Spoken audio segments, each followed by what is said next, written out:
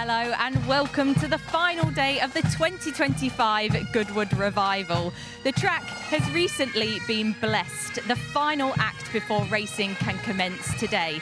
After all of the meticulous planning, we're in for another thrilling day of racing. And what a weekend it's been. Exhilarating races, historic parades, and all of the fashion, music and theatre you'd expect at this event. And we're in for something truly special again today. Yes, 80 years ago, people across Europe poured into the streets to celebrate victory and peace at the end of the Second World War. Today, we'll step back to that unforgettable day, the 8th of May, 1945, and relive the joy of VE Day here at Goodwood. War is at an end. Today is Victory in Europe Day.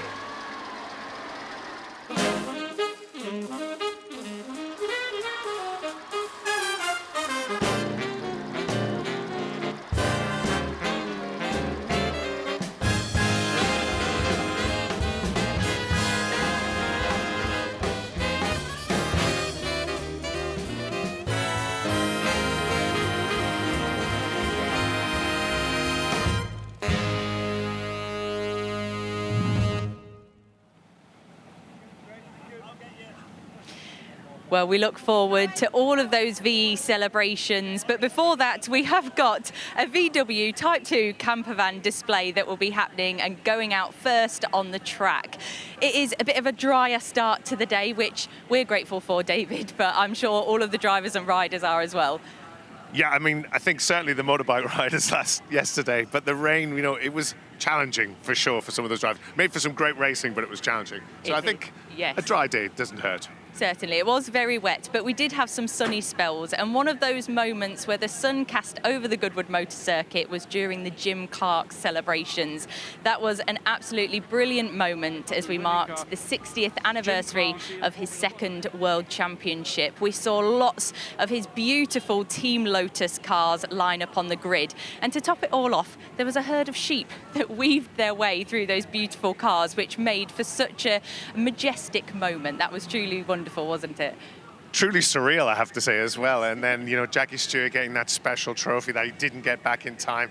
It was just a wonderful day. People like Damon Hill on the grid, and then the sheep, as you say, having a little look around the cars. They were quite curious sheep, I think. Yeah, it was wonderful to see all of those cars, the names that were driving those cars, and of course the sheep as well. But David, I know you had a close eye on the racing that was going on. That was one of the parades, and there was a certain one that stood out to you, wasn't there? Well, yet again, the St Mary's Part 1 delivered. I thought, you know, absolute stellar cast of drivers. You know, we had people from all over the world coming together, and then we had this great battle. Obviously, Gordon Shedden got off the line then, the Jaguar, but it was the big Fords battling it out in the end. The Fairlane against the Thunderbird, and Tom Kristensen sneaked through there against Steve Soper. Steve Soper had a little go at the end there, just managed to keep it on the line, but it was an absolutely brilliant race. Great challenge, a lot of respect, close racing.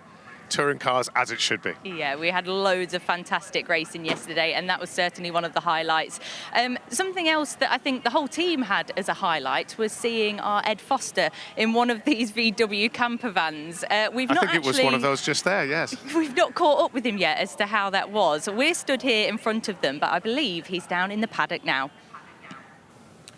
Good morning, everyone. I have briefly escaped the assembly area, and I'm now in the paddocks, and I'm surrounded by the RAC TT cars. The reason for that is that's the big race today, and that's the one I'm really looking forward to. So, who is going to win? It's always a bit of a lottery, but the big decider today is going to be the rain. Behind me, you can see some of the E-types. They've got independent rear suspension. They're softer, they're easier to drive in the wet. If we move this way, you can see the Ollie Bryant Cobra, which has won before, but that was dry. The Cobras tend to be a bit quicker in the wet, but that's the great thing about racing. We don't know what's going to happen.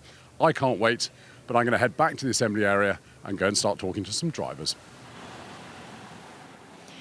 Thanks so much, Ed. We look forward to hearing from you throughout the day. A different array of cars you had there as to what we've got behind us.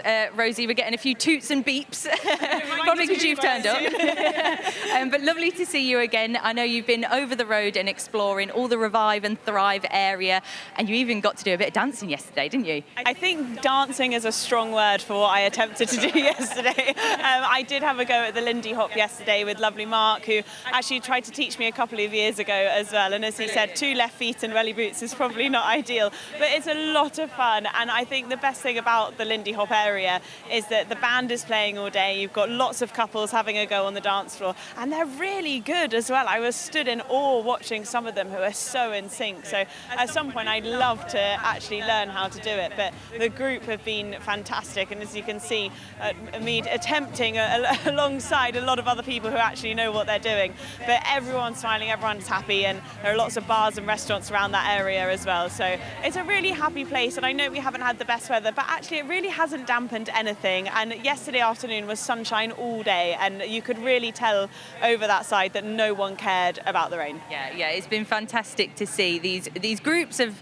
dancers turning up in different corners of the Revival site, which has been wonderful to see. You look fantastic. I think keep going with that. Come on, we've got to get better at it. We've got to get better. But as well, on the dance floor, it's wonderful to see all of the outfits, the accessories, the effort that people are putting into what they're wearing. You must have seen a favourite outfit so far of the weekend, in your opinion. I think so. Do you know what? I think it's the really genuine outfits, the people that have brought stuff over from their great-grandparents that have worn all of those amazing outfits, and the genuine 1940s, 50s and 60s.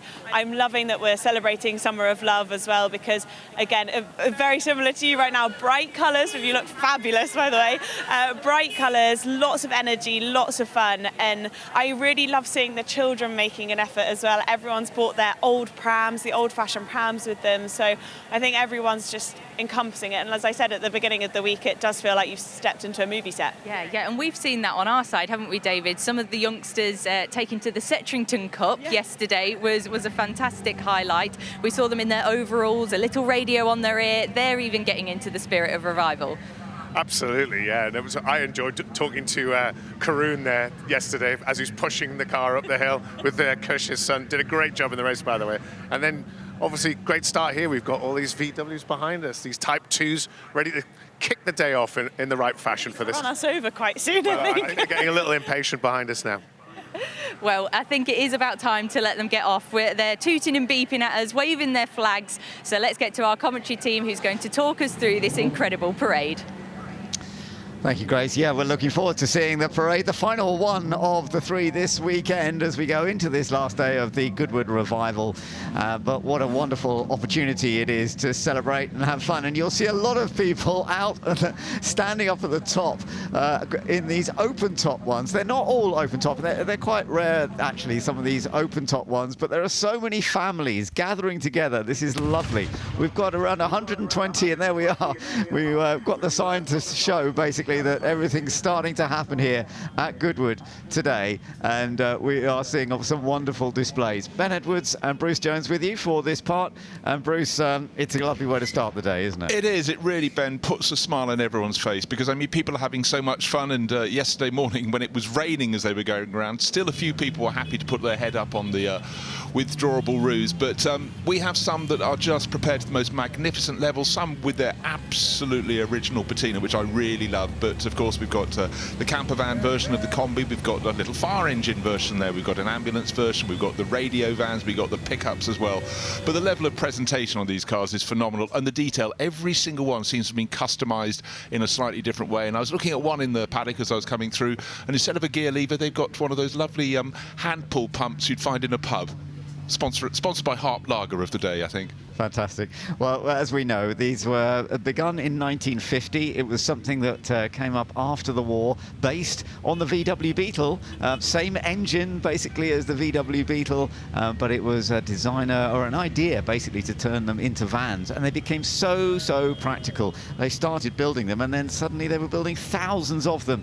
And there were 1.7 million made between 1950 and 1967. Some of the ones you're looking at here are from that earliest period. You see those open screens on some. Now, apparently, not all of them have opening screens, but quite a lot of them do. Some of those early ones have the opening screens. And they are split screens, of course. That is part of what this first model was. The split screen van club in the UK is a big part for many of these people. Many of them are a member, and they have some big gatherings as well. And also another reason they had the split screen was curved glass was still quite hard to produce at mass production levels, but it gave them a distinctive feature. But these tie in so well with the Goodwood circuit. You think about the years these were built, they pretty much echo, these Type 2s, the span of this circuit, 1948 to 66 for the circuit, 1950 to 67 for these. And you do see the sort of gradual modernisation. The initial ones have rear lights that are almost non-existent, so they're tiny, like a little torchlight, and then the later ones very similar to the tail lights you'd have on the next iteration.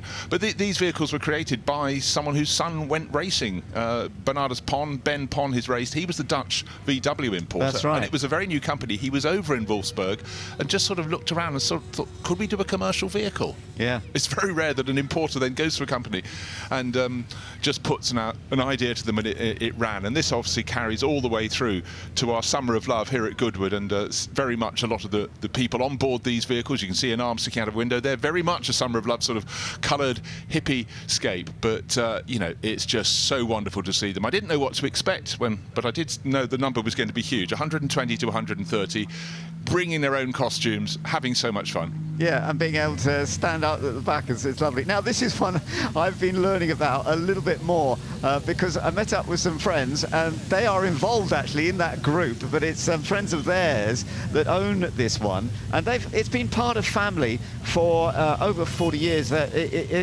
Jan, who has this VW, her father bought it and then he sold it, sadly, but she was able to get it back after a couple of years. So it's been a part of the family for a long, long time, and it's one of those with 21 windows. It's from the 1967 year, so it's one of the last ones, whereas you're looking here, of course, at one of the very, very early ones from 1950 period, and look at all the windows, and that is a part of these. Some of them have 23 actually, going back to that early stage. This is one of the very, very first of the ones that we've got here, and it's in very original form, which is fun to see. And yeah, this is seeing the mixture there. I don't think I've been looking around some of these, and there are none that are absolutely identical to each other. There's always little differences. 100%. Some parked inside the circuit, some are outside. So wherever you are on the circuit, you can find some to look at and examine. The doors are open. People often sitting at the table in the middle, just having a coffee as you go past. And some clearly love theirs so much they've reproduced and have a little mini me on the roof. You can see just going out of shot. So everyone distinctive and different, and a lot of people really regretting their choices of wearing nylon wigs. Absolutely. Yeah, no, but it's such a lovely way to celebrate and enjoy, with the peace flag up there on that one as well that I was talking about, and yeah, a wave as they go around the track. And they all come to Goodwood actually. Goodwood is always a big event for them anyway, but the fact that they were able to bring the VW camper van has sort of added to the story, and I think that's the story for many of the families. It's so lovely to see families getting together in these and enjoying such a wonderful weekend, with starting it off with a nice tour around the track, because the opportunity just to go around the circuit is a lovely thing here. And also just to be able to run in convoy with so many friends and new friends from the clubs. But a lot of them have come across from Europe. You've seen some on Swedish plates, Dutch plates, German plates, yeah. And again, it's just super, super special. But it's hard to sort of overestimate just how important they were in terms of being able to get across, travel around Europe in the 1960s in particular. And of course then you had the whole West Coast scene, California. We're celebrating Haight-Ashbury, that zone of San Francisco really was the epicenter of the Summer of Love. And of course people just going upstate, living in the woods in these, you know, fantastic vehicles. But here we are. You have to appreciate some of these are really rather old, but they still look fantastic. Yeah, actually I was looking at one earlier on that is very old, another old one, 1952 one, and it's a combi from the early period, and it was apparently bought initially by a gingerbread company in Sweden, and they've sort of kept the original specification of it from the colouring. So if we see that rather old one, I'll point it out. But see, there are different ways of travelling around here, aren't there? It's fun. It really is. Now, look, as we're looking at one of the pickup versions, a twin cab, talking to people who drove them in period, they said the most bizarre thing, of course, the engine is mounted right at the back, but without a cockpit or a cabin for the noise to come through, you can't hear the engine noise. And we sent our own colleague, Ed Foster, out in a more regular one. In fact, that's the one with the really leery wrap, the Carsham one. And he could hear the engine, but he wasn't too sure which gears he had. That was the problem. He might have had first, he didn't think so. Second, possibly not. But, a great experience there. The Goodwood Chars, just avoiding work as ever. Absolutely, which is great. I do gather that with the full camper van versions, you do actually get quite a lot of noise from the engine, even though it's in the back, because of course the noise comes through. Air-cooled, remember?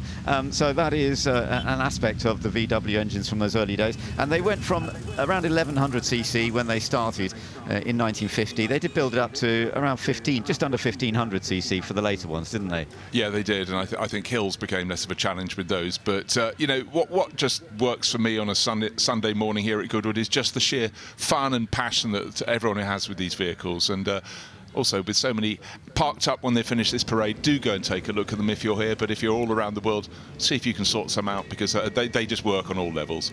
They do indeed, and it's really lovely to see them out here. So many enjoying themselves. I gather, apparently, that there was over 1,000 people applied for the opportunity to bring their VW van this weekend. I mean, we've got this massive collection of. They had to put a limit on it though, and we've got between 120 and 130 here. But apparently, over 1,000 people applied. Incredible. Well, even for the ones that didn't make it, they'll have probably been prepared to a better level than they have for years. So in its own way, it's sort of adding to the longevity of the Type 2, as it was initially called. But of course, we think of them as the twin screen or the combi models. And everyone, as Ben and I have established, is different. Quite remarkable and wonderful on not travelling at speed. Hoist those windows up at the front. It's lovely that the kids also get the chance to enjoy this and experience it for the first time. And hopefully these youngsters may well keep these vans for many, many years. As I said, that one I mentioned has been in family for a long time, but I think for some I bet there are a few here that have been in family for many, many years. There are others, of course, who grew up around one of these and just thought, oh, I love those. And then when they get to a stage in life where they can afford to buy one. And of course, we were talking about the value of them has gone up over the years, really. There was a time when they weren't really worth very much at all, but now they're worth anywhere between 25 and 100,000 really in the UK. That is quite a figure, isn't it? Yeah. But I think they've just added to their value by being here. They've added to our day by being here. They brought a whole lot of fun. Of course, we're going to get cars on the track for the first race of the day, starting at 9:30. But lovely. The morning's it's not raining, we'll take that. So, but for a chance, I'd say for all these vehicles and all the people driving these Type 2s, it's sunny in their world. That's very good. It is, yes. It was a bit wet yesterday, yes, and not many people were standing out. Although there was one group. It was lovely to see them, even in the rain, standing out the top. But this time is definitely a better, easier day to enjoy it, and we've got so many people out there celebrating. Some of the extended versions, that rather rare one on the right with the high ceiling, that was a fun one to see as well. So all these different versions of these VW campers, and they became works vehicles in many ways. The pickup truck, as you mentioned, there aren't many of the pickup trucks now because they were works vehicles in their period. Many of them didn't survive. They didn't get all the way through. Whereas camper vans, of course, were part of family and they were looked after far more, and they've been restored more. So it is actually great to see some of these actual working vans. And as you mentioned, the ambulances, some of those, they come about pretty early 1950s. They started turning them into ambulances. Yeah, I mean, there wasn't a whole array of commercial vehicles at the time, so great to have those. And here's one with a special spotlight on the front, so I think that's a aftermarket job. But then with the twin cab, much more useful than a single cab. And of course, it took various other manufacturers followed that at certain points. But again, I really rather love the ones that look as though they've just been hauled out of a shed. I don't know what it is, but it just sort of works for me. Because also the camper vans, don't forget, a lot of them would be used for family holidays, but yes, you don't normally go on holiday 52 weeks a year, so they would be tucked away and brought out from time to time. So naturally, they'd have had a longer life. Absolutely. No, and it makes sense that these ones have survived for longer and that they're still very popular. amongst people, and they are still used for all sorts of events, whether it's purely going off for a bit of a holiday or coming to an event like this. As I mentioned, there are other opportunities to do events as well, and yeah, it is very, very entertaining to see these out for the final time this weekend. This is their third and final run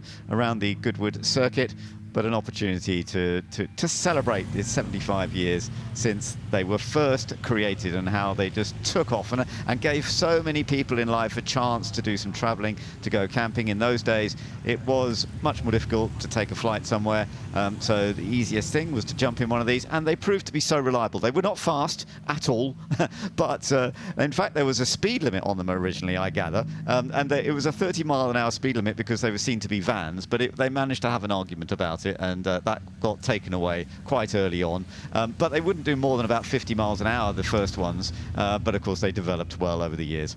Yes, and certainly when you took the vault from the 1100 to the 1500, there was a little more scope to go fast. But, you know, in some ways, we see a lot of them, particularly in the UK. In the summer months, they come out and they drive their way down to Cornwall or Pembrokeshire.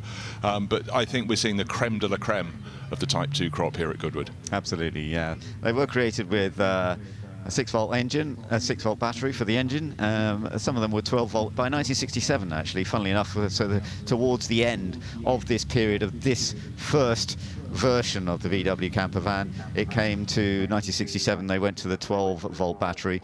So some of those will be 12-volt, and some of them will have been adapted, of course. Some of them will have decided to change it to 12-volt, and many of them have been modified in various ways. But the driving position, as you can see from that lovely shot as well, you're right up at the front, lovely view, seeing out the window. And I'm glad to see that without the rain today, they're not having to wipe the windows quite as much as they had to yesterday. I was talking to Jan, who's got her one. She was saying she was getting everybody to always bring cloths along just in case, because you need to wipe the windows if necessary. Well, it was quite entertaining when our man on the grid, Ed Foster, got to drive one yesterday. He got in, had never sat in it before, just things like lights, windscreen wipers, and then trying to locate everything. And also the pedals are slightly tricky because they come out of the floor rather than hanging down, and apparently you can put your foot down, and then you almost have to put your foot on top of them to depress them fully. So again, just trying to adapt, probably wet-soled, leather-soled shoes as well, making things tricky. But you know, you have your own driving style in these.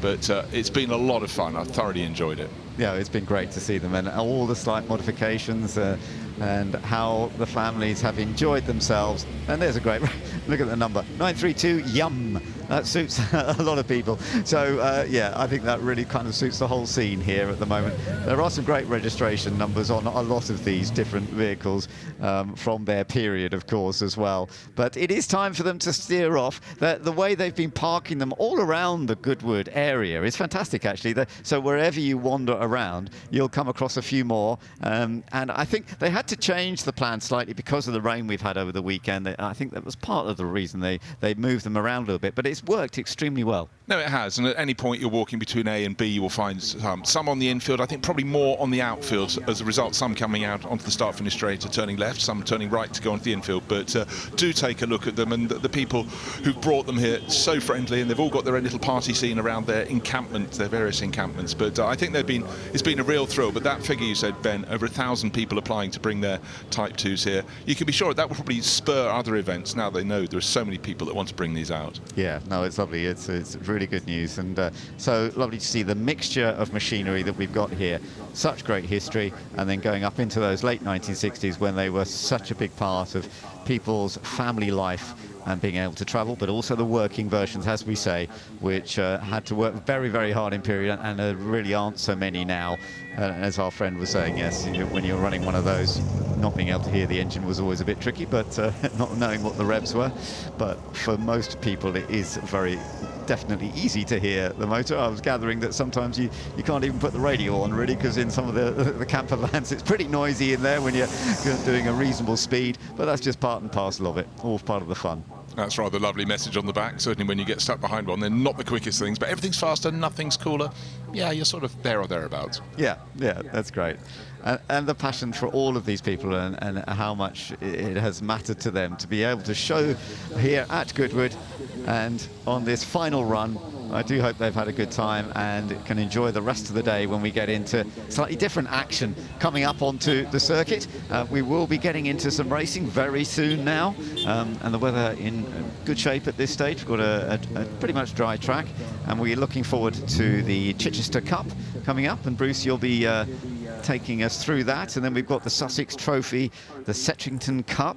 Harry Benjamin's going to be doing that once again with you, and that's of course the young kids having their little pedal play. Yeah, just talking through those first 3 events following on from the Type 2s. We start with tiny little Formula Juniors, we go to big sports cars from the late 1950s, and then to pedal cars. This is Goodwood. It's a great mix, isn't it? What a wonderful mix. That really is something to look forward to. And there's plenty more to look forward to as well. Let's have a little look at the highlights then of the VW Type 2 camper vans getting out onto the track for this final time. And we had the blast there, these guns from World War II, which are always a part of the show here at Goodwood as well. And so many people out enjoying the display. And look at the liveries on all the different VW camper vans as well. You never see anything that's too identical. Some of them are quite low, the suspension quite lowered, others quite high, some with raised sections as well. Lots of windows, and just a way to have a celebration. Well, one of the celebrations this year's revival is the Summer of Love, and people very much echo that with a lot of these vans. But we had the camper vans, we have the pickups, we have the ones with the raised roof. But it was fun all round. Didn't matter what colour, what state of repair, but this was a hugely popular display, the Type 2s. Yeah, wonderful to see. And do hope you've enjoyed this start of the final day at the Goodwood Revival.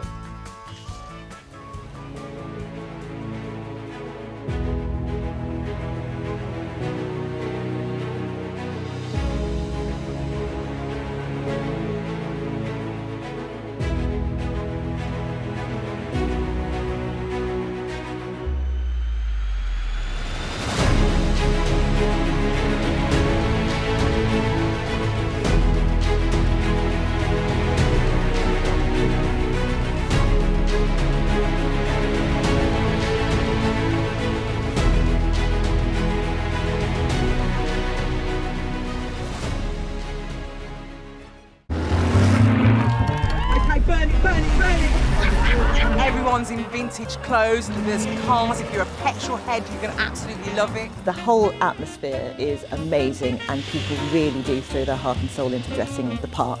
Whether you like motorsport or not, you won't have a bad time. It is the best event in the world. Attention to detail is like nothing else. It's the shopping, it's the fanfare, it's the look, it's the period aspect. That is what the Goodwood Revival is. It's just a fantastic day out.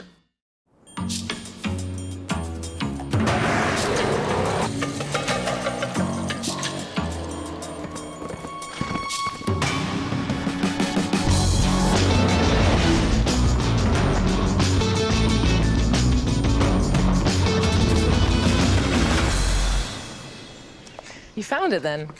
Of course I did. Good boy.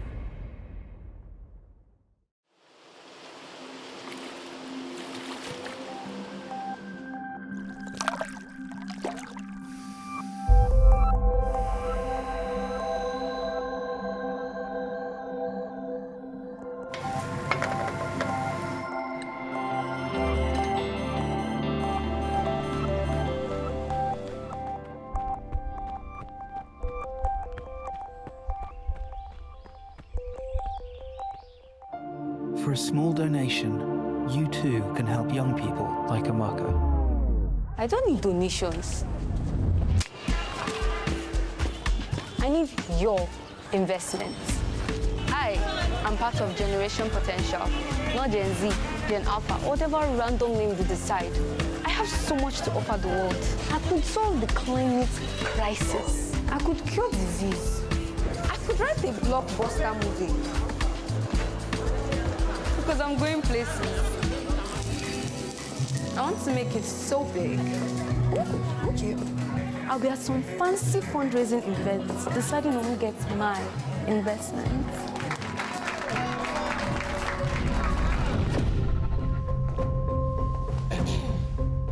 Today, I am here looking for your investment into our future. We want to learn skills, to gain confidence, to find opportunities, to change the world for the better. Invest in us. Invest in generation potential. It shouldn't matter how we start. It's what we do next that counts. Hey! Guys!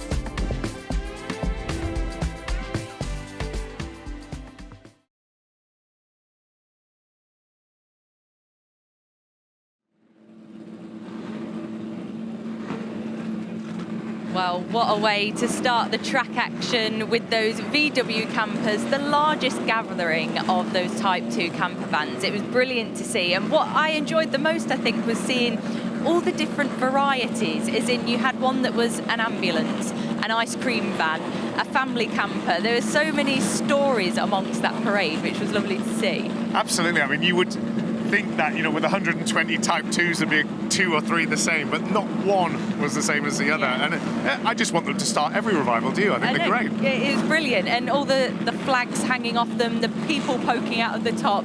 It was absolutely wonderful way to start. So as you can hear behind us, the engines are starting to roar for those 1,100cc single-seaters that are going to be taking to the Chichester Cup. Now, these are really beautiful machines, David, and one that we're looking forward to starting the final day at Revival. Yeah, it's a 20-minute race. It's going to be a great way to kick off Sunday at Revival. And like you say, these are these Formula Juniors. These, the formula was invented in the late 50s to get people into racing. 1-litre engines, came out of Italy originally, and they've all got some very exotic names that I think I'll leave the commentary team to pronounce, but they're getting warmed up and heading out onto the grid. Yes, I mean, they're getting louder as we're setting off, but they might not set the fastest lap time, but they're going to be competitive, and I think that's what people enjoy about this race, is the close action that we're about to see. Yeah, it's just a great way to kick off the festivities today, and as you see, they'll go up and on a welcome dry track. Yeah, definitely. Well, we can see them just pulling onto the grid now, so let's get to our explainer video that will tell us how the Chichester Cup will work. Named after the city to the south of Goodwood, the Chichester Cup was first held at the Easter meeting in 1949 and was a regular fixture through the 1950s and 60s for Formula Libre, sports cars, and then from 1960, Formula Junior. Powered by production-based engines with a maximum capacity of 1.1 litres, Formula Junior replaced the 500cc Formula 3 category as the entry level to single-seater motorsport between 1958 and 1963, and was a fertile proving ground for drivers including Jim Clark and John Surtees.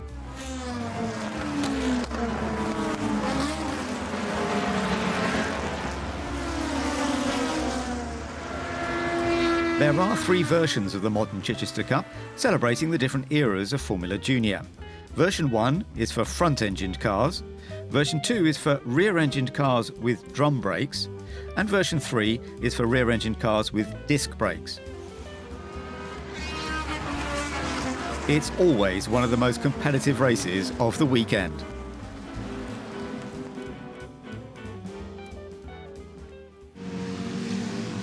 Well, the stage is set. Thank you very much to David and Grace. Complicated names, David, like U2, but actually that's the simplest one on the grid. But we have so many different makes of cars. Stangolinis, Volpinis, Alexis's, Apaches, Autosports, Alfa Danas, et al. So, John, we're going to be kept on our toes. But the U2 at the front, very simple car, but a very clever car from Arthur Mallock and driven by his son, Ray.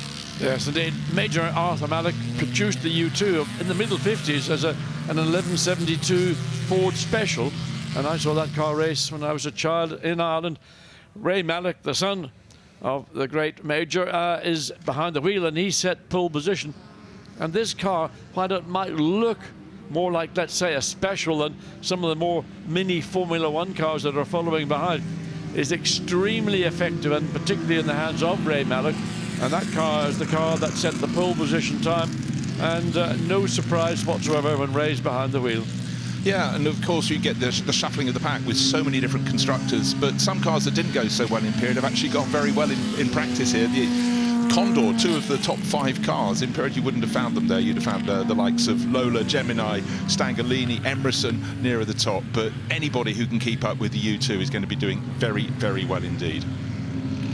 Packed grid of cars, 30 car grid.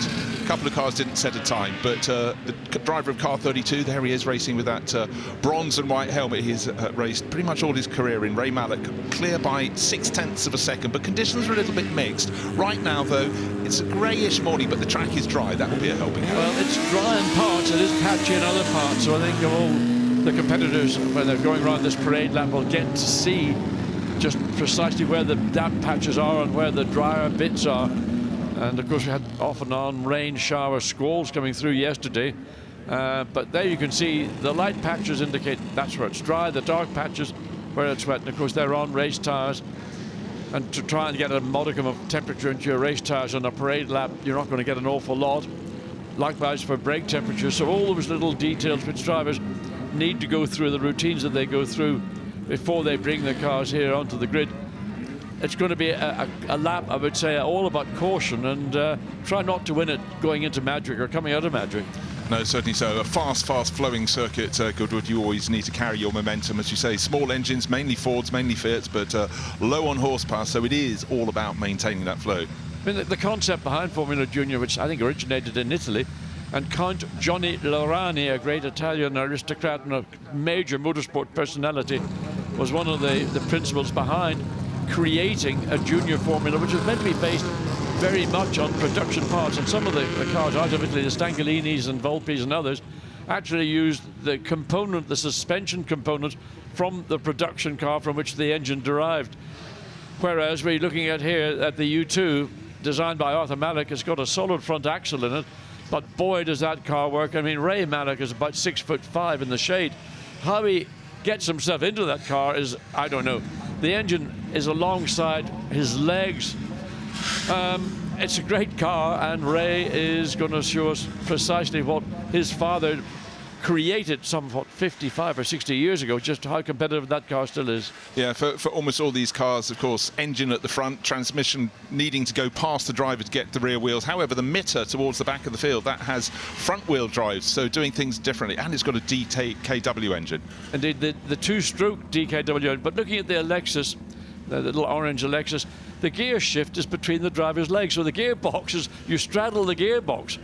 Now, other cars, we saw some of the other cars looking, there was one, I think it might have been the Volpi Fiat, which has got a totally offset driving position, and that was to get the driver lower in the car to enable the drive shaft, which runs from the gearbox through to the differential, to get all those items as low as possible. There is the Alexis. I mean, can you imagine sitting over the top of a gearbox? Not if anything, just the heat that will come out of that. But it's a short 20-minute race. 20-minute race. And just having a look at the various thoughts and ideas that went into the design, and certainly the British cars, the Alfa, the Lolas, the Geminis, probably were a little bit further down the road in terms of sophistication. There you can see that's a modern-looking front suspension on that Lola. Yeah, and then just aping the way that Cooper and then Lotus put the engine behind the drivers, we have the other 2 iterations of Formula Junior that we have in a sort of 3-year cycle here at the Goodwood Revival. This is the turn of the earliest ones. This is a chance. In fact, this field has such a diverse number of constructors in. It's great looking, and some of the ones you don't know. Now, this is a lovely one. This is an Oscar. Yeah. And the level of preparation on Joe Colasaco's car is phenomenal. When you see the rear view of the car, you think that's got to be a Formula 1 Ferrari 246.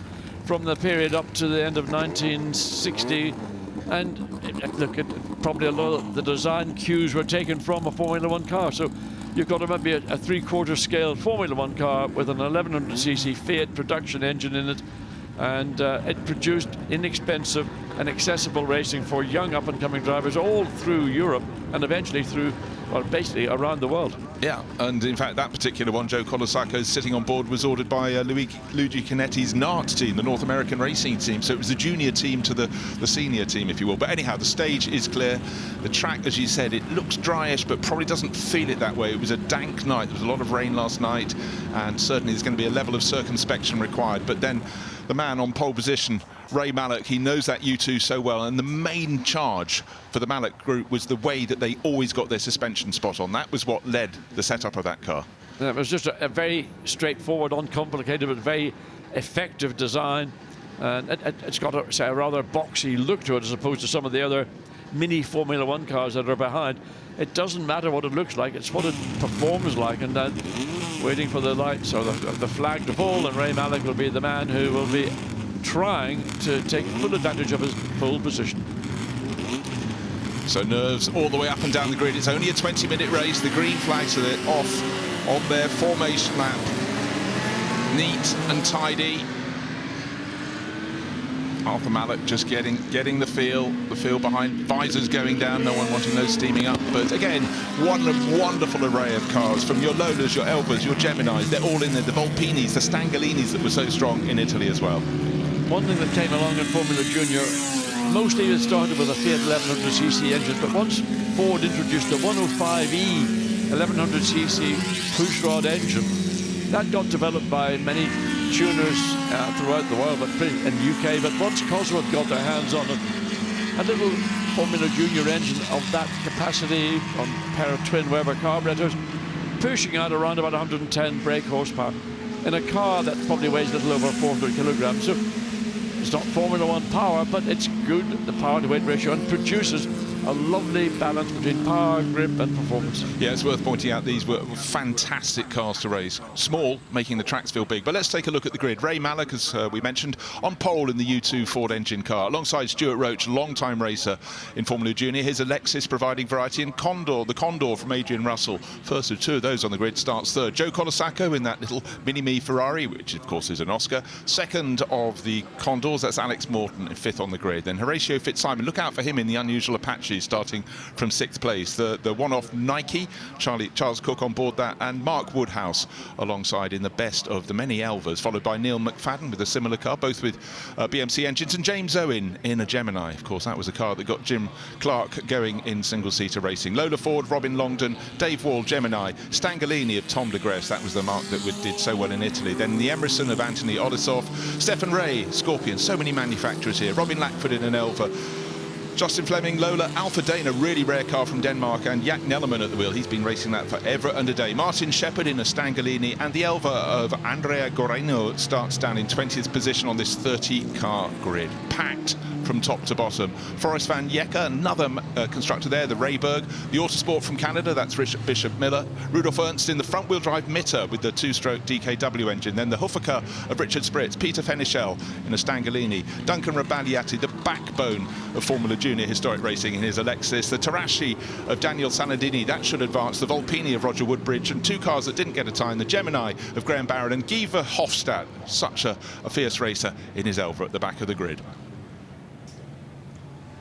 So the cars coming through the chicane, the track is dry. They will form up on the grid, 20 minutes of racing ahead. 3x2 goes the grid. And that front row, three different constructors, the U2 of Ray Mallock, the Alexis of Stuart Roach, and Adrian Russell in a Condor. His is blue, orange in the middle for the Alexis, and green for the U2 of Ray Mallock. Last few cars just coming around the corner through that really tight chicane that ends this really wonderful flowing lap around Goodwood. Now, let's see who can get the power down. There's not a lot of power down, but as I said before, John, it's getting the momentum and keeping that momentum. Yeah, it's just balancing the revs against the amount of grip that these cars will have on a, say, marginally damp, dry circuit. So too much wheel spin, you'll just sit there and go nowhere. Balance it correctly, you'll find yourself probably in the lead into Magic and Nickling lap. Well, an absolutely flying start from someone at about the 4th row. From pole position, though, Ray Mallock seems to have got the job done. Let's swing around and see the cars. Yes, he absolutely does. Oh, you can definitely see those damp patches on the approach to the first corner. Madgwick, neat and tidy. I think it was the driver of 117 who really got a bit of a hurry up, a bit of a move on. Charles Cook in the Nike. But up front, well, Ray Mallock leading from Stuart Roach. They've already made a little bit of a break. Look, there's a gap back to 3rd place, and it looks as though Joe Colasacco, yeah, he's moved the Oscar up into 3rd place, in behind, neat and tidy, flowing down through Ford Water. What comes next, St Mary's? Oh, such a key place, and Stuart Roach, so much experience in this. Alexis into the lead. Ray Mallock, what are you going to do in defence? He's coming back. Well, Stuart Roach just managed to just find speed on the exit of Madgwick and swept past Ray Mallock in the U2, and I'm slightly surprised that the pace that we're seeing from the Alexis in this opening lap is running wide going through St Mary's. Well, the driver who should have been fighting at the front, that's Adrian Russell. He started 3rd, but his pale blue Condors obviously had one problem and then another. I'm beginning to wonder if he's maybe got gear change problems. He certainly went out wide and got on the grass, and that is still damp at St Mary's. Up front, though, Stuart Roach is going clear. Yes, he's got a good advantage coming down the Lavin Straight. Almost 3 abreast as they go through the kink. Coming on the straight. Oh, again, somebody runs very wide just through. You can see just in the background.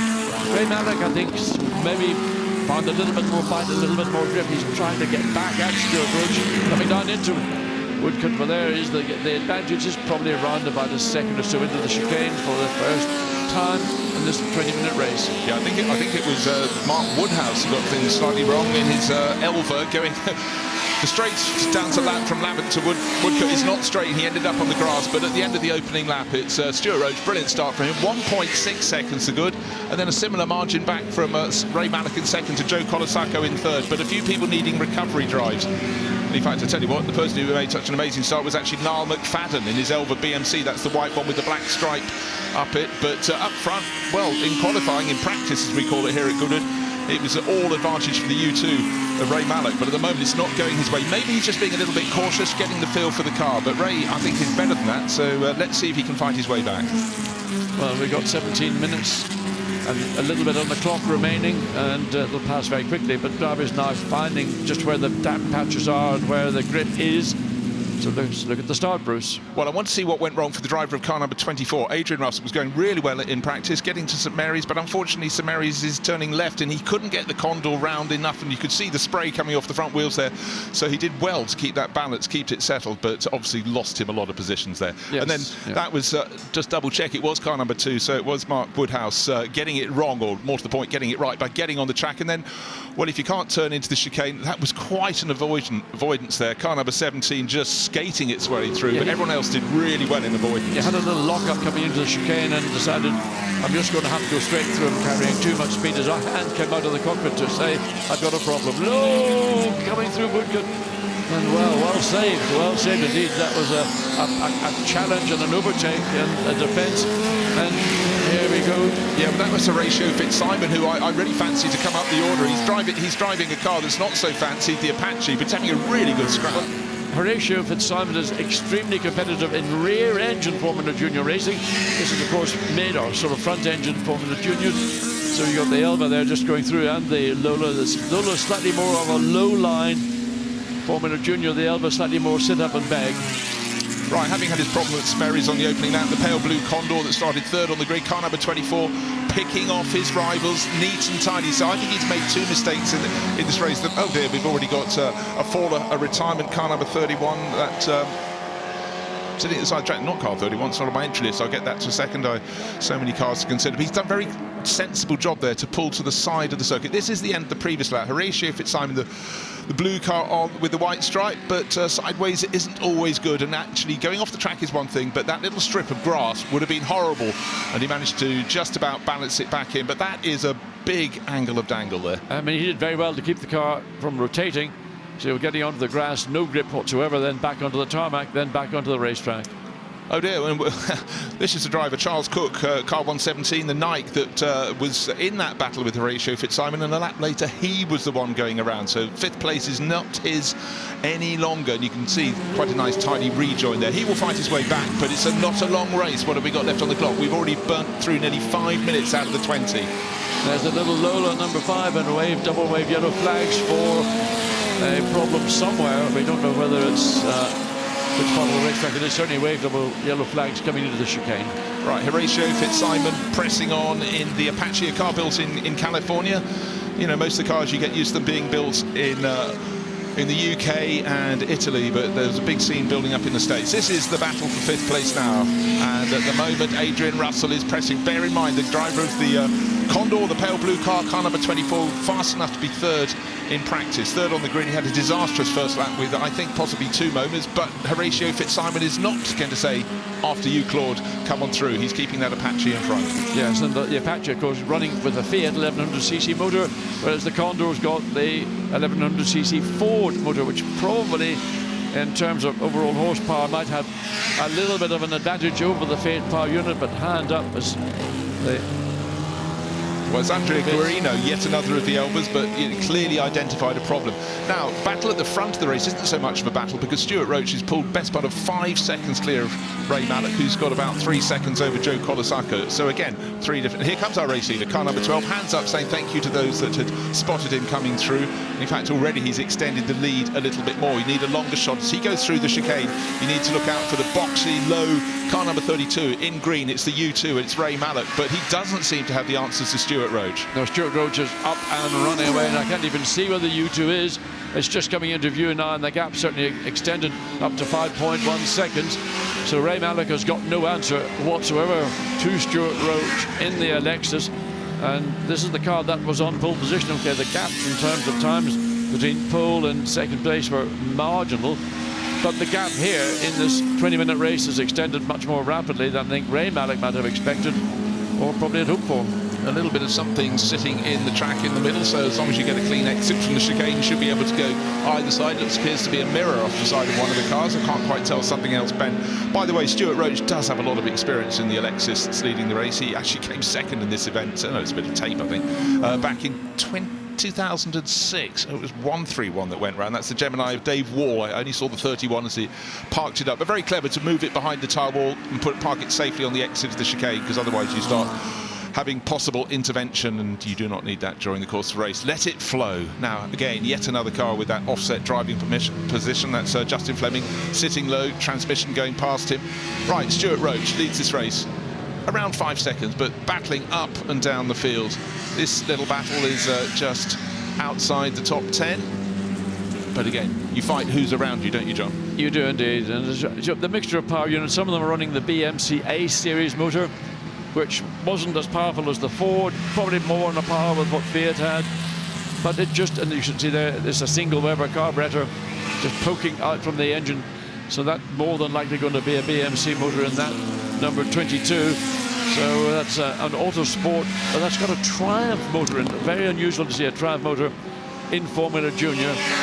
Well, interestingly, he was the Autosport team, Autosport Equipment was a Canadian outfit. It was a Canadian Lotus importer, obviously with an eye on performance. And this was built in Ontario. But again, just lovely to have the diversity in events like this. Chichester Cup, keep bringing out cars that otherwise might be tucked away. Right, what is happening in the world of Adrian Russell? He's right on the tail of Alex Morton, 24 chasing down 8, Condor chasing down Condor, as it would happen. So these two cars from Surrey, they swap position. That was clearly going to be coming because Adrian Russell is on fine form. There's a car that spun on the exit of St Mary's. They'll see that as they go over the rise and turn to the left. And in fact, a couple of cars in fact. So number 16 coming back onto the track. That's the Stangalini of Peter Fenichel. Didn't pick up the other one, but anyhow, they managed to get from the wet grass to the dry tarmac. They're showing an oil flag. That means either there's liquid on the track from a motor, or it just might be that the particular part of the racetrack is damper. Then drivers are recognizing, let's have a review of what happens. And coming into St Mary's, and the little, yes, just rotates around the Stangalini backwards onto the grass, and then almost one in sympathy. Now, whether that's because there is fluid on the track, we saw that flag, you can see it just to the left in the marshal's post, but...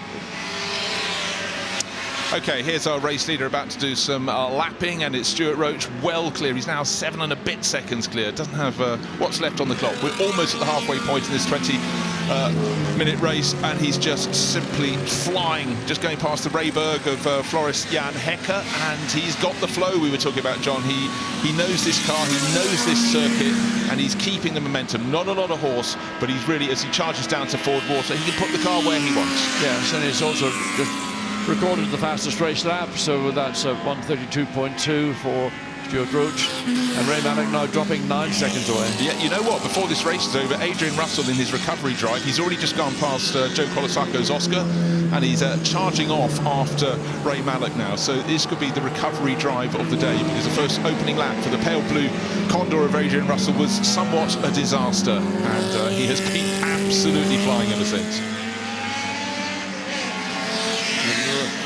Stangalini, the Fiat, just the second of the two cars behind the Lola, up into the entry into Magic. Two cars side by side entering the corner. And let's see how they come out. Do they come out side by side? No. The advantage has been won. So the gap continues to go out, battling down the order. Car 34 having a bit of a run. Driver on board, James Owen, the Silver Line livery. Oh dear, Peter Fenichel is going from bad to worse. The second spin for him at the circuit here, but each time he's just got enough traction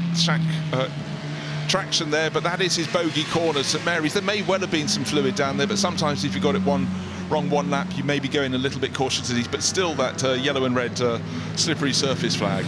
Yeah, you can maybe see there's a very faint dark line running round the exit of St Mary's all the way up into Lavender, and there you can see in the background again the little Stangalini rotating, and that was slightly earlier in the corner, just at the apex.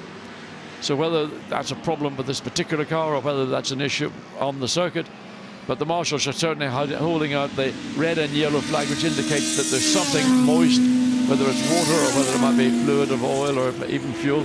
As Ray Mallock now falling away, I mean, 13.1 seconds, he'll be very disappointed. Oh dear, another faller, and that's the Emerson of Anthony Odissoff. I do feel that the wee warrior, it worries no more.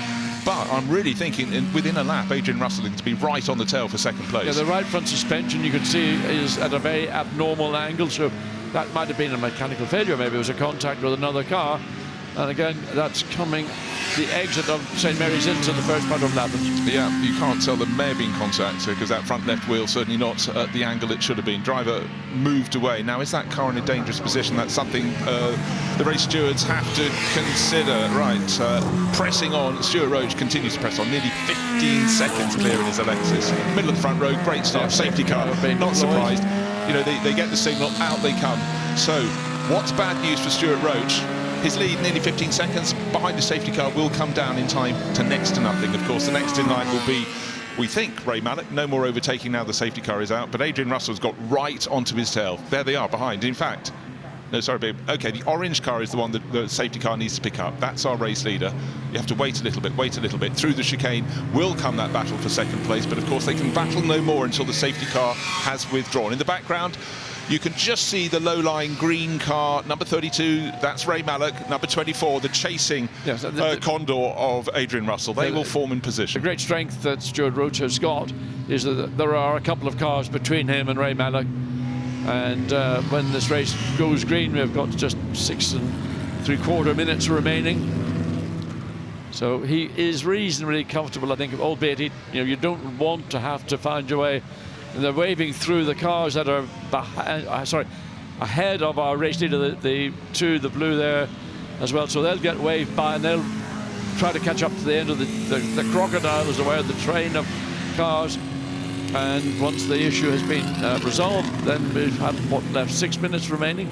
Yeah, well, I think by the time at this pace it goes around, we may be fortunate to get 2 flying laps in, the sprint to the end of the race. We may not. However, it depends how quickly the rescue crews can withdraw the car from deep in the gravel down at Lavant Corner. That's the Emerson of Anthony Odissoff, car number 3. But for Stuart Roach, he's put on a phenomenal performance, that Alexis. He knows the car, as I said, he knows the circuit. Didn't make the best of starts, but he hunted down Ray Mallock on the opening lap, chose his moment and just sailed past. Yes, and the Alexis brand, not maybe as well known as many others on the grid, but a really lovely looking, a low-line Formula Junior, and how the designer was able to get the driver as low in the cockpit as Stuart Roach is sitting is a part of the feature that makes this car so competitive.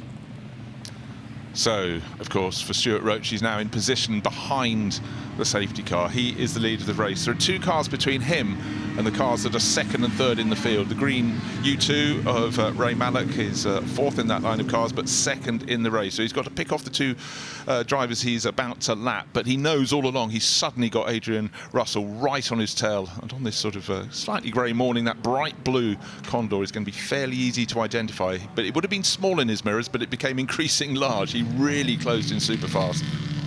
But for our race leader, Stuart Roach, stay cool, stay calm, watch the lights. They're just going past the scene of the crime, and it is, yeah, unfortunately, the Emerson is still in there. So the clock continues to count down. It's a 20-minute race, another lap behind the safety car. It may lead them to no racing lap to the finish. Let's cross our fingers, John, and hope they can at least get a flurry to go to the checkered flag. The difficulty they've got in removing the car from the gravel trap is that it's got that damaged right front suspension, so it's not quite as simple as just putting a rope on it and pulling it out. Yet, how do you get a vehicle to that, or do you just put a large snatch rope and haul it from off the part of the circuit that they can get to? Yeah, of course, the grass has been rather wettened over the previous few days. Well, scoop it up, put it on a truck. Well, I don't think that's quite the approach, but I think the Everyman's Garage flatbed might be where it's ending up. Yeah, but if they use this vehicle, at least it's got big enough wheels and tyres to drive into the gravel and just put a snatch rope to it. So a realignment of the ambulance there. So what is going on?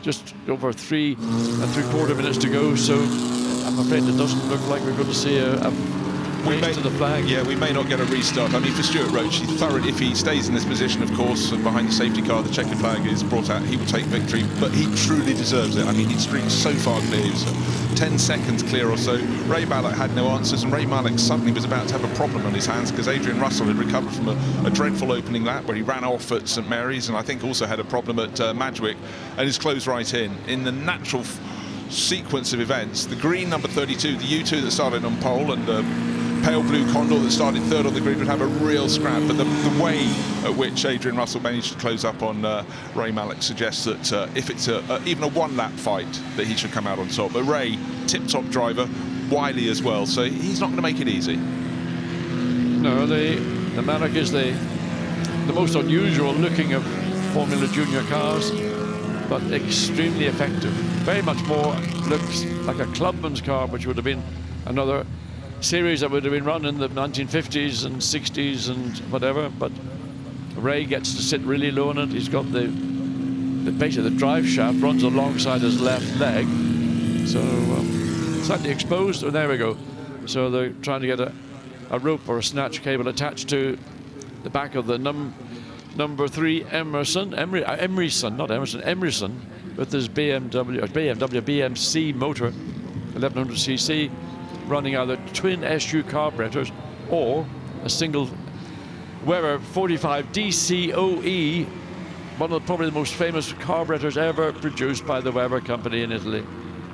Right, the key is not just how quickly can this be removed, but where, as we have the SC boards, where will the safety car be and the field be when this car is pull clear, and only when it's clear can the marshals send the signal to race control that racing can resume. But look, I'm afraid Father Time is possibly not our friend. Just over 100 seconds remain until the checkered flag is due to fall, and it may well fall with cars still behind the safety car. But I mean, it's a race that belongs to Stuart Roach. Starts the middle of the front row with his Alexis, got the better of Ray Mallock, pulled clear.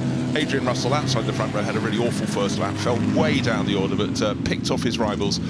So for all of them, a top 3 finish will be fine, but I think for Adrian Russell, he'd really fancy his chances of getting past Ray Mallock. And tucked in behind them is Joe Colasacco in his Oscar. Maybe he could have a flurry, but I'm not entirely sure as they pass the scene with that Emerson still down there at Lavant Corner that we're going to get any further racing in this opening race of the Sunday here in the Goodwood Revival. This is the Chichester Cup. Well, the car is being removed. You can see it being pulled by that heavy vehicle. So, but whether they can get it behind there, whether it can be removed to safety behind the access route in the entry into Lavant, and let this race get underway. We've got just, well, no, we're not going to have, there's not going to be a restart. Well, there is 45 seconds. Yeah, and the lights are still flashing. They can be turned off a half lap before the safety car withdraws, but it's actually working its way down the Lavant straight now. So I fear that will probably be that. I don't want to count my chickens before they come home to roost, but I think 10 laps will be all we achieve in this this race. But masterclass from Alexis driver at the front of the field, car number 12, driven beautifully as it has been for years by Stuart Roach. Yeah, so he had a good start into Madrick, but Ray Mallock led in and led out of it. But between Madrick and Fordwater, this car, this driver, just suddenly found speed, grip, performance, and managed to find a way past Ray Mallock, who thought, well, I've done the hard yards to get the lead at the beginning, and what's gone wrong? Why come up? This lovely orange Alexis is just overtaken me and driven away from me. And the time has run away, 20 minutes as a lap, so the checkered flag will greet Stuart Roach. He'd obviously love to pass it at full racing speed. We'd have loved to see the flurry to the finish, but alongside the SC safety car board, the waved yellow flag is the checkered flag. And as the cars come slowly out of the chicane, I think we have our finishing order. There falls the checkered flag. Arm up from our race winner, Stuart Roach. 3 cars further back, second place for Ray Mallock, tucked in behind. We have Adrian Russell, 3 different constructors, and again, you can only race what you can race, but this race belonged to Stuart Roach, so all fair and square. Yes, domination literally from the minute the flag fell, and overtook Ray Mallock just 3 corners in, and never ever challenged thereafter, and took the checkered flag, albeit behind the safety car. But it's a victory he'll cherish. And just keeping the name of Alexis, which was probably not one of the better known names in Formula Junior. They went on and produced a rear engine, and a lot of the keep the name alive is by Duncan Robagliati. Duncan's a great friend of all of us in the commentary booth. I've known him for 60 odd years. Don't I tell you how long ago that is? And he is just the authority, the world authority on the Alexis brand. Yeah, and he has really helped assemble these fields and encouraged these cars not to be kept off the tracks, brought them back, and the Formula Junior historic racing scene goes all around Europe. It's thriving. Cars are still being found all around the world to come back and race over here. A lot went racing in Australia, New Zealand, the States, Canada, and all across Europe. But it's just wonderful to see and to understand these were the cars that introduced young drivers that actually in certain cases, well, take Jim Clark's, vaulted very quickly thereafter into Formula One. Yes, and John Surtees made the transition from being a 500cc and other capacities world champion and raced a Cooper here for Ken Tyrrell, and some of the iconic photographs coming through Woodcut with John behind the wheel of the Cooper stand out. I think if you look around Goodwood over the weekend, you'll see a photograph of John Surtees in that car. Well, great to see people here have made such an effort as ever with their costumes for the weekend. In some cases they just fish them out the wardrobe, but certainly a lot of people plan, they buy, they create, and sometimes they defy the weather, seeing people in the skimpy summer dresses when the weather has been a little, how shall we say, inclement, windy and wet, but the smiles never fall off people's faces, John.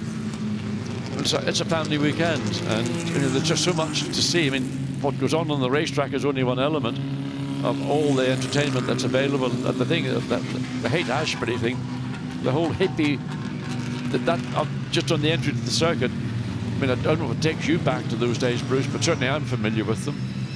I think I did have some tie-dye trousers. Best kept quiet about that. Hey-ho.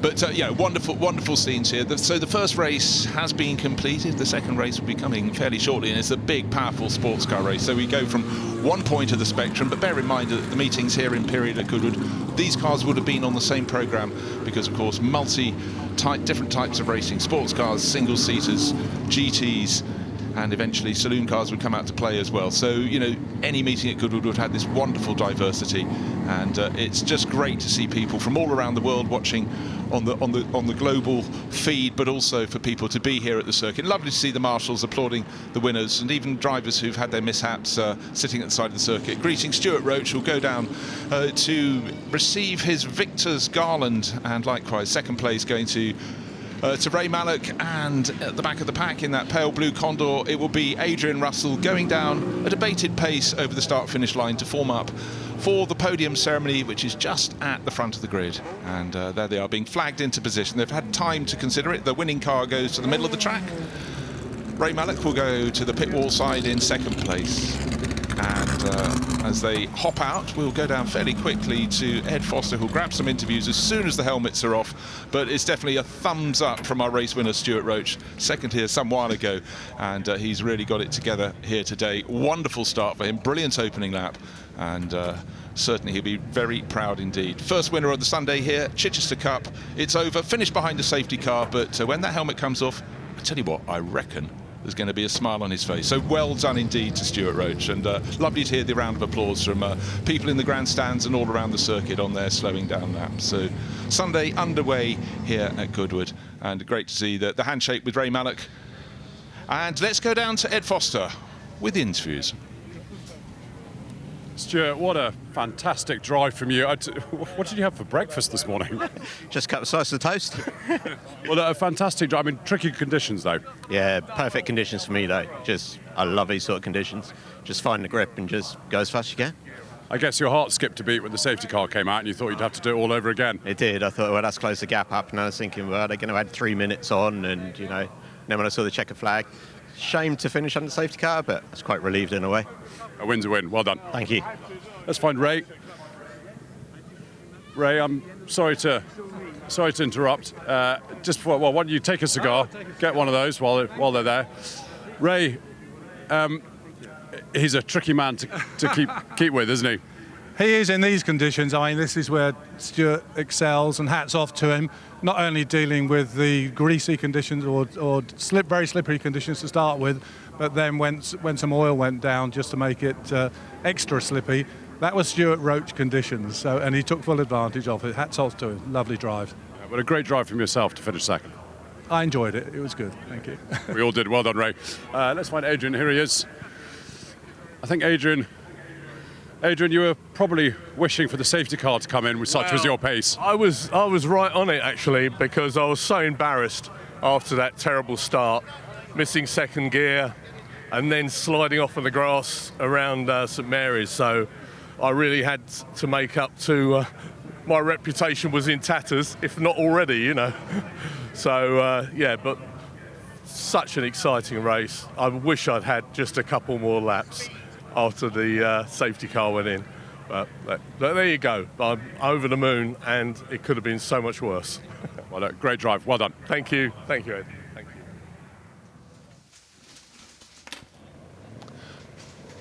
So nicely encapsulated, lovely interviews there. Thank you very much, Ed Foster on the grid. Stuart Roach, victory today. It looked as though it was only by 3 seconds. We know it would have been more than that without the safety car. Brilliant run in his Alexis. Honest appraisal of the greasy track, the oily track from Ray Mallock, and Adrian Russell, that wonderful recovery drive after 2 misdemeanors on the opening lap up to 3rd place. Joe Colasacco ran solidly in his Oscar to take 4th place. Alex Morton, the 2nd of the Condors, 5th. And Horatio Fitzsimon had his own moment down at Woodcote with a big sideways moment in the Apache. 6th place for him. Then Robin Longdon, so long in the Lola, 7th place for him. Niall McFadden, 8th. Charles Cook in the Nike in 9th. And Mark Woodhouse, who had a little moment on the opening lap on the 11th straight, getting on the grass, 10th place for him. And going outside the top 10, James Owen, look at the constructor variety. Gemini, Elva, Stangalini, Lola, Alfa, Dana, Autosport, etc. But James Owen 11th, Robin Lackford 12th, Tom de Gres, best of the Stangalinis in 13th, Martin Shepherd, similar amount for him in 14th, Justin Fleming, Jack Nellerman, been driving the Alfa Dana for eons, takes 16th. Richard Bishop Miller in the Canadian-built Autosport, 17th. Floris Jan Hecker, the Rayberg, 18th. Rudolf Ernst in the Mitter, the front-wheel drive Mitter, takes 19th. And Duncan Rabagliati, the backbone of Formula Junior, 20th in his Alexis. And completing the order, we had the bulk of the field doing a fantastic job. But let's take a look at the highlights. Chichester Cup starting the Sunday of racing here at the Goodwood Revival, and an incredible array of constructors. On the front row, on the outside, the Condor of Adrian Russell, now sitting pretty in the middle. That is just where the drivers sit, looking forward. That was car number 8, that was Alex Morton. But the middle of the front row, we had Stuart Roach. He was beaten away by the green pole-sitting U2 of Ray Mallock. He got into the first corner first, but then the sort-out was a-coming. And this is a moment where it went the charge for after a poor start. Adrian Russell onto the grass, falling back even further, but he got back on track and got going. And at this point already, Stuart Roach had taken the lead of the race and was starting to pull clear. There was fighting all the way up and down the order, but with every lap. Here's a moment Horatio Fitzsimon will put in his scrapbook, metaphorically, and got the car back on the track. Conditions very tricky, and the driver he'd been fighting against that was the Nike of Charles Cook. He too had his moment just a lap later. They'd been fighting over 5th position. There was no real fighting at the very front, however, because Stuart Roach was getting clear. A spin for Peter Fenichel, and that corner became his bogey corner. That's St Mary's, always tricky, and particularly on a greasy track. The charges kept on coming and kept on coming, but what happened was one of the cars went sliding off. It was the Emerson of Anthony Odissoff. The safety car came out, and that brought the race to a conclusion without a restart. And victory went to Stuart Roach, and he thoroughly enjoyed it. He was the master of a tricky and slippery track on Sunday morning.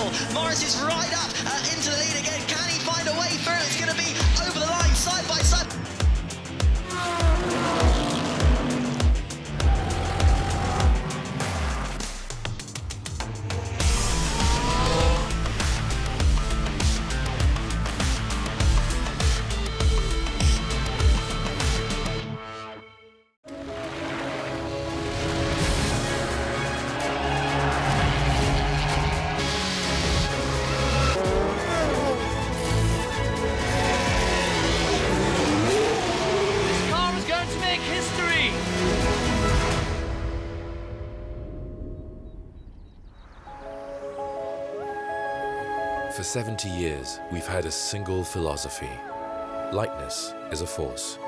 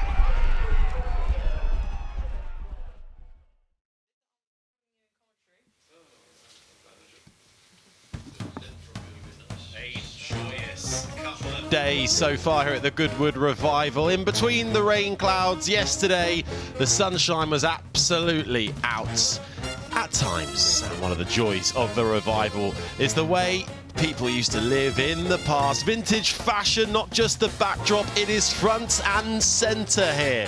So much to do as well. Onto the Ferris wheel, in your tweed, your linen, your polished chrome, scarves fluttering in the wind. And if you get the chance as well, for all ages, there is something to enjoy at the Goodwood Revival. Even the sheep had a bit of an outing onto the track in celebration of Jim Clark yesterday, and behaving very well as they weaved their way through some of his legendary machinery. Well, I've made my way down to the Revive and Thrive workshop area. Yesterday we were painting. Today we are going to be making buttons. Alongside me, as always, Dominic Chenier. It's lovely to be back again. We were just discussing what we're going to do over here and whether you trust me with it. Is that a nervous laugh of yours? It's a nervous laugh. It's so busy again here, and it's so colourful in this area. How has it been today? It's been incredidible. I mean, the mud is not putting people off, which is so nice to see. The sun is shining now, thank goodness.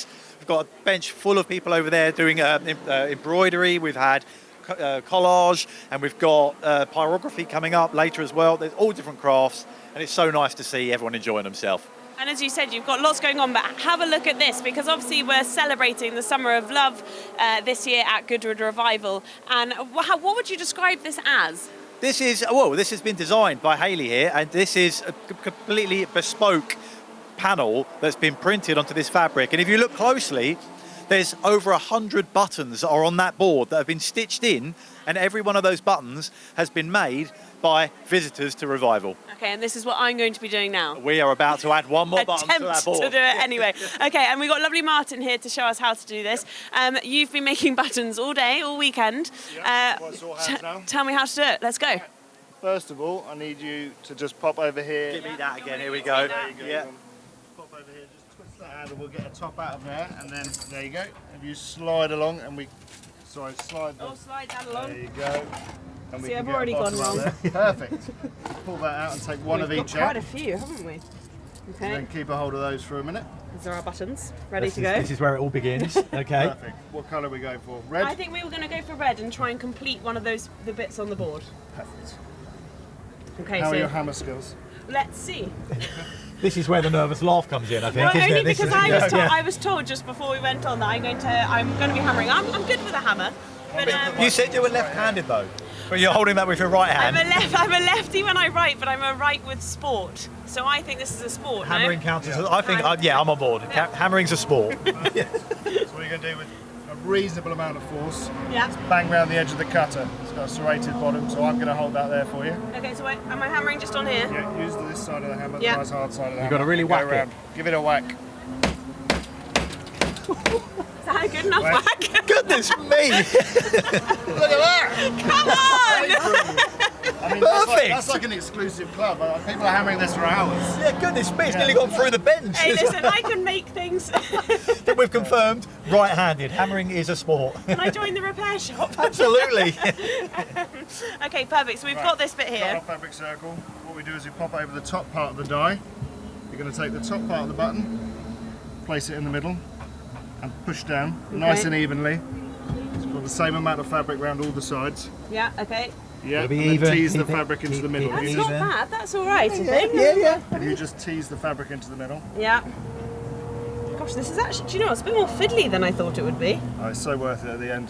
Okay, is that good enough? Perfect. And Is then it? you grab the He's being kind. He is being kind.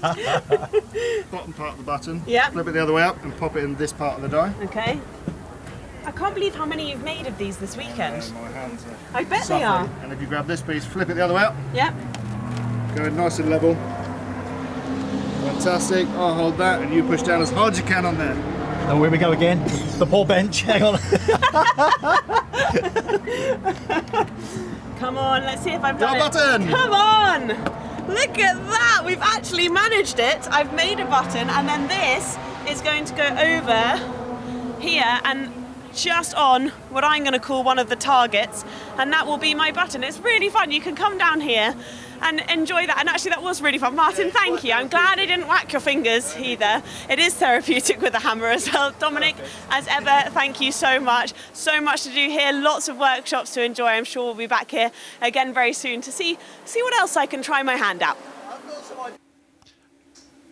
Great effort from Rosie there. I'm sure we'll be seeing her on the repair shop anytime soon. And look at that. That's what I needed yesterday in the car park before I got stuck. It's Harry Benjamin and Alice Powell up in the commentary box with you. We are gearing up for the Sussex Trophy as these sports cars head out onto what is still a little bit of a slippery track. Before we get into the racing action proper, let's have a look at what the Sussex Trophy is all about.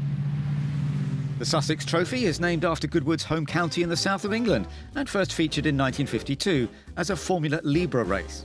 It changed to sports cars in 1956 at the September meeting, when Roy Salvadori took victory at the wheel of a Cooper T41. It took on various forms over the following years, from a race for 1.1-litre sports cars to multi-class GT event, featuring everything from AC Cobras to Ferrari 250 GTOs, which remained a regular fixture until its final running in 1966.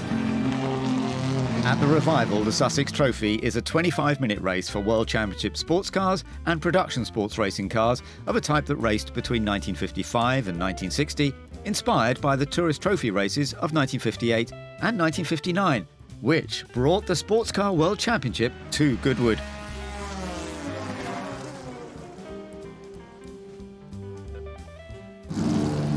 A staple of the Goodwood Revival, this, and one of its prettiest races, the Sussex Trophy, bringing together these World Championship sports cars and production sports racing cars from the late 50s, an era when cars were designed, really, Alice, to be as beautiful as they are fast. They are so beautiful, and there is our pole sitter, Ollie Bryant, pulling up into pole position.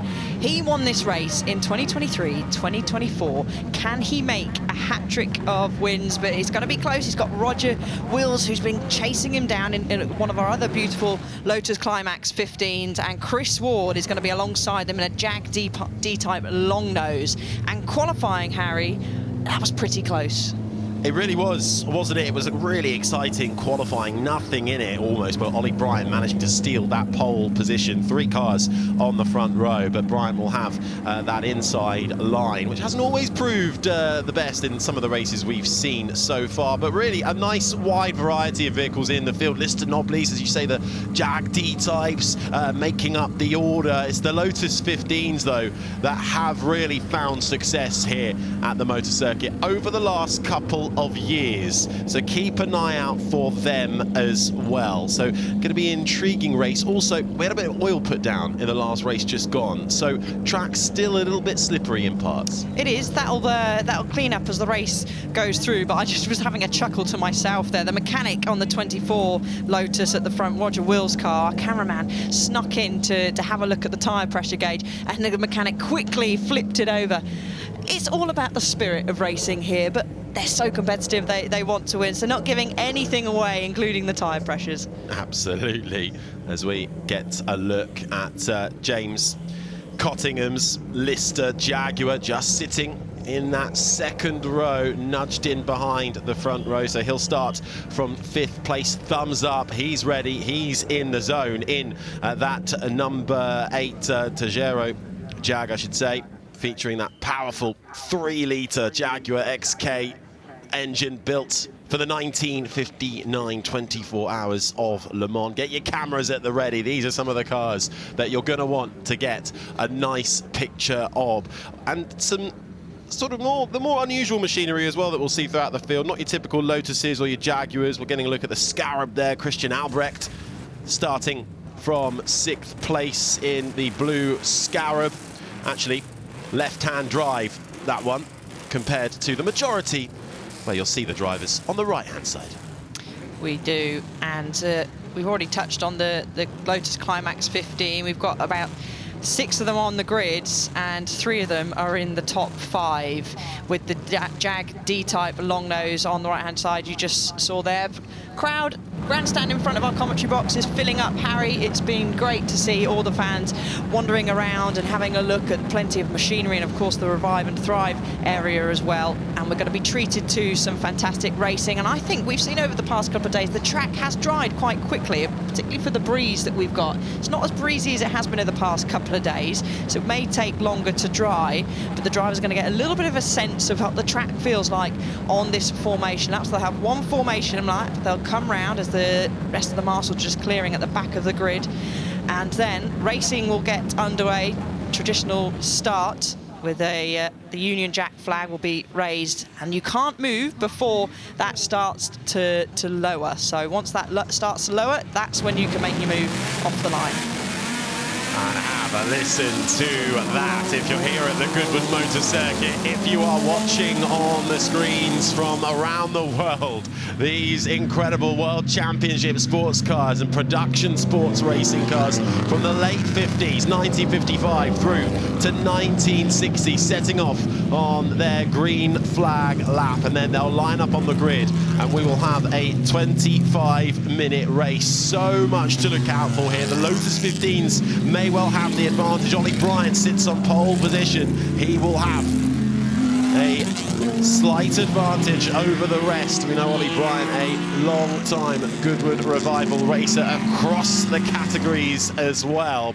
We'll expect to see a little bit of dust popping up as well from the cement dust that's been laid down to dry up the oil. And we take a proper look at how the grid sets on that front row. Then 2 Lotus 15s and the Jaguar D-Type long nose of Chris Ward sitting in third. Behind them, the Lotus 15 and the Tejero Jaguar, James Wood and James Cottingham behind.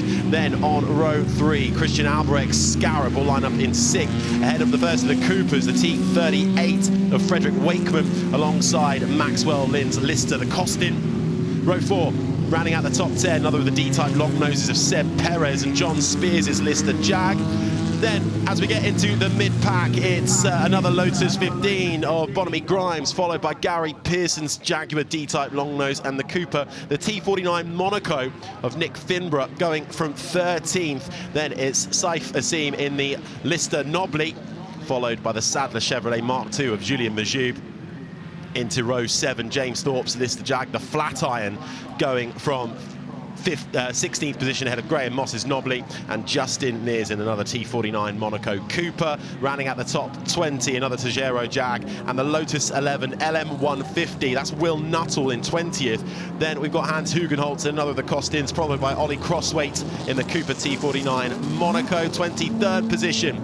Another of the listers, Mark Donner in 23rd. The penultimate row will see a Cooper T38 and an Alton Jaguar Sports, John Burton going from 25th position. And then right at the back in 26, we'll have Guillaume Peters, Lotus 15, alongside the sister Massimo Vittati. And lining up last in 28, the Lister Nobly of John Saunders. So a stacked field then, 28 cars, temperatures a little cooler than they were for the practice qualifying. Could be quite intriguing going into Madrid, Alice. It certainly can. Of course, you've got to try and keep it on the road. The last few burnouts are taking place on the grid as the drivers coming to line up. There's Ollie Bryant already settled in first place, and to his left-hand side will be the number 24 of Roger Willis. That car was raced by Bruce McLaren and Sid Jenson back in the Goodwood RAC TT in 1958.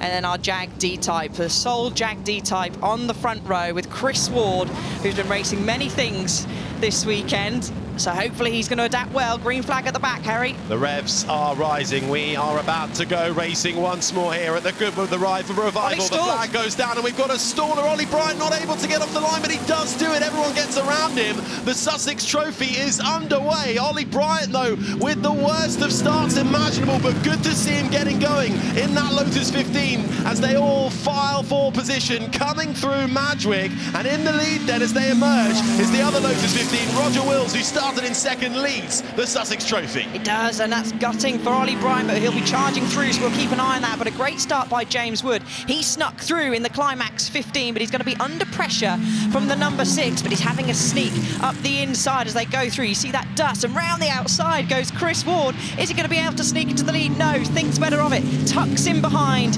in the Jag D-Type. You can just see that dust on the outside. A few drivers kicking it up. So plenty of drivers under pressure, but particularly our race leader at the moment, as back down the inside goes James Wood. Side-by-side action, though, with a little twitch on board. Chris Ward's Jaguar D-Type long nose just manages to gather it all up, but he would have lost a bit of ground there. And through comes Christian Albrecht in the Scarab. That's the blue car, left-hand drive, with the number 5 emblazoned on the front, managing to make the move, but no.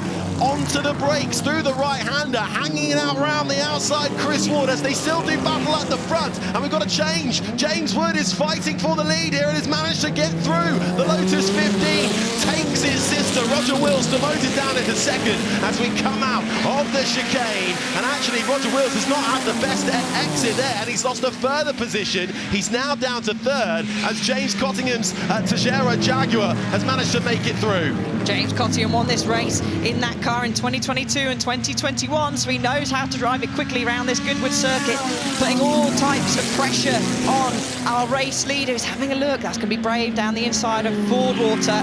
He thinks better of it. Still, the battles continue. Chris Ward trying to make his way further up. Albrecht is still trying to hunt away past. Jostling position all the way down the order. We'll just have a look where Ollie Bryant is, who was our pole sitter, down in 10th place. So we'll have a look. He's actually just set the fastest first sector of anyone by quite a chunk. This could be quite exciting, though, seeing if Ollie Bryant can make his way up through the field. Still a fair way to go in this race, 22.5 minutes and counting. Out in front, though, by almost 0.4 of a second is Wood in the Lotus 15, followed by James Cottingham's Tejero Jaguar. But then we are going to see the move, though, and he's managed to get him as well. So fantastic work there. Battles all throughout the field from right at the start, with the 26 now able to get ahead of Chris Ward, as well as they continue to do battle. 1, 2 and 3 making their way through their pictures now, and in the lead is that Cottingham Tejero Jaguar as they make their way through the chicane. But Chris Ward is trying to fight back as well, having fallen down to third. The Lotus Climax, they are more nimble, but they haven't got the power. The proof is there going down the straight compared to the Jaguars as Chris Ward goes round the outside, but late on the brakes goes James Wood in the 26. And this 26 car has actually won the Sussex Trophy back in 1959 and 1960. So not in this current modern day has it won, but Ollie Bryant, you can see he's got his lights on in the background, already up into 8th place. He can see this lead battle, and he's probably saying, yeah, you carry on, boys, you keep battling, I'll filter my way through. Slides in past the number 7 there, Gary Pearson, and another one of our long-nosed Jags, and still battles, variation of lines as well. But the number 8 getting a slide on as it comes up the hill into Lavant. Sliding with every corner that goes by. 1, 2 and 3 still nose to tail as we get a nice little look here of Ollie Bryant making his way round the outside of the 92. That's Bonamy Grimes' Lotus 15 as they battle. Ollie Bryant trying to get himself up another position here after starting on pole, stalling at the start and then managing to get it going again. Bryant with work to do. 1, 2 and 3 still fighting it out there in the lead is James Cottingham. Chris Ward now up into second position and all over the back of Cottingham as they come into the chicane. The Tejero Jaguar leading from the Jaguar D-type long nose, but the 26 as well still lurking behind the other Lotus 15 in third as they race their way down towards Madrick, and then fighting back, I think, just finding a little bit more time on that last run as the car that started second, Roger Wills' Lotus 15, the white car, which is currently trying to fend off the blue, Christian Albrecht Scarab. So he's looking close now, Chris Ward. He knows this track like the back of his hand. He'll know it's not worth going down the inside at Ford Water. Is he going to have a look down in St Mary's, one of the fastest corners on the track? But no, but the 26 slides through. James Wood want to move 2 into 1. What a move to take the lead in the 26. The Lotus 15 leads this race. James Wood, take a bow for that. I want to see that again. Can he stay out there? In front, though, as we still see Ollie Bryant there in the number 1 Lotus 15. The car that's trying to fight its way back to the front. Ollie Bryant has won here the last 2 times in a row, looking to make it a third from pole, but stalled at the start and has it all to do. He's currently up to 7th position, but we're enjoying that fantastic battle for the lead, which is only helping Ollie Bryant's case. It means they're not able to get away. They are still fairly compact at the front. I think James Wood knows. He knows that, okay, I haven't got the speed down the straight compared to these Jaguars, as James Bryant's still trying to get past the 92 of Grimes, who's putting up a great defence. So here's the replay. He knows he hasn't got the power, but he's got the better ability on the brakes because he's lighter, as we've said, and more nimble, and he just braves it down the inside, gets it stopped. beautiful stuff. And Chris Ward probably thought, where's he come from? That was superb. The fight, though, continues on. This second and third making your way through your screens now.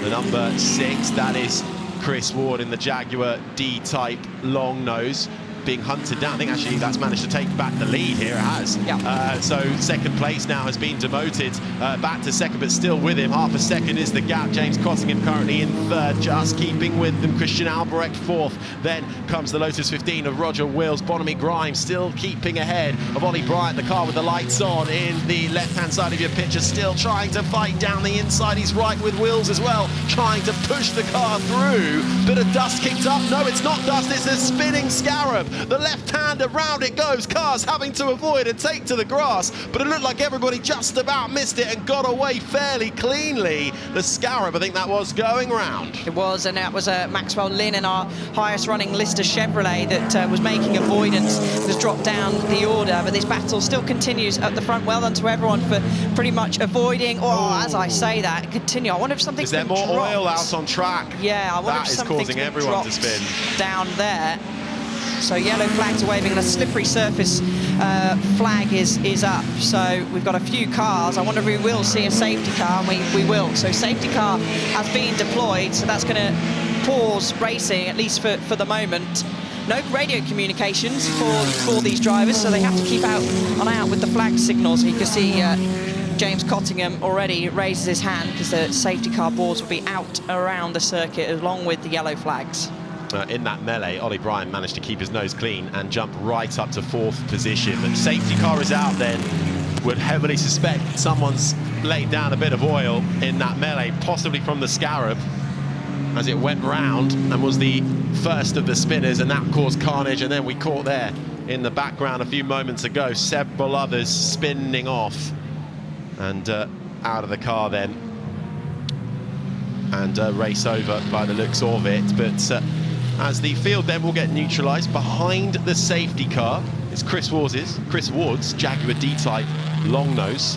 That will lead from James Wood in the Lotus 15. James Cottingham, the Tejero Jag, in third. There was the stricken Scarab. Looks like that is now out of this one. Ollie Bryant recovering back up to 14th. This helping him nicely. Managed to get ahead of Bonamy Grimes, who was having a great fight with. For quite a few laps, couldn't get past that other Lotus 15 for a while. Let's take a look here. This is Ollie Bryant, and then you just see the smoke, and he's already spinning out straight away. So are they victims of the oil, or was it that Scarab that was laying down the oil initially and spinning on its own wheels? But the 24 having a great recovery, though. I have a feeling that it might have been... Oh, the number 9, please don't say it makes contact. Oh, they did. It does. It does, and that's why we saw Christian put his head back in disbelief, but he wasn't able to get going. So I wonder if he has maybe just dropped some oil there, because you'll look further in the background at some point. Cars will skate on through. Oh, who was that? It was that number 19 going on the grass here in the background, and then there, the number 9 spins round. One of our Toge Jags, 69 goes round there. So they're all pirouetting in the background. And actually, there's a crowd at the background look waving to try and slow some of the cars down. I do think there's some oil there. But Ollie Bryant was trying to make his way through. Of course, started on pole position and didn't get that great start. He was almost maybe getting a bit frustrated behind because he knows he's got the pace. Qualified on pole. They had their official practice on Friday. But that's unfortunately game over for the Scarab and Christian Albrecht. Marshals then straight to work, helping the driver, getting the car as well as clear as they can. Safety car conditions then, the clock continues to count down.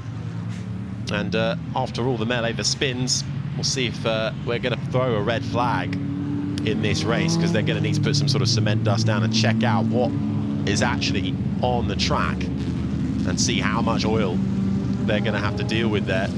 So red flag then, the race stopped with the Jaguar D-type long nose of Chris Ward leading ahead of James Wood's Lotus 15, James Cottingham in the Tejero Jag, Ollie Bryant recovering up into 4th. Bonamy Grimes in the other Lotus 15 was one of the cars that managed to just about survive the potential oil, but lost a position in doing so, had to go onto the grass.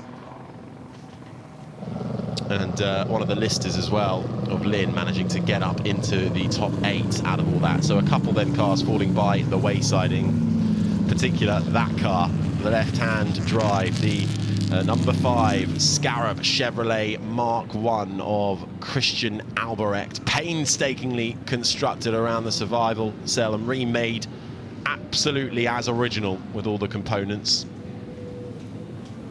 But a shame to see that car out. It's having a good run. It certainly was. I'm just trying to see who some of our biggest movers are who benefit maybe from that spin. Bonamy Grimes started in 11th, up now into 5th. Ollie Bryant was able to get his way through a couple of cars, avoiding the spinning cars. So a few benefiting. So they'll line up, usually 3 by 3 we've had over the course of the weekend. They'll raise their hand to just let everybody know we're stopping here. Safety car will go on through. The marshals are doing a fantastic job, as always, and have all weekend. They've braved some of the heavy rain that we've had across the weekend, so our wonderful crowd that are here. So we're going to get a replay of the start. So Ollie Bryant, he moves, and I think he just releases the clutch a little bit too quickly, saves it, put his hand up and is able to go. Everyone else seemed fairly cleanly away. Someone a little bit slower is at the number 10 Climax, maybe at the back of the grid. But well done for everyone avoiding, because you can be a bit blind going up James when you're jostling for position. James Wood in the second row was right behind Bryant, just squeezing his Lotus 15 through. And there is James Wood with his hand up at the moment in the number 26 Lotus 15, sitting in second, and that's a dent. For our Jag, yeah. Dent in the back. That should continue. Having let the coming round the exit of the chicane, I'd likely to see that Darren will line up and join the back of the grid. I think he is going to, which is good to see.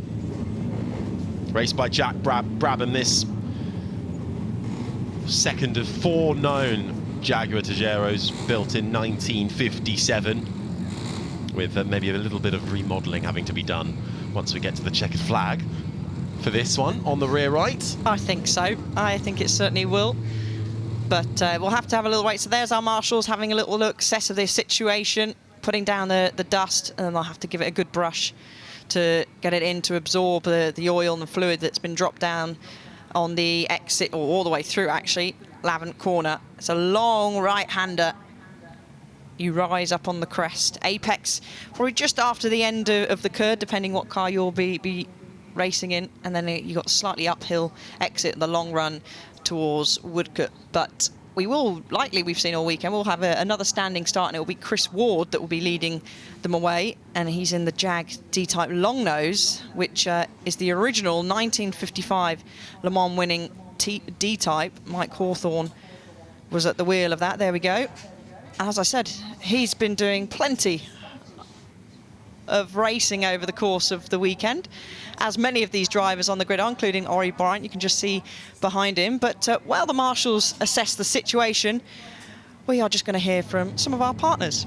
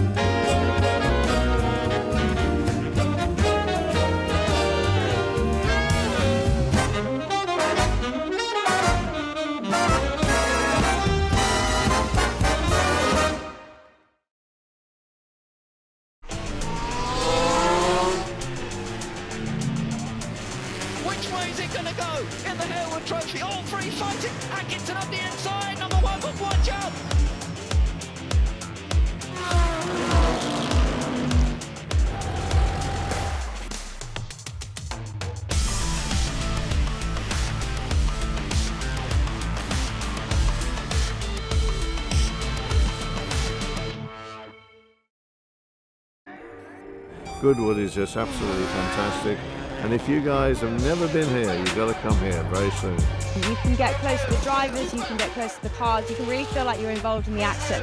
Every form of motorsport here, from classic side all the way through to the most modern cars. You know, I see Goodwood just increasing and getting better each year. Lots of ideas spreading around, a lot of familiar faces. It's a fun fair, but with cars.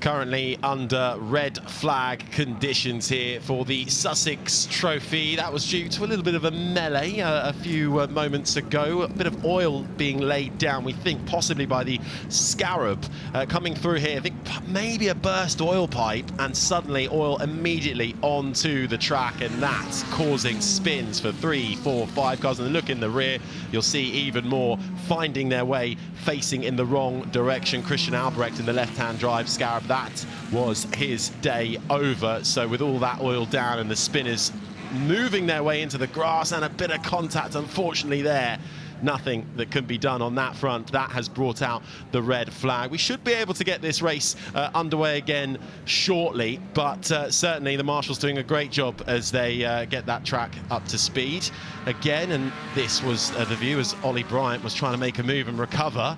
Well, he ended up picking up a few places, lucky to avoid spinning himself with the oil laid down onto the track. Just getting a closer look at the smoke from that Scarab there. I'm sure there'll be more news on that as we get it.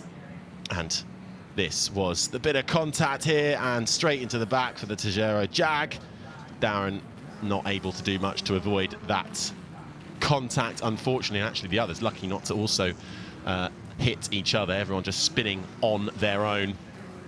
But we will get this race back underway. We're going to have another green flag lap and 10 minutes of racing shortly. But for the Scarab, that is certainly day done.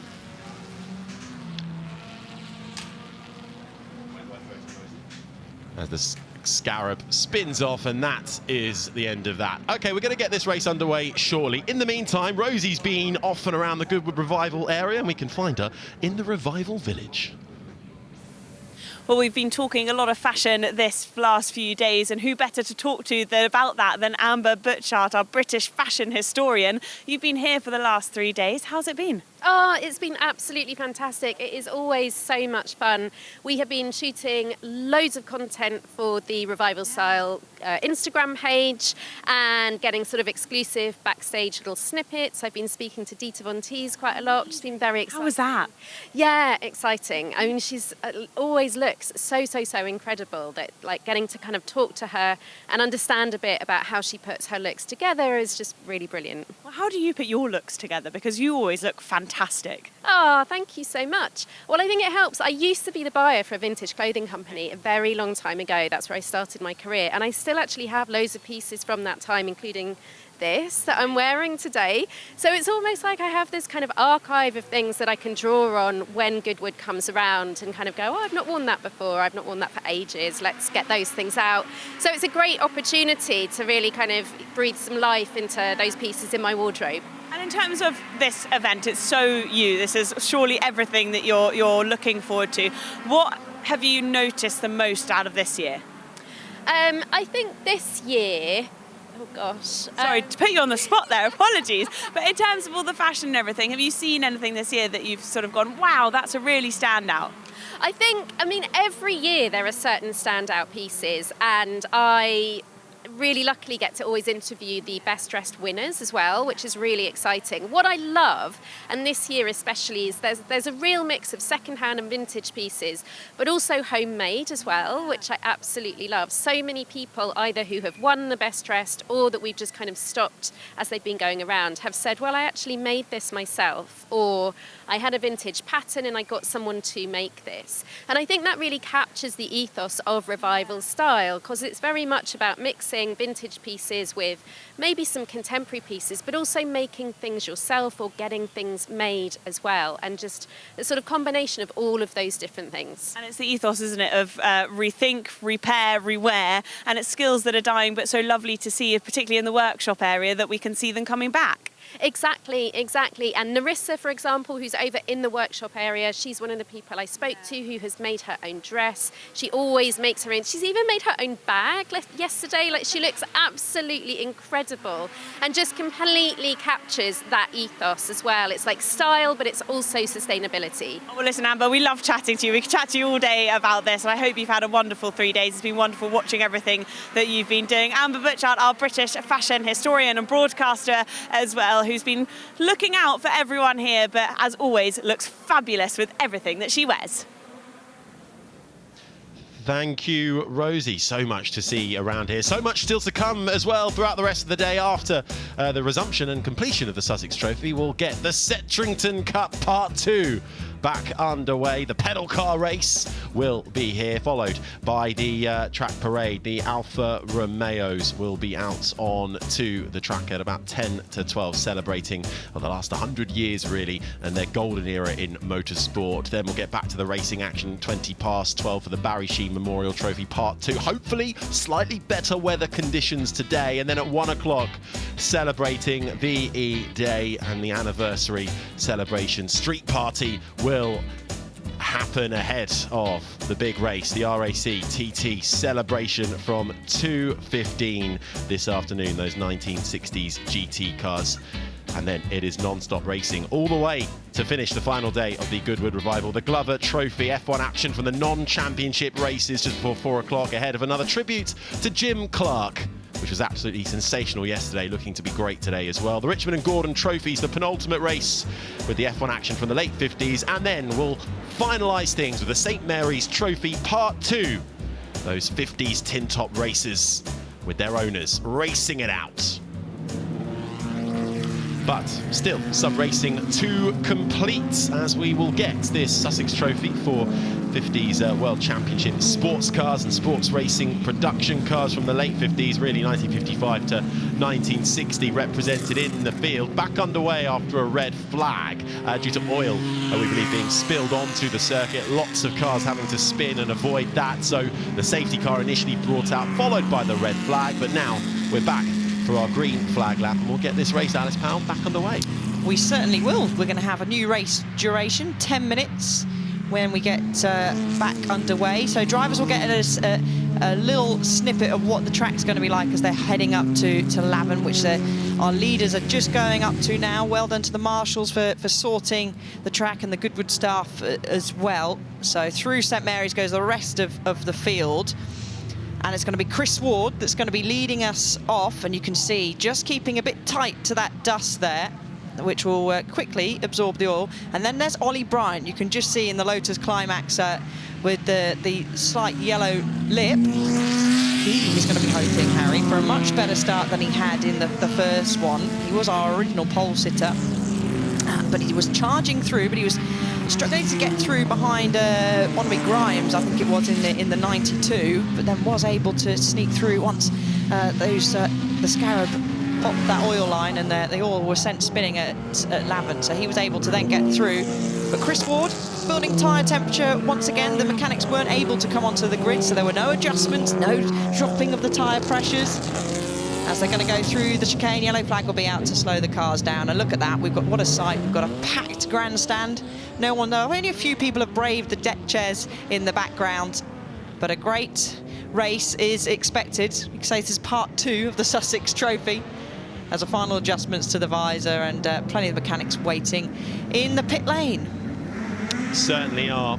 I think we're going to be treated to some flat-out racing in these last 10 minutes. It will be Chris Ward on the Jaguar D-Type long nose on the far left of picture in that pole position. The Lotus 15 with the number 26 emblazoned on the front. James Wood lining up in second, and then the Togero Jag in the number 8 on the far right. That's James Cottingham. Keep an eye out for this one, though. Ollie Bryant in the Lotus 15 initially started this race on pole, bogged down at the start. Will that play on his mind again? With almost stalling that Lotus 15, he could rocket through the gap in the middle. It's a short dash down to the first corner, the right-hander of Majvik. We're going to get this race back underway. 10 minutes of flat-out action for the Sussex Trophy. As the final cars just slot into their positions. Everyone poised and ready to see these sports car World Championship winning production race cars from the late 50s get back underway. The green flag flies at the back, and we are racing once more at the Goodwood Motor Circuit for the Sussex Trophy. Better start this time around for Ollie Bryant from the second row. Chris Ward looks like he's going to have, though, just a nose in front as we head into the right-hander, dipping to the inside, the Lotus 15 in the number 26, trying to get up but underneath it as they almost slide their way through. But it's 1, 2, 3 as they were on the start line, making their way out of Madrick now. It was, and Gary Pearson in one of our long-nosed Jacks who just floating through the shot there was forced on the grass. And I think Seb Perez in another one of our D-types didn't get the best of starts, but Ollie Bryant learned from his mistake in the first one, was able to get cleanly off the line. He's going to brave it round the outside of the number 8. Jag slots into third place. Lovely move from Ollie Bryant, then up a position into third.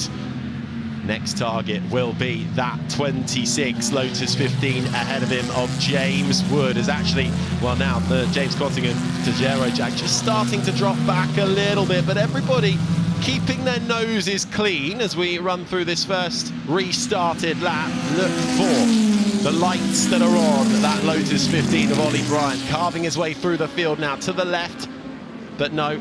Great on the brakes is James Wood, and so good on the brakes. He gets alongside almost. Can he get it stopped in time? Ends up having to compromise his exit, and that is all the invitation Ollie Bryant needed to nick second place. I thought Wood would get the lead there, but in the end he loses a position, and it's Ollie Bryant now up into second. I was thinking, no, he's not going to, is he? And he was, and I think he even caught Chris Ward by surprise, who had to turn out as he was turning into the corner, and Ollie Bryant said, yep, perfect, thank you very much. James Wood heavily compromising his exit. So, Chris Ward, he'll know, he's raced against Ollie Bryant many a times here at Goodwood. He'll know what a fast, super fast racer he is, but he is in the faster, at least in the straight line anyway, Jaguar, the slightly slower down the straight climax, but as we've seen, braking ability much stronger, as perfectly demonstrated by Chris Wood down into Woodcote. Going back up, he's going to try and brave it round the outside, and he should get this stop, and this should be the move completed, and it is. New race leader. Made it look so easy, did Ollie Bryant. Back up into the lead of this race, where he started the Sussex Trophy, bogged down on the first start. Then the red flag saved him. Up positions, fighting back. Started this race from the second row in fourth. Nice tentative start, and now is just carving through the field like a knife through butter. Ollie Bryant looking to make it 3 wins on the trot, but Chris Ward is not giving up here, and I tell you what, neither is James Wood. Back in the picture, in third in the Lotus 15, the third of the cars running through the chicane now. This is not yet over here. Bryant hasn't got up the road and escaped just yet. He hasn't, and Chris Ward he's snaking, he's getting the rear out of his Jaguar, trying to use that power as much of his advantage as possible. I mean, James Wood down into that final section of track, that he is hugely strong there, particularly on the brakes. Maybe not so much in this section.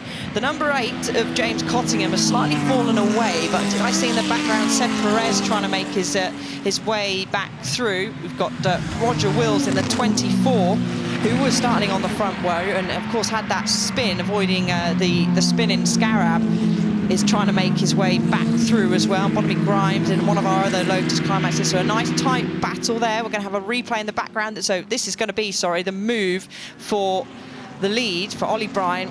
Knew that move was pretty much completed, much stronger on the brakes. Chris Ward had to concede, was squeezed on the inside there. Oh, when we've got the number 16, that looks like James Thorpe in our Jag flat iron has ventured off somewhere along the track. But let's see if James Wood can make a move stick down into Woodcote this time round. The other James in the field here, coming through your screen. James Cottingham currently sitting in 4th in one of the Tajero Jags. It just calms down slightly out in front. Over 5.5 minutes left. I think there's a nice battle going on between 8th, 9th and 10th at the moment as we get a look at the number 18 making its way through. That is one of the Coopers. It's the T49 Monaco edition. And then further back in the pack, fighting with the 69. This is just outside of the top 10 at the moment, but moves being made up and down the field as it quietens down slightly at the front. The gap opens up to just over 1.1 seconds.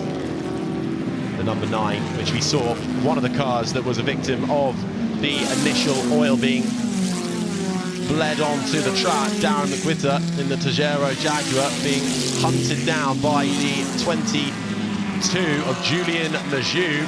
That's what we're looking at now. This, the Sadler Chevrolet Mark II, the first dedicated sports car built around a Chevrolet V8 engine. They're fighting a little further down, 15th and 16th at the moment. Yeah, and actually Bill Sadler raced this chassis here at Goodwood back in 1957. So Julian's at the hands of it. Who's that Julian that just had a spin in the background there? I think it was with the number 17 off as well. That's Saif Assam's Nobly. Is there more oil down, or is that just somebody having a little bit of an off? They both rejoin and no one's spinning in the background, so I think we might be getting away with that one. Let's have a look. Look at the top of your screen now. We're looking for the silver. Oh, Julian that goes first.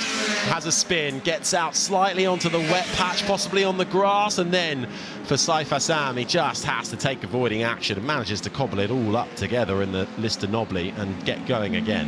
He does. Yeah, good avoidance there. Probably just a bit too much speed for Julien Majou as he was going through the second part of St Mary's, and as you said, the Nobly. And the name Nobly comes from that distinctive and odd curved design of the bodywork of that Jag. But battle's continuing slightly further up the field. We've got Grimes trying to get past the number 8 Cottingham, who didn't have the best of restarts at this second part of the race. And gap starting to form out the front. Chris Ward is just slightly further back now, just looking for doing fairly similar lap times, to be honest. So ebbing and flowing is the time up there when they the two cars have better maybe in one sector than the other. This is a nice battle though at the moment between 4th and 5th. James Cottingham leading it in the Tagero Jag, but Bonamy Grimes, who was in a great fight with Ollie Bryant for a while, had to take to the grass and closes in under braking, hangs the tail out as well. Lovely car control from Bonamy Grimes driving the Lotus 15, one of the final Series 3 Type 15s built by Lotus. Good exit out of the final chicane, but just status quo as they head towards Madrick, and they're catching up to third place man James Wood in one of the other Lotus 15s. So this could be a late three-way battle for that final step on the, well, there isn't a podium, but imagine there was. There is. They all went to be down there talking to Ed at the end of the race. New fastest lap for Ollie Bryant. Yeah, well, everyone wants to talk to Ed, right? New fastest lap for Ollie Bryant, who's really stretching his legs out front. The first driver during this race to dip into the 125. So their track is actually probably in still pretty decent condition because they're going faster than they were in qualifying, even though it's been a bit patchy and some oil down as well. We've had plenty of racing and driving around over the course of the weekend. Still, this fight continues. The 92's trying to get underneath at Lavender Corner. That's going to be brave, and it was. You saw a wobble there, and not able then to, will be a sitting duck really down the straight for the Jag. That's going to storm up through and chase down James Wood in the 26. Yeah, Bonamy Grimes is the one doing all the attacking at the moment, and they will know that the more they attack, it just allows third place man James Wood to get up the road a little bit, but the gap's even out slightly. This is your race leader, and starting what should be the final lap with just over a minute remaining then. Ollie Bryant, who initially half an hour ago looked like the race win, had fallen away from him, bit of traffic to avoid, but looked mighty and is working his way up the field. But battle's still being had in that middle pack. This is over 14th place at the moment. All nose to tail coming through the chicane. It's the number 4 at the head of this field. One of the D-type long noses, that's Seb Perez, who we were keeping a little eye on. Just managing to get ahead now. get that bit of a gap. This is the 9 of Darren McWhirter in the Tejero Jag, making its way through. Good start, good restart actually for the 50. Will Nuttall, who started all the way down in 20th in the Lotus 11 LM150 and is up inside the top 10. Yes, but Ollie Bryant's got it all under control with 10 seconds left on the clock. This will be him coming round to take victory, providing he gets nice and smoothly through Woodcote Corner, where we've seen probably Chris Ward more sideways than going in a straight line during this race. But a fantastic drive by Ollie Bryant. Didn't get the best of starts initially and tail out as he's going to come across the line to take the win, Harry. And it will be 3 wins in a row for Ollie Bryant as he takes the Sussex Trophy once more in the #1 Lotus 15, the mighty Lotus that has seen him to victory 3 times on the trot. Great recovery drive from Bryant. Chris Ward in the Jaguar D-Type long nose coming second. We've still got battles further down the path. Really enjoying their time out there. These two have been glued together for a while now. Oliver Crosswaite in the 18, the T49 Monaco trying to get inside of the chicane on the 69 Cooper T49 Monaco. Justin Mears able to hold him off. It's going to be a sprint to the line. Is it going to be a photo finish? All of that over 14th and 15th. I think the 69 got it. He did. Yeah, the T49 Monaco with Justin Mears at the wheel. Got that one. That was superb. So it doesn't matter what position you finish in, you're going to be fighting tooth and nail to the end, as Ollie Bryant did, recovering beautifully to take the win. Everyone having such a fab time out there and appreciating the event and these stunning cars that we've been able to see. And Ollie Bryant, well done. He drove a fantastic restart, worked his way through, was able to smooth his way past round the outside on the brakes of Chris Ward in the D-Type, which actually was, yeah, as I said, more sideways than anything else. Flash of the lights from Ollie Bryant. And that D-Type, back in its day, Harry, in 1955, had a max speed of 172 miles an hour. Hugely impressive compared to actually the 491 Ferrari that had 160. So that's why the climaxes were struggling in a straight line compared to the long nose. But Ollie Bryant made the most of its agility on the brakes and its handling around the corners to come home to take the win. Certainly did. Winner of the Sussex Trophy 2023, 2024 and 2025. Ollie Bryant in the 1958 Lotus with the Coventry Climax engine. Front engine, 4-cylinder, designed initially for Formula 2 and Grand Prix racing. Making its way to the very front of the queue with the number 6 Jag D-Type of Chris Ward, with the long nose in second, and third James Woods Lotus 15 as he climbs out of his car. Ollie Bryant, the winner of the Sussex Trophy. These World Championship sports cars, production sports racing cars from the late 1950s. Flick up of the visor. Looks like he had to work fairly hard for that one. Thumbs up as well. I'm sure we'll see a wry smile. The helmet is off, which means only one thing. It's time for Ed Foster. Ollie, you did not make it easy for yourself there. No, certainly not. Yeah, I think I was 11th or 12th after the start. So on the practice start, too much wheel spin. So the real start, not enough, and I stalled. Very lucky nobody collected me on the way through. So that was lucky. But after that, I knew at the restart I had to get on with it. And Chris is so good around here. You know, he always finds there's extra few tenths around here. And I knew if he was close on a straight, there's a good chance he could get back past me. So I had to push and build a bit of a gap. And you know, it was an eventful end to the race. So it was really good. Some poor sods had to put together your whole race in a matter of 30 seconds. I think we should be able to see it on the screen here. So just talk through some of these moments. So that's the first start. So that's obviously a disaster. The first thing is trying to restart the car without being hit from behind. So managed to do that, and then it was a really good scrap. The Scarab, I think it was, blew up in front of me and dropped the oil. So that was very lively. Managed to sneak through. And then they obviously did the right thing, restarted it to give us time to have a proper race.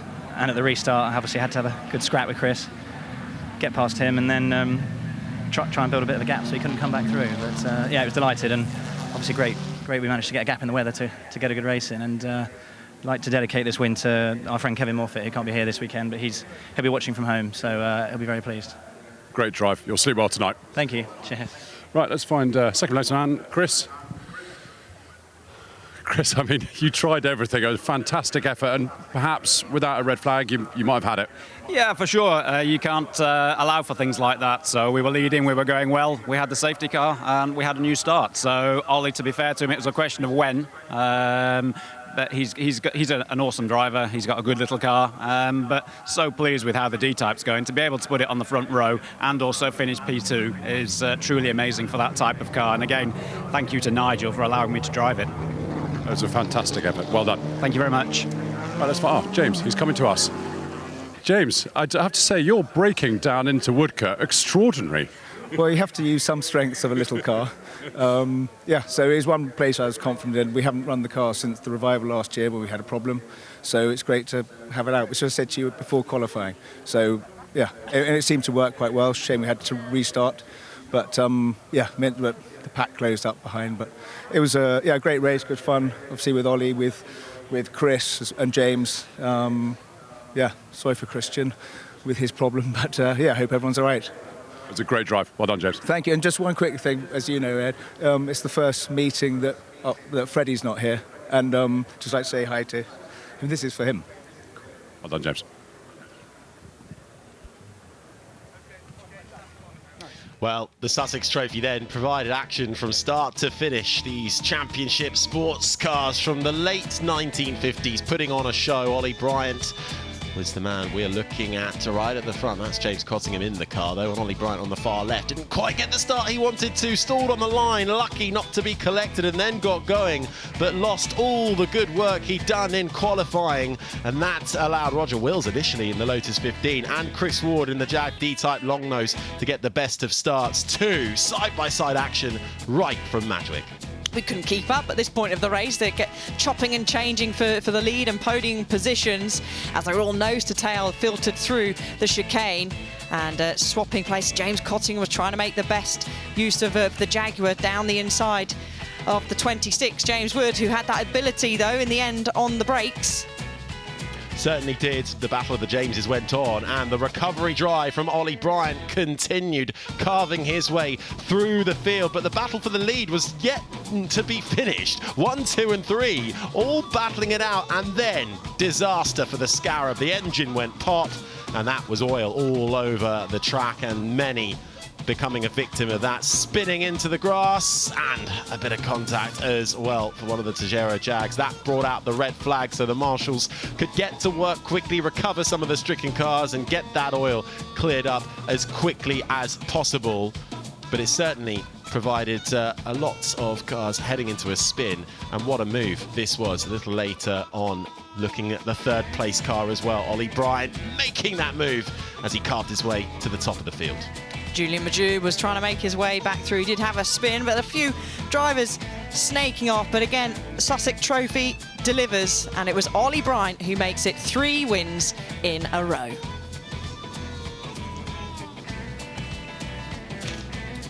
These then are the provisional finishing results of the Sussex Trophy. Almost 3 seconds, just over 3 seconds the gap. Ollie Bryant taking the win, is third on the trot. Chris Woods, D-Type Longnose in second. James Wood in the Lotus 15 rounding out the top 3. James Cottingham as well in a great battle. Bonamy Grimes with a really nice drive too in the Lotus 15. Had to take some avoiding action with that oil spill. Roger Wills started on the front row, faded to 6th in the end in his Lotus 15 ahead of Gary Pearson. Frederick Wakeman in the Cooper T38, the first of the Coopers in 8th, ahead of John Spears and Will Nuttall in the Lotus 11 LM150 all the way from the back of the pack. 20th position to the top 10. Really nice drive from Will Nuttall. Seb Perez was battling early doors, but also found himself falling backwards right in the closing stages in his D-Type Longnose in 12th.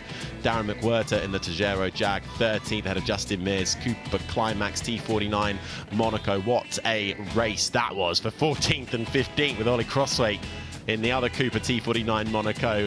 Nothing between them, just a couple of hundredths of a second as they crossed the line over 14th and 15th. Head of the Lister Costin, the saddler of Gary Pearson. Saifa Sam had to take some avoiding action into the grass. That cost him time in the Cooper T38 ahead of Guillaume Peters and Hans Hugenholz in the Lister, costing the top 20 in the field.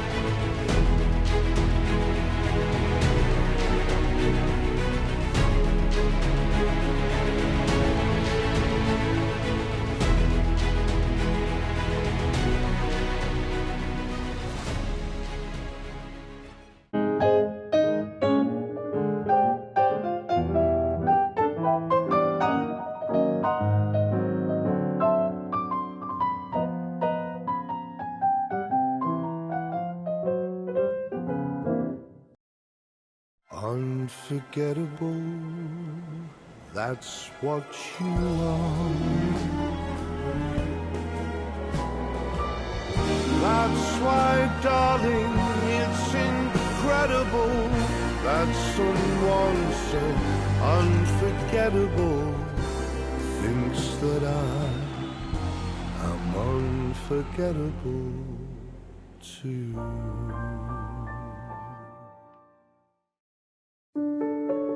Good gut health affects every single aspect of your body, from your brain wiring to your energy output to your hormone regulation to how clever your immune system is. Everybody benefits from better gut health because it makes your body work better. I would thoroughly recommend Goodwood Gut Health Programme. It's been quite life-changing, really.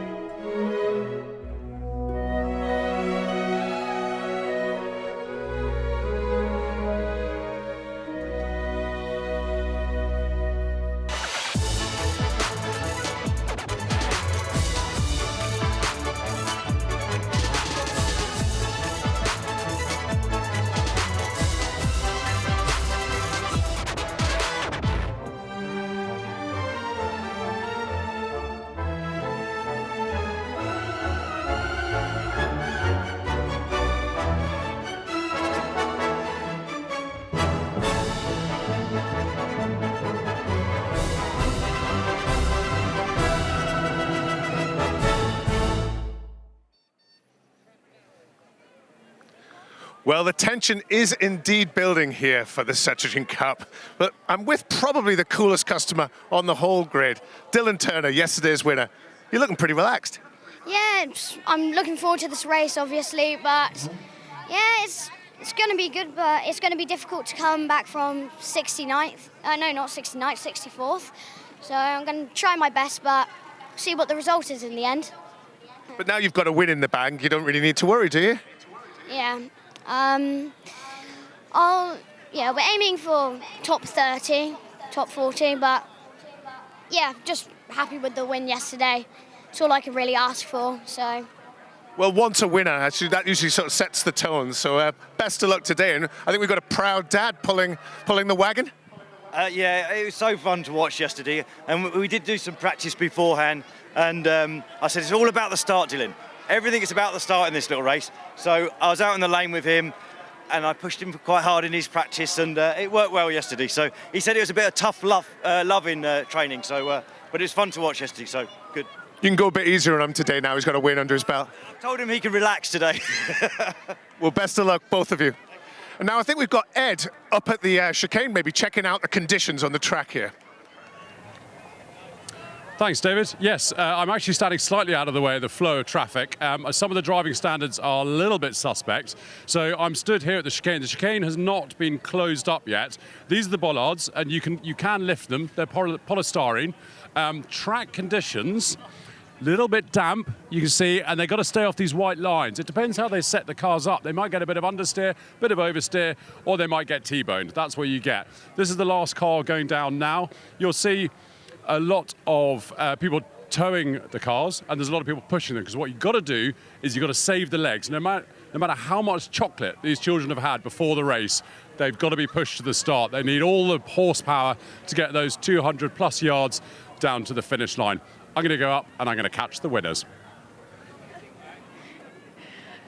Thanks, Ed. Yes, I've spotted this lovely looking pink car that I noticed a certain Lenny Button's name on the side. However, Lenny isn't driving this car. We've got a wonderful driver that stepped in for her. Charlotte, it would be great to speak to you and get the story as to what's happened here. How come you're driving this car? She didn't want to drive the car, so yeah. We got to drive the car. That's really incredible that you got asked to drive. So, are you prepared for this? Yeah. Yeah? What? Have you driven one of these cars before? What preparations have you done? Well, we have one car, but then my little sister's driving it. Ah, okay. This all sounds like great teamwork. Okay, so are you looking forward to this race? Yeah. What are you most looking forward to? Which is the best part about it? Probably the end when we all line up, because then my brother's there. And you can all celebrate together. Well, I also notice you've got your mechanic with you who's pushing behind. You're doing a fine job there. What is the role of the mechanic in this race? So we drop our arm when the flag goes down, and then they run to the car and do the rest. Ah, okay. So you're there for moral support as well, cheering them on? Yes, moral support, yes. Okay, do you have to do any maintenance on these cars? We have to set the pedal position right and make sure the horn works. But other than that, not much, no. Okay, sounds like a good machine to maintain. Well, thank you for speaking to us, and all the best to you, Charlotte. Good luck. Thank you. Let's get to the commentary box for this one. Off she goes. Thank you very much, Grace, Harry Benjamin, Bruce Jones. I've called in the big gun for this one, Bruce. The Setchington Cup is here, part 2. We're getting to go pedalling all over again. More than 60 cars and all the grid positions were drawn out of the hat yesterday. And if you started, let's say, on pole yesterday, you'll be starting in 68th position today. So we've got some people who didn't feature in the overall results, but they were the ones that started the back yesterday. Just want to pick out Arabella Smith-Fitchett. She went up from 68th to 36th. And we heard Dylan Turner suggesting he's got to get mid-order. She's starting 3rd today, so it's going to be a real scramble. But as yesterday, Harry, coaching right the way from start to finish, and that was our 2nd place finisher yesterday, Ella Barmetier, a French racer who's come to join us. It's about nailing the start and getting down and through the chicane. We can stand up in our commentary box, look down. It looks like it's quite a wide line through the chicane, but when you've got 68 vehicles... Oh, is this a refusal? No, racing coming on. Right, they're ready. Harry, when's the flag going to drop? Well, I don't know who's taking this more seriously, the drivers or the parents of the drivers, as our kids are poised and ready for the Setchington Cup, a Le Mans style start. It is so important. Final marshalling being done as we wait for the flag to drop. The marshal gives the signal. You can see everyone's got slightly different poises. One leg forward and arm out. Try and get the balance just right before you get in to these Austin J40 pedal cars. Just over 200 yards. You have to ferociously pedal before you can become the victor. Look at the front of the field as well. They've got the best chance. Random lottery. They pick their slots. Their best chance of taking the win here this afternoon for the Setchington Cup. Conditions seem lovely. First start to do is get your legs into the car, get your feet on the pedal and get pedaling furiously. Some of the cars are jauntily angled a little bit, not quite at 45 degrees, gives them a slight advantage, and we're off. Those at the front of the grid clearly have an advantage, but we always have some charges. Number 9 not quite getting well off the pole, that's Nelson Tatum. He should pick up. Number 10 being pushed into action, that's Hugo Alexander. And look, we've already got some front runners bursting through from the middle order, and those that start at the back, I mean, the chicane must feel a mile away for them. The 32 having a good run as well. I think that might be the 8, possibly, in the red pedal car that's had the best of the starts. Little jink to the right, though. We've got big movers at the front, making a move round the outside as we approach the first chicane, the first of the obstacles. The white pedal car is absolutely flying out in front and taking the lead as it all starts to squeeze up inside the chicane. Everyone seems to negotiating it fairly well in these early stages, but soon the line will come. Have they gone too soon? Have they taken the best out of their tyres? Anyhow, it's head down, the little feet. When you look at the front end, oh, someone's getting a little bit caught at the chicane there. Car number 24, Arabeth Smith-Fitchett, going very nicely, but she's falling back on the left-hand side. But it looks so. Look at this slipstream. Are we going to have a burst, a starburst formation at the end? Can anyone burst out nearly at the end? Will the power last? There's the checkered flag, and we have a victor there by the shortest of margins. Fantastic job from the driver of car 39. That's Devon Isabel Baker. Whoa. What a result. Those legs did not give an inch all the way to the flag, and she looks like she worked hard for that one. Chocolate will be the reward, and an impressive pedal ride. And some racing, great dynasties. The Buncombe family, so much fun here at the circuit, and they took second place with a fantastic push at the finish. Charlie Buncombe getting the job done. Charles want the back to clean the cars. Come on, a bit of encouragement. Have we got some still to get down to the chicane? Yes, we do. They will be encouraged to finish, but our top 3 are already pretty much eyeing up the sweet bags. Bit of outside assistance needed as well. Baker from Buncombe, from Majoub as well, taking the top 3 result in the 41. Cyrus Majoub, the Majoub name very familiar to those here at the Goodwood Revival, and help given all the way to the bitter end. But that is the Setchington Cup. Here's Ed Foster. Devon Isabel, what an amazing race. Did you enjoy that? It was very good. And have you been doing lots of practice? Lots, because... And what have you been eating to prepare? Vegetables. Not chocolate? No. And how are you going to celebrate tonight? I don't know. Maybe throw a big party? Maybe. Well, look, congratulations. That was an amazing race. Well done. Let's find second place Charlie. Charlie with a surname we all know, Charlie Buncombe. Charlie, you tried everything there, but congratulations. You're on the podium. Did you enjoy it? Yeah, it was very good. My knees, they're really touching.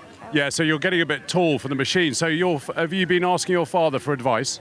Yeah, a little bit. My granddad and dad have been helping with the car a lot. What do they tell you to do? They just say, deal with the pain, just force the pain through. So do you think this might be your last year? Yeah. Well, look, what a way to finish, though, with a podium. Congratulations. Thank you.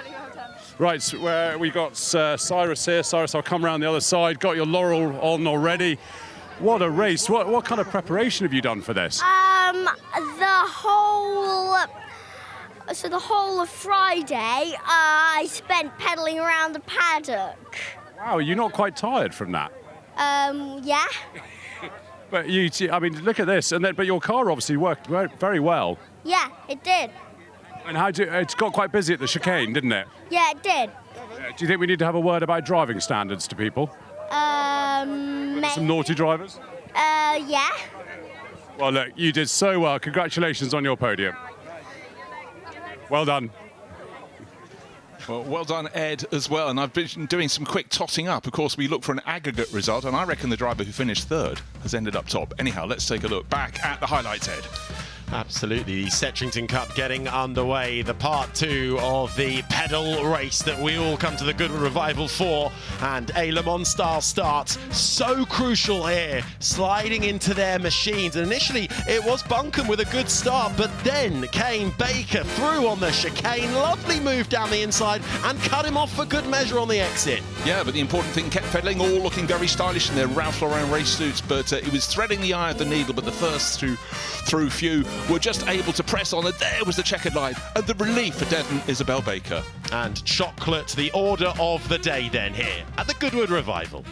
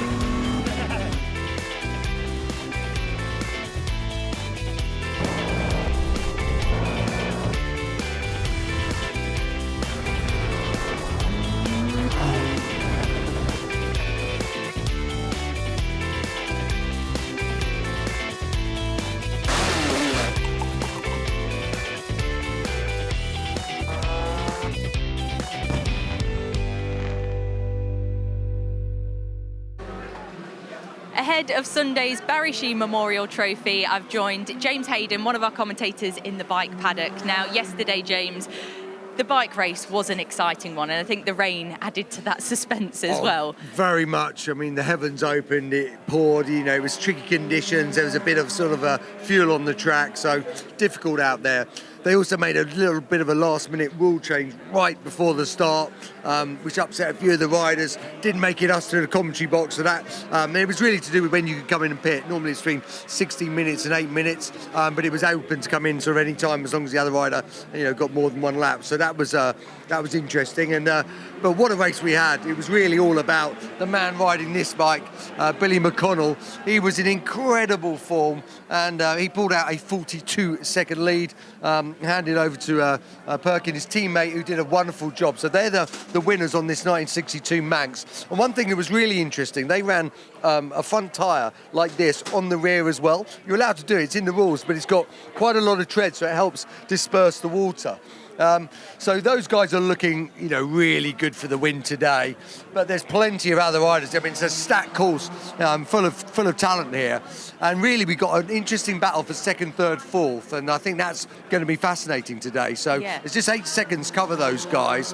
That's like Russell, Plater, and Dunlop, and their teammates. So that's a really fascinating battle. Yeah, and just on Dunlop, he had a bike change last minute as well, but the way he rode that race to climb up to fourth when he qualified quite low down, that was a phenomenal ride from him. Yeah, I mean, he overtook more than 20 people. He was riding fantastic and really in the hunt. So that is going to be a fascinating battle. But so can we expect anything less from him as the all-time TT great? Yeah, absolutely. He's always a trier. He digs in, and you've got to love that. But, you know, the other guys are no slouches. And we might even have some other guys sort of coming in to do it. So obviously John McGuinness, they had a problem yesterday. They couldn't get out. And so they'll be like really trying to get on it.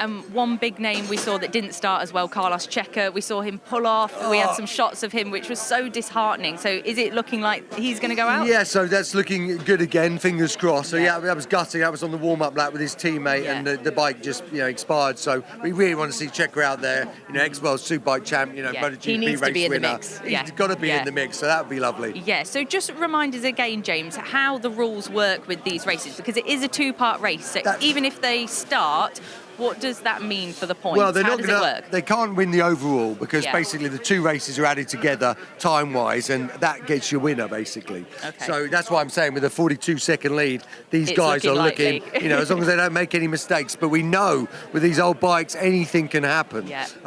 But that's what's going to happen, and it's... obviously, we've seen it turn on its head many times before. Personally, I can't wait. And hopefully, at the moment, it's dry. So let's look forward to that one. Thanks so much, James. We'll be watching the Barry Shee Memorial Trophy.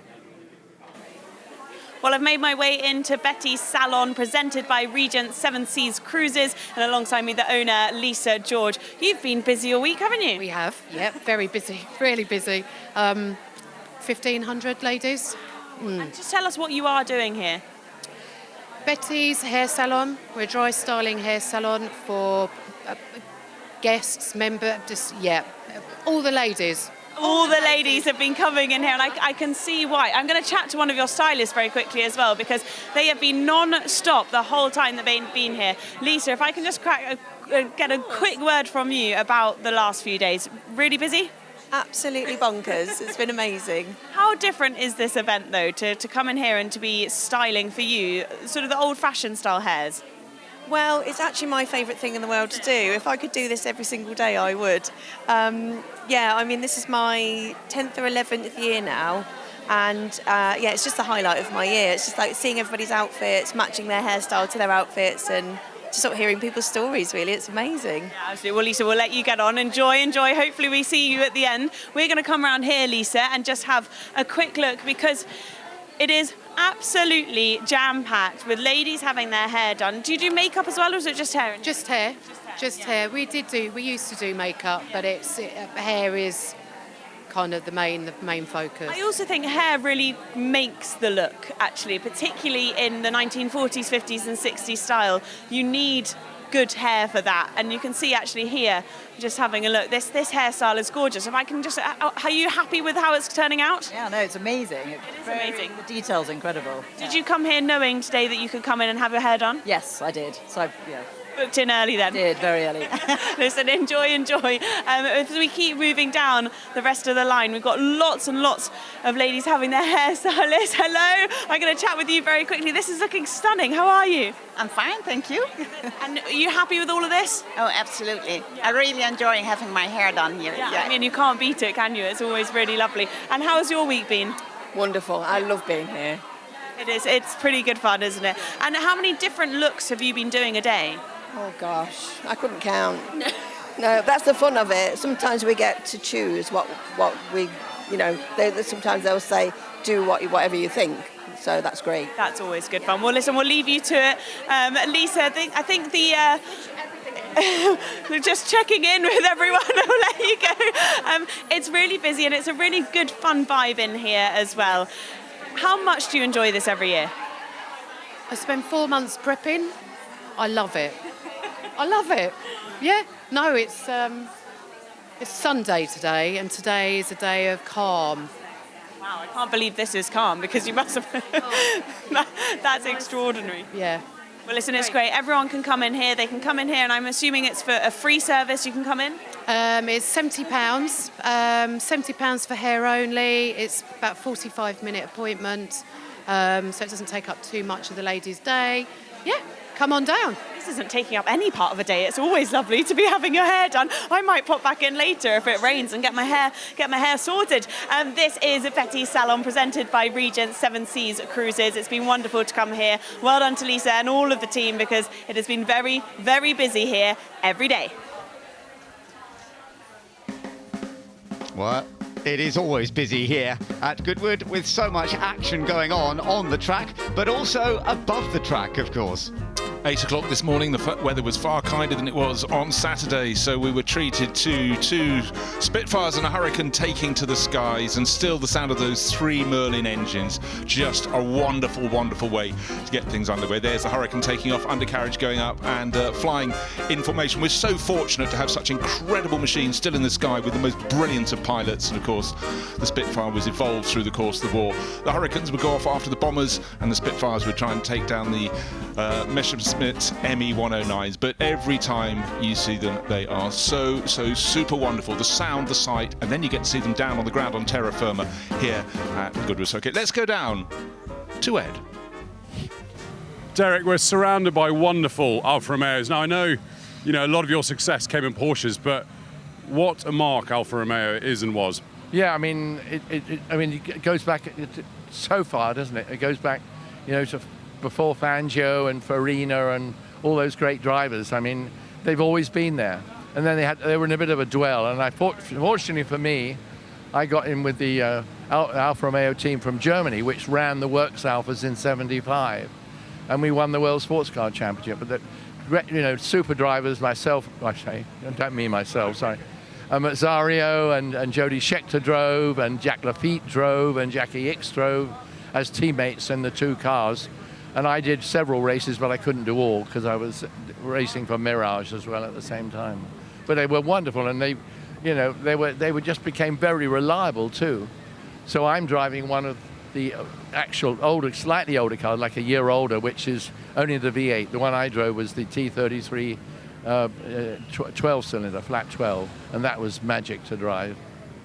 I mean, they all look magic. Derek, enjoy it. Yeah, I think I will. It's not for long, but I will. Thank you.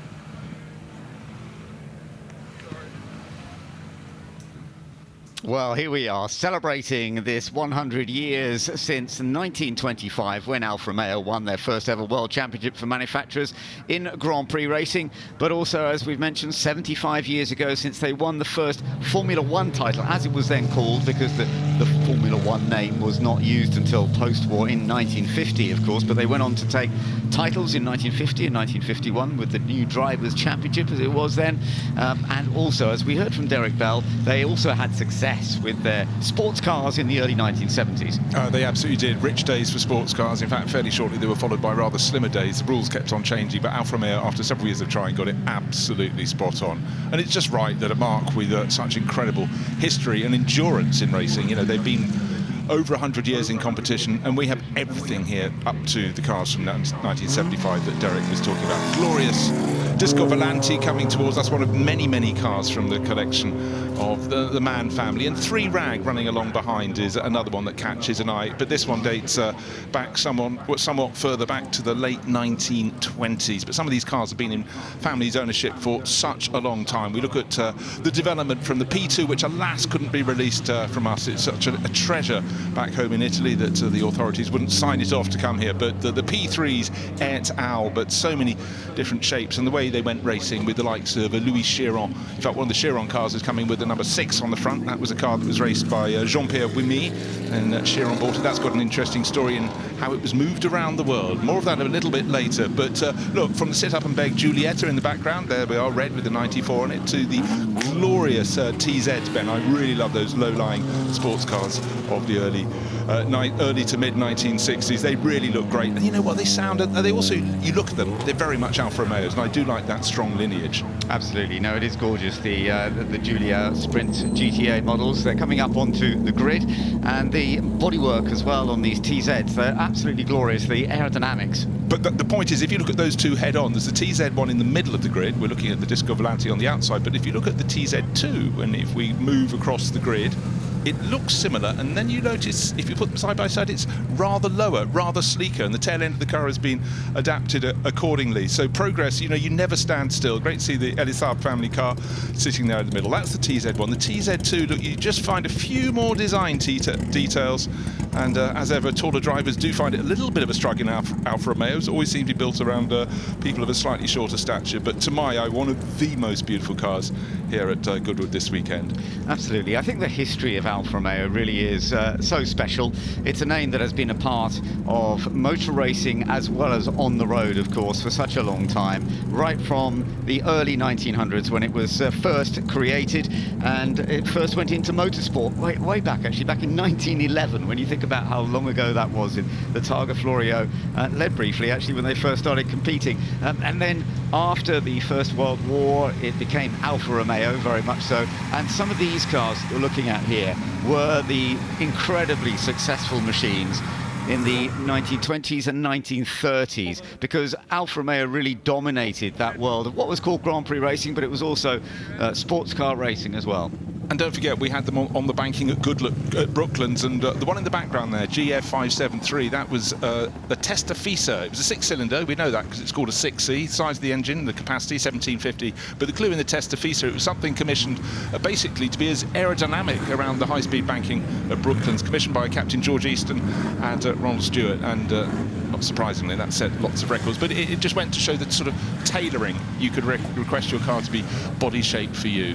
Absolutely. And what you've got to see is this very long front end, because they ran an 8-cylinder, straight 8, so it's not a V8, straight 8-cylinder. And when you open up the bonnets, I was having a little look, and just the length of that engine, but it was also an extremely efficient motor.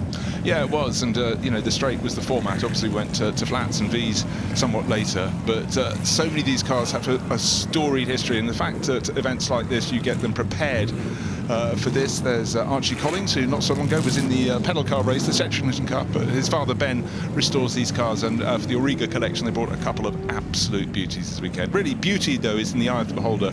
So up and down, there's Magnus Alfrisgard, one of several in this parade that's actually competing here at Goodwood this weekend. So good to see that down there as well. Absolutely, and another one of these beautiful sports cars, the Bobby, they're a special little machine, isn't it? Yeah, and so many cars of the 50s into the 60s were almost one-off, but the Alfa Romeo engine was slotted into all sorts of things. Don't forget, we even had them slotted into McLarens in the early 70s. Andrew Adamick would run those when the bulk of the field were running Ford Cosworth, but obviously wanting to run with national power under his right foot. Well, and sometimes you've got the beautiful coupe versions as well, with that cut-off rear end. And then you go back to the very early models when they were getting all that early success. Remember that Alfa Romeo won the Le Mans race in the early 1930s 4 times in a row. It was the only time they did win Le Mans. They went on to win classes later on in their careers. There's a lovely early car as well. So, and then developing into the 50s and 60s with these very scenic machines that also promoted the road cars hugely, obviously. I think I just spotted the winner of the Section Cup race sitting on board there. It certainly looks similar, and that's quite a prize drive. Win the race, you don't get a bag of sweets, well you do, but to get out on this grid. And again, you just have to thank the industry that we don't just take cars that go racing and when they're defunct or no longer have series and tuck them away. We restore them, we burnish them, we polish them, and just keep them on their tiptoes to come out. And it's a real treat anytime you get a marked celebration, but I think for Alfa Romeo it's just really very, very special. Absolutely right. Again, some of the earlier models here, that's a very, very early one actually, which is rather lovely to see. And all of these having such great history from Alfa Romeo. Yeah, and that's David Hart on board. He does a lot of racing. I can't remember how many cars he's competing in this weekend, so very busy to go out in the display the great Dutch enthusiasts. And if you've got 2 rows of seats, you're certainly going to fill them. So these cars will go out around the track, and we'll get to hear their engine notes ring out. We've got the 8s and the 6s to entertain us, all sorts of engine size, and pretty much the largest of the early ones was the 2600, and we got a Muletto model of that. In fact, that's the one that David Hart is sitting on board, the one we just spied. And that was means it's sort of a development model, and they tried the various engines, aerodynamics and other elements to improve the breed, which is what racing is all about. Absolutely, and that's what they've done so effectively. So do listen in, as Bruce was saying there, the sound of these engines, really right from the beginning right up to the later years, fascinating. So you get a wonderful noise from these machines as they head out onto the circuit. It's dry at the moment. We are expecting a little bit of rain in a little while, so let's hope that they can stay dry, particularly those that are sitting out there without any crash helmets on. But it's a lovely opportunity to celebrate Alfa Romeo, and I know there is so much history, so much love. There is Derek Bell, as we heard from him, going out, and this of course was one of the later sports cars that they raced with in the 1970s, and eventually it took a little while to get them sorted, and as he said, there were developments of engines that also supplied. In the end, in 1975, they took some great championship success, but it did take a few years to really make it work well. It really did. This is a car, I'll tell you the little story about this one now. It needed to get exported for whatever reason from Uruguay, and the way to get it out of the country without people noticing was to build a raft on top of some oil barrels, paint the car a different colour and get some people that didn't look like a race team, and over the River Plate it went. But then it was an ex-Chiron car, but it started life in the hands of Jean-Pierre Wimille, fantastic racer, but they're just so pure. And I do love, as we look at the TZs, oh, right, here's the Testafisa. This is the one that was taken to the banking at Brooklands and sort of basically sculpted to be as aerodynamic as possible. And, yeah. You can see some of the design cues there. The design I agree with on the Alfa Romeos, just walking around them, I was having a little look around them earlier, and that's so beautifully designed at that period, of course, and going on to be very, very successful. But the bodywork in that early period, it was a major part to try and make it happen, and it has been done so well by Alfa Romeo all over the years, of course, by some great designers and adapters who've done such a great job with it. From that period, Vittorio Jano was so crucial to Alfa Romeo. It was a time when Enzo Ferrari himself was racing for Alfa Romeo, and you'll see the Ferrari sign on a few of these cars, showing that Enzo Ferrari competed in them, and also then ran the team that ran Alfa Romeo very successfully in those 1930s. And it's safe to say he looked, he listened, he learned, he sort of bided his time until he was free of his contract with them. And then, of course, Alfa Romeo cleaned up in the first 2 years of the modern iteration of the World Championship, 1950 and 51, with their 158 Alfetta, followed by the 159. And then, at that stage, he was ready to chime in his own right. And the first Ferrari Formula 1 win was in 1951. And the rest is history. But talking of history, the sight of all these little Giulia Sprint GTAs, yeah. Of course, they were fantastic in the sort of mid-engine size rank of the European Touring Car Championship, but they did all the rallies they did as well. They're such nimble cars, and also events like the Targa Florio. You know, when you see the period photos, they just look so right. I still really fancy one today. I agree, yes. The Giulia's such a pretty little car, but they developed them so effectively for going racing, and they built up the engine sizes started to increase a little bit, but they weren't massive. They were light and very aerodynamic as well, and they were able to achieve lots of things in sort of touring car racing as well, all sorts. Yeah, and really their arch rivals at that stage were the Lotus Cortinas. You see a lot of those racing here, and if you're looking at Giulia Sprint GT8s, you tend to think of Andrea Adamic, who was just absolutely fantastic in the around the circuits when they were a fair bit more dangerous than now, around the Nürburgring, Nordschleife, Spa-Francorchamps, et al. I think they were heady days, but some cars come out and in time they don't quite look the ticket, but all these Alfa Romeos that have been assembled still look absolutely magnificent right now. Yeah, the Zagato designs were very, very impressive. The way that he would come up with special lighter framework steel tubes, aluminium bodywork as well, and that was a key part of some of their success, especially with the Giuliettas as well. They're looking at the slightly later one here, but that was a big part of Alfa Romeo's success. No, it was, and again, of course, they had their internal battle with Lancias in the 60s, both in racing and rallying, but just lovely to see them in such number. And also, when you get these assemblies of cars together, we've got the fantastic Monza pit lane for them with an absolute pick of the pack, so those at the circuit can go down and wander, but people watching all around the world, it's all being filmed for you. It's just such a treat. In coming years, we'll have further celebrations of other manufacturers, but right now, this moment belongs to Alfa Romeo, and the fact we're celebrating an entire century since they landed the effective inaugural world title in 1925, very special indeed. That was the P2, the P3s followed, and the racing heritage went all the way through in terms of World Championship success to 1975. This is a slightly earlier 33 TT, but Derek Bell, you know, he was very thankful for the drive. He was a Formula 1 driver who was just dipping his toe into sports cars and showed what a star he was, and the Le Mans 24-hour victories came his way thereafter. Absolutely, and it's so lovely to see Derek here. That's such a Goodwood star. I was just looking at once again at the number 40 there. You can see the Alfa Giulia TZ. This actual car competed at Le Mans in 1964, together with two other TZs in Scuderia Sant Ambrose. The two other were red, and this was the green one. Unfortunately, Le Mans didn't quite work out for that particular car. It did crash out after 5.5 hours, but isn't it lovely to see it in its restored way? Well, it is, and of course Le Mans back then was absolutely, now we've only got two classes, hypercar and GT3, but the multi-class according to engine capacity, and a lot of manufacturers, they really just wanted to get in the mix. And the class win at Le Mans, you know, we keep using the phrase sell on Monday, Sunday, win on Monday, sorry, the other way around, win on Sunday, sell on Monday.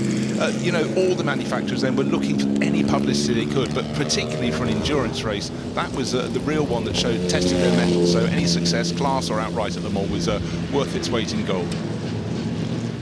Absolutely, yeah. So you can see the real mix of cars from that period once again, really up to the 1970s, much more recent machine. Lovely noise as they're heading around, and I do hope that all you Alfa Romeo fans are soaking this up in a good way.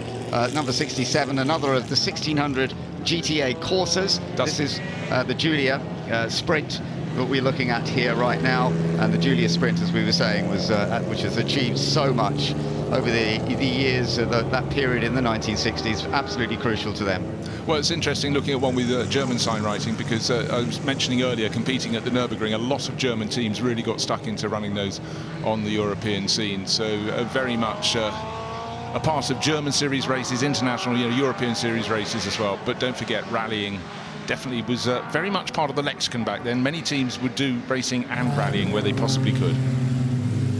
Absolutely. Now, this is a lovely car owned by the Cook family. It's a two-tone blue version that's there as a tribute to Louis Chiron, who absolutely adored the 8C 2300 Monza, and it's just great to see something a little bit different. We've become very accustomed to Italian racing cars being run in national racing red, so it's lovely to see something a little bit different. And this is a car that's been on show for quite some while, but just lovely car. 1934, and the developments were all starting to come, but obviously within a handful of years we burst into World War II, and competition machinery was put away for a while. But don't forget, of course, the Alfettas that won the World Championship in 1950 and 51 were created in the late 1930s. Thank goodness they were tucked away, but then Racing took a while to get back up to speed, but they were brought out. But then, of course, as soon as you got to the 50s, things started moving on very quickly. Absolutely, and of course they created the Alfa in the mid-1930s because actually they had great success in the early 30s in Grand Prix racing, but then when the German teams came along with a bit of backing, it was very difficult to go up against them. They did get a final win. Nuvolari got a great win at the German Grand Prix in 1935, didn't he? And the fact that they didn't even have the anthem for him because they were expecting a German win. Yeah, I mean, in the history of racing, that was one of the standout surprise results. You know, they expected to go, well, here's David Hart, you know, arch historic racer with son Olivier, but you know, he's got an eye for all things automotive, and this one has an incredible history. And it was a Muletta. This is the one I was talking about, the one they used for development purposes.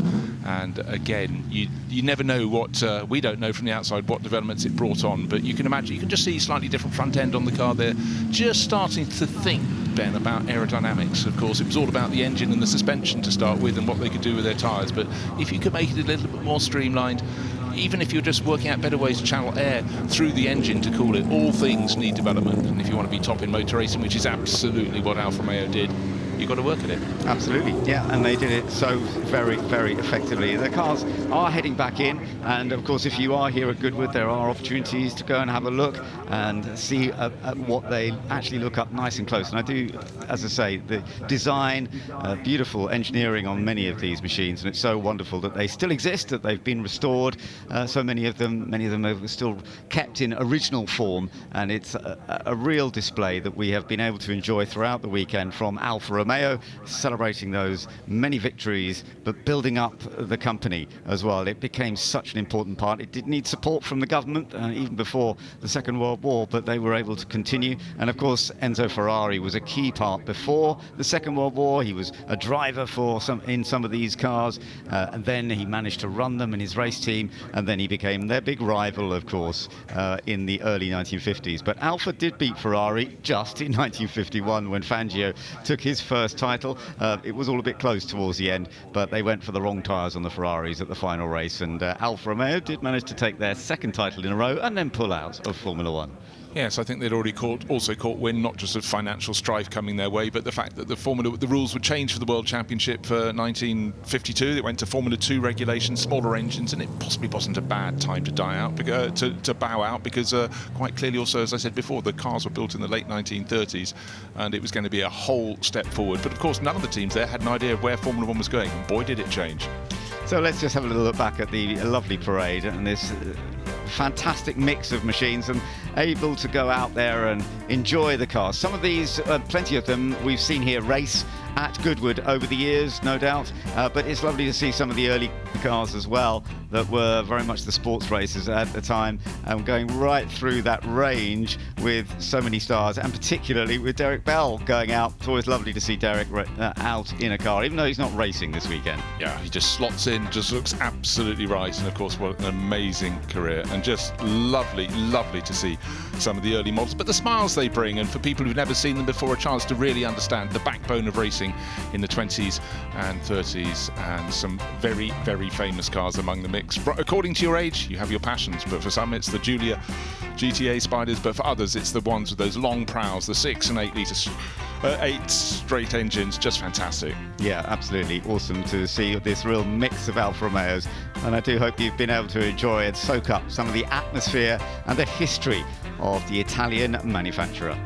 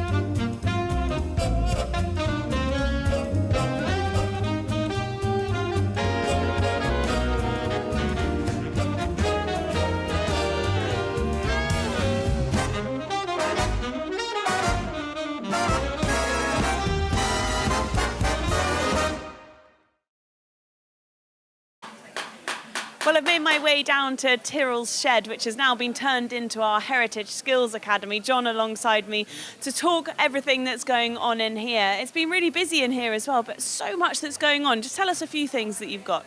Well, we've moved in here we used to be outside in the main square. We moved in here and we have been inundated from day one. We had hundreds of people here on Friday and it's been like that ever since.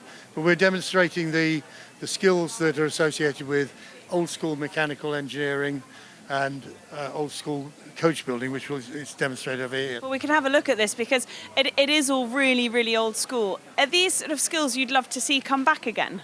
They haven't gone away. Okay. The industry hasn't done any training for a long time. We started about 8 years ago, and now we've got about 200 apprentices in 160 companies all around the UK. And that includes Bentley and Aston Martin, and this young man, Reese here, is one of Aston Martin's finest. And this is obviously such a historic shed as well. This was bought here last year, saved from demolition, Ken Tyrrell's original work shed. Does that make it extra special to be demonstrating these skills? Definitely, and we had one of Tyrrell's engineers come in. He said, I haven't been here for 40 years and it's identical. So, and this is where they built the first six-wheeled Formula One car. And, you know, that it's real history. And the environment is great for the apprentices and we love it here. And you've had so many of the public coming in and you're actually allowing them to have a go at these skills as well? Yes, they're doing the wheeling, they can work on engines, they can work on gearboxes, cylinder heads, and the youngsters are really, really involved in one. Yeah, it's great to be inspiring the younger generation actually to see all of these incredible ways of working and having a go. It might spark something in them to want to work on cars. We've already had probably a dozen young people that have said, this is what I want to do for a career. So and about 3 new companies as well. So it's a real success for us. Oh, well, listen, John, it's been great to come in here, I have to say, and it's such a historic place, and it's really wonderful to know that this has actually been kept exactly how it was before. Oh, definitely. Well, listen, John, thank you for chatting to us. I'm going to go around and have a look and see if I can have a go at any of these skills. I think for the last few days we've realised I'm not that skillful at anything, but let's go and have a look, and we'll leave you to it, and I'm going to go and have a look and see what I can get up to. And now we are building up to the Barry Sheene Memorial Trophy, the second race of the weekend, but the two races together will determine the outcome winners, the outcome podium finishers. So a 25-minute race, 2 riders, and they are using the 500cc pre-1966 Grand Prix bikes. Norton, BMW, we've got them involved as well, of course, and the matchless G50, plenty of those as well. One of the Triumph Daytonas. So it's lovely to see this group of racers that are about to come out. We've got some super professional racers competing in this as well as the owners too. So lots to look forward to. Let's get back to Grace. Ahead of part 2 for the Barry Sheene Memorial Trophy, I'm joined by multiple TT winner Michael Rutter. Michael, it's brilliant to see you here, although unfortunately you're not riding, and so therefore you can't defend your 2 titles that you've got on the bounce here. But like I say, it's brilliant to see you after a few altercations at the TT this year. Just start by telling us, how are you first of all? Yeah, thank you. It was hard. I've had a hard few months, I had 3 months, so it's 3.5 months since the accident. My own fault. Tried to, what I recommend, don't look behind you at 140 mile an hour, really. I just ran out of road. We had a bit of a problem with the bike, and unfortunately I broke my back, my L2, and it's been plated, and that. They give me about a year for it to grow back, and I did some damage to my leg, and battered myself a bit really, but I'm back here. I'm all right. I'm fine. I feel like I could race, you know, but the trouble is, especially on these old classic bikes and that, you can easily slip off them. There's a lot of oil down. They do break down, you know. They're not the most reliable bikes in the world, and I can't afford to crash again. Yeah, well, it's brilliant to hear that you're feeling so well and looking so smart as well. But you mentioned there about these bikes. They are classic bikes. We've got a grid full of Manx Nortons, G50s, a Honda in there for good measure this year by Dean Harrison. But you're the best person to tell us exactly what these bikes are like to ride, because they're quite different to modern superbikes. They're so special. I think there's like about 18 or 19 Manx Nortons. I think there's 7 or 8 G50 match lists, and like you say, the one Honda and a couple of BMWs. I rode the Honda with Chris Barth the first time I ever came here. I was riding the Honda at the time, I think, what was it, 20 years ago now, and I came on there, and that's all I was allowed to ride, and I think that's the same with Dean now. But yeah, like the Manx Nortons to what we ride back in, like, you know, the modern day bikes, it's so scary, like, because we jump out, and this track is fantastic, you know. It's one of the, I remember coming in my first time, coming down the back straight, and it's like you've gone back in time, you know, all the grandstands, the people all dressed. My dad used to race Manx Nortons as well, so you get that feel of being what he went through. And the thing is, the bikes have got so much grip now with the new tyres, and you get a lot of chatter, so the front forks, you can see the front end of the bike moving from under you, and when you're going into some of the corners, you're doing, you know, 120 miles an hour, 130 miles an hour into some of the bottom corners there, and it's frightening. You got to be strung up there to believe you can win. Yeah, well, I'm not sure if you've heard, but Billy McConnell, who won the race yesterday, he's running a front tyre on both the front and the rear of his bike, again to improve that grip, and he's looking like he's going strong. Yeah, he's brilliant, like Billy and Tony, you know. It was fantastic to see Tony Perch win, because he's been coming for years as well, and yeah, that was a very good way to do it, really, because I spoke to a few people in the race, and Billy was just away with it, and basically that's what he did. They changed the tyres around, put the front in the rear, and it gives you so much more grip. And I was speaking to Storm, who rides for us, Storm Stacey, and he said he just left him, he just had that much grip, and very, very clever thing to do. Yeah, well, thank you so much for your insights. Before we let you go, a certain Emmanuel Pirot is riding the bike that you won on last year. Have you spoken to him, shared any advice? What's he saying? Well, after practice or qualifying, he was like absolutely down in the dumps, and he was only like 6 or 7 seconds off, which, you know, but still, jumping on a bike like that is fantastic. And then he ended up on the podium, so that's my normal bike I race with Mike Russell, and yeah, he's nicked my ride. Well, hopefully we see you back here next year, Michael. Thank you so much for speaking to us. Brilliant to get an insight from a TT rider, but for now we'll get to our explainer video that will give us the rules and regulations for this one. Motorcycles only competed once at Goodwood Motor Circuit in period at the so-called Goodwood Saturday meeting on 14th of April 1951. But they have been an ever-present fixture at the Revival since 1998. Two-time 500cc world champion Barry Sheene was a star of the early bike races at the Revival, winning 5 times, including his last ever race in 2002. When he tragically died in 2003, the race, previously called the Lennox Cup after one of the family titles, was renamed in his honour.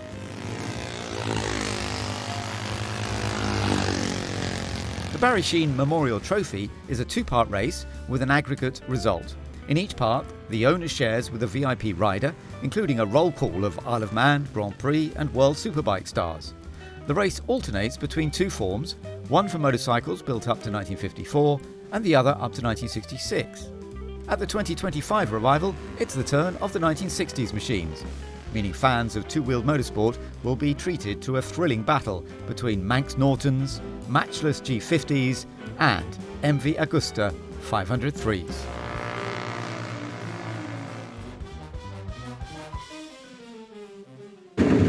John, up at the sharp end, it's all on the cards, isn't it? Yeah, a lot better now. It's dry. Yeah, bit of a disaster yesterday. We broke down on the warm-up lap, so I feel like I'm a little bit behind the ball a bit. But we had a great qualifying. Really enjoyed Friday, but see what today brings. they're pretty challenging things, these in the wet and the wet dry track. It's difficult. Yeah, they're sort of aquaplaning around. They're a little bit too light, really, but I never got to ride. I wasn't too bothered, to be fair. I was hiding in the pit lane, but really looking forward to this race, and that's what we're coming to do, put a show on. Loads of good minds, good experienced riders. Let's put a good show on. Well, look, best of luck. Lovely to hear from the superstar John McGuinness, of course, so multiple winner of the TT, and looking forward to seeing him out on the bike in a little while. James Hayden is alongside me, and James, you know, you've raced well here at Goodwood in the past. We are looking forward to this second race because it was a tricky one yesterday with that wet weather. Yes, it was indeed. It was, yeah, the conditions were very, very wet, and we had a little rule change as well chucked in there, so it was a difficult race, but it's a two-part race, obviously nice and dry there for the riders at the moment, and really looking forward to getting everyone back out. As we say, we just saw John McGuinness, and unfortunately him and Bowl didn't get a lap in yesterday, but they're right just on row 2, so they'll be up for trying to make amends. So let's quickly go through the grid for this, and on that front row we have Russell and Pirot sharing that once again. Rivas and Stacey, Francois Rivas and Storm Stacey, they're actually up the front as well with James Hillier and Dan Jackson. John McGuinness and Barry Burrell, that's as we heard. We'll see what they can do with Josh Brooks and Seb Perez. Dean Harrison with Bath and Tony Perkin with Billy McConnell. Now, Billy McConnell and Tony Perkin had the big lead. They start on the third row. Ian Bain and Ian Hutchinson are just alongside. Then Glenn English and Steve Plater, Mark Taylor and Ian Haslam. And then as we continue on back down to row 5, we have the likes of Jamie O'Brien, Luke Hedger, Lee Johnson and Richard Parker, Ben Birchall and Jake Detloff on that group as well. And just heading down that order, you can see that we've still got this mix of Norton Manx's matchless G50s. Those are the sort of two main rival bikes all the way down the field, but we do have a couple of the BMWs as well, the RS54 short strokes, which is good to see.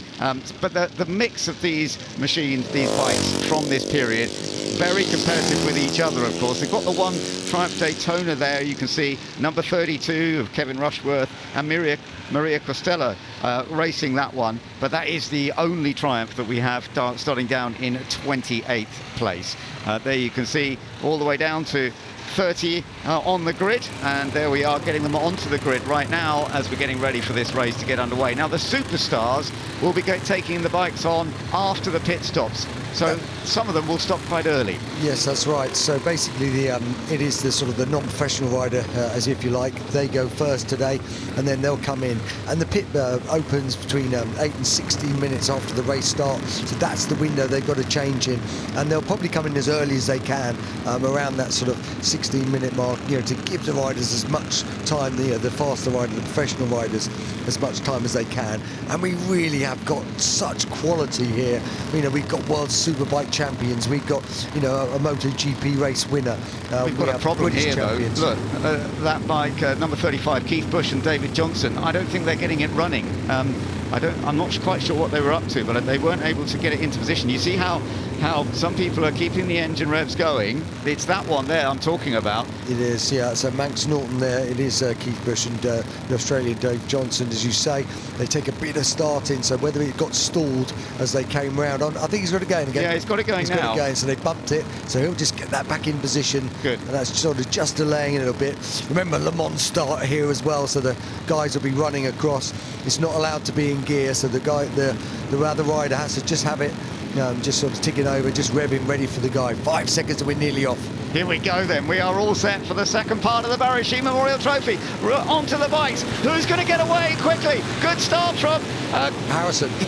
Dean Harrison. Yeah, Dean Harrison's done a really good job with the Hanson Honda, which is one of the unusual ones here. And also James Hillier there with Dan Jackson's bike on the number 37 into second place. Yeah, he is running quite wide, so they all seem to get away cleanly, as you say. It is Hillier, and then we've also got number 12, the Manx Norton of Hutchinson, and Bain is up there as well. and then you got the number 7 bike, another G50 of Glenn English. Yeah, and Glenn English and Steve Plater did a really good job yesterday. They finished in 2nd place overall. Now remember, how you finish this race matters, but it's putting the 2 races together that gives us the overall victory, and it was over 40 seconds a gap that Tony Perkin and Billy McConnell had yesterday, but we're into a separate race. Let's focus on this race and then think about it afterwards about who's taking the overall victory. Yeah, very much. Obviously, yeah, with the 2 added up. I'm just looking for number 24. That was your race winner from yesterday, as you say, the McConnell Perkin bike. I didn't seem to see him in that top sort of 5 or 10 yet. So they've got a bit of a lead, but they won't want to lose too much. Oh, we got one of the BMWs there. You can see that big sort of a boxer twin. But as they come down, and 3 abreast here as they come down into Woodcote. Yeah, this is tight. This is a wonderful battle already going on, as you can imagine. Nice dry track, so they've got plenty of space. And on the bikes, the wonderful thing about here at Goodwood, you've got that space to run 2, 3 alongside each other, almost going into the corners, and that is wonderful to see. And holding on in their little group at the moment, we do have Josh Brooks, who's sharing with Seb Perez as well. So it is English and Plater. So Glenn English, he's in the lead. Now remember, with those guys finishing 2nd yesterday, at the moment this is really good for them. As we look a little further down, and Perkin has not had a great start, so he's lost 17 places. He's in 24th. Yeah, it does look as though it might have had a problem, because the number 24 bike, as you say, ironically in 24th position, has dropped 17 places apparently. Whether there is a problem. No, there it is. There it is. You can see number 24. Now that's the winner from yesterday. They can be really awkward to get into gear on the start. You know, some guys just use their hand. They can be. So whether he's had a problem there, he looks like he's flying though now. Tony Perkin, he's just working his way through, and at the moment, so 24th, he is 14 seconds down. So he's all right, but he's got some work to do. Yesterday's winner. Yeah, absolutely, does have some work to do. And of course, he will be handing over to Billy McConnell, superstar, but there are plenty more superstars coming out when we get into the pit stops. We've got a battle for the lead going on now. Yeah, we have indeed. Dan Jackson there. You can see him just, he's there. Teammates of Hillier. He won here in the members meeting on a TZ350, and he's having a cracking battle with Glenn English. He is. Can Dan Jackson do something to find a way through as he comes up over the line to complete another lap? Still 21.5 minutes or 21.75 minutes still to go in this Barry Sheene trophy, and trying to put the pressure on here. Yeah, both on matchless G50s here. So, what a beautiful motorcycle they are, and it looks like Glenn English has got quite a good toe. He might be able to pull out. Yeah, he's looking, he's wrong side though for there. Trying to go around the outside, but that's always going to be a bit tricky. So settles in once again, and still at this stage, Dan Jackson's doing enough, but Glenn English, we've seen him go well here at Goodwood in the past as well. As I say, that was a good result yesterday they had, but it does depend a lot on how the bike that won yesterday, which is making a bit of progress. It's up to 20th, by the way, after over the line a moment ago. Yeah. Did make some time. Yeah, you can also see the pairing. So behind them, Birchall is, well, you got this battle, and then Ben Birchall and Detloff, they're in 3rd behind here. Birchall, obviously the 4-time world sidecar champion. He's riding on 2 wheels this weekend. Then you got Bain and Hutchison 4th, Haslam and Taylor 5th now. Laverty, good to see. Sykes 7th, ex-world superbike champion, and Carlos Checa, they made a lot of places there. They're up into 9th, another ex-world superbike champion. That's good news, because that bike had a problem yesterday, so that's good news. And when we see Carlos actually on the bike, they may well be able to make some more progress. But at the moment, it's Dan Jackson. That bike was on the front row originally, and of course they still had to run onto the bike and get on it. Dan did that very, very well, and is still controlling this from Glenn English in 2nd place. Here we are then looking at the number 24 of the winner yesterday, Tony Perkin and Billy McConnell. Now that is in 20th place, still trying to gain a bit more time over the next few laps, because that last lap wasn't quite as effective as the previous. No, and I tell you to keep a little eye on, that's number 82, Taylor and Haslam bike. They're lapping 2 seconds quicker than the leaders at the moment. They're 3 seconds behind, so they might well be joining this party as well in the next few laps. Look at this side by side as they come through St Mary's. That's tight. It actually cost Glenn English a little bit of time. Dan Jackson, he knows what he's doing around here, as does English. Absolutely. Look behind him, you can see number 82. He is coming through. This was that battle. He's on the wrong side there, but he's just trying to sweep it through. And Jackson saying no, he's having none of it. They lean on each other, the two matchless G50s as they come through. You see that stutter bump. Yeah, this is a great battle between the two at the moment. As I say, just to let you know, the number 24 has gone up to 18th place, so that was a bit of a game, but here we are. Here's a real opportunity to dive down the inside, and it is a pass. Fantastic by Glenn English. Yeah, he's been looking for a way round. He's been just climbing all over the back, and he's got through cleanly. He's probably seen on his board as well that someone's catching him in the shape of Taylor, who's coming through. He has a little look behind, a little suss out. Jackson pulls out, and he's going to have the line again for Madwick. Yeah, the straight line speed was good, so coming out of the chicane, absolutely perfect. And but as you say, the number 82 is definitely catching. He is. He's the only man. He did a 129.9 on that lap compared to the leader's 132.1, so 2 seconds quicker. He will be, he was 3 seconds behind. He's now 0.8 of a second behind. And he's going to pass over to Leon Haslam when that window opens, so they're in a really good position. Absolutely. It's interesting because they had a non-finish yesterday, so at the number 82. So in terms of the overall victory, they won't be able to take the win. But look at this, fantastic. Into second. Into second, and really, he is riding superbly. So Mark Taylor doing an amazing job here. Number 82 with one of the Norton Maxes now up against It's just a bit of smoke, though, coming out that the front of that bike. I mean, it seems to be running okay. So let's have a look as he tries to come through. Meanwhile, the winner from yesterday is some 26 seconds behind. Remember, they had over 40-second advantage yesterday. Whether that's still going to be worked out or not. Take another look at this, James. Yeah, he comes in, and it's a really nice move as he comes in through St Mary's, and then he sort of heads it down into Levant. Yeah, he's coming out, and he's got the lead. He's diving the lead, so he's got past Dan Jackson on that lap as well. But as we say, there is a little bit of smoke. They do smoke a bit. They do drop a little bit of oil sometimes. It just seems to be going perfectly well though at the moment. Jackson pulls back out again, coming into Madwick, and he's got past. Obviously that little bump. Oh, he goes a fraction wide. He's actually going to lose Taylor's going to lose a fraction of top speed compared to the full fairing bikes that he's surrounded by. But the Manx Norton that he's on, remember he's racing two matchless G50s here, are known to be slightly quicker but a little bit heavier. Okay, well, he's doing well, but it is very much a three-way fight now because he's now been pushed back down to third place, and we might see a change of lead once again with Glenn English, number 7, trying to come back on the attack. I'm really impressed with when Dan Jackson comes out of the chicane. He's always so rapid out of the chicane. In some other areas, he's not so rapid, but out of the chicane, he's remarkable. Yeah, he's got a really nice line. It's all about keeping it going. Again, you see that little bit of oil just sort of coming onto the exhaust there and just sort of burning off, giving us a tucked in though. Smoke. Yes, he is. He's managed to slip it up the inside of Glenn English once again.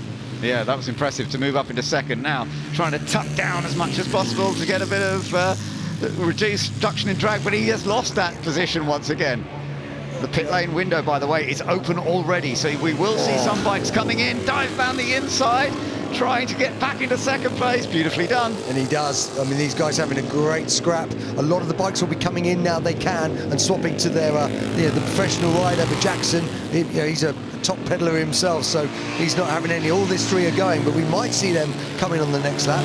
Yeah, absolutely. But we shall see. And of course, Perkin will be, I think, coming in pretty early at the moment, down in 14th position at the moment. So we'll see if he comes in early. Yeah, he will do. And as you say, he's got that. He's still with that huge 40-second lead off a superb ride from McConnell yesterday.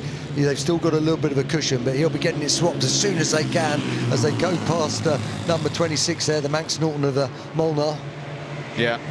So, keeping it well out of the way, but we've still got a three-way fight. What a scrap that is as well. So, number 24, he is the, he is still the overall leader. He's just passing. Not come in yet, though. He's certainly not. I wonder if he would have got the message this time, because they wouldn't have got the message from the pit lane to say it's open until they went past that time. So maybe it's this next lap that he'll come in. Yeah, I think he will. As you say, we will want to hand over as soon as he can to the Australian McConnell. Yeah, we shall see. is Billy McConnell going to be able to do the sort of amazing performance that he did yesterday in the wet? We shall have to wait and see, but they've got an advantage anyway. Right, here we are, back with our leaders. Dan Jackson just holding on, but the battle for second place. Again, it's Mark Taylor who's nipped into second. Yes, he has indeed. And just looking at that, so McConnell and Perkin, they're up to 10th, but they're 32 seconds behind. Remember, in yesterday's race they were 42, so they've got a cushion, but it's getting smaller and smaller every lap. And again, these guys are doing another lap, so your top three are coming through. Yeah, absolutely. And I'm now just beginning to see, I am just beginning to see some riders coming in as I look out of our commentary box window. And so, but we haven't taken anybody until they're in about 5th or 6th place before they started coming in. But that is going to start getting a bit busier in the pit lane right now. Number 3, that's the Barry Burrell, John McGuinness. So John McGuinness is about to jump on board. And that's it, John McGuinness, off he comes on the Manx Norton there. So John will be, where is McGuinness at the moment? They were in 5th spot, so they're in 5th, and he's one of the first to change to your number 24 there. Stayed out. He's stayed out for one more lap, which is surprising. Yeah. So he's just losing a little bit of time. It's 36 seconds, and actually Plater's the man to watch. So actually there's only 3 seconds in it, roughly. So he will want to be coming in. There's Adam Child just coming through, but these are your leaders, and what a great scrap. Whether English has made a slight mistake, but number 7 has just slipped off fractionally from these two. Yeah, just a little bit, but we've still got a great battle, as you say. Up front, this is proving to be very entertaining, but Dan Jackson, who has had great experience here doing the Barry Sheen in the past, had some podium finishes in the past, but he is under attack. The outside is so brave. At this stage in the race, you see this sometimes, you've done this sort of thing yourself to win this race 10 years ago, but you did it on the last lap, into the pits. Yeah, so Jackson into the pits, hits the brakes hard, got to slow it down to 20 miles an hour. So Jackson coming in, he'll be handing over to James Hillier, the TT ace. So that's going to be a swap there. Storm Stacey as well, we see the British Superbike star, he's just there, and in he comes. Right, this is going to be fascinating to see. Hillier's off, there's James Hillier, there's your swap.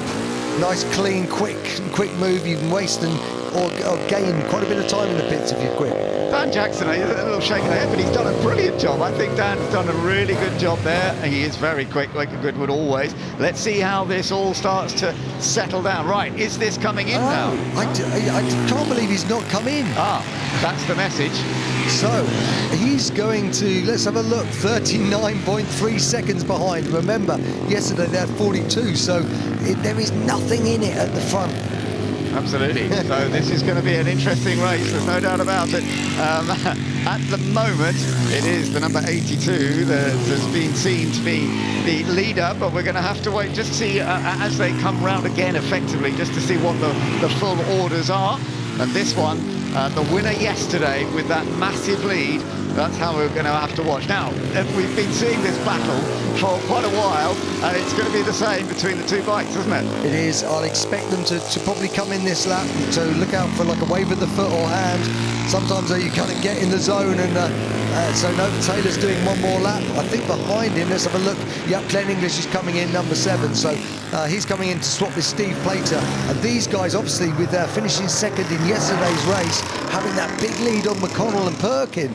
So it's going to be between those two at the moment for the overall win. Absolutely, yeah.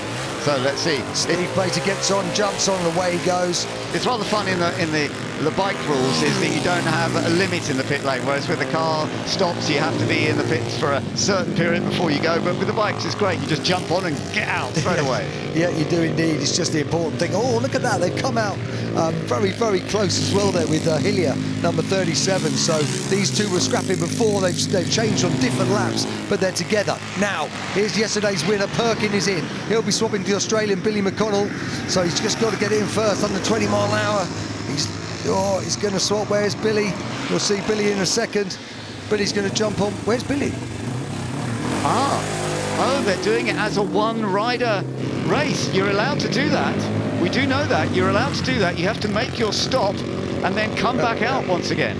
But I hadn't realised, I didn't know that it was just going to be one of the riders, because you had said to me that Davey Todd's doing that as well, isn't he? Yeah, well, that's a surprise for all of us. So I don't know whether something's happened this morning for Billy. So okay, Well, that's a big change. But anyway, he's still going to be in the hunt. But let's have a little look at this then. So Plater, let's have a look when we're going to get when he comes back across the line. At the moment, he's over a minute behind now. So actually, the man looking in the lead is actually Plater in English in second in the overall thing. But it's Haslam now on the bike with Taylor. He's in the pit, so you're going to swap with Haslam now.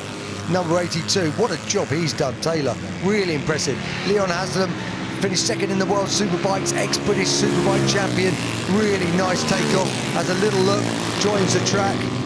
Oh, look at where he joined. He's going to be right in the hunt. That's just what we wanted as well. It is. We've got the same trio, the same triple headers here, and it's now the star riders, and we're going to get just the same kind of race between them. This is lovely to see, and a move around the outside. James Hillier trying to make it happen, but already being fought off if at all possible. Let's see. He's managed to do it. It's amazing. They've all come in on different laps to swap, and yet they've all remained. Their pit stops have been very similar, because these three are the top three in the race at the moment. Leon Haslam, number 82, just on his first lap today on the bike. So you always, and he's actually made a little error there, and he's lost down to third. But that's typical on your opening lap in a way, isn't it? It is very much. You're kind of getting into it, and so at the end of the day, also we know that Perkin McConnell is now minus 44 seconds. So he's just his lead from yesterday, that 42 seconds. So he's 2 seconds behind Plater and English. So the gap is absolutely kind of perfect in terms of the overall win. It's going to be very, very close indeed. Now, just to look back to how things were going yesterday, it really was very tricky in those wet conditions. It's a slightly different race today. It was Glenn English and Steve Plater who finished second. Michael Russell and Emanuele Pirro finished in third place. So there's no doubt it's the Glenn English Steve Plater bike, number 7, there you are, looking at that is in a very strong performance here, as long as it sort of stays in this lead group. Yeah, that's right. So that's the man we're talking about, is Steve Plater on the Matches G50. So it's one of those things he knows he's going to be thereabouts. So he's just got to keep it going round, just keep it smooth and neat. Try not to miss a gear, try not to over-rev it, because obviously that's when the damage comes with these old motorcycles. That's when you look back again to Perkin. So we're not quite sure what's happened to McConnell. You were teammates with him yesterday. We're getting a bit of a penalty for bike 42. Apparently that did come into the pit lane late. That's Hornby and Dunlop. There's number 42. That's got Michael Dunlop on it, the fastest ever, the man with the most TT wins ever, and 33. This is important. Look, trying to gain a little bit more time. Does go through the number 24, looking for the outright win, and the gap still at 44 seconds. So still on a possibility of taking the overall win in the two races combined, but this is the one. And actually, because this one is running just off the lead, so it's slightly less than 44, isn't it? Yeah. Because I'm talking about the distance to the leader. And also Russell is now, he's changed with Emanuele Pirro, who's done a brilliant job, and he's the fastest man on the track, 129.5. So he was 2 seconds quicker than the leader. He's 24 seconds down, so he's not going to have enough time to reel that in, but he's going to be close for that last podium spot as well. So he's really going to be between him and Dunlop on that one. So it's going to be interesting to see what Dunlop can do. Absolutely. So this is, the lead has actually opened up a bit more now. It's gone up to 3.3 seconds. I'm surprised, but it's very impressive what James Hillier is doing right now. Yeah, it's, I mean, obviously they're coming amongst all the sort of back markers, but it is number 37, Jackson and Hillier motorcycle. Those guys are in the lead on their G50. Second is English and Plater number 7, and third is 82. So we've got a few other penalties apparently, and including number 66 bike, which is currently running in 4th place. Apparently they've got a 5-second penalty for speeding in the pit lane. There's a little bunch of them. I think 66 is the... John McGuinness. So there's he had a problem with that bike yesterday, and unfortunately it looks like he's had another problem again today. He's looking down. Sort of they're off sort of fragile things, so that's a shame for John. Yeah, I do feel for John McGuinness. What a superstar, and they haven't had a particularly great weekend. Now, number 7 definitely coming under a bit more pressure, but actually just getting through. Yeah, it was about through that pack, that trying to come through there and hold on to that position, because number 26 is a bit further down the order. Yeah, that's one of the Molnar bikes. A little bit of smoke puffing out the back of it. You see as he just changed gear there. Slow Plater just coming in. He knows that he knows that he'll be given a pit board. He'll be knowing roughly what he's got to do. Just behind him is Haslam as well. So Haslam number 82, that motorcycle just coming through as well. But remember, that bike, number 82, the Haslam bike, did not finish yesterday, so no chance of getting an overall result from the two races combined. But you were talking about Michael Russell, and he's still going very quickly. He's moved up to 5th place now, sharing with Emanuele Pirro, but Pirro did the earlier run. He's still 20 seconds off the lead, but he's got a good chance. Actually, he will move up to 4th because of the penalty that's been applied to number 66. So effectively, he's already up to 4th, but then it is a long way to go to top 3. It is. He's also lapping 3 seconds a lap quicker than the men in 2nd and 3rd. So he could just keep doing that. He's the only man lapping in the 129s at the moment. So Russell doing a really good job, number 68. As we look back at Tony Perkin, he knows he's going to be thereabouts. He's having to ride round. That's Michael Dunlop just in front of him, so that'll be a good man to try and hang on to. We look back at Steve Plater. Absolutely, Steve Plater in a strong position still at this stage. Place a little further back in the number 82. You can see that's in 3rd position and holding on, but as I say, Leon Haslam hasn't really got a chance for an overall result. Might get a podium in this race, but it's the combination of the two races together that really means a podium finish. But joining in once again, and as you can see, that Plater's doing a fine job of just trying to get past on slower bikes. Yeah, look at Leon Haslam as well. So Haslam there in 3rd. He's taking him a little bit to kind of get going, but he is getting going now. He's closed that gap back in on Plater in front of him. So he was a 0.7, 0.8 of a second quicker on that last lap. That's the man we're talking about. What a classy rider Leon Haslam's been. He's raced everything. He's raced 500 Grand Prix, 250 Grand Prix, World Superbikes, British Superbike. He's won the Suzuka 8 Hour 3 times. He is a really, really accomplished racer, and he's closing in. So the battle in this race might be changing soon, but this is your leader, James Hilliard, team with Jackson, and they've got a nice comfortable cushion, 6.5 seconds out in front. That's impressive.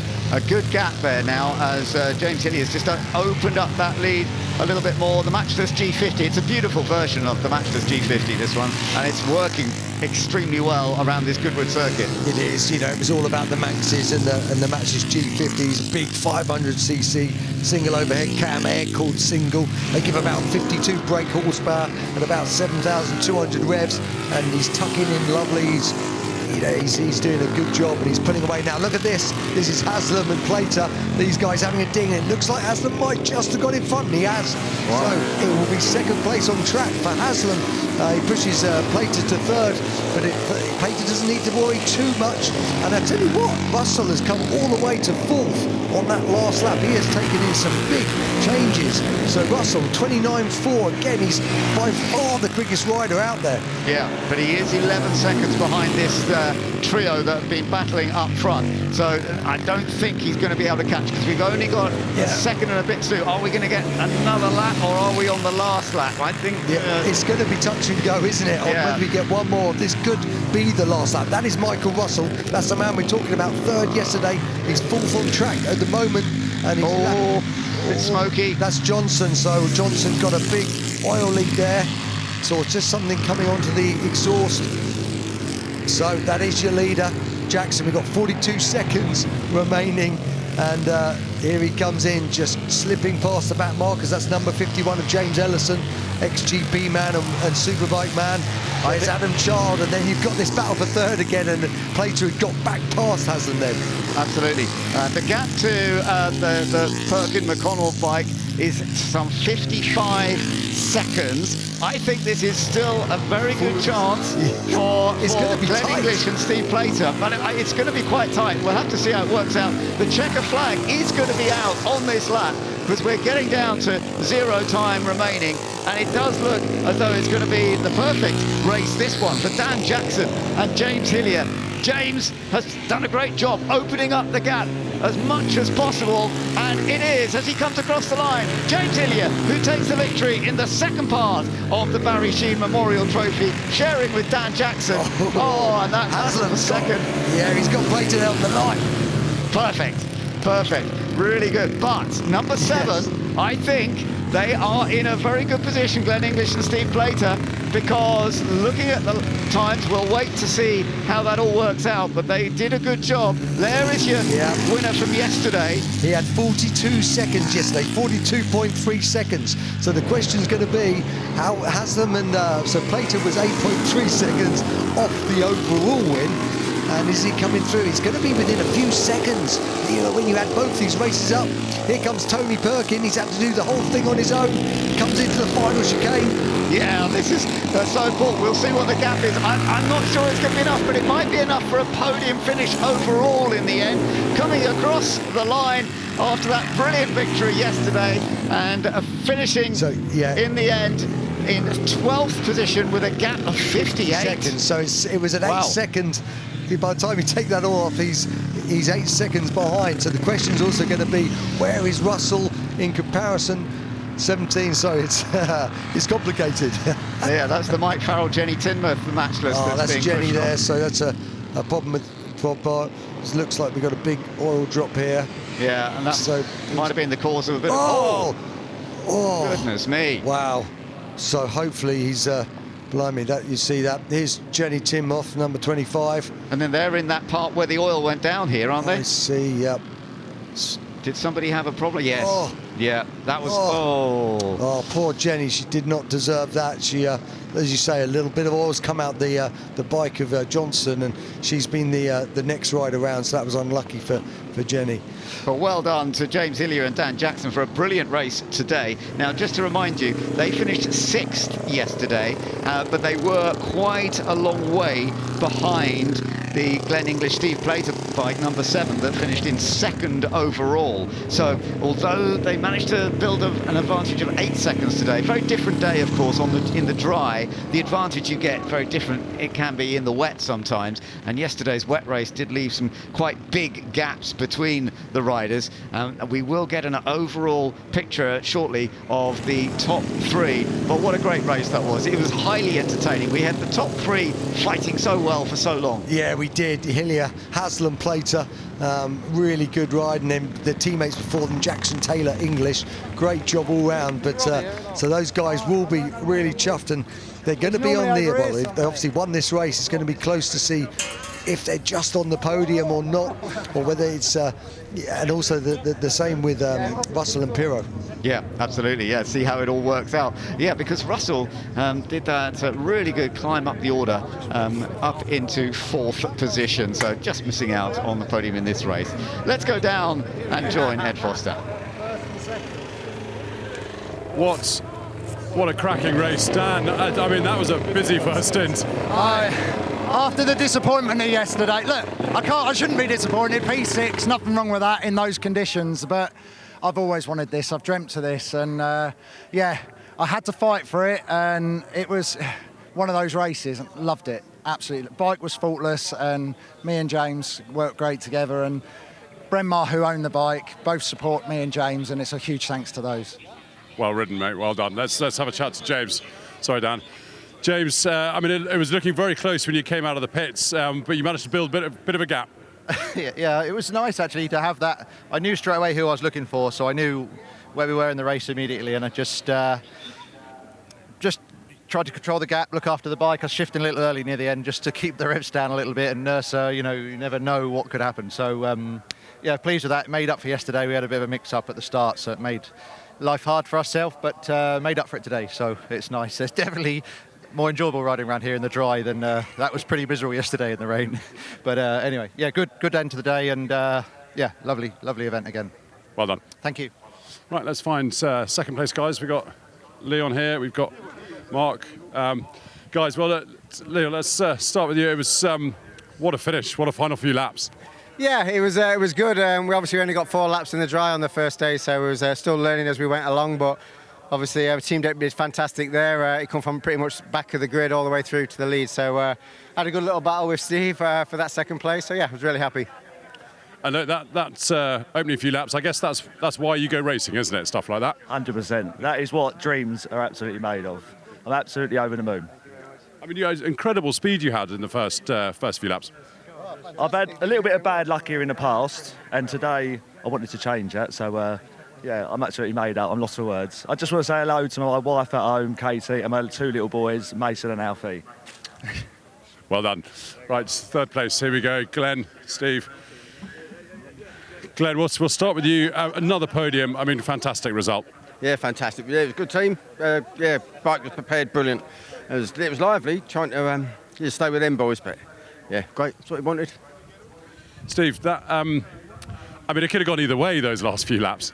Hey mate, listen, it was Leon came past. I don't know who the person was. Might have been, I don't know who it was. I was kind of battling with, and then I kind of give him a bit of a rub down the back straight down towards the end of the lap, and then Leon come past, and I was quite confident where I passed him. But then coming into the last corner, we come on the back marker. Leon actually braked early. I went down the inside, but he just squeezed me out. He didn't know I was there. He just squeezed me out, and I was going to run on the damp, so I had to let go of the brake, and it was game over. But what a good ding dong, eh?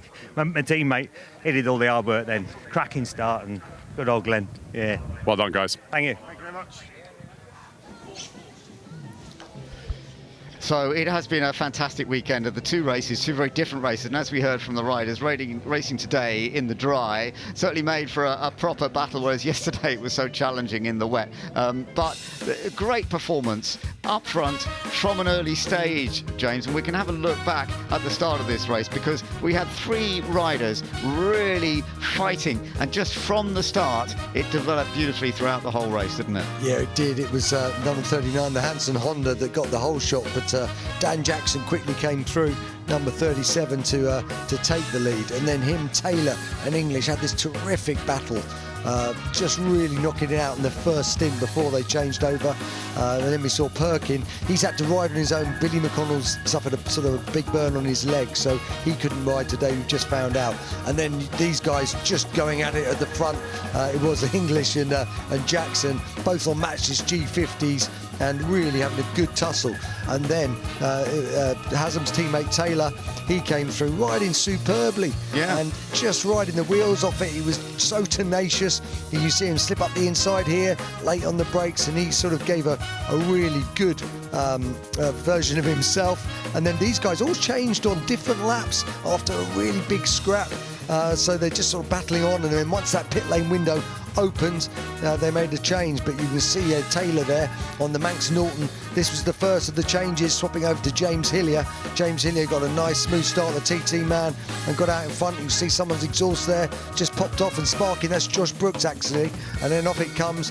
So thankfully he stays all right. Then Leon has them. I love the little nod between each other. And then we had this swap over. They all changed on different laps, but they came out, and then the race just resumed with new riders. And then Hillier just inched away, nice, smooth, neat, and he took a brilliant win there. And you can see how much it meant to him. Yeah, that was absolutely superb by both riders. And in fact, all 6 riders in that top 3, because they put on a great show throughout. Michael Russell, though, who ended up in 4th place, did set the fastest lap during that race. So looking at the celebration, it is an opportunity to enjoy what has been achieved here, and many congratulations to the winners of this race, Dan Jackson and James Hillier. They took a very, very good win in the end by 8 seconds. Taylor and Haslam, 2nd place. So the Matchless and Norton Manx battle, it's always a close battle. It's rather lovely that we've got them both bikes up there. The Matchless, the winner, Norton Manx in 2nd, and another Matchless of English and Plater in 3rd place. And we're still waiting to see the overall result in a little bit. Russell and Piro, I mean, Russell had a brilliant ride to come up to 4th place, taking quite a long way back. Higlett and Laverty finished in 5th place. Bain and Hutchinson in 6th place. And then also the number 22 of Francois Rivaz and Storm Stacey that had actually had one of those front row starts. It was 3rd quickest in qualifying, and they ended up in 7th position. The number 66 was next up, Lee Johnson and Richard Parker, with another of the Norton Manx, another Matchless then in 9th place, and that was the Josh Brooks Seb Perez bike. And in 10th place, another Manx, and that is the number 8 of Sylvain Barrier and Jimmy May. further down the order. We saw some ups and downs as well there, and in 11th place we could see the number 27 of Carlos Checa. They had a problem yesterday, but at least they managed to complete the race this time. Perkin and McConnell finished in 12th place. Hornby and Dunlop, they did come from quite a long way back. Great talent, of course, but they didn't manage to make up quite as much ground as we'd hoped. Detloff and Birchall, then Bailey and Bridewell finishing in 15th place ahead of Farrell and Tinmouth, Hocking and Ellison, and then a little bit further down the order, Tom and Child, Molnar, they were finished in 19th, Dawson and Cummins in 20th. So, what have we seen in terms of the overall result? Here we are, the final standings, and it is indeed, it is the Glen English Steve Plater win of the Barry Sheen Memorial Trophy at Goodwood here in 2025, with a 7-second advantage in the end over Billy McConnell and Tony Perkin. They won yesterday. They've still ended up with an overall podium, and third place, impressingly, has gone to Michael Russell and Emanuele Pirro. So those are the top 3 places. James, what are your thoughts? Yeah, it's absolutely fantastic, and well done, English and Plato. And I've got to take your hat off to Russell and Pirro. Second time in a race bike and a podium. Great stuff. Oh, that was great. A lovely race and lots of action, and well done to them for taking the win. Let's go down to Grace and Alice. The RAC TT Celebration is without doubt the world's greatest historic motorsport race, and I'm joined by one of our commentary team, Alice Powell, ahead of Goodwood Revival's blue ribboned race. Alice, the 2025 edition of the TT is looking to be one of the most competitive, full of cars that would have raced back in the mid-1960s. So talk to us about some of the sparkling cars we can expect to see in this. Full of cars that make plenty of noise, including this one behind me. This is the pole position car that's going to be lining up later on, and it's the AC Cobra Ford V8 underneath. We've got some Jag E-types there as well. We've got the TVR Griffith that Tom Kristensen is going to be behind the wheel. That's going to line up in 3rd place, and that actually won the race last year as well. So we've got fantastic grid of cars, and then actually this grid often tops over £30 million. So some very valuable cars in there as well. Wow, yes, definitely a pretty penny, and conveniently this one has got the number 1 for pole position on this. But an interesting choice by Tom Ingram that he's swapped the winning TVR that won last year for his Jaguar E-Type. So what kind of competition is he expecting to face? Because not only have we got sparkling cars, but Yes. This grid is full of glittering names. We're going to have tough competition out there. We've got Formula One World Champions, we've got Touring Car Champions, we've got Le Mans winners, NASCAR Champions, IndyCar Champions, you name it. This race, Grace, has got it, and it's going to be exceptional. Tom Kristensen, he is in the winning car from last year. We've got Darren Turner, Le Mans winner as well, with Ollie Bryant in this lovely number 1 Cobra. And Jacques Villeneuve, it's his first time racing here at Goodwood in the Revival. Tony Kanaan as well. So some firsts, but some fantastic drivers. Yeah, and that's going to make it even more exciting. Well, there's lots to look forward to in this one. The machines, the names, it's going to be a fierce race. We look forward to watching that one.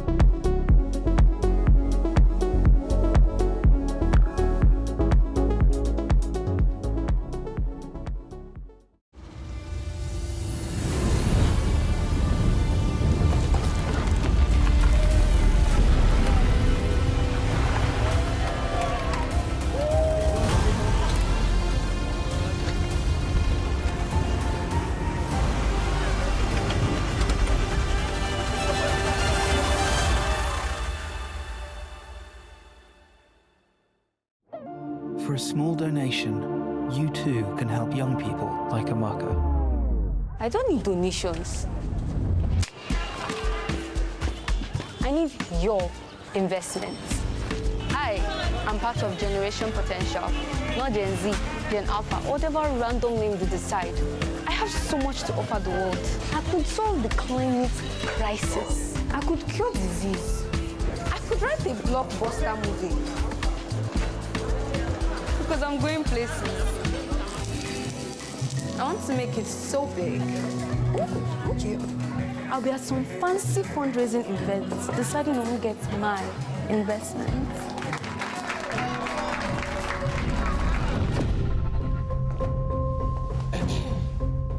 Today, I am here looking for your investment into our future. We want to learn skills, to gain confidence, to find opportunities, to change the world for the better. Invest in us. Invest in Generation Potential. It shouldn't matter how we start, it's what we do next that counts. Hey!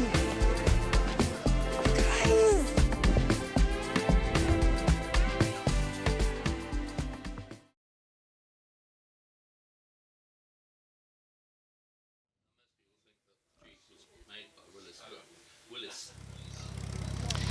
Well, we have enjoyed some great racing, but it is now time to celebrate a victory in Europe Day, VE Day. 80 years, of course, since World War II came to an end in Europe, and the VE Day celebration that took place. That is what we are looking back at, and some of the machinery, of course, going out on the track is very much to do with the Second World War. And I'm very happy to say that joining us in the commentary box, Richard Bedell, who is the president of the Military Vehicle Trust and was chairman for many, many years as well. So Richard, it's lovely to have you with us. And of course, we are going to be seeing some of the vehicles that were a part of World War II, part of this celebration, but at the end of the day, it's the VE Day that we are really talking about, the end of that war. Such a major moment to celebrate, wasn't it? Absolutely, and we've got, I can see on the screen now, we've got some British motorcycles are in fact the rarest of the lot. And we've got a very, very nice matchless, I can see there, a Norton, 2 BSAs. How nice it is to see the British motorcycles. We see an awful lot of Harleys, and we will see some Harleys as well. But look at those. Brilliant, absolutely brilliant, lovely original accessories. Difficult to find accessories for a lot of these motorcycles. Motorcycles in the war were, of course, absolutely crucial for the use of armies, etc., weren't they? Absolutely, and you know, very, very important for very often for passing messages. Yeah. I can imagine, absolutely. So it's lovely that we've got this mix here. They were a very key part in getting people to get those messages, move them around quickly, sometimes to pass on information that was crucial at a time. This VE Day celebration, of course, it is, as I say, 80 years since it all happened, but it is amazing because in those days more than 1 million people were celebrating on the streets throughout the UK. Totally understandable because of what they'd gone through at that period. Absolutely, and a lot of motor cars, we'll see 1 or 2 motor cars later, but a lot of motor cars that have been tucked away during the war were brought out. There's one particular one which I picked out earlier, a Rover 20 that was registered on the first day of the war. And that has appeared here today and was brought out in time for the celebrations at the end of the war. Yeah, I can imagine. The war, of course, I mean, we grew up after the war. John Watson is with me as well. John, you know, we weren't around when the war was still on, but the news and the information as we grew up, you know, it was always pretty remarkable, wasn't it? Well, I was born 1 year after VE Day, and of course as a child growing up in the late 40s, early 50s, a lot of the, for example, ration cards and petrol rationing and lots of things that were a part of the war effort to ensure that we got through what was a very, very difficult period, particularly with the amount of Wolfpack submarines out in the Atlantic targeting ships coming into the UK. So while I was not around during the period of the 6 years of the Second World War, the legacy of it carried forward into the early 50s. Indeed, it did. Absolutely right. Yeah. But this VE Day celebration, you can totally understand why it was such a big celebration, such a long war, so painful for so many people. But it was done, it was sorted, and then everybody could celebrate. And that's sort of what we're going to be doing here. And you can see lots of families coming down onto the grid, lots of tables coming onto the grid. And this is a little bit the way it was celebrated at the time. As I said, you know, so many people out in the streets in the UK. And this is an effect, isn't it, the same?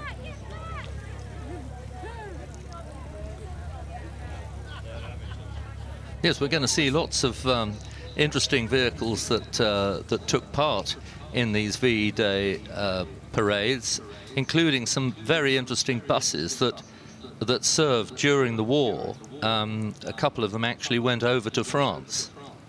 Yeah, absolutely. I can understand that, and it was a key part of the manufacturing as well. And of course, for some manufacturers that were absolutely kind of wrapped up in producing, whether it was bikes or jeeps or machines, you know, it had a big effect on their moving forward too, didn't it, John? Well, of course, we're talking about motorcycles and the pivotal role that they were required for during the Second World War.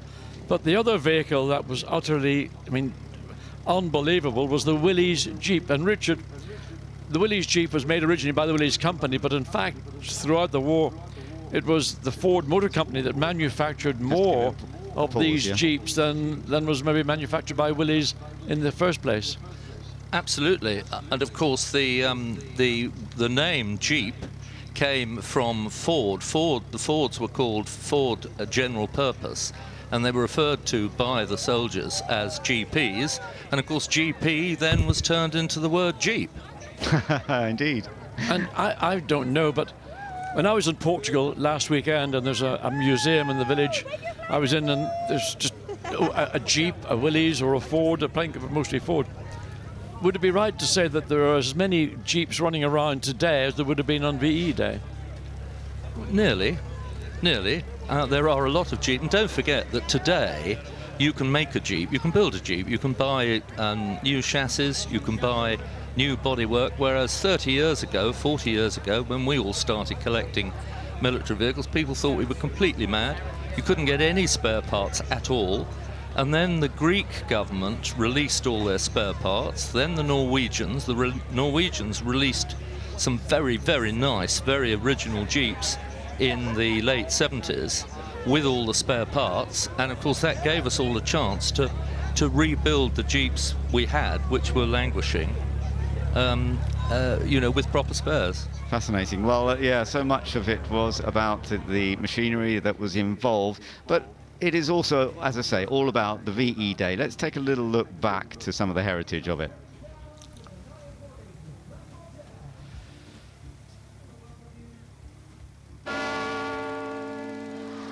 War is at an end. Today is Victory in Europe Day.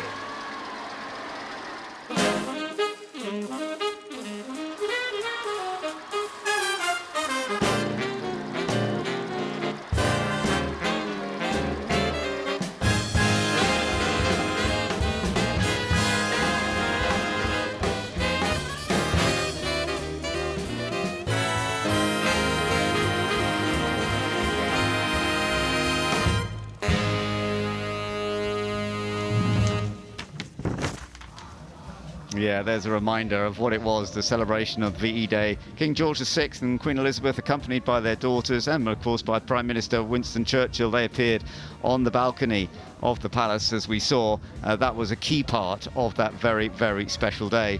And there was a quote by Winston Churchill that day, "God bless you all," he said, "This is your victory. In our long history, we have never seen a greater day than this. Everyone, man or woman, has done their best. That was a lovely quote from Winston Churchill, and you can totally understand it, and you can also understand how people are now celebrating 80 years later that World War II came to an end. And you could see from that film as well that in those days the dancing was taking place. But it's lovely to see some of these machines coming out to play, or well, not to play, but just to give the demonstration of some of the work that had to be done through that Second World War. There was a Dodge weapons carrier that just went past, absolutely the middle vehicle that did all the work during the Second World War, built in the United States, very, very strong, very tough, and very easy to keep going. And many, many estates in this country kept their Dodge weapons carriers going right the way through to the 80s.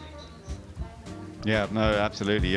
It's great to know the history of some of this machinery. And it's lovely to see the dancing going on down on the grid as well. They've pretty got a great show to share us that celebration, that unique day that we're looking back to, and thankfully the European war was over.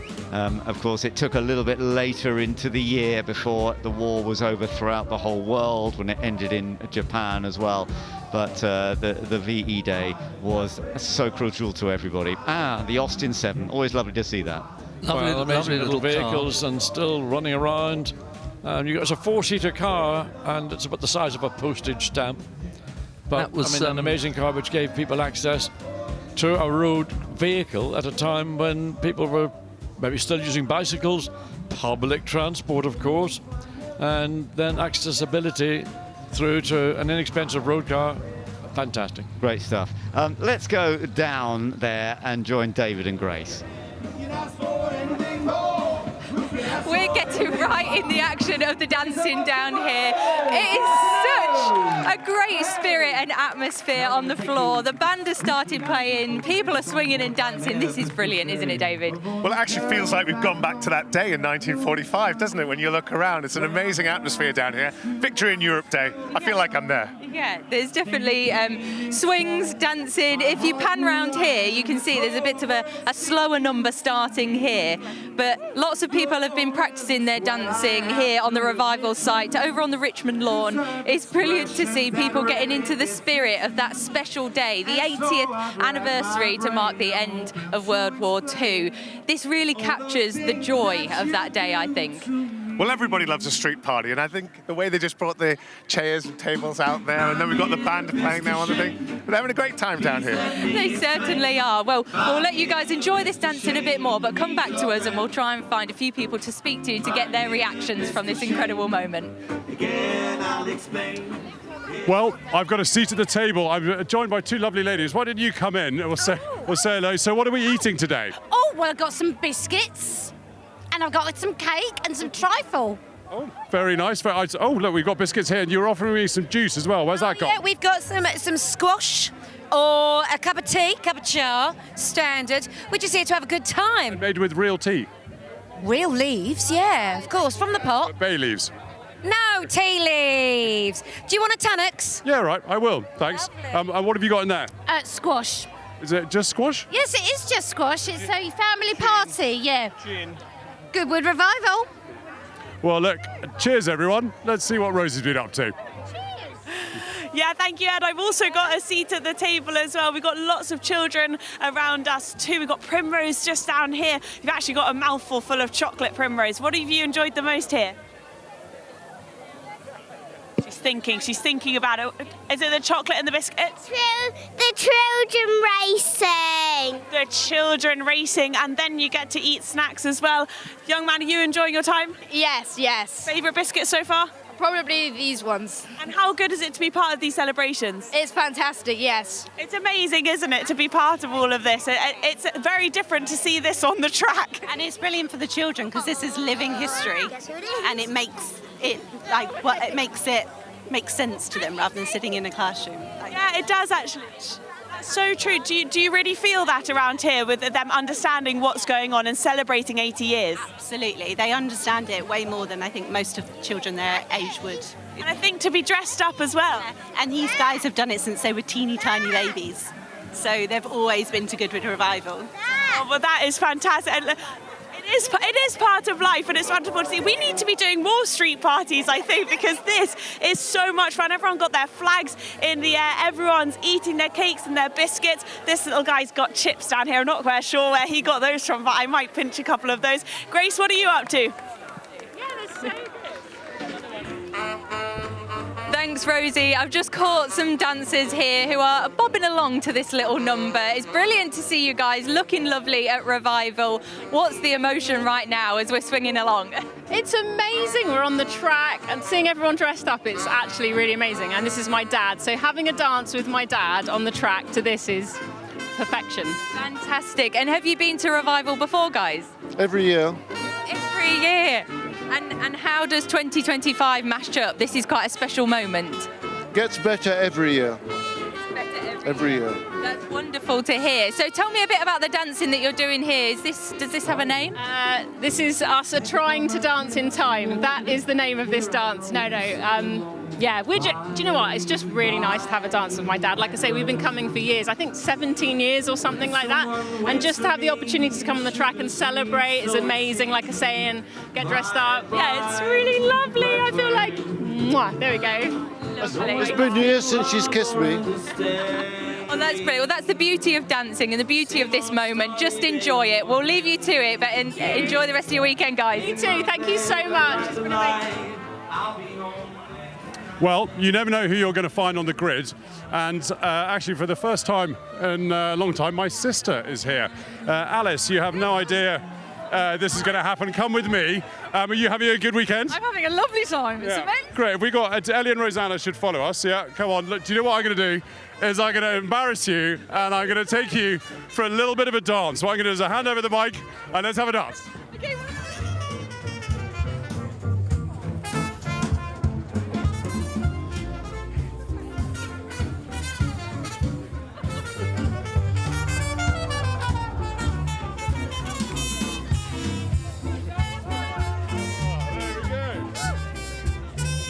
And there's your hairband. Annie, thank you.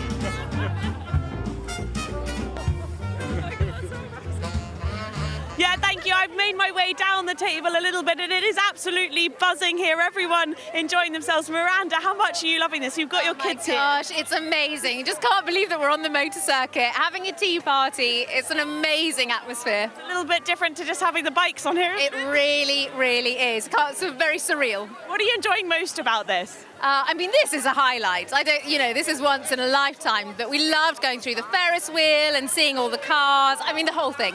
Just amazing. Well, it's lovely to see you got your children down here. We got one. Ottilie and Charlie and Ludo. Ottilie, are you having a good day? Yeah, she's got a mouthful of biscuits. She's definitely enjoying herself. I want to come down here because we've got our cleaning ladies as well, who we always have our cleaning ladies, but they've got their pies at the ready, eating their. Now, is this a real pie? Of course it is. Of course it is. Of course it's a real pie. Baked this morning. Oh, absolutely. Did you bake it yourself? Well, no, Dolly did. Yeah, I did. I'm the baker. Yeah, I'm the baker. She's good with pastry, I'm good with sandwiches. What kind of pie is it? Cherry. Cherry pie. Any good?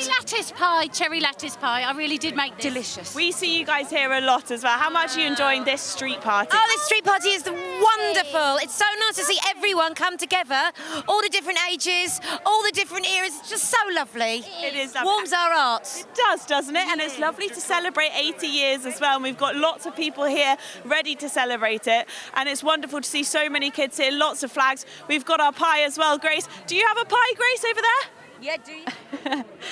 I think we do. I think we've got more than pie here. Can I join in the tea party, guys? Is that okay? This looks delightful. What have we got on the table to eat here? So, there's tea cakes, biscuits and a pretend pie. Oh, but you must have a favourite, though.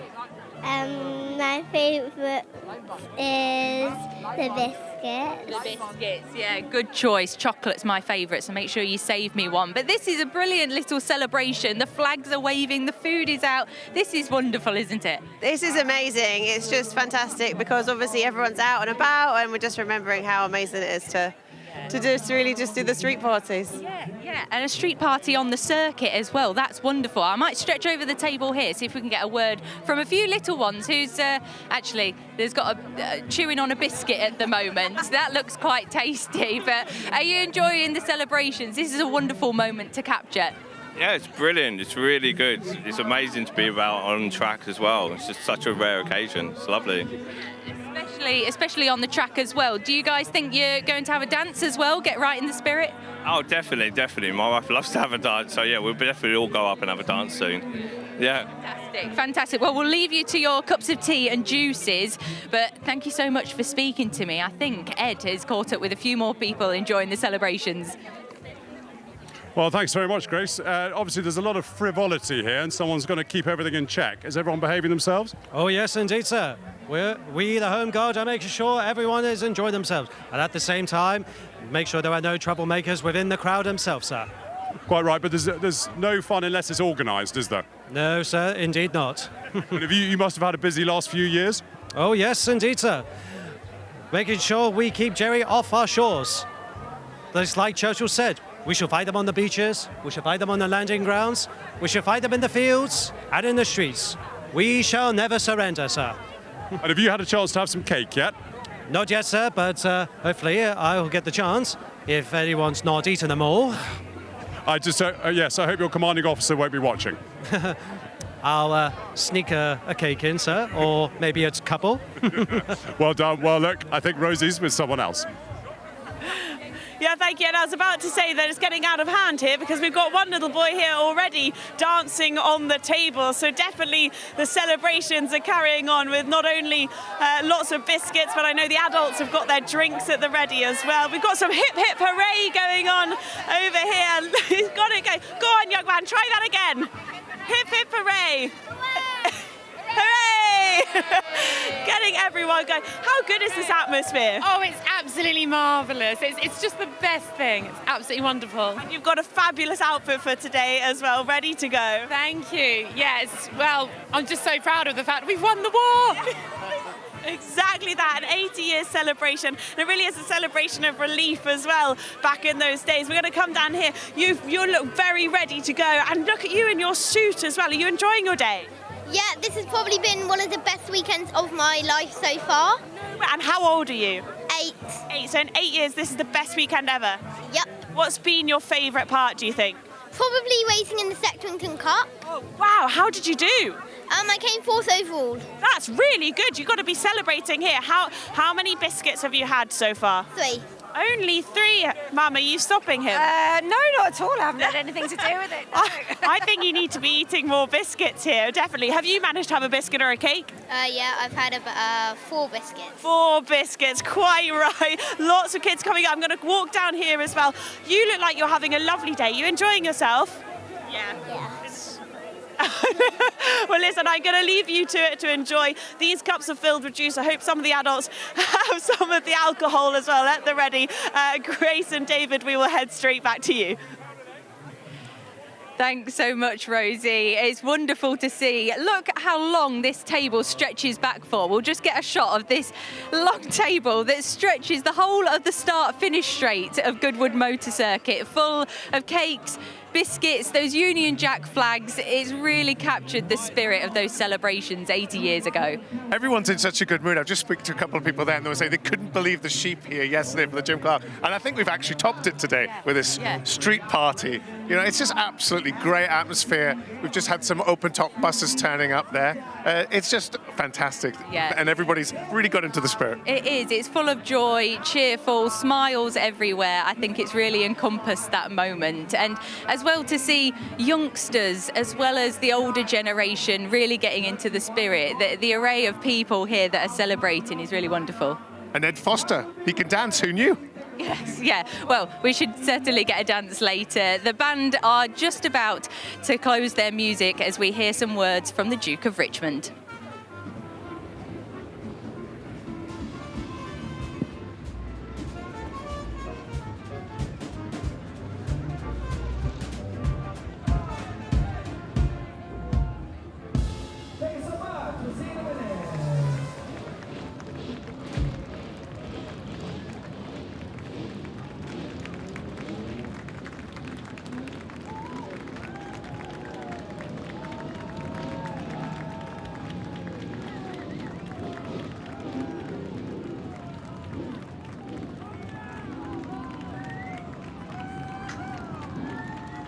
Ladies and gentlemen, it is my great pleasure to welcome you all to this very special moment, our VE Day street party. 80 years ago, on the 8th of May 1945, Britain and her allies poured into the streets to mark victory in Europe. After nearly 6 long and grueling years of war of extraordinary sacrifice and outstanding bravery, the conflict in Europe was finally over. Of course, the war was not yet finished in the Pacific, and there were still difficult months ahead before the final end of fighting on August the 15th. But here in Europe, it was a day when joy and togetherness returned, a moment of relief, gratitude, and hope for the future. Across the nation, there was a spontaneous, collective euphoria. Tables were laid out in the streets, bunting was strung between lampposts, neighbors gathered to dance and sing, as for the first time in nearly 6 years, people allowed themselves to celebrate. In London, an enormous crowd gathered, using whatever transport they could lay their hands on, as Winston Churchill appeared with the King and Queen on the balcony of Buckingham Palace. The imagery from the day captures an outpouring of emotion, the like of which has perhaps never been seen before or since in human history. That is the spirit that we are remembering here today. It is the chance not only to reflect on the hardship of those times, but to honor the values that carried people through them. Resilience, unity, and an unshakable belief in brighter days ahead. Those lessons remain as important today as they were then. I'm especially so delighted to see so many children with us at the tables this afternoon. It is through you, the next generation, that these stories will be carried forward, and that the courage and sacrifice of those years will never ever be forgotten. So please join the party and embrace the jubilation. Have a dance, raise a glass, enjoy the music, the laughter, and the spirit of a street party such as our parents and grandparents experienced in 1945. When our celebration draws to a close, we shall join together in a proud rendition of God Save the King, after which I ask you all kindly to clear the track promptly so that we can continue with the racing. Thank you all very much for being here, and please enjoy the celebration. Thank you all.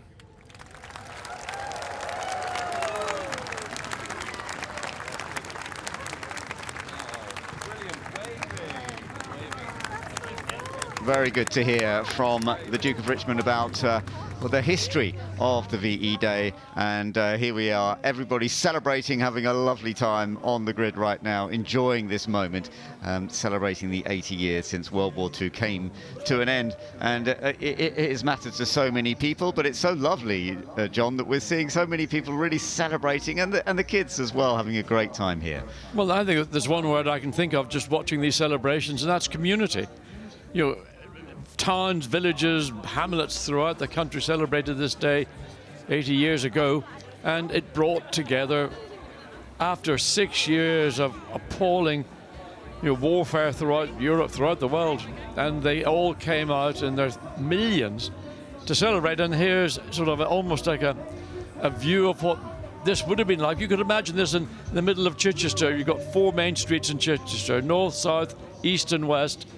And this could be a scene from Chichester in 1945. Absolutely right, yes. I mean, they, as we said, they were all over the nation celebrating then. But it is lovely to see it here at Goodwood today, celebrating that moment, celebrating 80 years since World War II in Europe came to an end. And there are so many people having a lovely time here. And as you say, it's a social network as well. And that even here at Goodwood, that's true, because there are so many members of Goodwood who, as we've heard from some of those interviews, have been coming for so many years. Some of those kids, coming through and then perhaps getting a love for racing, or not. They might get love for all the other things here at Goodwood. There are so many things for them to enjoy. I think what Goodwood represents is it is a family event. It's not just for dyed-in-the-wool motorsport fans. It's for families to come. It's to celebrate a very remarkable part of the southwest of West Sussex, a place that's got its own little microclimate, a place that I think is just one of the most special parts of the United Kingdom I've ever visited. And lived in. Community all around. You've got the South Downs behind us. You've got the English Channel just a few miles away. You've got the Isle of Wight. And it is a magical part of the country. It is, absolutely. And it's really enjoyable to watch the celebration that's been going on here. And of course, there will be a certain time, as the Duke of Richmond was saying, that we will have to move on to go on to everything else that's happening here this afternoon. But it really is a joy to see everybody having such a lovely play and a celebration of the VE Day. But then also, how often do you see members of the public being allowed to walk on a race circuit? I mean, we do see it occasionally at Monza when there's a massive crowd influx onto the circuit following a race win there. But to see in Great Britain, very rarely do we see how many, I don't know, must be about 3,000-4,000 people on the start-finish straight on a racetrack. This is going to go live in another 30 minutes or so, and then it'll be down to the hard business of who is going to win which respective race. Of course, the RAC TT Trophy, that's going to be the big event of the afternoon. And that's one of the races which is the headline race here at Goodwood. Absolutely, and very much looking forward to that. But as you say, it is so lovely that people can just go out onto the track and celebrate it and celebrate this moment, but be on the circuit itself, that grid where we all see the bikes or the cars, whatever's about to set off in a race, have such a great battle out there, but to be out there themselves and just having a dance. It's lovely to see so many people dancing and enjoying this. It really is a wonderful view. Well, I have to say, I think this is a unique event because you have all the racetracks that we have in the UK. I think this is the only one that's celebrating in this form, and it's the community. These are not just people from the general location of Goodwood, there's people from all over the country who've come to Goodwood to support the events, whether it's the members meeting early in the season, the Festival of Speed in the middle of July, or here for the revival. And look, there's Dad having a dance with. He's not a bad old mover, I tell you. Yeah, he's doing well. Ben, if you could move like that, I think you'd be impressed. Well, I think they're doing a great job, and it was lovely to hear from his daughter as well that this was their opportunity to get out and have a dance. And you can see that plenty of people are taking full advantage of that opportunity. Very, very special. And just look at the smiles on so many people's faces, and the little kids as well, who are soaking up this atmosphere. And yeah, of course, the Setrington Cup was a great part for some of the little kids out in the pedaling away for the win, and those great results that they had. But it's such a mix, as you say. It's a family event here. But also, I mean, all the adults are here. They'll have their own memories. But for children to be present and engaged in something like this, it's so important for a child when they're going through their childhood into adolescence and whatever, to have a dream, have something that they can remember. And there'll be children here who will go forward into their adult life, and the memory of this day might be the catalyst to what they choose to end up being either employed in or in a profession, maybe even into motorsport. Well, talking about those who celebrated 80 years ago, David and Grace can meet up with some that were. Let's go to them. Yes, that's right. We're joined by two gentlemen who were there 80 years ago at the VE celebrations. John and Henry, thank you so much for joining us. It would be great to get a few words from you about what that emotion was like on that day 80 years ago. Can you use a few words to describe? I was 5 years old, and I can remember the VE party was in the basement of 121 Chatsbrook Street, which is just off of Victoria Station. And I can remember my father. There was about 20 people in the basement. We were sitting on the stairs, and my father was drunk and he fell down the stairs. And yeah, I can remember that. Yeah, I can remember the bombs. I can remember all those sort of things, yeah. That's yeah, fantastic. Quite something, yeah. Thank you. Thank you for sharing your memories. And John, do you think we've done a good job recreating that day back then? Well, I think so. Looking at it, I was only 3. And I was out in a street party at a place called Worcester Park in Surrey. And I've got a photograph of me at home actually sitting there with my parents, so I can prove I was actually there. And my father, who was quite keen on radio and things, he set up the public address equipment, so they had speakers in the street, so they could have speeches and things. But I only really remember it from my photograph sitting with the other children.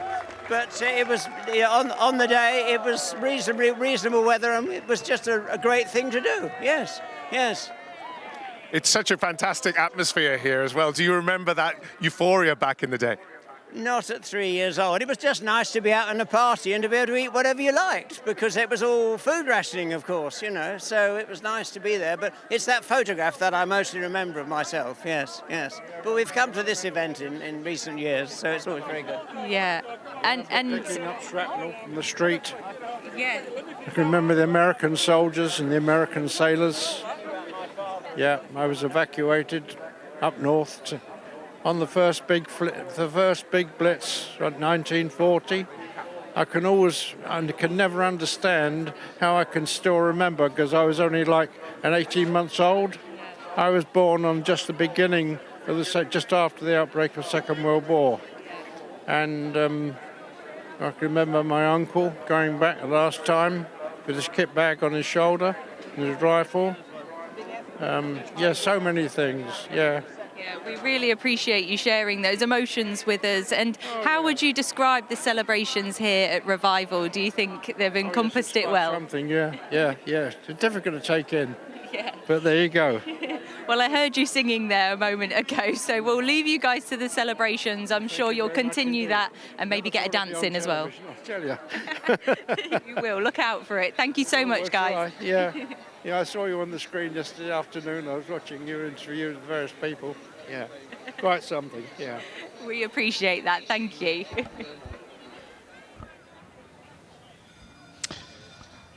Wow, look at this. They've produced a lovely view here on our cameras, a black and white version of what is going on here to take us back to how it would have been filmed in that period. Well, Ben, and back in the day you had Pathé News, which you would have seen in a cinema, because television was literally at its infancy. And certainly televisions of that era were a 14-inch screen. I mean, resolution pretty awful. But I was just thinking, watching this celebration and some of the memories of the gentlemen, Henry and John, about their thoughts of when we had VE Day. I just wonder how many youngsters who were with their mums and dads, and mums and dads got a bit tiddly probably through the course of the day, how many children of that generation had their first sip of beer or cider or whatever they may have had to celebrate that special day in 1945? Yeah, absolutely right. Let's go back down. Rosie has found somebody very interesting to talk to. Yeah, thank you so much alongside me. Well, actually, you are in two characters here because you're James, but also what is your actual name as well?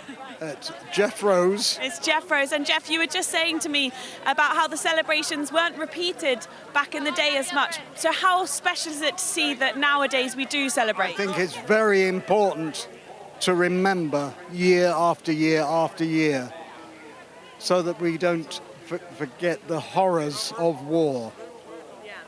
All right. And do you think when you had the celebrations back in the day, were they as jubilant and as big as we see them every year that we do now? Oh, very much so. Yeah. Very much so. Yes. Even more so because those poor people celebrating in 1945 went through a great deal of hardship. Yeah, they did. And I guess it's a sense of relief as well. Oh, yes. Yeah. Oh, yes, certainly. When you think 1939 to 1945, what they had to put up with, and a lot of them were bombed out of their homes, and a lot of privation, rationing, which didn't finish until the early 1950s. So, yeah. And this is exactly why it is so important that we do celebrate every single year, and we do make it a thing, particularly for the youngsters. For you as well, how special is it to see so many children starting to understand what happened? Absolutely brilliant, and long may it continue. Yeah, exactly. Do you have fond memories of these celebrations when you were young? I was probably a bit too young to appreciate them when they were actually going on. Yeah. Well, listen, it's lovely to chat to you. We've obviously got everyone clearing the track for now, so thank you for talking to us, Jeff, and we will head straight back to the commentary team. Thank you very much. And there we can see part of the collection of the vehicles. As I say, we've got Richard Bedell with us from the Military Vehicle Trust. When you're looking at a collection like that, Richard, I mean, you know all of these inside out, but pick us out one or two that really mean something to you. Well, there's a Dodge Kanaan car in the middle, which is a rare vehicle. And of course, they were four-wheel drive. And don't forget, before the Second World War, there were very, very few four-wheel drive vehicles around. They weren't known. And the Dodge that we can see there is a very, very useful vehicle. The Swiss Army kept them on until, the mid to late 80s. They're Second World War vehicles. They were still in use by the Norwegians until the early 90s because they're so good, easy to maintain, very, very good off-road, and robust. Interesting, yeah. And of course, as you say, four-wheel drive, it's something we're so used to now, but it was great that it became much more common then. Absolutely. I mean, before the war, four-wheel drive vehicles really weren't known. Bedford produced some marvellous four-wheel drive lorries, which they designed and built within 3 months, and they were four-wheel drive. And then, of course, the Jeep came along, and one calls a lot of the four-wheel drive vehicles these days Jeeps, but the Jeep was the first. I mean, let's face it, the Land Rover didn't come in until 1948. That was copied from the Jeep, and here we are today with motor cars coming out with four-wheel drive, permanent four-wheel drive. But we've also got some big trucks as well, some of these huge trucks that were developed over the war. What was the sort of story? Because were they mainly, I know that, there were some UK, but a lot of American stuff as well? Yes, absolutely. On the right, the recovery truck that we just saw is a Diamond T. That was in use by the Swiss Army until about 2005. And that particular vehicle was imported in beautiful condition. The Swiss used them as recovery trucks because they were so good. There was no point in replacing them. To its left, you've got an AEC Matador. Again, a British. That's unusual in that it had a diesel engine. Most of the British vehicles were, in fact, petrol engine until the AEC came along. The bus there is a lot of fun. That belongs to the Amberley Museum. It's a Leyland TD1, and it's looked after by the Amberley Museum now, ex Southdown Motor Services. Lovely open-top bus. Behind that is a GMC 6x6 lorry, American lorry. That was the base for the Ducks, which we used the amphibious vehicles, exactly the same mechanically, but with a duck body on, which was a wonderful amphibious vehicles. The Ducks were in fact designed for 18 hours use in the water, and there are plenty of Ducks still around today. The one on the right, is that the other Leyland, the KPZ2? That's slightly smaller, 20 seats. Yes, that's right. It is lovely bus. I had a look at that. In fact, there was a shower yesterday, and I took refuge in that and had a good look at it while it was raining. And this had a 4.3 litre light six petrol engine, I gather. As you say, petrol engines in this country were a bit more common than diesel at that time.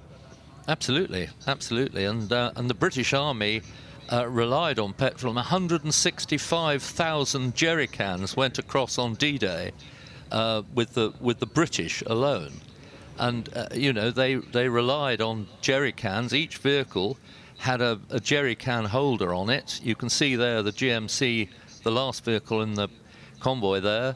That's got one jerry can that you can see on the running board.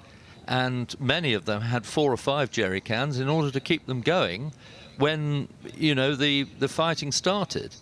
Yeah, there were a lot of these made as well, weren't they? Huge numbers, 2.5 ton, 6-wheel truck, and it was absolutely crucial to that part of that time. Absolutely, and a really, really good truck off-road, American, GMC, General Motor Company. That's actually got a slightly longer body than some of the others. But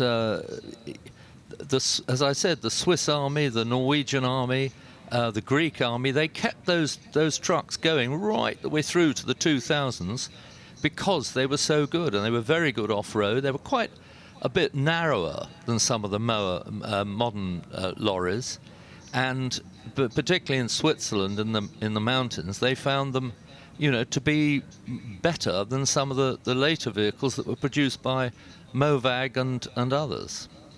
Richard, all these vehicles, they weren't the most economical. I suspect they used fuel like it was just going out of fashion. Yeah. Who supplied our military with the fuel to keep these vehicles on the road? Well, the refineries had to supply the government with fuel rather than private people. All the fuel for cars was stopped. You had a ration card. You weren't allowed to use petrol, as you probably well know, because the army, particularly, and to a degree the Air Force on the runways, needed the petrol for their vehicles. Mostly refined in the UK. Petrol was brought across from Canada, but it was a very, very, very important element.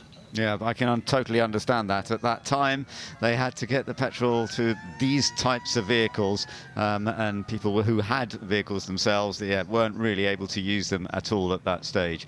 But, well, we're going back to black and white, which is rather lovely, isn't it? It is lovely, and it's very interesting. That fire engine is now kept in the Amberley Museum.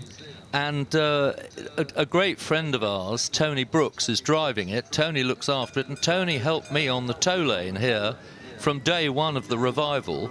We did 23 years running the tow lane here with different Land Rovers, with Tony driving one and me driving the other. A great character, and he looks after that particular fire engine. And that was a slightly earlier one, wasn't it? That was 1930, that fire engine, but yeah. It would have been, of course, I mean, anything built in the 1930s that was going to be useful would have been used hugely through that period. Well, it was supplied with solid wheels and no windscreen, and it worked in Hove, that fire engine. Wow. No, it's lovely to see people taking this opportunity to have a little travel around as they head back to the area where they will be parked up for the rest of the day. Yes, absolutely, and it's a great opportunity for us military vehicle collectors to be able to bring the vehicles out and drive them around this wonderful circuit. Very rare Rover 20 there just going past, which is one I picked out earlier, and that particular vehicle again was registered on the first day of the war. Was it? Yeah. Wow, that's amazing. Another of the Austin 7s just going through. But what's rather fun about this collection is going from the little tiny things to the huge big trucks. What's that one? This vehicle, RBJ599, is the rarest one here. It's a British-built Ford, built at Dagenham. They built 8,600 of them, and they were very, very popular on the stock car tracks after the war. They were very strong, and they used to demolish nearly everything else on the stock car tracks, which is why there are only 6 left. Wow. Okay, well, that's fantastic information. Thank you, Richard, so much for telling us so much. Let's have a little look back at the highlights of what has been this VE Day, Victory in Europe Day celebration that we have been enjoying so much, and we've been enjoying it, but some people out there have been enjoying it even more, having a dance, having the kids there, the Duke of Richmond there to say hello to people.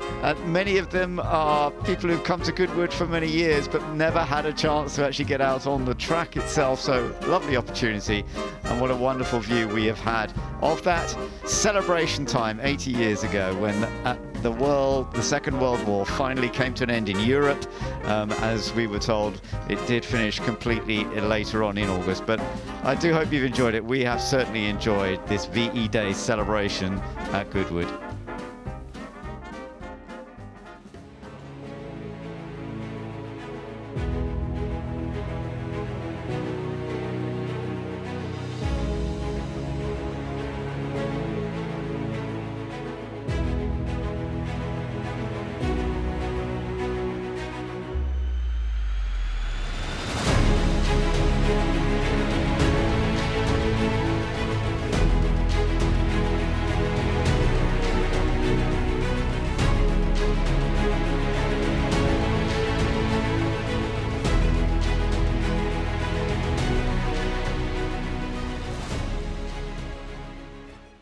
This is an event like no other. Welcome to Goodwood.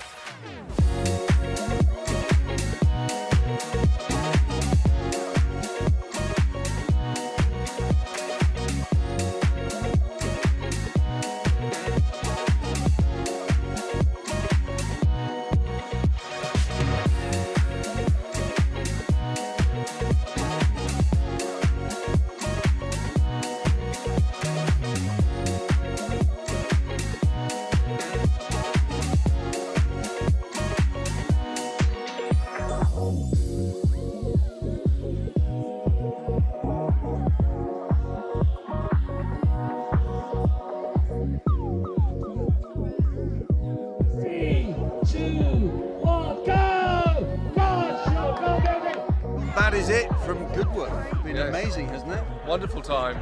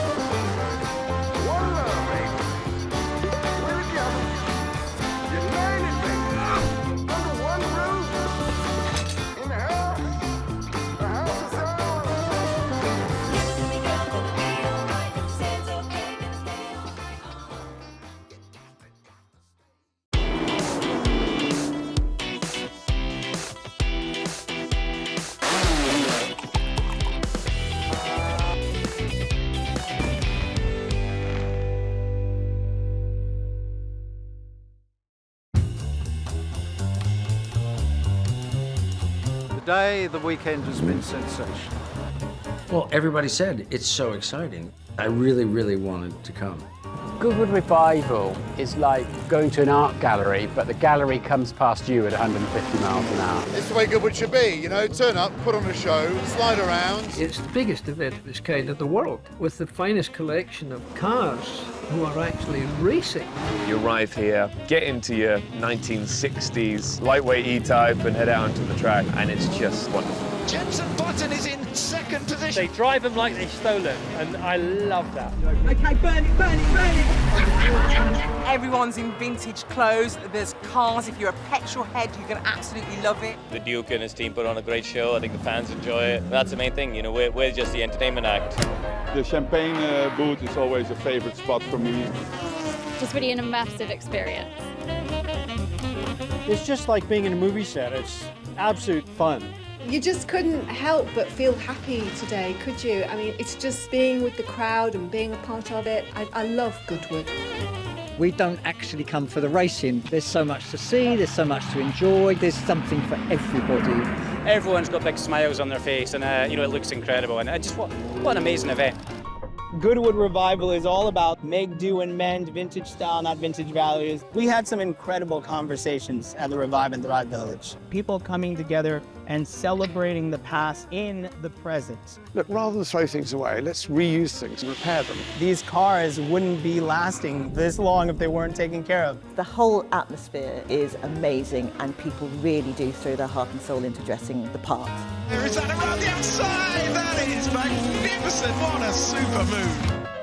I love vintage shops. For me, the best bit is seeing all the clothes, because I love clothes. People really, really turn it out. I am deeply impressed by how everyone has really committed to the style here. You know, if you haven't got the thing to finish off your outfit, it's absolutely 100% guaranteed that you'll find it here. Makes my heart sing. I can't stop smiling. You're at Goodwood Revival Radio. You know, I'm getting high on my own supply of everything that's going on here. You know, you can be sitting, having a cup of tea, and a barbershop quartet come up and sing. There's the Earl's Raceway, which is 50s American rock and roll. They're jiving, the whole place is rocking. My favourite place is over the road. Love the vintage fairground. Just a unique atmosphere, everybody making an effort. The whole combination of the racing is of its own kind. I can't think of anything else that even comes close to this. I always say to everyone, whether you like motorsport or not, you won't have a bad time. It is the best event in the world. Attention to details like nothing else. Walking around here, it is a vision. Goodwood Revival is the place to be. Not only is there the show in terms of the entertainment of motor racing, but it's everything else, the shopping, it's the funfair, it's the look, it's the period aspect, and that is what the Goodwood Revival is. It's just a fantastic day out.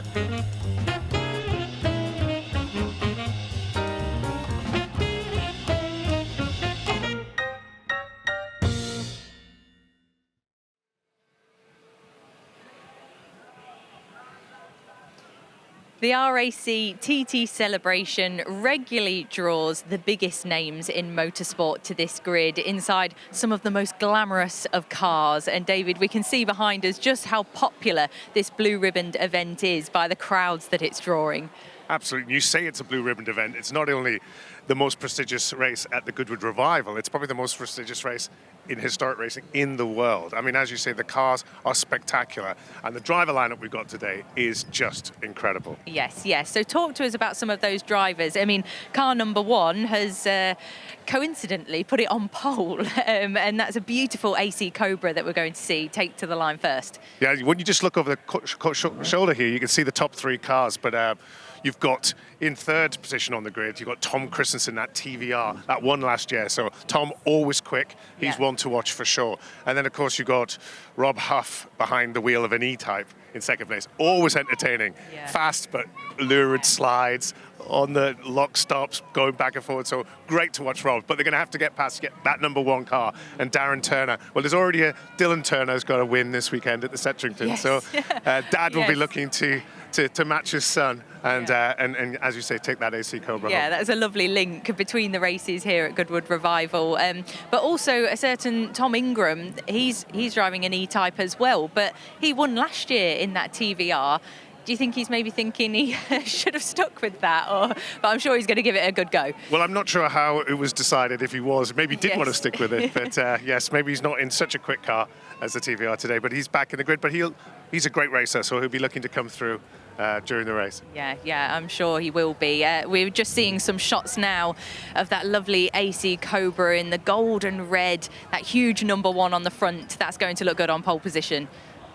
Yes, and he's got Ollie Bryant in that car as well, and it's all about deciding which driver's going to go first. There's a bit of strategy in there. It's a 1 hour race, 2 drivers in this RSC, and you've got to basically decide.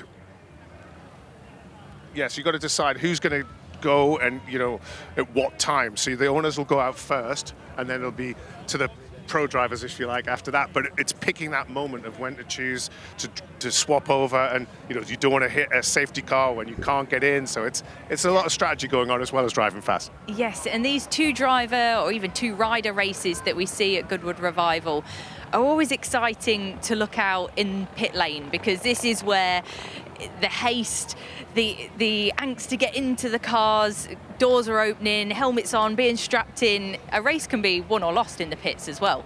Yes, and you say that. We just saw the great Jacques Villeneuve, Formula One World Championship winner there, and then Jake Hill, great. And this is what we love about Revival. You see a current touring car champion taking on an F1 world champion there. Of course, Jacques has never raced until this weekend at the Revival. He came along for fun last year and decided he had to get behind the wheel of a car. So he's going to baptism of fire in this race, I think. Yes, he's a prime example of how lots of people come here for fun, but the competitive bug bites them in the end. Alex Bunken there, he had a lot of success yesterday in the races at Goodwood Revival, so he'll be hungry for another win. They're all looking quite calm at the moment, but they'll be soon putting their helmets on, and I'm sure they'll see red once they do that. Yeah, Alex is a very cool customer. A fantastic win yesterday, racing. Well, on Friday as well. He won the first race with Jenson, and now they're in their E-Type. Jenson's just buying up Jaguars left, right, and centre to race here at Revival. Yeah, well, it's brilliant to see, and it's going to make fantastic racing for us. We can see all the cars lined up there in the holding area, but for now, we'll get to our race explainer that will tell us how this one will work. As a round of the Sports Car World Championship and latterly the International Championship for GT manufacturers, the Royal Automobile Club Tourist Trophy was the headline event at Goodwood from 1958 to 1964. While the Sussex Trophy and Stirling Moss Memorial Trophy cover earlier periods of the original race, the Royal Automobile Club TT Celebration reimagines the final years of the Tourist Trophy at Goodwood in 1963 and 1964.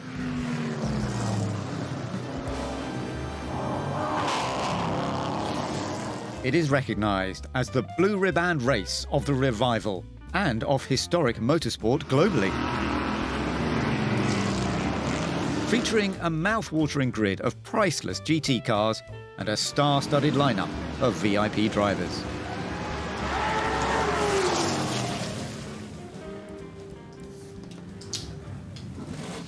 So here we are getting ready for this Royal Automobile Club TT Celebration, the 1 hour race with 2 drivers for each car and some superstar drivers once again, and a wonderful mix of machinery as well that we are looking forward to seeing, the closed cockpit GT and selected prototypes in spirit of the RAC TT.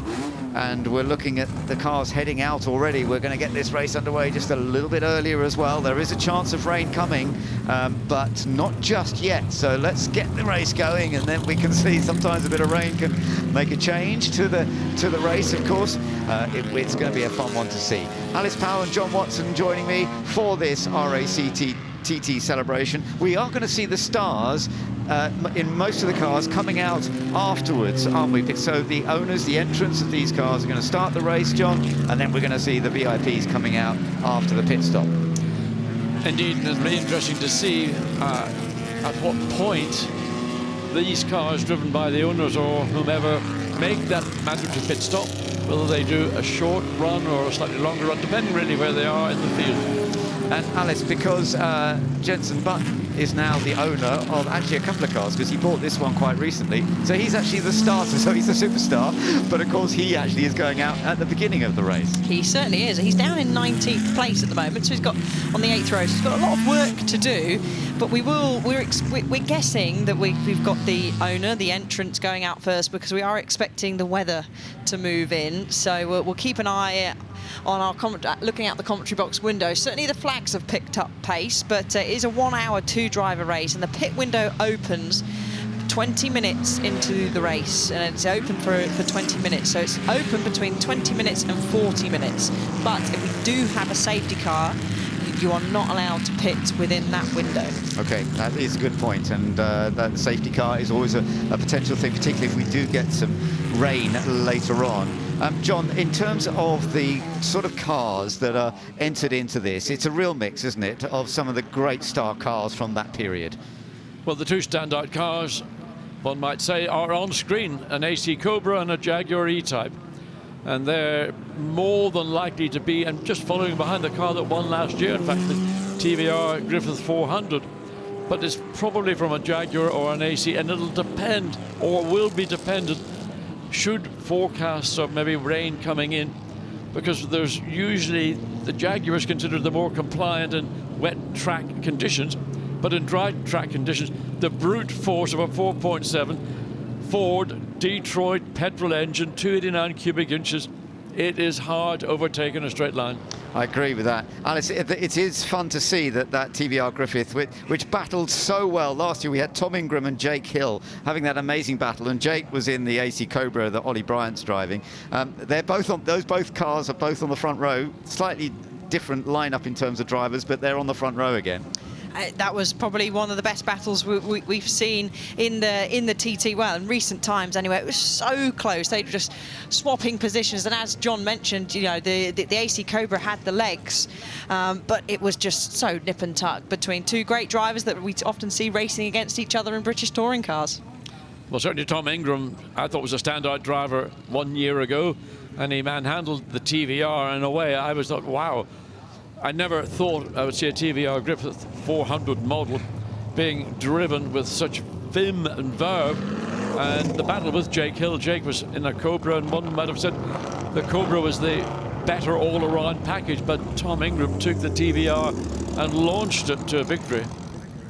Absolutely, I agree. It was a fantastic race. Let's hope we get another great race, and let's go down for a grid walk now with Ed. Well, thanks, Ben. For the eagle-eyed amongst you, you will have noticed that the flags have all picked up. The wind has started. I guess we will be getting some rain at some point, which will completely change the order. So let's just dive in. We've got TK there already doing an interview, but I think why not? We can jump in. Actually, let's speak to Mike. He's the man in charge at the moment. Mike, it's the worst bit, the waiting, isn't it? Yes, it is. You sit here thinking, why am I paying a lot of money to be terrified? And are you hoping for a dry race in this? Yeah. The car's at its best in the dry. It's really short, really powerful, as you know, Ed. And in the wet, we can maybe top 5, top 6, but we can't win. I doubt we could podium. It'll be an E-type day if it rains. Well, look, best of luck. Enjoy it. Yeah, thank you, mate. Cheers. Right, we'll leave Mike in peace, in amongst his own thoughts. Let's have a look. A few people disappearing. We got here. I think we got Fred in here. Yeah. Fred, there's amazing variation of cars up here. I guess they all have their different strengths depending on the weather. Yeah, I'm hoping for dry weather today because this is quite a handful in the wet. It's not at its best, but we'll do our best. All right, well, best of luck. Thanks, Ed. There's Fred there. There's people clearing off the grid, but until I get told to leave, we got Jake here. Let's have a chat to Jake. Jake, what were any last words to your co-driver? I just said, just go for it, mate. You know, you got a front row seat for the best race here, so just go and do it. Are you praying for a bit of rain? It'd be nice. I wouldn't say no, Ed. All right, Jake, best of luck. Okay, we've got cars starting up, but we haven't quite been told to leave yet. We've got Jacques here. Jacques, again, we're talking wet, dry, but the track seems all right at the moment? I think so, but sometimes it's slippery on the other side of the track, so I'm about to find out. And car's been obviously running very well. Yeah, pretty well. It's only me that's holding it up. It's all down to you now, mate. No pressure. Cheers. Right. Yeah, we're still not being told to leave. I think we probably should leave the grids. We've got Gary Pearson there and that lovely E-type, low drag E-type. We've got cars starting up. We're going to be told to get off the grid. My hat's about to blow off. That's all from us. Thanks so much, Ed. Great to hear from some of those drivers who are getting ready in conditions that could change as we go through this race. We've had several races, Alice, already this weekend where it might have started off dry and then ended up quite wet. Well, Ed's hat is tightly on his head, so if that blows off, we definitely know that the winds are looking strong. But what a great sight we have there with the cars, beautiful cars lined up, the Cobra, the E-Type, the Griffith. Tom Kristensen will take behind the wheel of that 46. So you mentioned, John, that you haven't seen that TVR move so well when Tom Ingram took it over last year. Maybe Tom will be able to impress you even more. There's no doubt Tom is going to be a real star in this race, and I think maybe the first time he's actually raced a TVR Griffith. It's a smaller car than those around. It's a shorter wheelbase. Might say it's a little bit more of a nervy, twitchy car, but watching what it achieved last year, that car was really a stellar car. And that could be the dark horse of this year's Tourist Trophy. It's rather lovely to celebrate that it was actually 1965 when that car raced here, the TVR Griffith, so that's rather lovely that did happen. So we are getting ready for these cars to do the warm-up, do the formation lap, and get themselves a bit of a feel for how the track is feeling at this stage as well. And of course, at the moment, it's a fully dry track, so and it's clean around, so no major problems. I think maybe coming through second part of Ford Water into St Mary's, that was the part of the track that we saw this morning was catching people out, and even through the exit of Lavant there was a massive incident earlier in the morning, and so drivers will be aware. Here, coming through Magic, the track looks perfect. You wouldn't want for better conditions. So drivers will be sort of going out, feeling it, getting what their hands, their feet, and in fact their entire body tells them the car is going to do. There are some lovely machines. You just saw Lister Jaguar, Costin going through. Let's take a look at the lineup then. It is on pole position. It is Ollie Bryant who will be starting the race from pole with the AC Cobra. He's already a winner this weekend, and he's with Darren Turner sharing today. We've got Andrew Bentley who'll be sharing with Rob Huff in the Jaguar E-Type, and then the TVR, as we were talking about, with Mike Whitaker starting and Tom Kristensen taking on later on. Then we've got the Wakeman Prio Lister Jaguar Costin, and behind them Jake Hill will later be out in the Tejera Buick EE Coupe. That's a bit more unusual. There's only 2 Tejeras in this race, I believe. Another of the Cobras, the Hassan Shedden version. Gordon Shedden will be taking that on later on. We've got several of the AC Cobras. You can see Dario Franchitti is going to be competing later on, and Alex Brundle will be coming out later on as well. The number 77, Gary Pearson, though, who is a great experienced racer here at Goodwood. He'll be starting the race. Further down the order, Franchitti and Verdon Rowe. That's going to be a good mix. That's Marino Franchitti and Bobby Verdon Rowe. Bobby will be starting the race down in 12th place with his AC Cobra. Another of the Tejeras, as you can see, that's down in 13th place. And the Bizzarini 5300 GT down in 16th place, both on the same row, actually. The 2 Bizzarinis, that's a very unusual race car from that period as well. Keep an eye on it. Beautiful machines. They're starting back there in 16th and 18th places. The Buncombe Button Jaguar E-Type, it is actually, we do gather, it is Chris Buncombe who is starting that, by the way, not Jenson. So Jenson Button, even though he owns that car, he will be taking it on later. And alongside them, we've got Andrew Jordan and Matthew Holm. Matthew Holm starting the race in that 20th place. And then as we go down towards the back, some of the cars that are not quite so rapid, perhaps, the Sunbeam Lister Tigers, a couple of those in the back group. Anthony Reid will be coming out a little bit later. And we've got that lovely Porsche down at the back, but it is a very beautiful Porsche 906. It'll be started by Yukinori Suzuki, and it'll be taken on by Neil Yarni later on. There it is. Yes, there's the Porsche 906, one of only 3 rear or mid-engine, rear-engine GT cars taking place, and this was sort of the beginning of the transition from traditional front-mounted engine GT cars to cars like the Tejera or the Porsche. Well, here we go then. It is an amazing grid. Some beautiful cars. If you think what these are worth, don't worry, think about it now. Just concentrate on the racing. We're waiting for the flag to come down. We're nearly there. The RAC TT Celebration is underway. Brilliant start from that pole position. Oh no, we've got a car off already, number 25. That's the Carl Tilley car that will be shared by Jake Hill. Another car off on the side as well.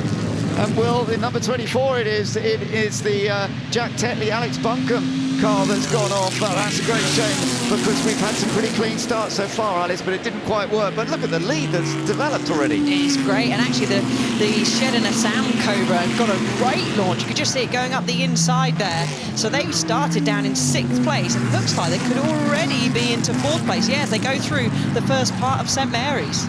Wow, remarkable, but what a great start by Ollie Bryant. He's opened up a big advantage so far, but will he be able to ease it away even further? As you say, that battle for 2nd place, Andrew Bentley holding on to 2nd place with the E-Type at this stage, as everybody trying to find some position. Yes, one driver who last started was Tom Kristensen. He got bogged down at the start and lost the advantage of that front row starting position. Now clawing his way back up, he's just got up into 4th place, so up to speed. Expect to see Tom Kristensen catch the tail of this top 3.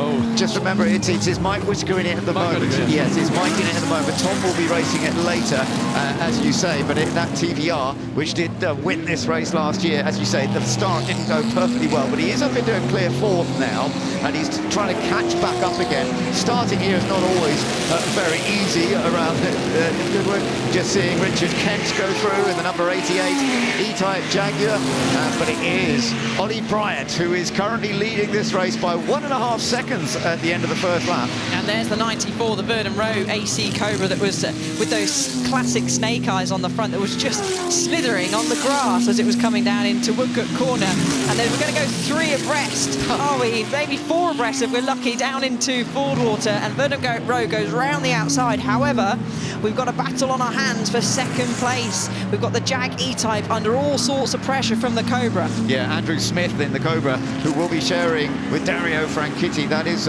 what the battle's about there. That's a very strong driver lineup. Andrew Smith did an excellent job winning earlier in the weekend in a GT category in a Porsche 904. But look at the way the Cobra, this is what is famous for, those power oversteer slides, but in the process drops back fractionally, coming out of the second, about 11th. So this is a real battle as we come out of Lavant. We're on board number 22, so we're with Chris Buncombe. This is the Jenson Button car. He'll be taking it on later on. And this is the Jaguar E-Type. Now, it started a bit further down the list. He only recently got this. They're down in 16th position. Well, they were as they crossed the line last time around. I think they're still in that order. But there's some good battling going on in that little section. And trying to make some progress up against the Cobra of Saif Hassan. I think they've made a bit of ground, actually. In the meantime, as you can see, Mike Whittaker with the TVR is doing well. Yes, didn't take very long for him to latch himself onto this battle for second place. And currently, of these two cars, the third one is the quickest. But catching is one thing, overtaking is another. And you saw the Cobra struggling to find a way past Bentley in that second place E-Type Jaguar.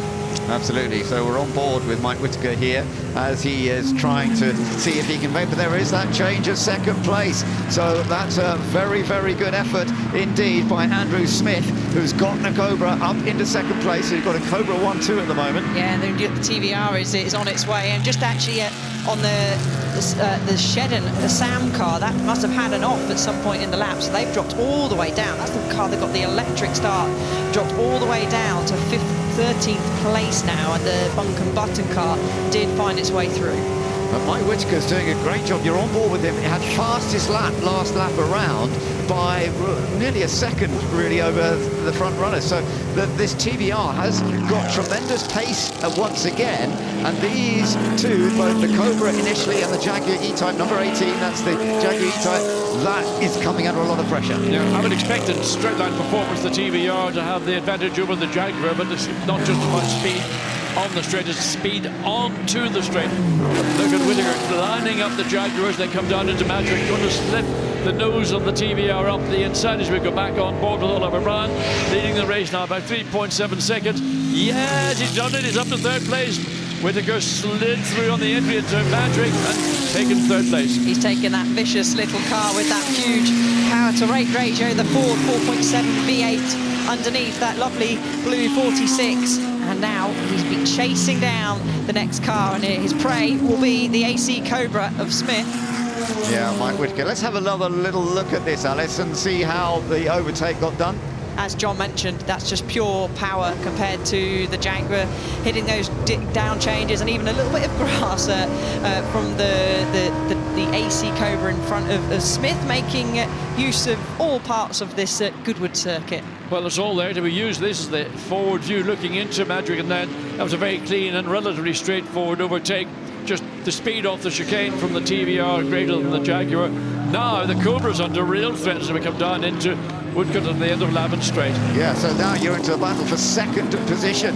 By the way, I've just heard that the Alex Brundle, Gary Pearson cars had to come into the pits, so it does look as though Alex won't be out later. Gary Pearson did start the race in the E-Type, but they must have a technical problem, I think. But this battle for second place now, we saw the TVR very rapid here. It down this straight, down the start-finish straight, it is very rapid, but Mike on the outside, it's always harder to overtake. Yeah, but Andrew Smith is a wily competitor. He knows where to place his car in a defensive situation, so he stayed to the inside on the entry into Magic to force Whittaker to go the long way around, which he wasn't able to do. So now it's all status quo coming through four-door, flat out in these cars, probably 140 miles an hour, then get onto the brakes into the first part of St. Mary's, and then you make the cut back to go through the exit. So hold station, wait to see what you can do when you get onto Lavant Straight. I think you've got to be very brave, John, to go around the outside at Madrid Corner in any car up against any driver.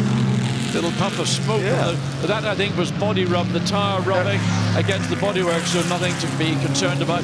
So let's watch it. The TVR, you can see, can hold that slightly tighter line all the way through and then gain on the exit. And, of course, we saw just how quick the TVR is coming down pit straight.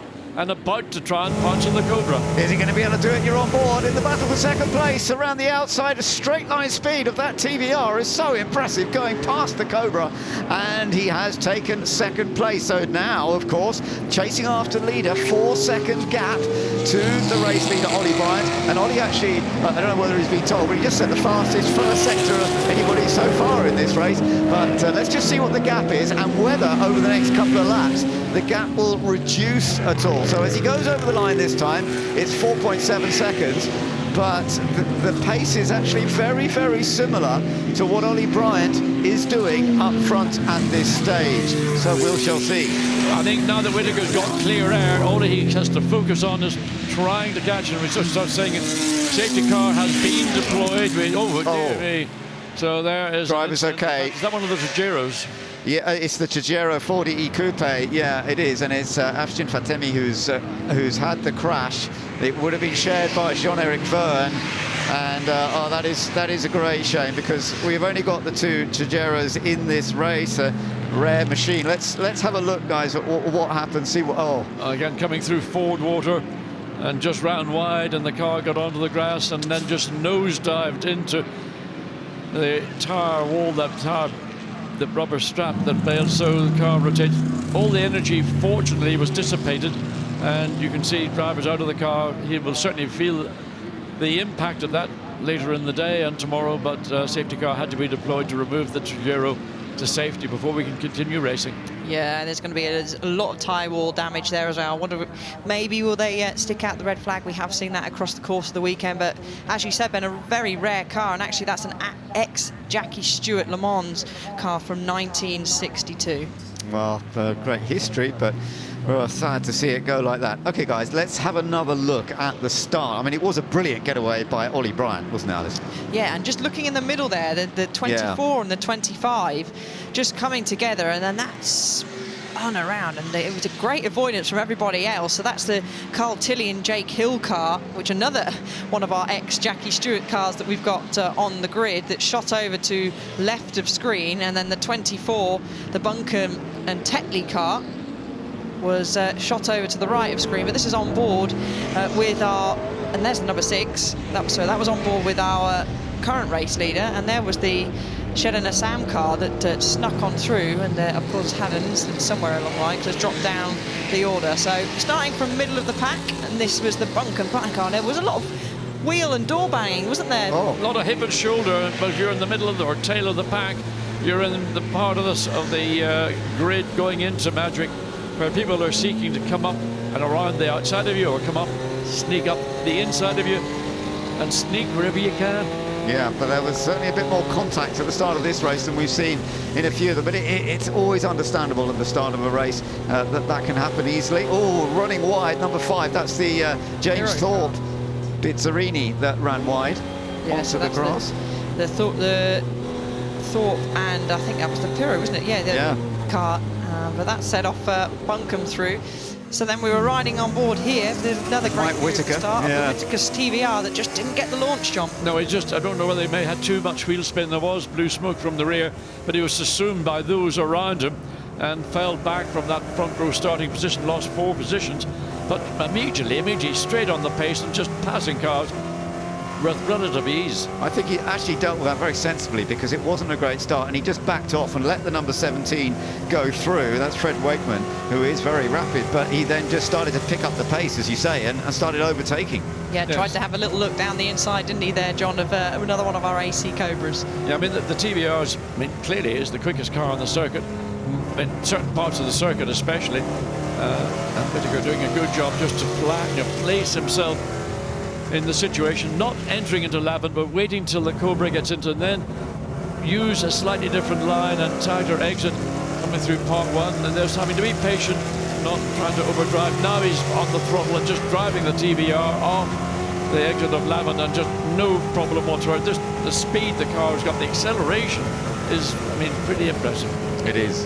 Yeah. It is. Actually, I like the history of the TVR, because actually it was American racing driver and entrepreneur Jack Griffith that saw the potential of dropping a big American V8 into a tiny chassis, a little bit like what Carroll Shelby did with the AC. I think there may have been a case of if it works for Carroll Shelby, it might work for TVR. Indeed, and it did work, and it does work now. It's working now, yeah. I think it was updated before the race last year. Not, you know, they have to stick to historic regulations. You're not allowed to do things that it didn't race in at the time. The restrictions and regulations here at Goodwood are very, very strong, and they tell the teams what you can and what you can't do.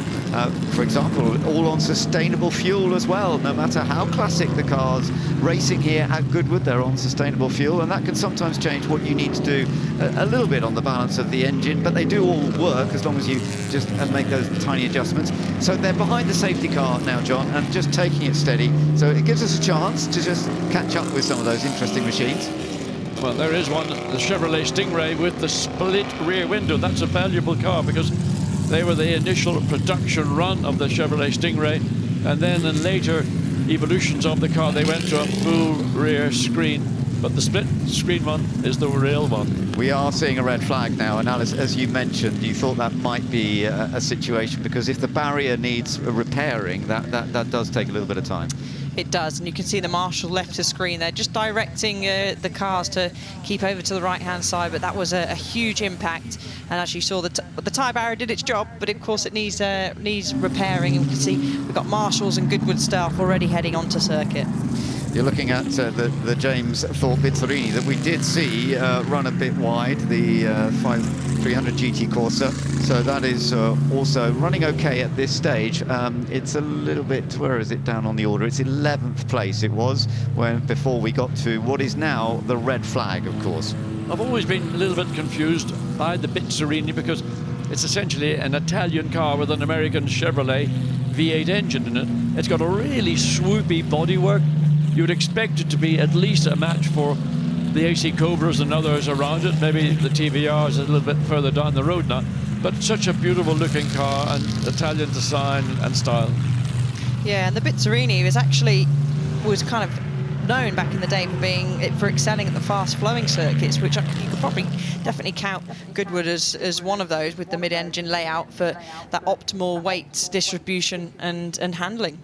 Absolutely. The reason for this red flag, just to remind you, is Afshin Fatemi, who unfortunately crashed in his Tagera. And this is the lap before, I gather. This is the lap before, so he'd already had a spin that previous lap, lost the back end, managed, I think, to get going. It does spin easy. I mean, I didn't think he was going to go around again then. And the reason it spins easy is because the grass is like a skating rink. There's been so much wet weather over the period of days, and you get onto the grass, and there is the sad vision of just seeing the car nose diving into the tyre wall. And driver steps out, waving, yeah, I'm okay. Look, he'll be shaken and will have a few bruises and whatever in the hours following. But that impact, you can see how large, I mean, the front of the car, particularly around the left front, I mean, virtually stoved in. Yeah, that is going to need a lot of restoration work, a lot of work done, but I'm sure it will be done. And yeah, I'm just so pleased he's okay. I mean, that's the main thing when you see an impact that heavy. But absolutely, the way he just was able to jump out of the car, that was great news. Yeah, and a violent spin. It blew the door open as well, but they've done a great recovering those cars. So the rest of the field has now stopped down on the exit of the chicane, and I'm pretty sure the leaders were about to come up and lap our lovely Porsche 906. So I'm guessing when we do get to restart, because usually we're going to start back on the grid, and wow, you can see the damage to the tyre barrier, which you kind of do want to see because it has done its job. It's absorbed that impact. Yeah, but they're doing a great job, the marshals, as ever, and the way they do this at Goodwood, they will get this ready and the race will get underway soon. But what it does do is give us a chance to speak to some of those involved as they've had to come to a halt for now. So let's go down to Ed Foster. Thanks, Ben. Yeah, I'm down in the pit lane, which is as windy as before, but no rain yet. We've got plenty of second drivers hanging around. Rob? Always got a smile on your face. Everything running all right at the moment for you guys? Yeah, Andrew had a great start. He's just getting used to the car. He's only had yesterday in it, so he made a great start. I'm very pleased for him. Red flag's obviously not great, but there could be some rain on the horizon. Yes, I can see in your eyes that you've been dancing all night praying for rain, haven't you? I was dancing last night, yes. It wasn't a rain dance, but throwing some shapes. But yeah, you know, the TT is a wonderful race, and to be up the front is great. Andrew's doing a great job, and he'll hand the car over and we'll see what we can do. The E-types do look great fun to drive, whereas the Cobras just look a little scary. Yeah, I mean, if you were inside the E-type, it's also scary. I think it's more the noise of the Cobras. You know, they've got so much grunt coming out the corner.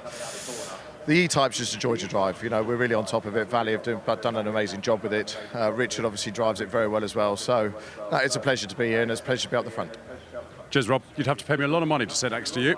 Right, let's cruise on down. Emanuele here. Emanuele with slight pause in play at the moment, but well, was it fourth place in the bike race? Actually, overall third. Let me stand up because I will never match you. But I tell you what, shall I sit down? There we go. So, yeah, podium overall. Yeah, this is unbelievable. I was just telling my wife, you know, I've been doing 3 car races and 1 bike race, and the only podium I scored is with the bike, and I think the bookmakers would have given 1 in a million chances. But it's been an incredible journey, and what for me was special is I really want to thank all the riders community. They welcomed me very well, and the Russell family. It was an unbelievable dream, so I wish everybody could have had a weekend like mine. And have you promised Marlene that you won't do another bike race now? I did promise, but I was crossing fingers in the hands and in the feet. So, you know, as Italians, we have a lot of qualities, but we're not really honest. So, excellent, Emanuele. Thank you. Classic, the most welcoming, wonderful family, Emanuele and Marlene. Let's have a wander down, see who we can see further down the pits. Well, you do get some drivers that see me start and they disappear. We've got Matt Neal here. Matt, sorry to interrupt. Are you looking at weather apps? Yeah, at the moment it says it's pouring with rain here. Now look, in that Tiger, it's quite a handful, isn't it? It's a handful of the dry. It's a horror story. It's a horror story. It's survival in the wet. But it's the same for everybody, so just got to get on with it. I just wish the red flag hadn't come out so we could have a bit more dry running yet. You've been in that car sort of quite a few years now, but I guess it doesn't get any easier. You get more familiar with it. Probably 10 years now with I've shared with Chris, and he's a really good gentleman driver. You know, you really have to keep your wits about you to stay with him. But it's great. It's good fun. It's probably one of the easier ones I fit in. I was with James in the Bizzarini last year. That was good. But it's nice to be back with Tony and the guys in the Tiger. Yeah. Well, best of luck for the rest of the race. Cheers, mate. Excellent. Matt Neal there, who famously once said, I asked how he fitted into a Mini. He said, I don't sit in a Mini, I wear a Mini. Which I can feel his pain. I can feel his pain. Right, let's crack on down here. Who else have we got? Neil Yarney. Neil, how are we doing? How's your weekend going? Well, so far so good. I'm, I guess, the only one hoping for rain with the Porsche 906, because that's when it gets good for us. I think all the E-type drivers are hoping for rain as well. I just caught Matt Neal looking at a weather app. Ah, yeah, okay, then there we go. But the Porsche is very nice to drive, a little bit underpowered, obviously, against the big engines, but beautiful to drive, and in the rain, it comes alive. Cheers, Neil. Thank you. Yes, we got Alex here. Alex, just this horrible waiting, but what a weekend you've had. It must be so great to get a result in Jenson C-type. Yeah, I mean, I couldn't have hoped for a better start to the weekend, really, but it was great to get that win, and got a P6 in the Pre-63 E-type last night, and yeah, now in the big race, the TT. Unfortunately, Jacques had a car come in front of him just before turn 1, and unfortunately that put us on the grass, and we went back to the back of the grid, I think, and he's doing well. I think he's got about 6 or 7 cars behind him now, but sort of good for us now. We're going to be bunched back up. I don't know what's going to go on with the pit window now. We'll have to wait and see, but yeah, can't wait to get in the car, but rain's looking pretty ominous, unfortunately. Now, I know you're in a Cobra today, but just to give people a flavour of what's the difference between a Pre-63 E-type and a TT E-type here, because there's a lot more power, isn't there? Yeah, for sure. You've got a lot more power with this car, about 70 or 80 more horsepower, so you need to watch the right foot a lot more, but the handling's a bit better, so a little bit more traction with this car as well, so yeah, quite different to drive, so yeah, it's quite hard to get in, out of one into the other. But we'll see what we can do. Cheers, Al. Thank you. Cheers, guys. Right, so we're edging closer to the end of the pit lane, but there will be plenty more drivers to talk to. We've got a driver there with their helmet on, so we will leave them in peace. That tends to be the universal sign of don't talk to me. So let's leave that. We've got plenty. Oh, here we go. We've got Team America here. You all look as though you're up to no good at all. Is it started raining up there yet? Yeah, we're wondering at your altitude how the weather is. My hat's still dry, so I think you're all right. Scott, how's it all going? Waiting for the rain. So as soon as it goes wet on your hat, mate, we'll be in trouble. But no, looking forward to it. I don't know about these red flags, though. Come on. Tony, I've got to ask, how's your first revival been? Interesting when I have these people scaring the hell out of me about everything that could go wrong, but I love it. I've been meaning to do this event for so long, and finally I'm here, so I'm enjoying every moment of it. Dario, it must be nice to share a track with him again. No, not really. No, we've had so much fun. Most of the fun was giving each other a hard time. Kind of like the old days, but less serious. But yeah, it's going to be interesting when this rain arrives. I think the track, we know how slippery it is. And for someone that's never been here before, it's going to be quite a shock. Tony, I seem to remember telling you that these historic Dunlops have loads of grip in the wet, and you believed me. No. And actually, I was able to find out how you're as big of a liar as Dario, Dixon, and Marino, so thanks for that. Marino, where's your car at the moment? I think we're in P6. Bobby had a great start. When the rain comes, we're in trouble. It was not fun yesterday, so I'm hoping it can just hold off. But they've stopped the clock, so I was hoping they were just going to run the clock. It could be worse, though. You could be Tom Kristensen in that TVR. Yeah, Tom's just down there. He's a man looking quite scared at the moment. I've never seen that before. The Viking looking scared. No, look. Well, he's right here. Tom, I hear you're very much looking forward to the rain coming in the TVR. Yeah, absolutely not. No, great car, and Mike is doing a really good job there. Short wheelbase, big power. So rain is not the perfect suited for that little lovely TVR. It's quite nervous even in the dry, isn't it? Yeah, you certainly need the fast hands. All right, Tom. Well, look, enjoy it. Yeah, thank you. Right, who else? Jenson. How are we doing? The waiting's the worst bit, isn't it? It is. But yeah, obviously with the red flag. First of all, glad the driver's okay. That looked like a hefty shunt. But yeah, they got to obviously get the barriers in good shape, because if the rain's coming, there's a possibility one of us is going to be that direction again. So it's all good. But yeah, it's a shame because we would have already had the pit window open and would be driving in the dry. So it's obviously not meant to be. So we'll see what happens with the weather, but it's looking a bit darker and getting a bit windier, isn't it? Now, it's your own E-Type you're racing. Every single one of the Cobra drivers are dreading the rain, but surely you're quite looking forward to it. Yeah. They're slightly better than the Cobras, but there's still everything's tricky around here in the wet. They're historic cars, so they drop more oil maybe rather than others, more than others. So it's always tricky when a circuit's wet with a bit of oil down.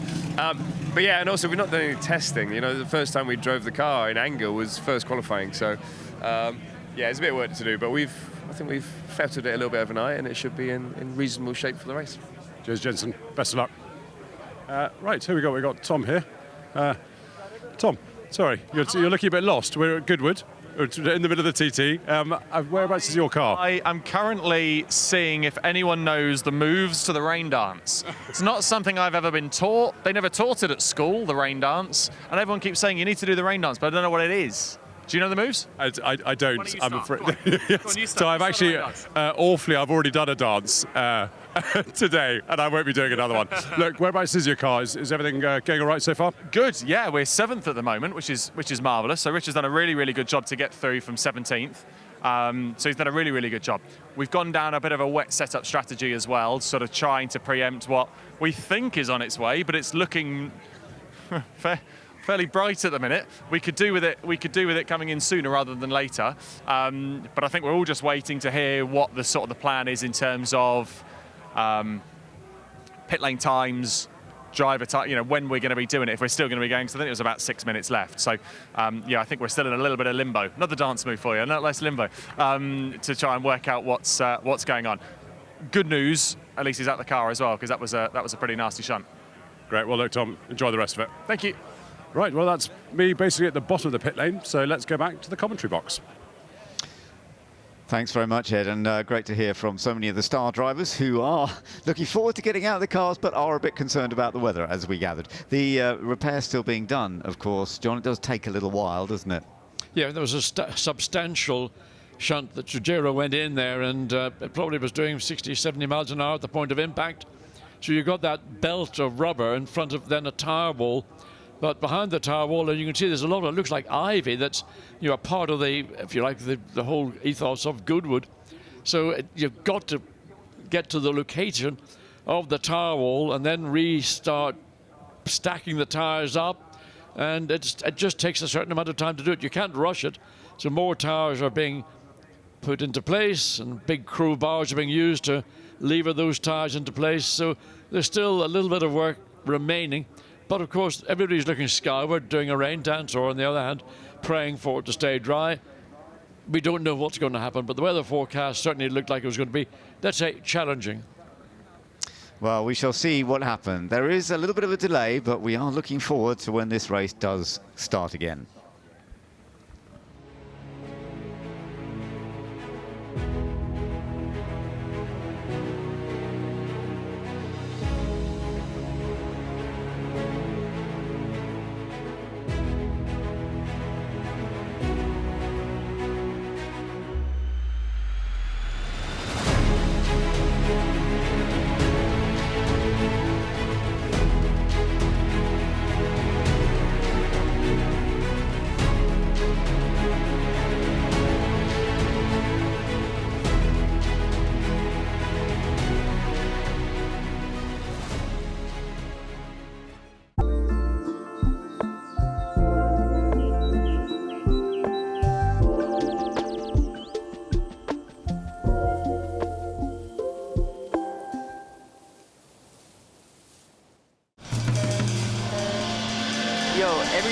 city offers up a million beautiful moments just waiting to be captured.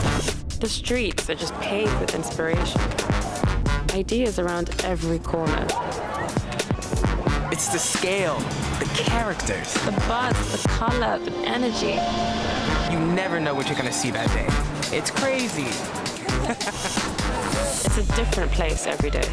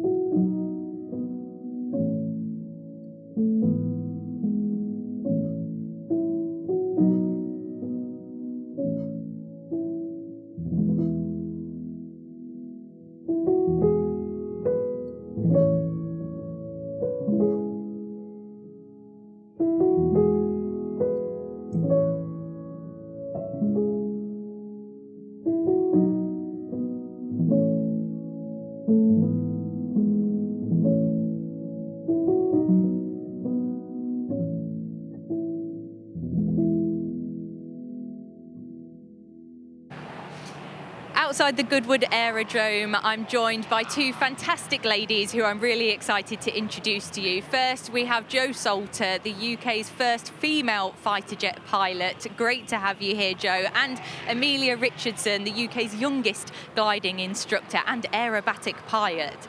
I am so inspired right now. I would love to know what brings you to Goodwood Revival, because I guess it's not just about motorsport, but there's a big aviation push here as well. There really is, and it's fantastic to be part of an event which not only celebrates the cars, but celebrates the old vintage planes. And there have been so much effort put in by the owners and pilots of these planes to bring them, and we're lucky enough to be standing in front of a Spitfire, which I believe Amelia is going to tell you a little more information about. Yes, because you've been part of something quite special here, Amelia, at Goodwood Revival. Tell us a bit more about the Spirit of Aviation. The Spirit of Aviation is here to celebrate all the incredible vintage aircraft that have been restored to flying condition. And they're here on display today, very much like this Mark 1A Spitfire we've got here. It's incredible, and it's also celebrating the 85th anniversary of the Battle of Britain Memorial. Amazing. I mean, it looks fantastic stood here behind us. Can you talk us through this aircraft? Maybe if we walk around and show us some of the parts, the controls, and I guess how different it is to the planes that you guys are used to flying. I mean, I was lucky enough to learn to fly on something called the Chipmunk, which is a tail dragger, which is the same as you'll see here at the Spitfire. You see how it sits backwards rather than up. And so that's one distinctive point that you'll see that's different. So I haven't flown a Spitfire, but I've flown a Yak 3. It's sort of the Soviet version of a Spitfire, but this is a Mark 1A. This would have been one of the lead aircraft in the Battle of Britain. It's got the Merlin engine in it. I think it's a little over 1,000 horsepower, and they sound incredible. And she's lovely. I really want one. You'd like one of these. And weighs about 3.5 tons. So if you think about these young people who were jumping in on the Battle of Britain, who were 19, 20 years old, only the age really that Amelia is now, and just expected to go and sacrifice their lives for us. It really encompasses the story as well that we're celebrating at Revival with the VE celebrations. Amelia, you're used to gliding. I mean, how different is this compared to what you're used to flying? Well, I do fly with an engine now, but compared to a glider, it's very different. It's more convenient having an engine, but having no engine is just as fun because you can go and do so many things, including flying upside down, which is awesome. And Joe, a fighter jet pilot, what's the day in a life like for that? I mean, that was everywhere, quite fast and low, and flew the Tornado when it was still in service, although I have had the chance to fly in a Jaguar, a Harrier, a Typhoon, and an F-16, so... Wow. You guys are very inspirational. Thank you so much for speaking to us. It's brilliant to see you here and leading the Freddie March Spirit of Aviation. We look forward to seeing you later. Enjoy the rest of your weekend. Grace. Thank you, Grace. Thank you. Well, we've been looking for lovely stories of people's outfits all week, and we've heard so many good ones. And Helen alongside me has a fantastic one of her outfit. Helen, please explain to me what you are wearing today. Hi there. Well, this is my father's uniform. He was a flight engineer, chief flight engineer for Transglobe Airways in the 1960s. And how old is this uniform now? So basically, my maths is not great, but probably from about 1964 onwards, so pretty ancient. He was also quite a sort of slim, or is still a slim man, so I fit it quite well. In fact, the hat is a little bit too small for me. But can we show also the stripes as well that you've got? Explain these as well, no? That man. There's the epaulets there, the 4 and the 4, because he was chief flight engineer. So often people think that that's because they're chief pilot or a captain, but he was chief flight engineer of that airline. And how old is your father now, if you don't mind me asking? He is 90. I'm going to try and make sure that he sees this, because he gets so chuffed when I wear this every year to Goodwood Revival. He worn it every year? Yes, he absolutely adores it when I wear it, so it's quite special. Has he told you what that means to him in terms of seeing his daughter wearing something that he was so passionate about? He's had me in this outfit framed in the house, so yeah, he's very proud. And for him, flying was such a passion. It wasn't just a job, it was absolute sheer joy and his passion. He flew till he was 70, so those were special days for him. What does it mean to you to be wearing this today? Because it's like you've got a piece of him with you at all times. Absolutely, a piece of him in his absolute prime, and he's a hell of a guy, and we all love him dearly. I bet there are some stories he could tell us. Absolutely, possibly not some of them to be repeated, but yes, he's had a very, very lovely career, and it's not often people really, really love what they do, and he did. Helen, you're doing him proud by wearing this and wearing it in style as well. Thank you for sharing your story and for his story as well. Thank you. My pleasure. Thanks so much. Goodwood sets the standard. On September 18th, 1948, Goodwood Motor Circuit hosts Britain's first professionally organised post-war motor race meeting. At the 2023 Goodwood Revival, the Ford Water Trophy was the first historic race in the world to run on sustainable fuel. And now, all cars will race on sustainable fuel.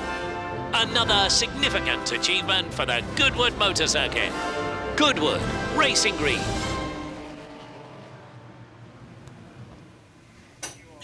Well, the rain is definitely falling now. The wind is picking up, but the cars will be soon heading off behind the safety car. So you can see they're being lined up right now, actually, because, and that's the dance for the rain, I believe.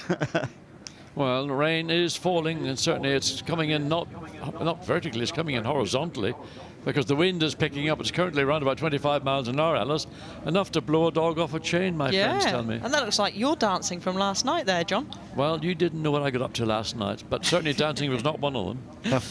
Well, we are going to be getting this race underway, and from what we've heard, it will still be the full time that is remaining. We've got 47 minutes of this race still to go, and they won't be allowed to come into the pits for a driver change for another 17 minutes, basically, because they have to do 20 minutes of the race before. So, yeah, no, it's a bit less than that, so, isn't it? 7 minutes, 7 sorry. minutes. I shouldn't say 17. 7 minutes of the race before they can come in and put the star drivers to swap over. But as we heard from some of those star drivers, doing this in the rain is not going to be so easy. One might assume that everybody's going to dive into the pit lane at the earliest opportunity to put the star or the pro drivers behind the wheel, because these conditions are going to become more demanding for those non-star professional drivers. I mean, Ollie Bryant, of course, qualifies as a pro driver in my book, but if the conditions continue to deteriorate, we've got rain falling, and you're not really seeing it on their circuit, but it is raining heavily. The wind is picking up.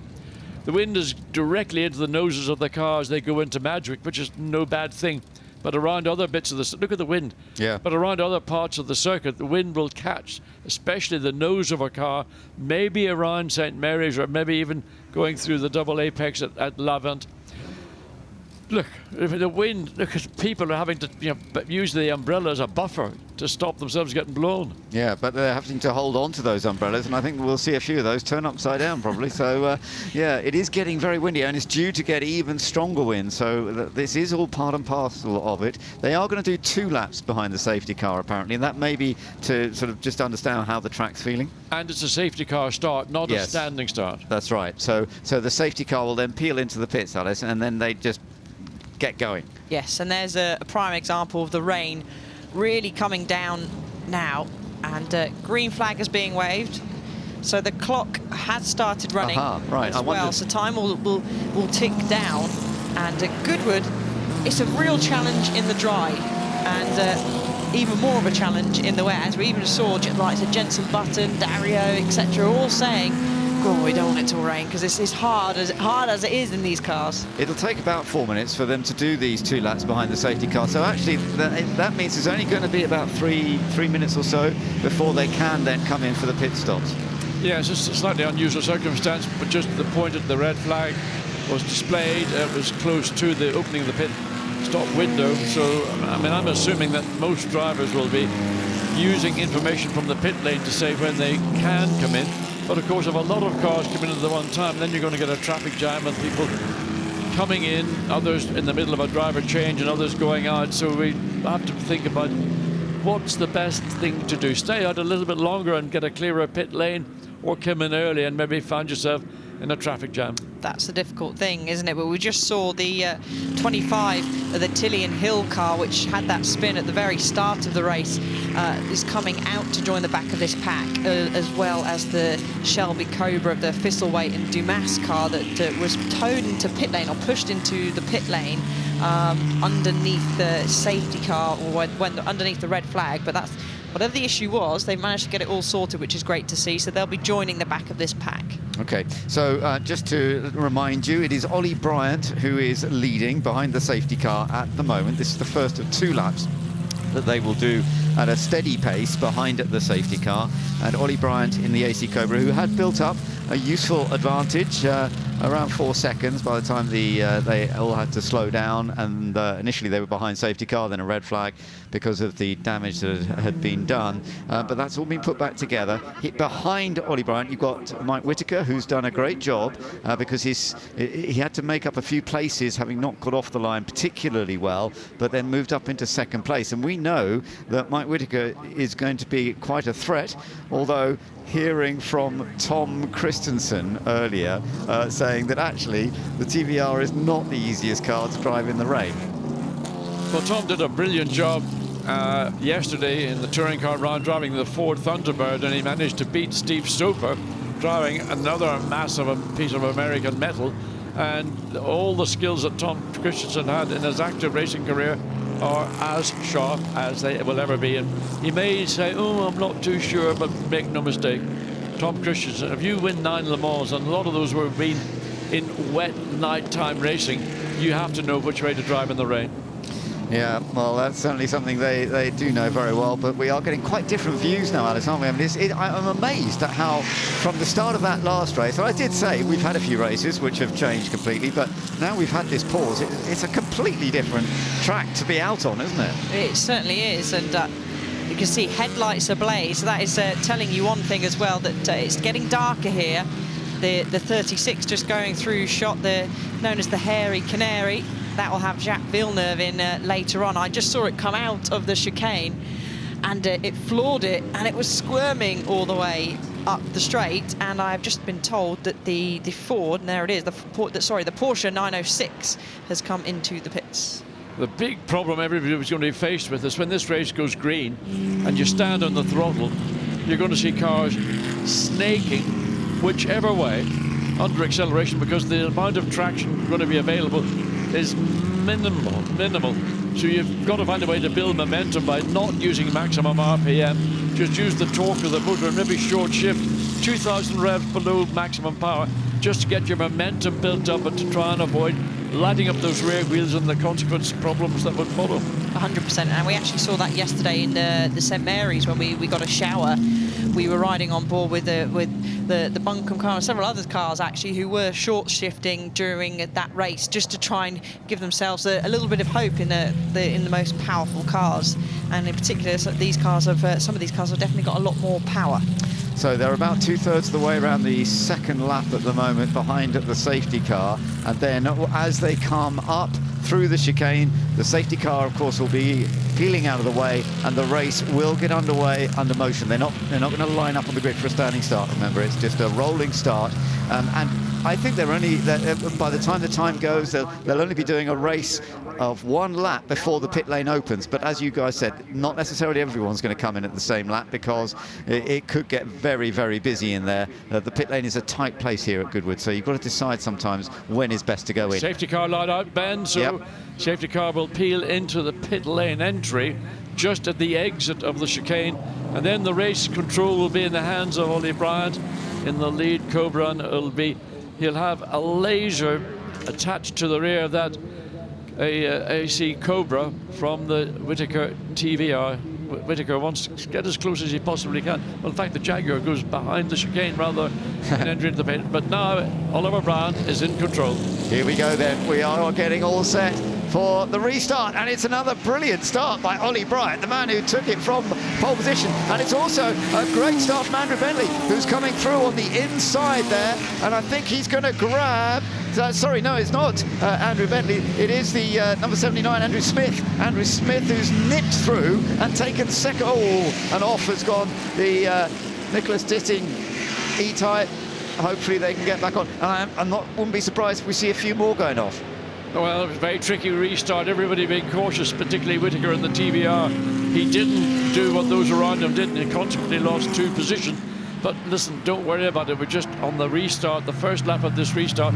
It's about feeling what the racetrack is going to give you and what your car can benefit from extremely tricky conditions.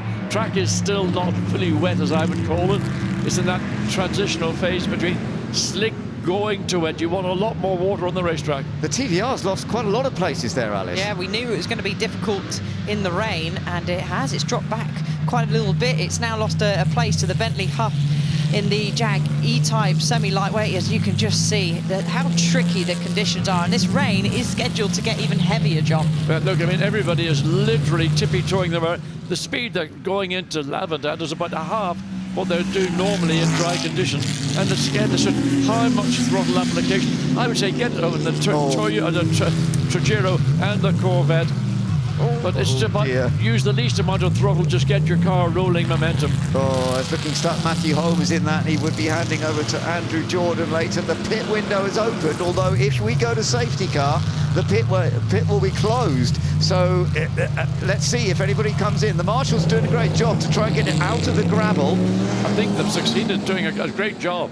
Yeah. So any takers for the pit lane, because they look at the E-Type coming down from the outside of the chimes up across. So the Huff Bentley Jaguar has taken over second place. Well, I thought it had, but Andrew Smith is not conceding it. He's going to hang out up the inside, but will the Jaguar have the pace on the exit? Yes, it does. The Cobra just couldn't deliver the Jaguar midway through the exit of Magic Corner.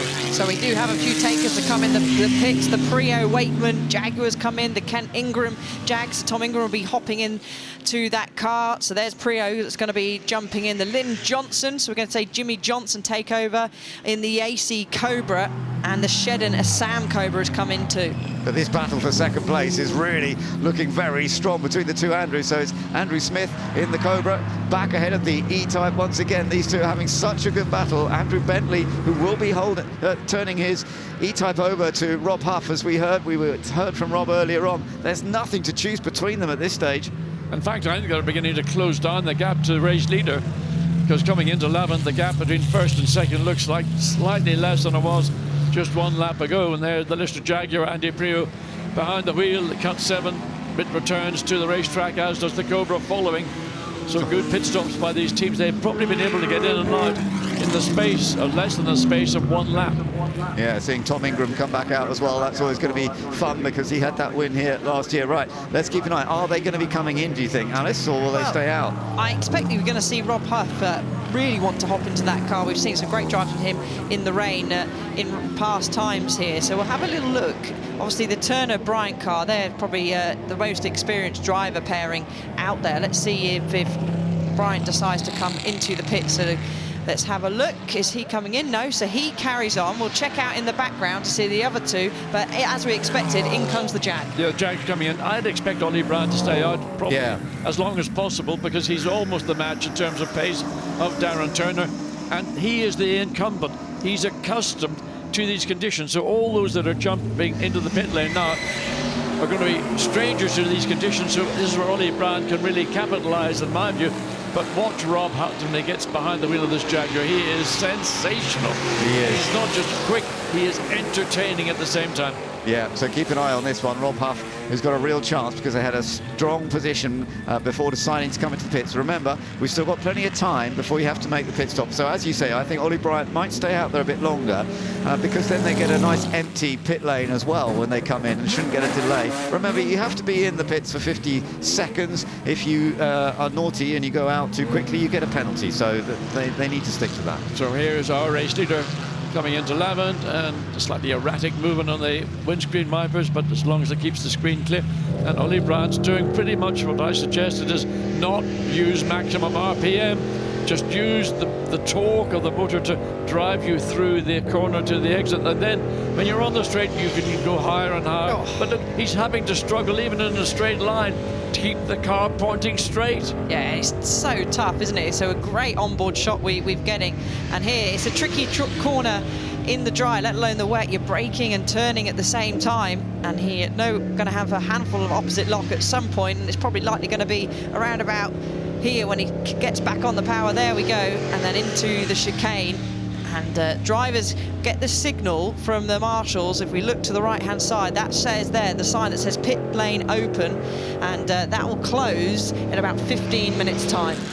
Yeah, he's doing a good job so far, holding on to the lead right now and still putting together some decent laps. 1:53, and that seems to be the sort of pace. We're seeing similar pace right now from Andrew Smith as well.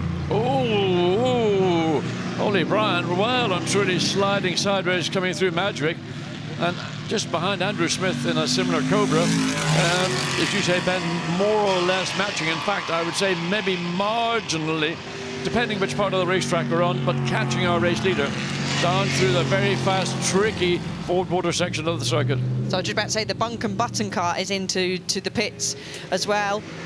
So Jenson Button will be hopping in, and the Tetley Bunkum as well is in. So plenty of people now swapping in. I did see that Dario Franchitti was wandering up and down with his helmet on, so he'll be probably looking to take over from the 79 at any moment now. Yeah, so you are getting all the star drivers beginning to come out. Not all of them just yet. This was the slide you were referring to. I mean, I said this yesterday about Chris Ward and the E-Type Jaguar. Well, there, Ollie Bryant, if you could take a picture of that, how many kids would love to have that image of an AC Cobra on their wall in their bedroom?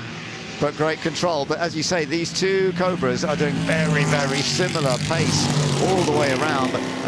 It is impressive what they're both doing, but I have to say, Andrew Smith is right there, and in fact that first sector again, slightly quicker. Yes, I mean, and the Tiger's slipped off the track, and we heard what Matt Neal was saying, that the Tiger has got little grip in the dry.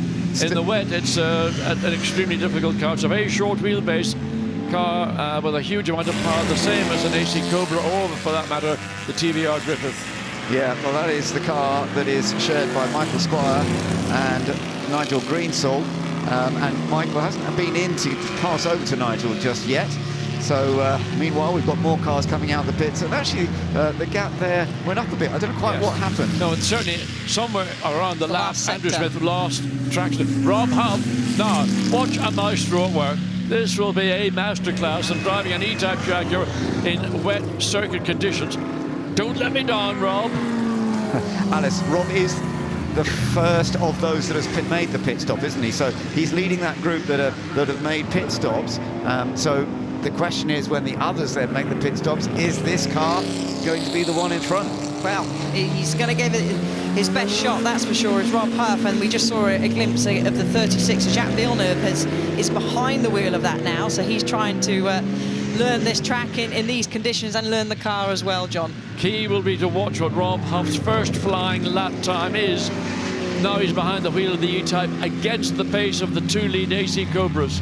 Well, he's just done a good lap, but in fact, Tom Ingram behind him, who's a long way behind him, has also just done a very good lap, 50.037. So he's actually gone 2 seconds quicker, 2.7 seconds quicker than Rob Huff.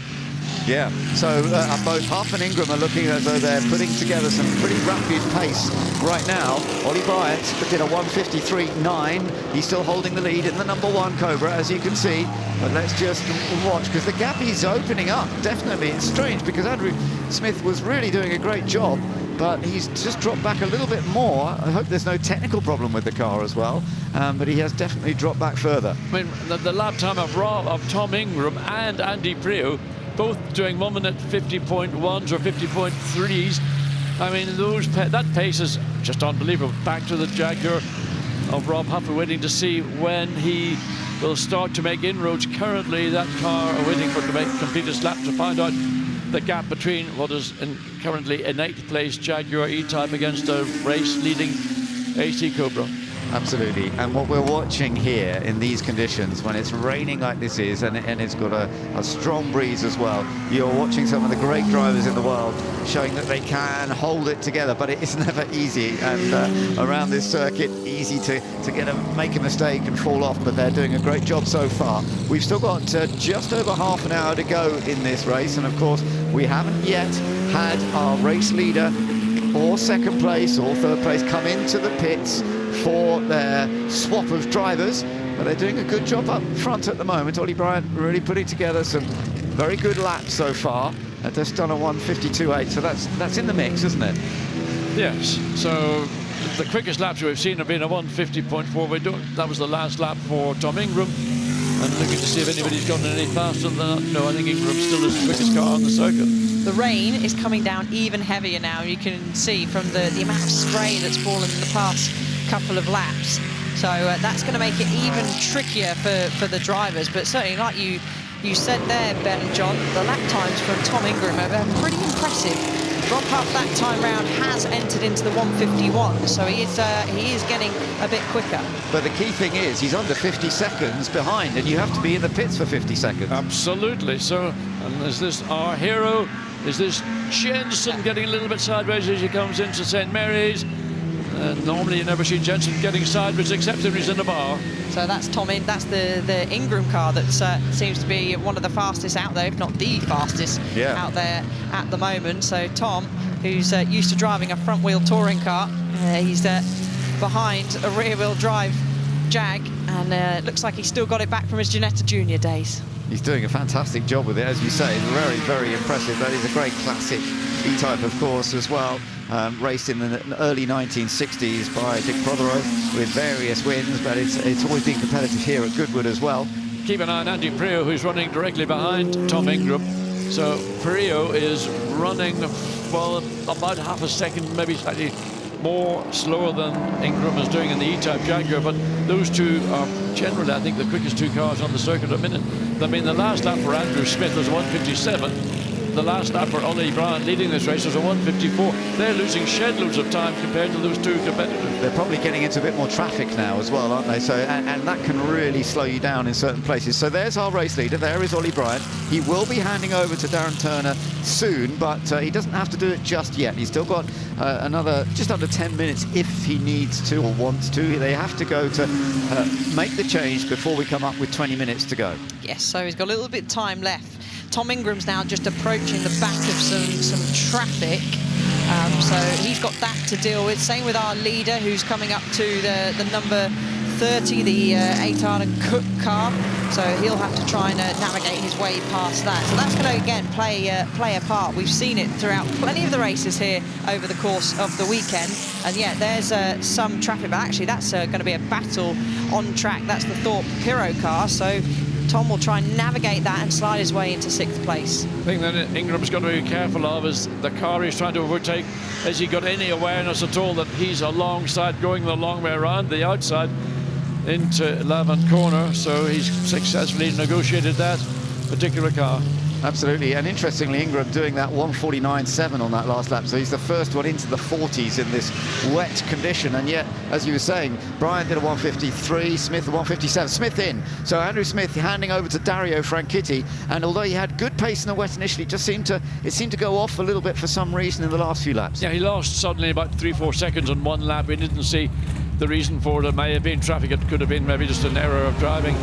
But into the car goes Dario Franchitti, and it'll be interesting to see how Dario, he's going to go out stone cold, no idea what grip levels are going to be like, and he's a super competitive driver in a very competitive machine. Yeah, only one mechanic can help with strapping the driver in. There'll be another mechanic somewhere on the pit wall that will be timing to make sure that they don't go out any quicker than 50 seconds, and it's really hard for a driver, well, in any category, whether you're doing single-seaters or GTs, to try and strap yourself in, which is why you often see, and there's Tom Kristensen now getting into our TVR, which is a handful in the dry, and it's going to be a handful in the wet, and Whitaker passing on a little bit of knowledge, because of course, like you said, those drivers that are jumping in are cold. They've got no feel of these track conditions. No, and that was, you put your top driver, your professional drivers in second, it doesn't matter.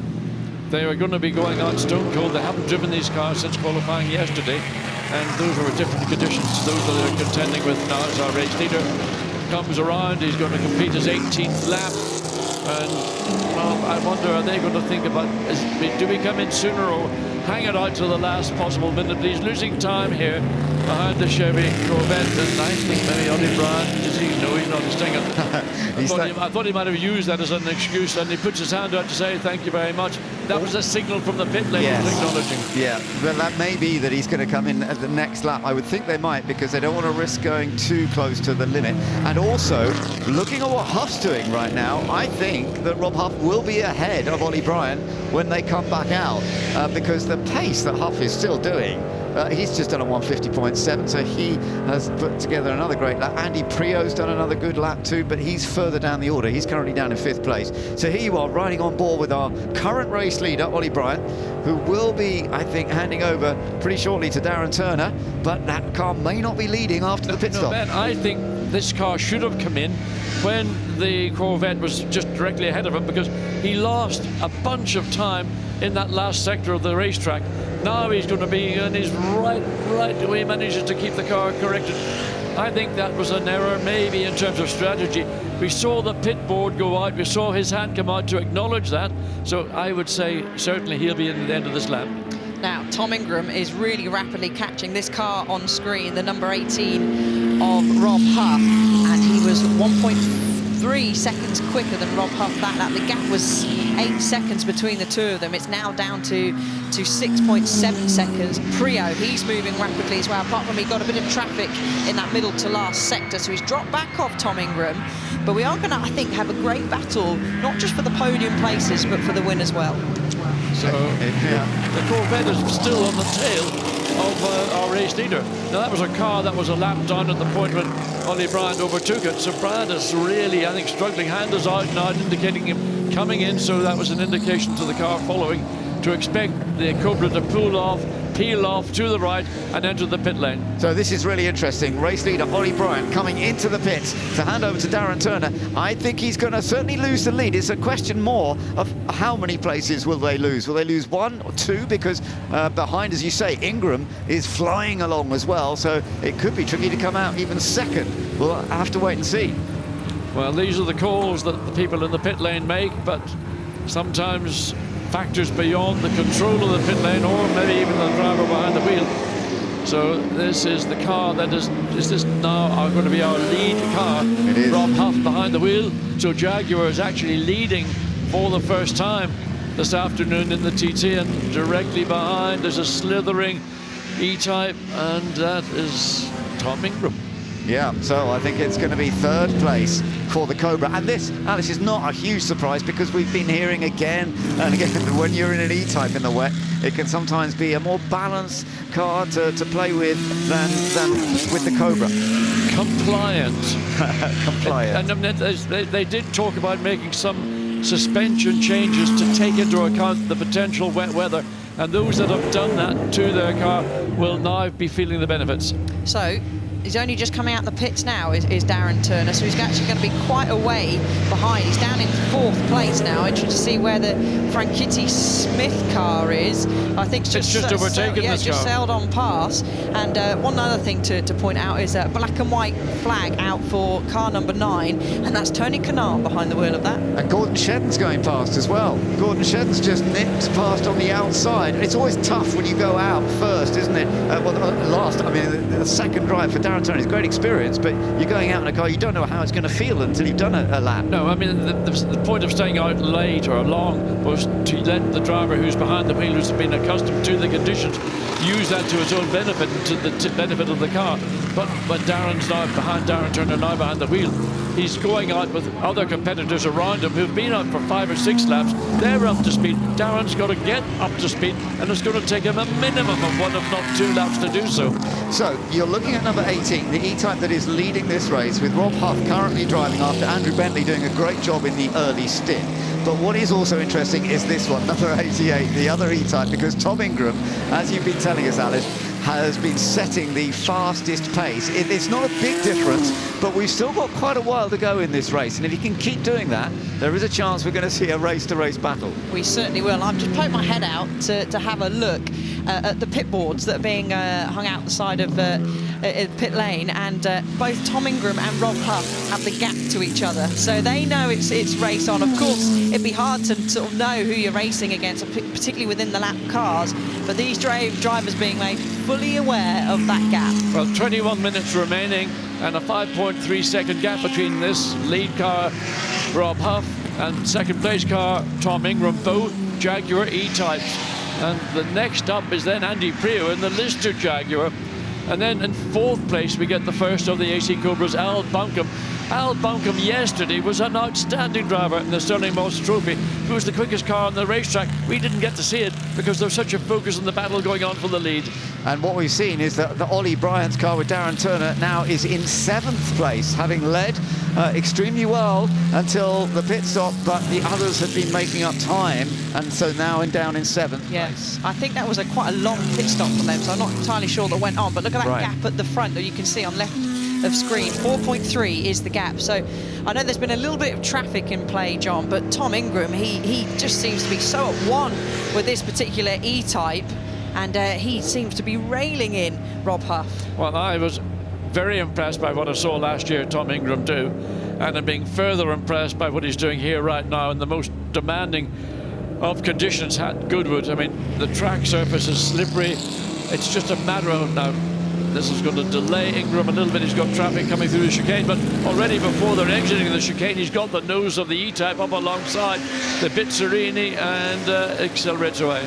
Yeah, so let's just see what is the gap. It's come down to 3.2 seconds. He's gained nearly 2 seconds on that lap. That's amazing. Despite that, as you say, it looked like he might get blocked at the chicane, but you're right. I think he dealt with that actually very well. He didn't lose much time coming through there. I mean, Ben, we all read books, but if you're a racing driver, you've got to read the racetrack. You've got to read your competitors. Yeah. And that's what Tom Ingram did. He saw that. He knew he was going to be compromised, but he made the best of that compromise to get the run off the corner by placing himself slightly differently to the car he was following. So they got one car just in front at the lap there that Rob Huff has managed to get past, and then they've got a bit of space. There's a bit of a gap. So the next car that they will come across will be, it's just actually exiting Lavant now, and that's our number 4 car, which is one of our Chevrolet Corvette Stingrays. Nick Jarvis, I believe, is behind the wheel of that at the moment, unless it might, no, actually Fassler is behind the wheel. So once Tom Ingram has got past this next car, both of our leading cars have got a little bit of a gap, so be interested to keep an eye on the sector times to see who has got the outright pace. Tom Ingram sawing away at the steering wheel as he exits Lavant.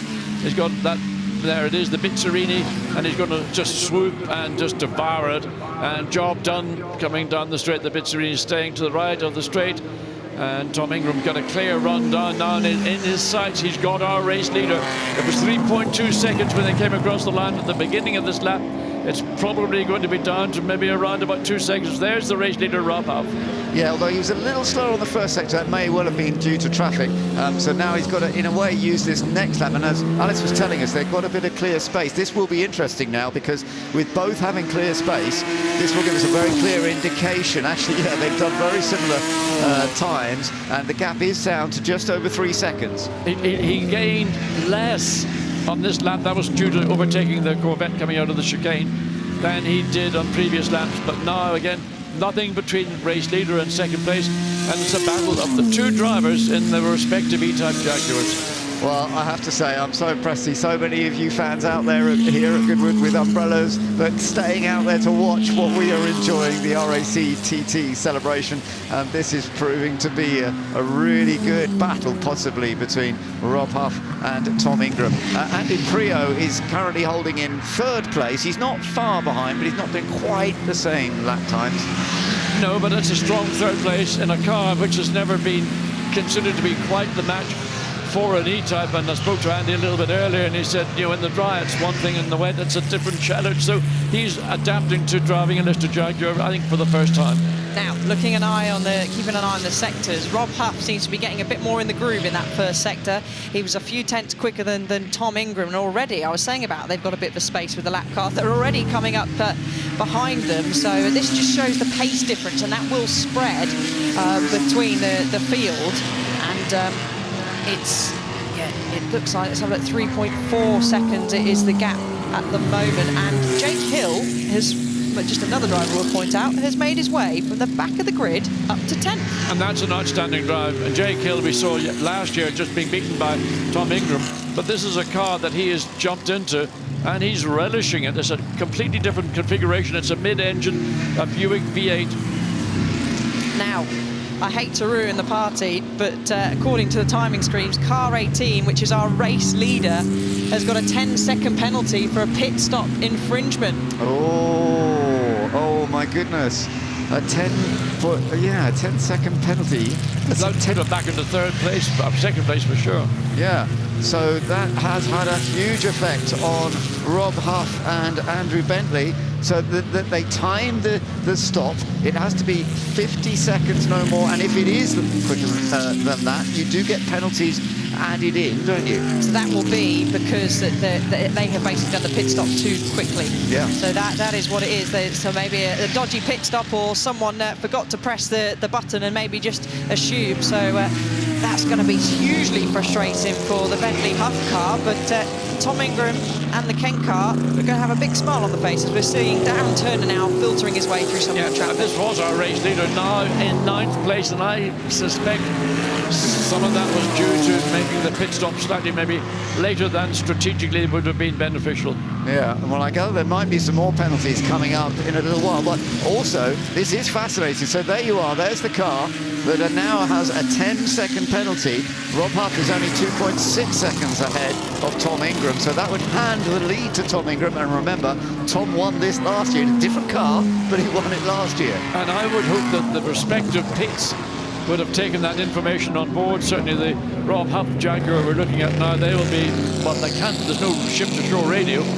But in the case of Tom Ingram, the pit lane can indicate that there's a penalty for the lead Jaguar. He doesn't need to overtake, he doesn't need to race Rob Huff any longer. He can finish second on the road. And they're being shown at the end of the pit wall that by the marshals that they're who has got a penalty. So Tom Ingram will probably see that, he'll be aware, but that's going to bring into play Prio, who is around about 9 seconds behind Tom Ingram, which puts him 11.5 seconds behind our race leader. Just seeing a penalty, but it is for somebody a bit further down. It's Nick Jarvis and Marcel Fassler in the number 4 car. They're down in 16th, but they've been given a 10-second penalty for a pit stop infringement as well. It won't affect their position hugely, though. Tom Kristensen really seems to be struggling. That car down in 15th position. That was a car that was charging to the front of the field when this race got underway. And Tom just hasn't been able to extract the performance in these difficult conditions that it was able to do, or the car did, certainly in the dryer. Yeah, and he did say it was difficult in the wet. And just looking at his times, he's about 7 seconds away from what the quick E-types are doing up front. Those two E-types running first and second on the road, although Huff has got that penalty, that they are doing 1:48 now, that's the fastest pace we've seen. But they're both so close in terms of their lap times. I just feel for Andy Bentley and Rob Huff that they've got this 10-second penalty. They could still get a podium out of this, though, couldn't they? Yeah, they definitely could. And I was just having a little chuckle on the screen of Tom Ingram was going past Tom Kristensen. Actually, Tom Ingram won in that car last year, so he might be able to, I don't want to commentators curse it, but possibly get back-to-back wins, but in a different car. The gap between first and third is 11.5 seconds, so adding a 10-second penalty to Rob Huff should see him finish probably in third position, all things being equal. Just riding on board with Darren Turner, he's just been passed by Jenson Button, actually, so going even further down. So that's the Ollie Bryant Cobra we were riding on earlier. Darren Turner now in the car, and he's definitely struggling in the wet with this car a little bit, and Jenson Button has gained a place. Oh, going off the number 50 car, that's the Mike and Loris Hesmans, the Bizzarini. They're just coming back on, so this may, is this probably just a slide and then getting back onto the tarmac? And he's got a slightly erratic windscreen wiper. The windscreen wiper is going AWOL. It certainly is. So it's probably very difficult to see where you're going, which doesn't make life any easier. No, it certainly doesn't. As the rain, we got a great shot of air, continues to fall quite heavily. A few puddles starting to form. You often see puddles on the exit of Woodcote, which is where the Bizzarini was coming into now. Look, and hand up on windscreen. He's not waving at us, he's having a wipe of the inside of the That's Scott Dixon. Scott Dixon, they don't race a lot in NASCAR, not NASCAR, in IndyCar, certainly not in conditions like that in an enclosed car. So hand up, clearing the windscreen on the inside. He's about to be lapped too, isn't he, by our current race leader, although not effectively with the 10-second penalty. Actually, Rob Huff has opened up the gap by a little bit more now to Ingram on that last one. He's now 3 seconds ahead, but with a 10-second penalty at the moment, he would be in second place because Andy Prio is a bit further back. So he's having to push as hard as he can in the 11 and a bit minutes of this race remaining. So coming up behind Scott Dixon, and he'll want to clear that car as quickly as possible, not lose time to the second place, which is going to be de facto the race leader, Tom Ingram. Yeah, absolutely. Tom's just coming over the line now. The gap has come back down again a little bit, and it's not surprising. It's dealing with traffic. It's gone back down to 2.5 seconds. They're doing such similar lap times. Sometimes it's Rob Huff who goes a fraction faster. Sometimes it's Tom Ingram. Both are great superstar touring car racers, of course. These are older sports cars, but they're both just as rapid in them as they would be in their modern touring cars. Yeah, one's a roadster, one's a fixed-head coupe. But what's interesting is the pace that these two lead drivers are recording lap upon lap is virtually minimum 2 seconds a lap quicker than the rest of the field, and in some cases in the top 6 more than 3 seconds. Absolutely. Tony Kanaan and Dario Franchitti are having a nice battle on track. It was actually going across the line, was one of the closest battles. It just over a tenth of a second was separating the two of those, and then slightly further down the order for 11th and 12th place, Lotterer and Turner were having a battle as well. It's fun, isn't it, that we've got these different battles in different places between superstar drivers, and but we've still got this potential fight up top as well. I'm just wondering whether Andy Prio can just get a little bit closer to the top two. He's currently in that third position in the Lister Jaguar Costin. So as you said, you know, in some ways you wouldn't expect that car to be going quite so well in these conditions. If it was drier, it might suit him better, but we're not looking at much sign of it drying. The rain is still falling. And the rain is going to continue to fall, and we're expecting the wind to pick up even more, though albeit at the minute it looks like it's actually slightly reduced, but it's the rain and the track conditions which have been the big problem that every driver, apart from our two race leaders, have had to deal with. Jacques Villeneuve being lapped there in that bright yellow Cobra, with the Cobra's got his nickname Hairy Canary, and you can just really see these puddles. And there is our third place car that's lost a little bit of pace, John. He was actually in the 148, 49s, which is what Huff and Ingram are still doing, but the past few laps he's been 150s, 151. Off has gone number 9. Tony Kanaan. Yeah, Tony Kanaan. That's the E-Type, so that's a bit unfortunate. It's, Oh, he went well, and I don't know how he managed to get himself, because he almost didn't even turn into the corner and carried so much speed. Got excited over he's almost been like on a ski slope, side-slipping his way across the grass on the exit of St. Mary's. Got excited overtaking Dario Franchitti, maybe. Yeah, maybe. Not for the first time. It was lovely to see him, and to see Tony Kanaan here is actually lovely. I used to commentate on him when he was racing, and he's an Indy 500 winner, an Indy champion back in 2004, and it's rather lovely to see him here at Goodwood. And an extremely popular competitor in IndyCar racing, a real character and personality. But he did say he was having to learn the track in the wet. He's never driven this in the wet, so to go off there is actually quite common, isn't it? Jacques Villeneuve had the same comment when I saw him on Thursday evening, and learning Goodwood in the dry in an AC Cobra is no walk in the park. Having to drive in a wet circuit in an AC Cobra where you got really, you don't need a steering wheel, you just use your foot on the throttle to steer the car by the rear of it. Yeah, there you are looking at Jacques Villeneuve, talking about Jacques. There, it's fun to see him out there, and he's getting his first experience really this weekend of everything. But he's very relaxed and enjoying. He was chatting to a friend of a guy who works with us, Peter, a friend of mine, and they were chatting together yesterday. And he said Jack's so relaxed. His wife with him this weekend, and he's really enjoying just being part of Goodwood. Yes, it's a new experience. Jacques, of course, a world champion in 1997 and winning IndyCar and whatever, but not really fully active these days. Watch what's happening here. Traffic getting in the way of race leader Rob Huff's got to be patient. Going into Ford Water, you manage to clear the Cobra, but wait until you get to maybe the exit of St. Mary's before you want to challenge the, I can't even read what that car is, number 16. Yeah, that's directly ahead of him. Andre Lotterer, actually, in the E-Type, the low drag coupe. It is a low drag. That's why the rear of the car looks a little bit more like a 250 GTO Berlinetta Ferrari. Yeah, absolutely. They do look a bit different with that low drag style. So we're going back on board. So we're on board with Jenson Button right now, actually. So Jenson has made some good ground because they were a bit further back earlier. Currently running in 10th position. And funnily enough, he's not far behind Jake Hill, but Jake's going well too, isn't he? Yeah, Jake is going really well. He's has been one of the fastest, at least in the top 5 of pace.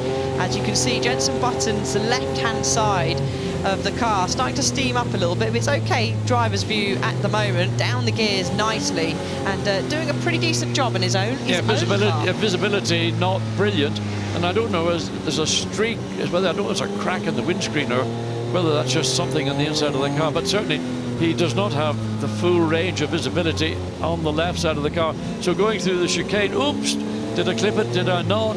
So, and also watch the rev counter as Jenson changes gear. He's going nowhere near the maximum RPM of 6,000 RPM, up to about 4.5, maybe 5, and he keeps it in third gear all the way down into Magic. Normally that would be fourth gear and then back down to third.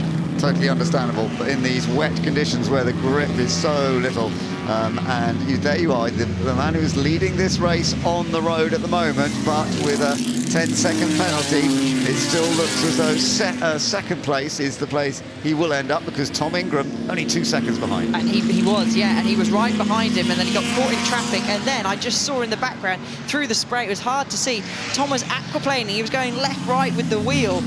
Conditions are pretty tricky out there now, particularly when you're heading up to Ford Water. If you are going to make a move, John, on that right-hand side, often a big puddle forms. There's a nasty puddle on the right-hand side. Before you get into Ford Water, it's deep, and if you do hit it in a car, these are treaded Dunlop race tires, but they're not deep, sort of wet where they're treaded tires, so aquaplaning is always a concern. But Ingram again has closed that gap. It was 2 seconds when they came across the start-finish line.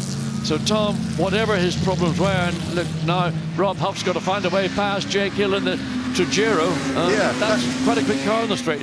It's surprising to see Jake Hill lapped. I mean, last year he was fighting for the victory with Tom Ingram, but of course it's a very different situation in a car. Oh my goodness, look at that. Huff almost sliding it on a straight. Yeah, but the little undulations as you come down into Woodcote are sufficient now to make your car lose traction, and that's why you saw that little snap up the inside. Ingram, can he get through? These are two titans of touring car racing, Jake Hill and the Trujillo. Tom Ingram, and Tom is getting through cleanly, and he's gained because that was a courageous commitment from the Jaguar driver and good racing skills from both to avoid contact.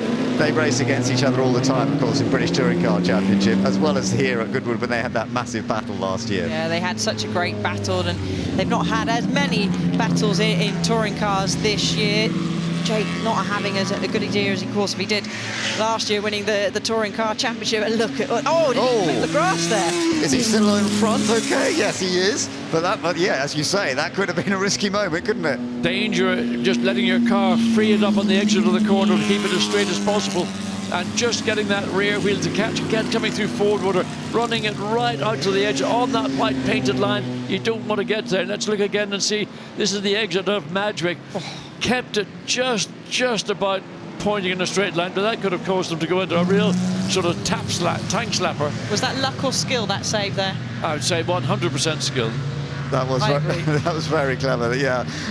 Both of these guys, I mean, I'm absolutely loving watching both of them, Rob Huff and Tom Ingram, in some of the most difficult conditions you can have here in these beautiful E-types. They are driving superbly well. Will one or other make a mistake? They haven't done yet. They've both been lapping at such good pace. The lap times are increasing again because it's got wetter. They were in the 140s, now they're in the 150s again. Indeed.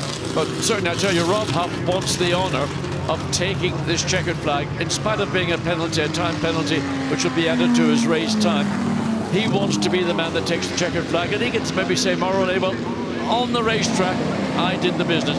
But of course, if there's a penalty and the one catches that deep puddle in the exit of Woodcote. And what makes it even more amazing is these two drivers, when they have been racing in touring cars, they've been driving in front-wheel drive cars, and of course these beautiful Jaguars are rear-wheel drive, and that's a whole different thing to get your head around.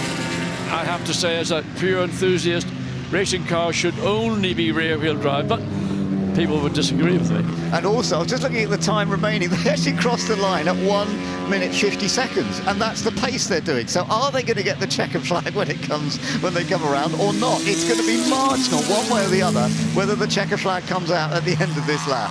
Well, Ingram is almost in the wheel tracks of Rob Huff, catching as he's done and then putting himself into a position, and again watching the back of Huff's Jaguar, just those undulations and the standing water, just the car is almost floating its way around this, what we may think would be the final lap, or maybe the penultimate lap. Yeah, absolutely. It's Rob Huff who's out in front at the moment, but with the penalty that he's been given, it is very much Tom Ingram in second place. But as you say, Tom wants to get past, doesn't he, Alice? They're still pushing, and I'm just having a look at the sector times. Their pace has dropped a little bit, so your guess is as good as mine, and my visibility out of the commentary box window, guys, it's hard to see whether the last lap board or whether they've got the checkered flag ready. I think they have got it ready, but it is going to be, in terms of the time, it's going to be very close, because we've now just got roughly half a minute to complete the last sector of this lap.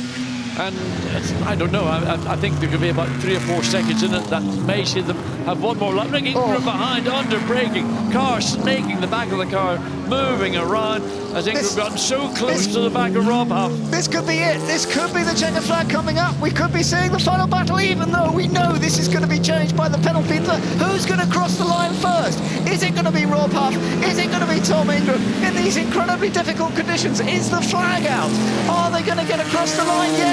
Yes, the flag will be out, and Rob Huff does get across the line first, but it is Tom Ingram who wins. E-Types first and second, and they both did such an amazing job, but Rob Huff with a penalty from the pit stop that was just over 10-second penalty. That's put him down to second place.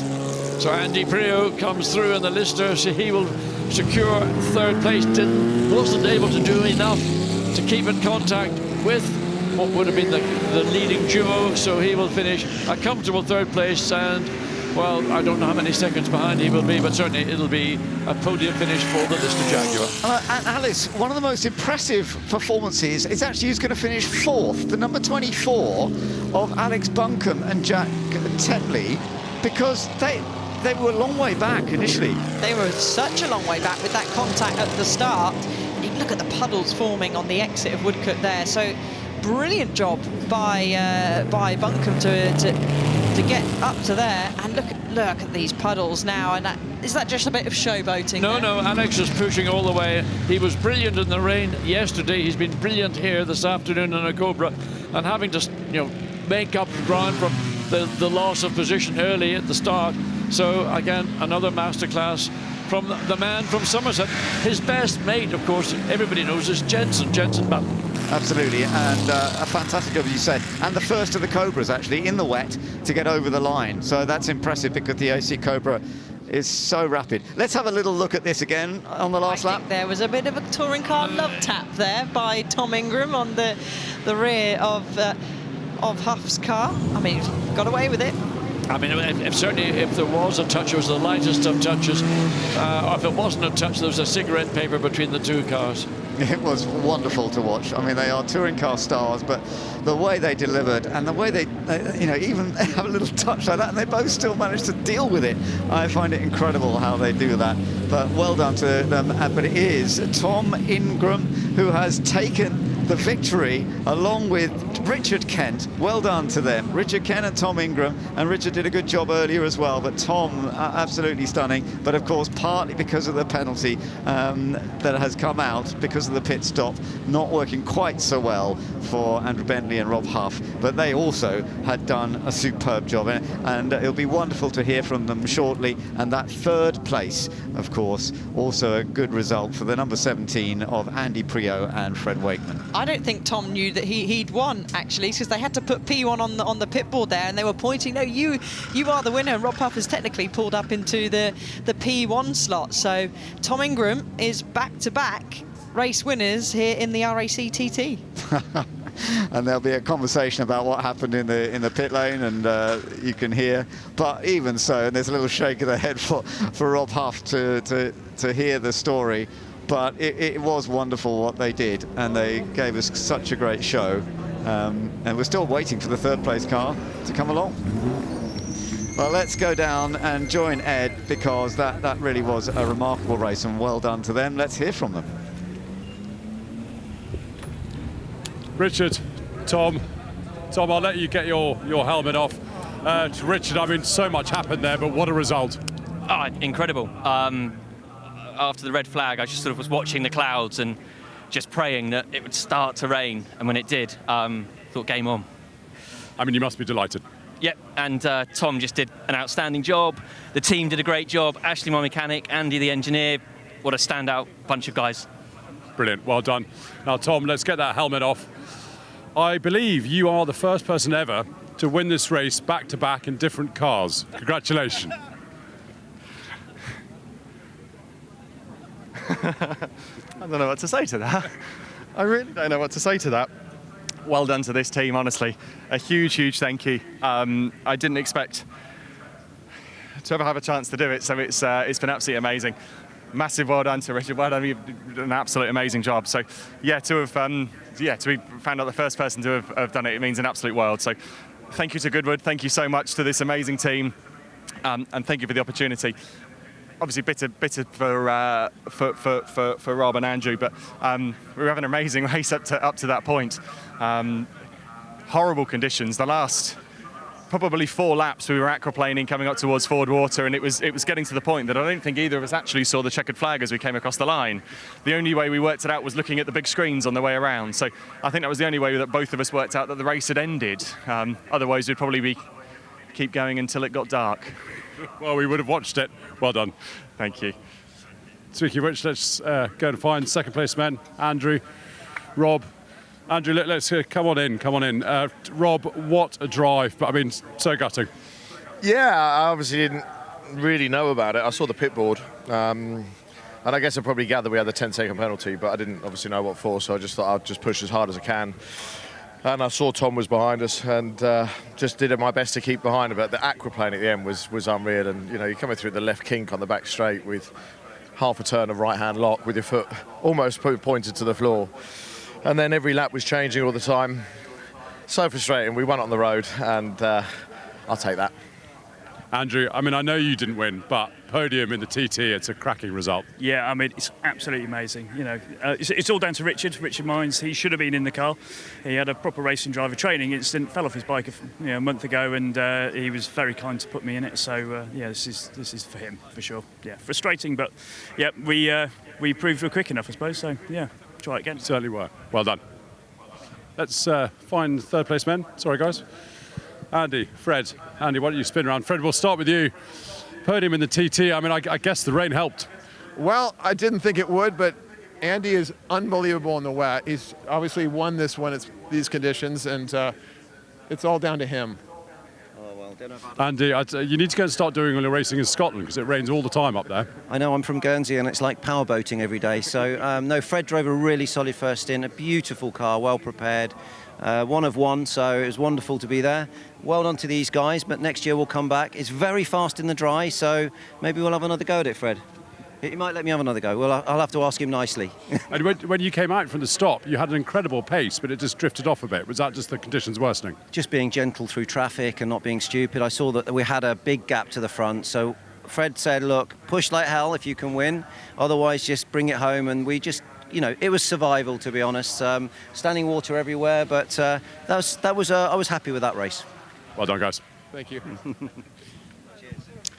Well, superb. And yeah, we do feel for Rob Huff and Andrew Bentley for the penalty for the pit stop and to lose, as you can see, the gap 10.3 seconds. My goodness, it was just over a 10-second. Well, that's with the 10-second penalty that has put them in second. But well done, brilliant job by Tom Ingram as well to be that close. And Richard Kent did a great job earlier on. And in third place, as you saw, Andy Prio finishing in third place to Fred Wakeman.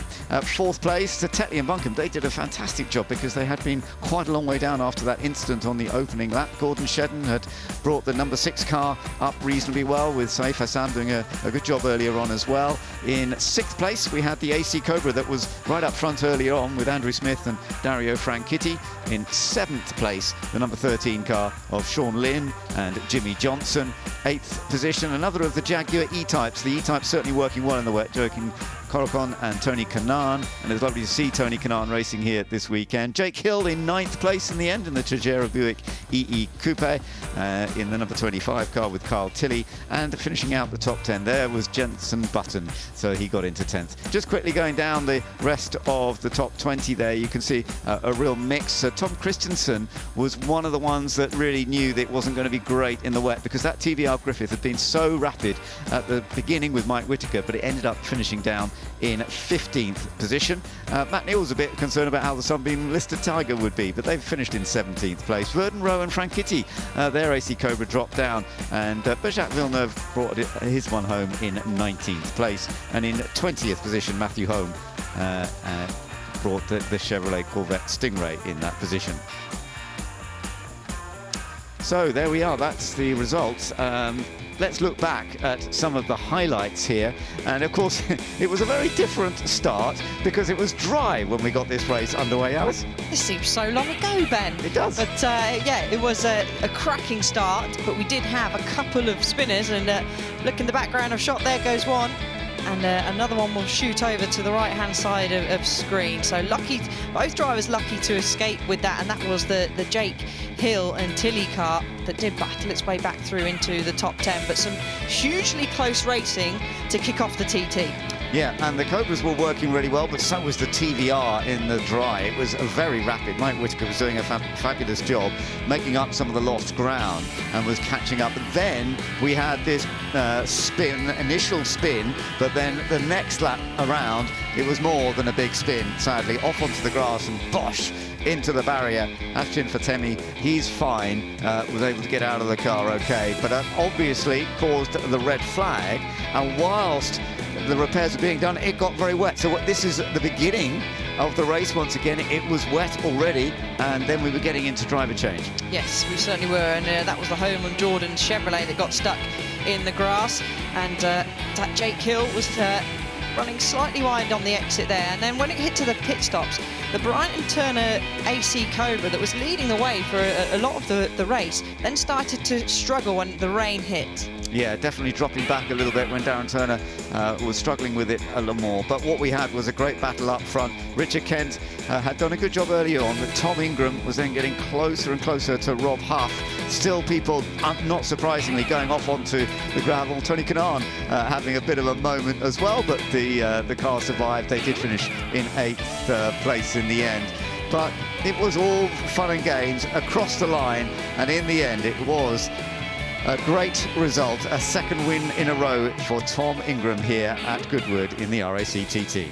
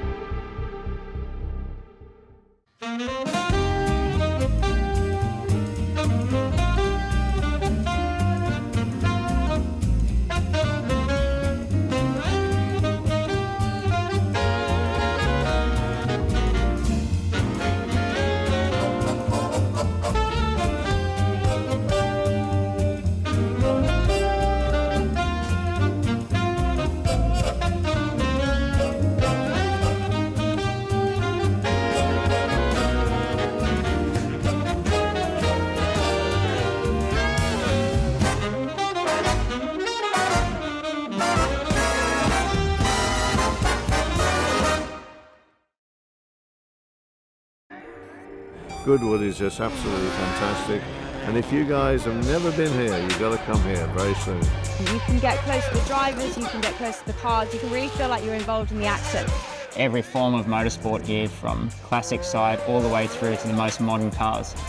You know, I see Goodwood just increasing and getting better each year. Lots of ideas spreading around, a lot of familiar faces. It's a fun fair, but with cars.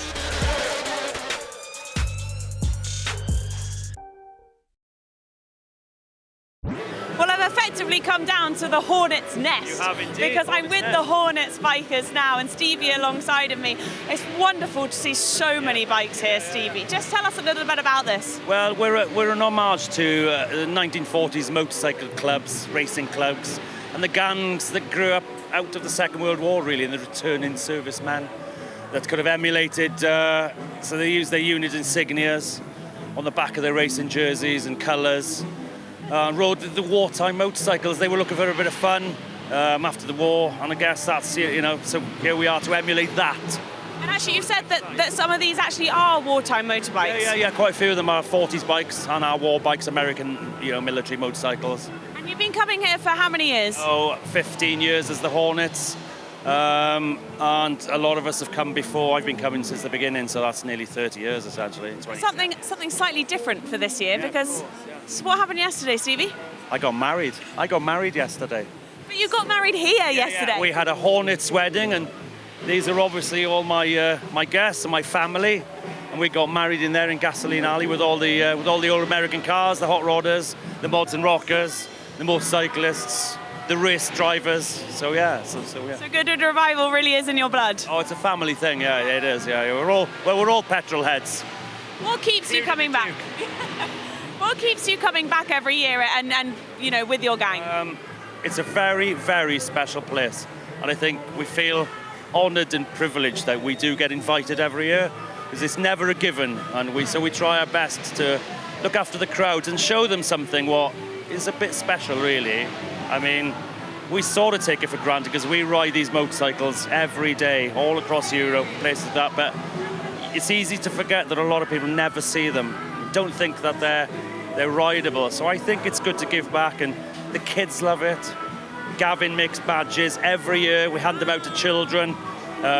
We see kids that have grown up here and come back, and they're adults now, which is amazing, really. So I think it's just a very special place. And the Duke asked Huggy years ago, really, if he'd formed this and started. So that's how we're here. I mean, you must have been on so many adventures, but would you say this is one of the best ones, like you said, to be able to see that? Yeah, I come back here every year, and it never feels old to me. It's crazy, you know. Oh, well, listen. Always excited. We love it. Is a great thing. We love having you here. It's great to see so many of the bikes, and there's been so much attention just as we've stood here now. Lots of people are taking pictures of, as we called it, the Hornet's Nest.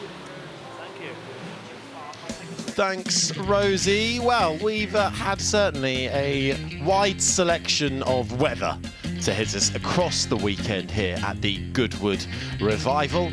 Of course, enjoying the Duke's speech from earlier in the day, where we had a little bit more brightness than we're currently experiencing. The day celebrations underway as well. We've seen the Lindy Hop in full action across the weekend too. This is why we love the Goodwood Revival. It's not just what's about on the track, it's celebrating the golden era when the motor circuit first came to be, and all of the racing that took place on the track, and the dancing, the clothing, the music that we all enjoyed as well, creating such a vibrant culture reimagined here at the Goodwood Revival.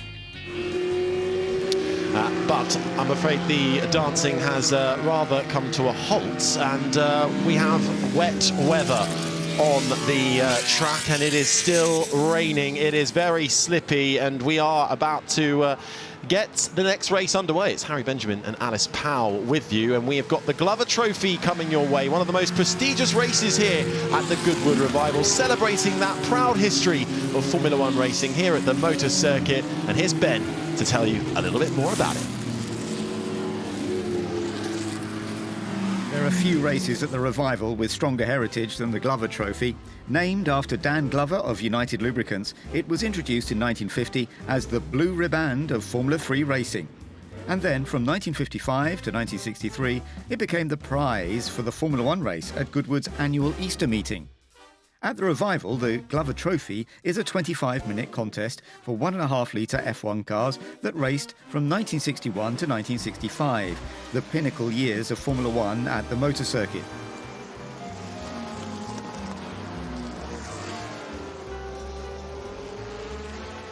Even after all these years, there are few sights more evocative than these iconic cars, driven in period by legends like Moss, Clark, Surtees, Hill and Stewart, in action on Goodwood's fast-flowing layout. Much like in the 1960s, when Jim Clark was dominating Formula 1, the Lotus 25 is regularly the car to beat, although it faces stiff challenge from BRMs, Coopers and the unmistakable flat 12 Ferrari 1512.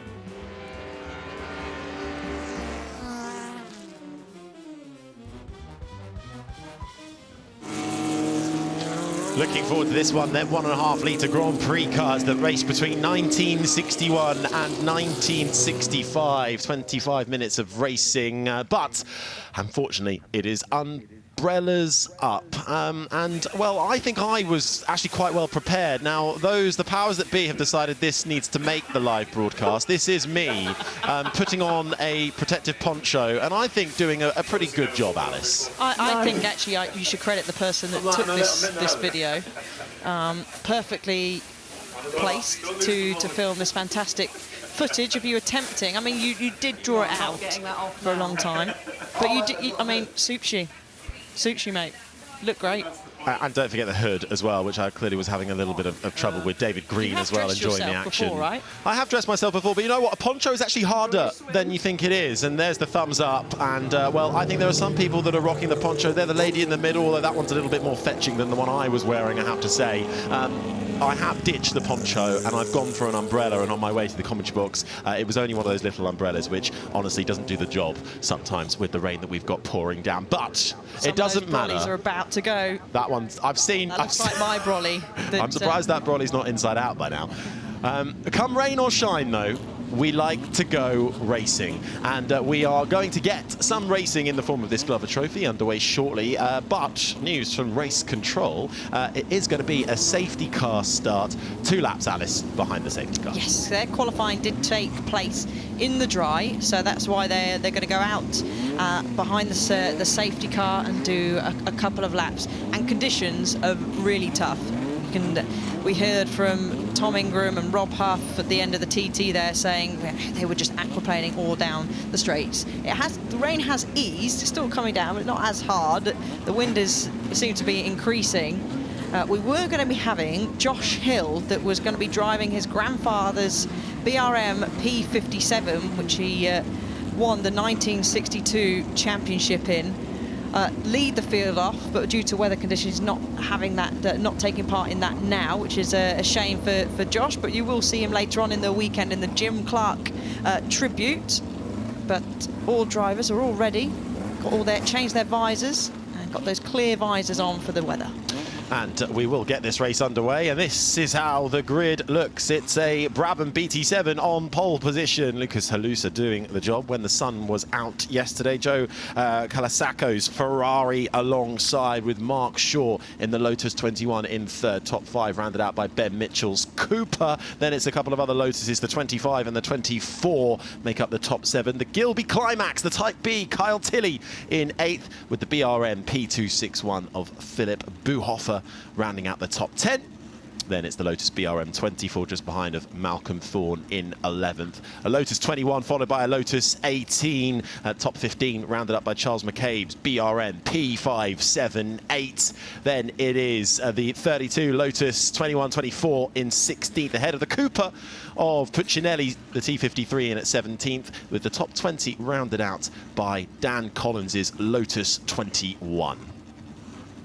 The ATS 100 Grand Prix is in the hands of Jason Wright, going from 21st. He's got the BRP with the BRM powering that alongside in 22nd. The Lotus 18, the Lotus 24, and right at the back of this 25-car grid will be Daniele Salodini in the JBW Climax F1. So, a stacked grid of cars then, celebrating the last and fastest Formula One machines to compete at Goodwood in the period, as we get a beautiful glimpse up close and personal with that number 29 Lotus making its way, the 25.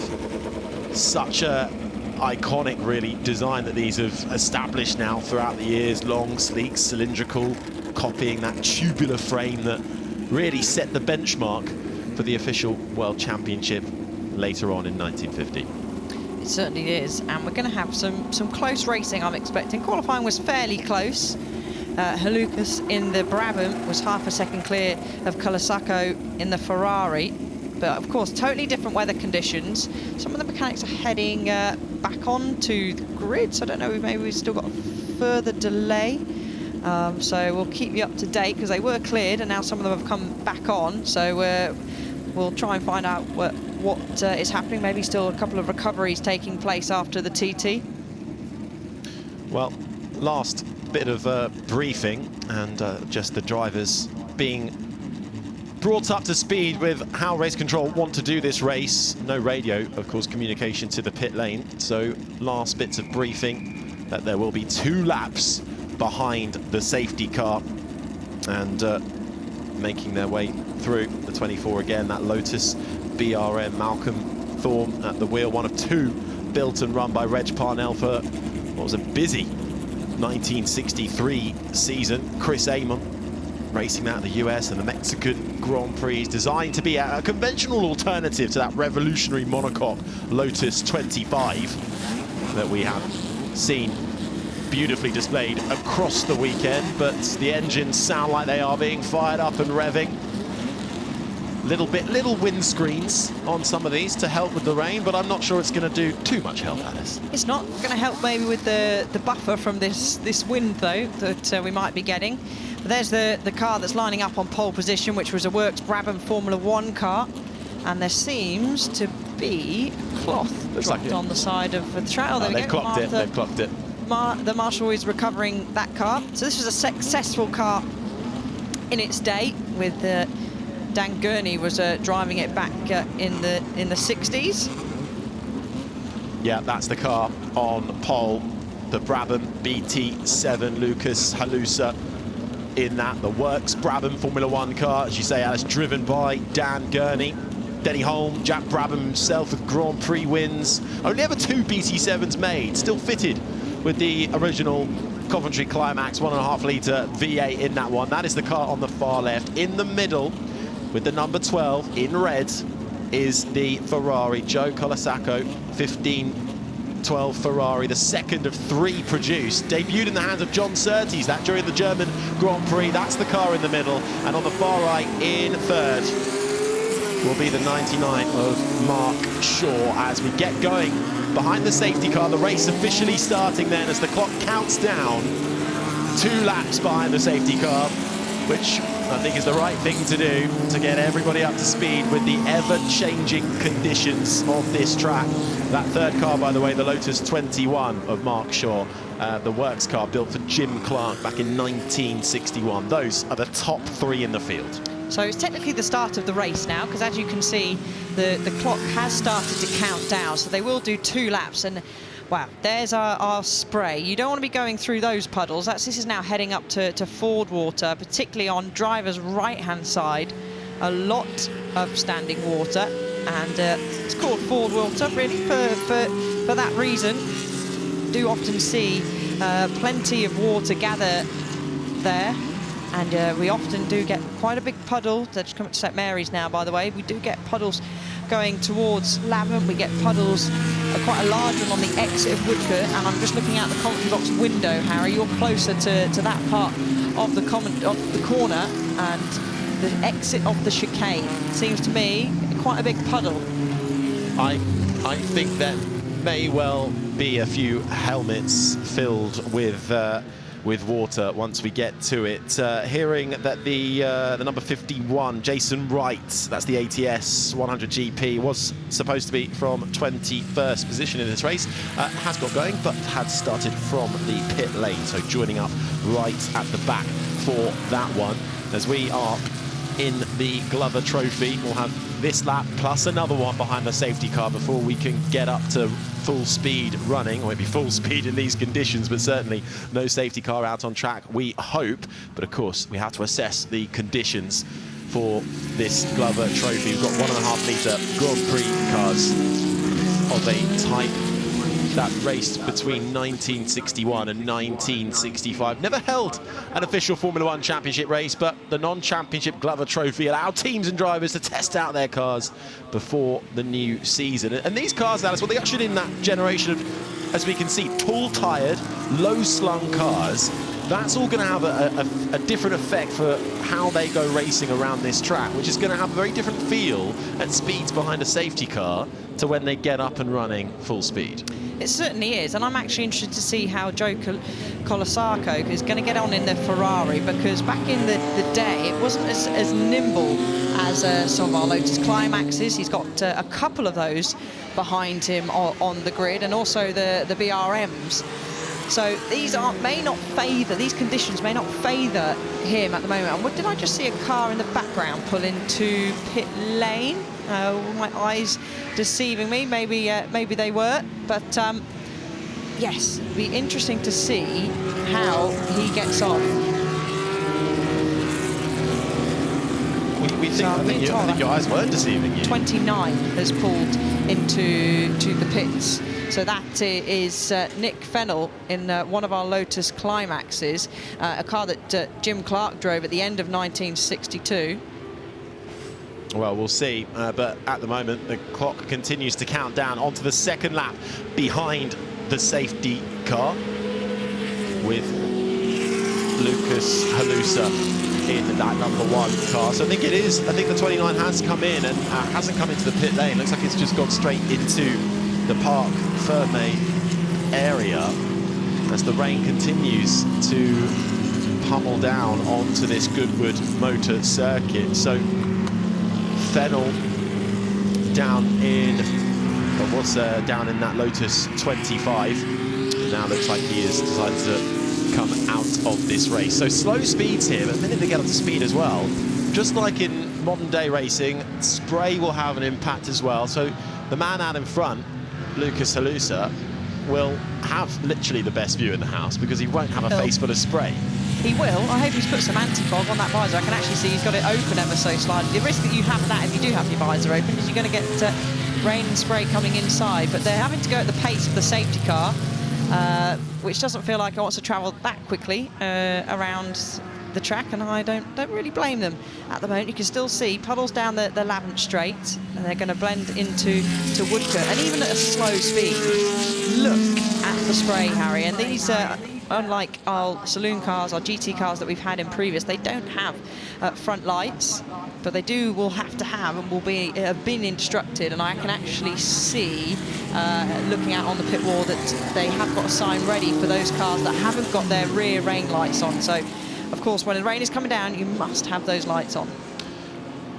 So down to 22 cars by the looks of things. Shame for Nick Fennell in the Lotus 25. Started in 6th, was going to be on the 3rd row as the safety car lights off.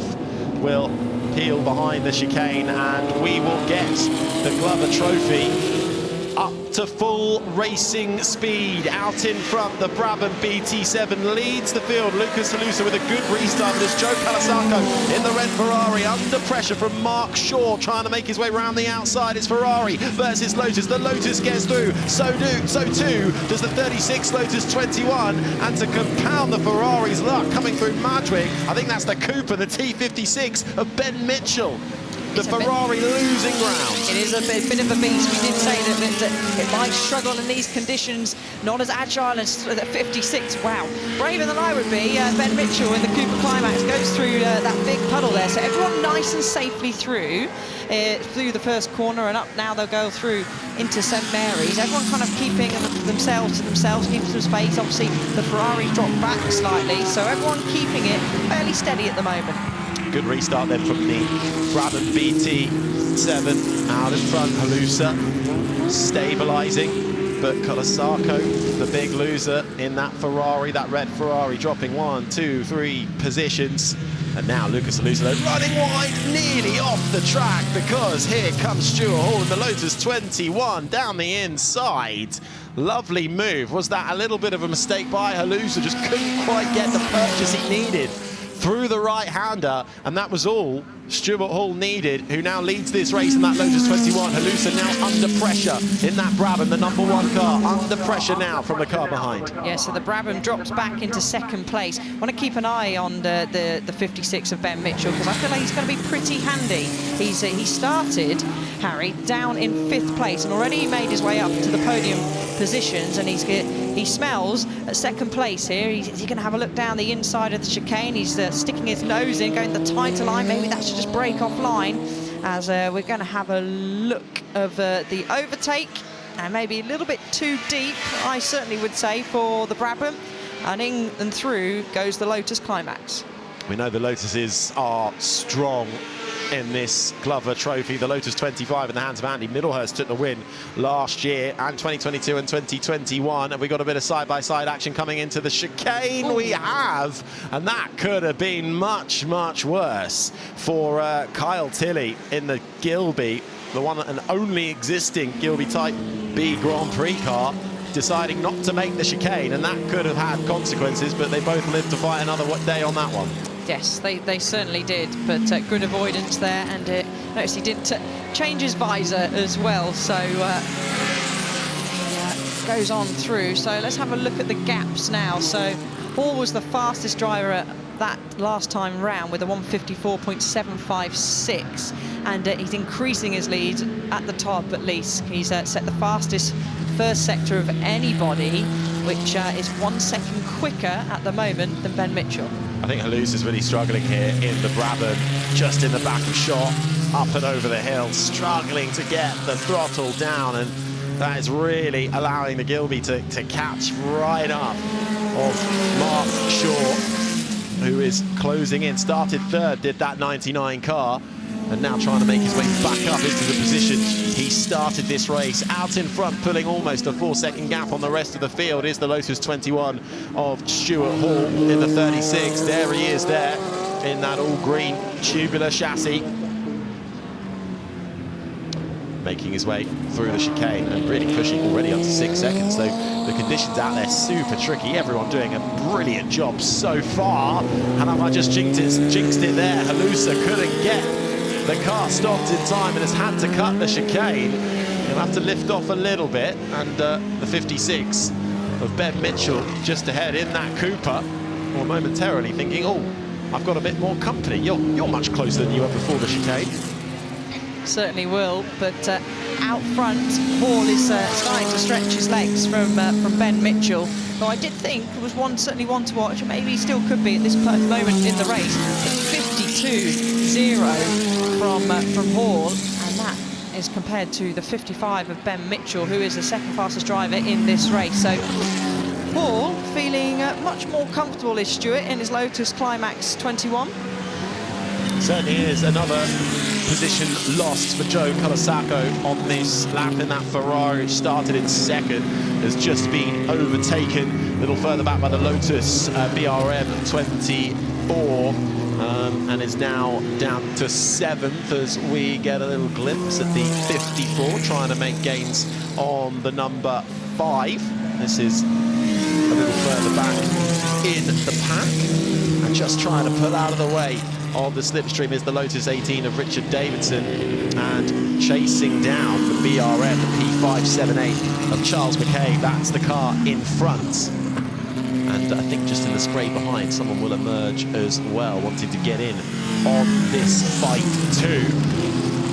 But at the moment, stalemate between them, and actually, it's looking like it was just coming under a little bit of increased pressure there, but holding on at the moment. Back up to Lucas Halusa in third. Still being chased down by Tilly in the Gilby. Coming into the chicane now, last time around, had to cut it, wouldn't make the corner. Wait for the puddle on the exit, let's see what it's like. Nice bit of avoidance there. It actually doesn't look too bad there in terms of standing water, and it's a good exit though from Tilly down the start-finish straight towards Madgwick we go, side by side here in the Glover Trophy, but then just as they ease off into the braking zone, Halusa holds the place. This is the closest battle out on track at the moment. With 13 minutes remaining, Tilly's going to want to try and clear this car to get through and chase down the next car, which will be Ben Mitchell, and still out front. That gap, Stuart Hall continues. I will see they may come up at some point though to some lap cars, which can play a part during the race. You've got to, well, it's a bit of luck, can be a little bit of luck in timing your pass, but Stuart, if he's got this gap, he won't need to really risk anything too much. Little twitch on the rear end from the 27, that is Tilly in the Gilby Climax Type 2. One of several races on this Goodwood Revival scheduled to retain the name from its original race meeting, from Goodwood's original racing era that's being celebrated all weekend long, having been run every single year since 1998. And back in the day evolved into a non-championship Formula One race in 1955, and that is what we are celebrating with the Glover Trophy here today. The fastest Formula One machines to compete at Goodwood in period, and extending his lead out front by almost 12.5 seconds now is Hall in the Lotus 21. The next best is the Cooper T56 in the hands of Ben Mitchell. Then in third it's Lucas Halusa, still holding on in the Brabham, but that Gilby is not giving up. We see them here now coming into the chicane. This is the closest fight for third. There's your race leader though, continuing up ahead.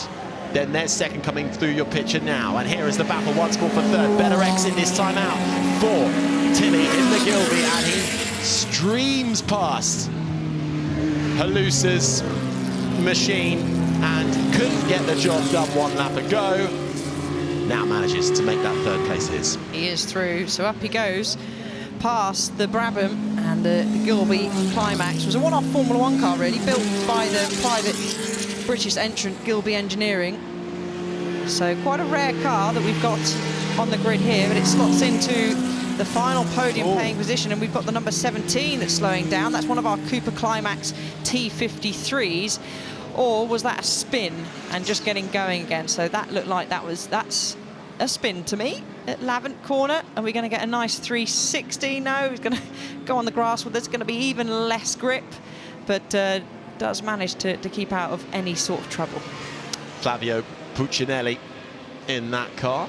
As we get a look at one of the other closer battles on track. Now, this is the Ferrari, Joe Calasaco's 1512, which was running up in second and now has fallen all the way down to seventh and has got company as well in the form of the Cooper Climax T60 running in the hands of Richard Wilson. That car started in ninth position here.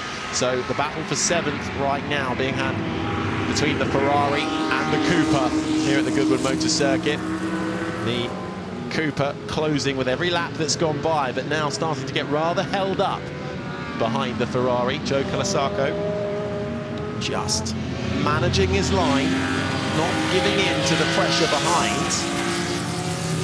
As that Ferrari 1512 in that iconic red with the white number 12 emblazoned on the front shines brightly even without the sunshine here today at Goodwood. Here we go, we've got to move for second coming on here. Bit of traffic as well to get through. This is third place Tilly in the Gilby, which is caught right up to the back of second place man Ben Mitchell as they still negotiate traffic through. Madgwick in the form of one of the number 11 just gets out of the way. Can the 27 use that to its advantage? It's Gilby trying to put pressure on the Cooper. But the Cooper T56 holding on at the moment. They're 15 seconds back from the race leader. This is the battle for second place in this race with 9 minutes remaining. His last time around, Tilly was 2 seconds quicker than the 56 that he's chasing. So feeling a little bit more at home in these conditions. What I said was a rare car. That was one of the, as well, the BRMs that they were lapping. I'd be brave to go down the inside there. Another car, they're coming across. This time that's the 55. That's our Soul Lola Ford T55 that's out on track and making its way round. Just about negotiating it. Both superb formation through the corner, but dips out to the inside. Can he nick a wheel underneath? Just loses a little bit of rear traction, has to correct it on the steering wheel. Does the Gilby. Still chasing, just waiting to buy his time. This though, meaning if the Gilby can get through and has shown the pace that it is showing, I want to do it quickly and try and close the gap that is rapidly expanding, but I'm afraid I think Stuart Hall is running away with this one a little bit. He is, he's made an escape up the road, and even if, let's say, traffic got into play, it's only contact really I expect to cause him to lose the race lead, because at the moment he is still the fastest driver on track. And Ben seems to settle down a little bit during these first couple of sectors, so maybe it could have been a bit of traffic that we saw out of shot as they're just going past the number 17, which is one of many of our Cooper Climaxes out there. That was Flavio Puccinelli who had the spin we saw a few moments ago, so recovering in this race. He's down in 17th now, doesn't play into the hands of our battle for second and third, as Joe Calasacco has finally been taken by the looks of it for 7th place. Richard Wilson has got himself up into 7th in that Cooper 16, from 9th to 7th for Wilson, but from 2nd to 8th goes the Ferrari in this race. Less than 7 minutes remain of this Glover Trophy. Looking at 1.5 litre Grand Prix cars that race between 1961 and 1965. And this is the one that is king of them all right now. Over 17 seconds clear, Stuart Hall's Lotus 21.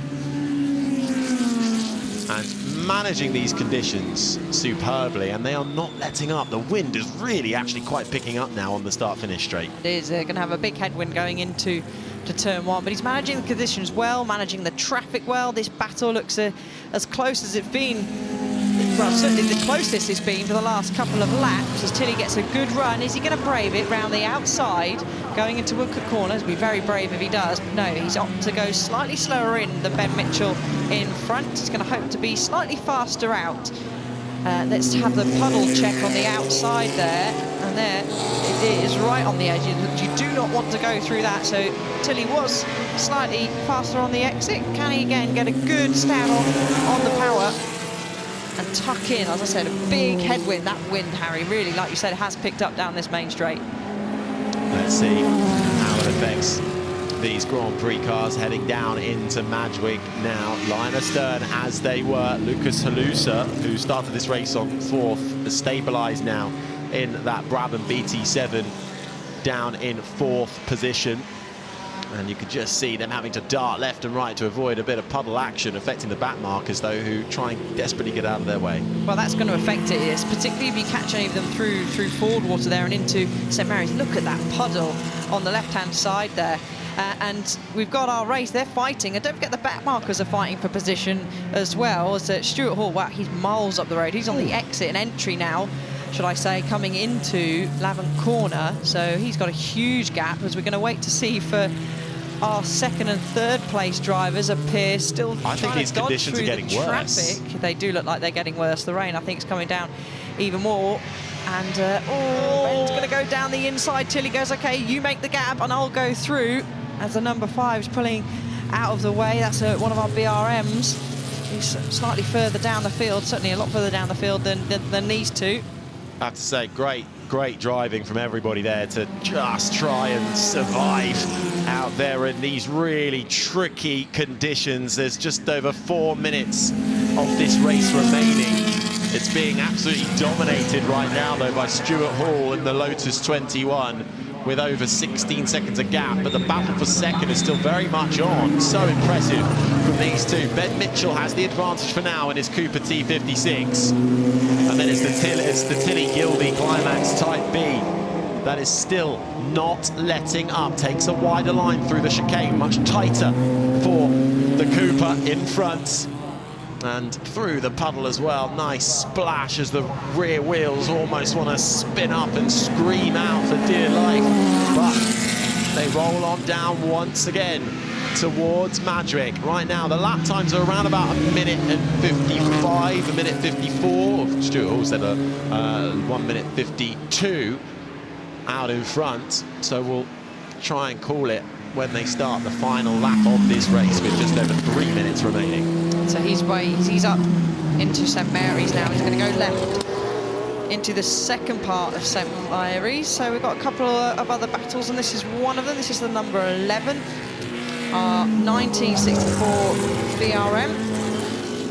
And behind is that the number, looks like that could be the number 14 Harry, one of our Cooper Climaxes. And this car actually was winner of the 1962 Monaco Grand Prix with Bruce McLaren up the wheel, and actually raced here at Goodwood Imperial in 1965, winning the Sunday Mirror Trophy. Yeah, this is the battle over 19th and 20th at the moment, with that's Richard Wilson lapping these cars as well. Richard Wilson currently in 7th in the Cooper, trying to get through. First he gets through on the 44 of Bergs, further back in the pack in that Lotus 18 Klaus Bergs, and then I want to get through on the P Green, the number 11 car of Kurt Delbene in the BRM, and shows that he is aware of him. Hand signal out, gets nicely out of the way. Meanwhile, back on the start-finish straight, wondering where all his friends have gone. He won't mind, I don't think, at this point, having no friends. He's a quite lonely race for him out front. It's nearly 19 seconds is the gap now. And he will, I think, Harry, well, that's going to be close, actually. He's going through turn 1. This could potentially be the final lap. I would have thought it would be. And even though Stuart is miles in front, doesn't need to risk anything, he's still getting the tail sliding on the exit of Madrick corner. And that gap is still close, though, for second place.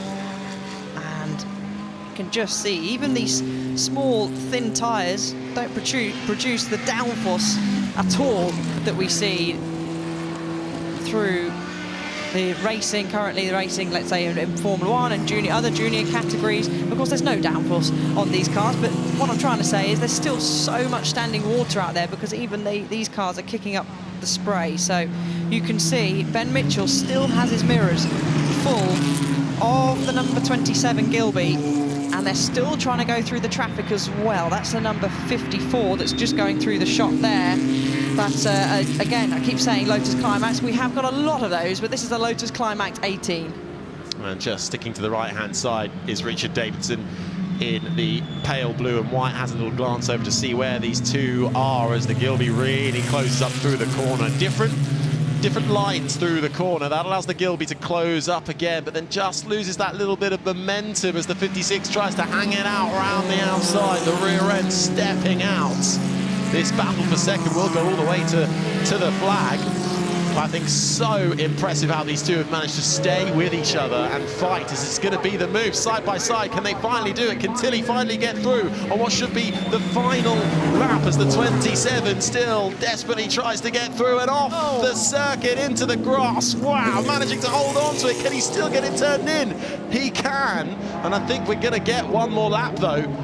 He crossed the line with 2 seconds left to go, did Stuart Hall.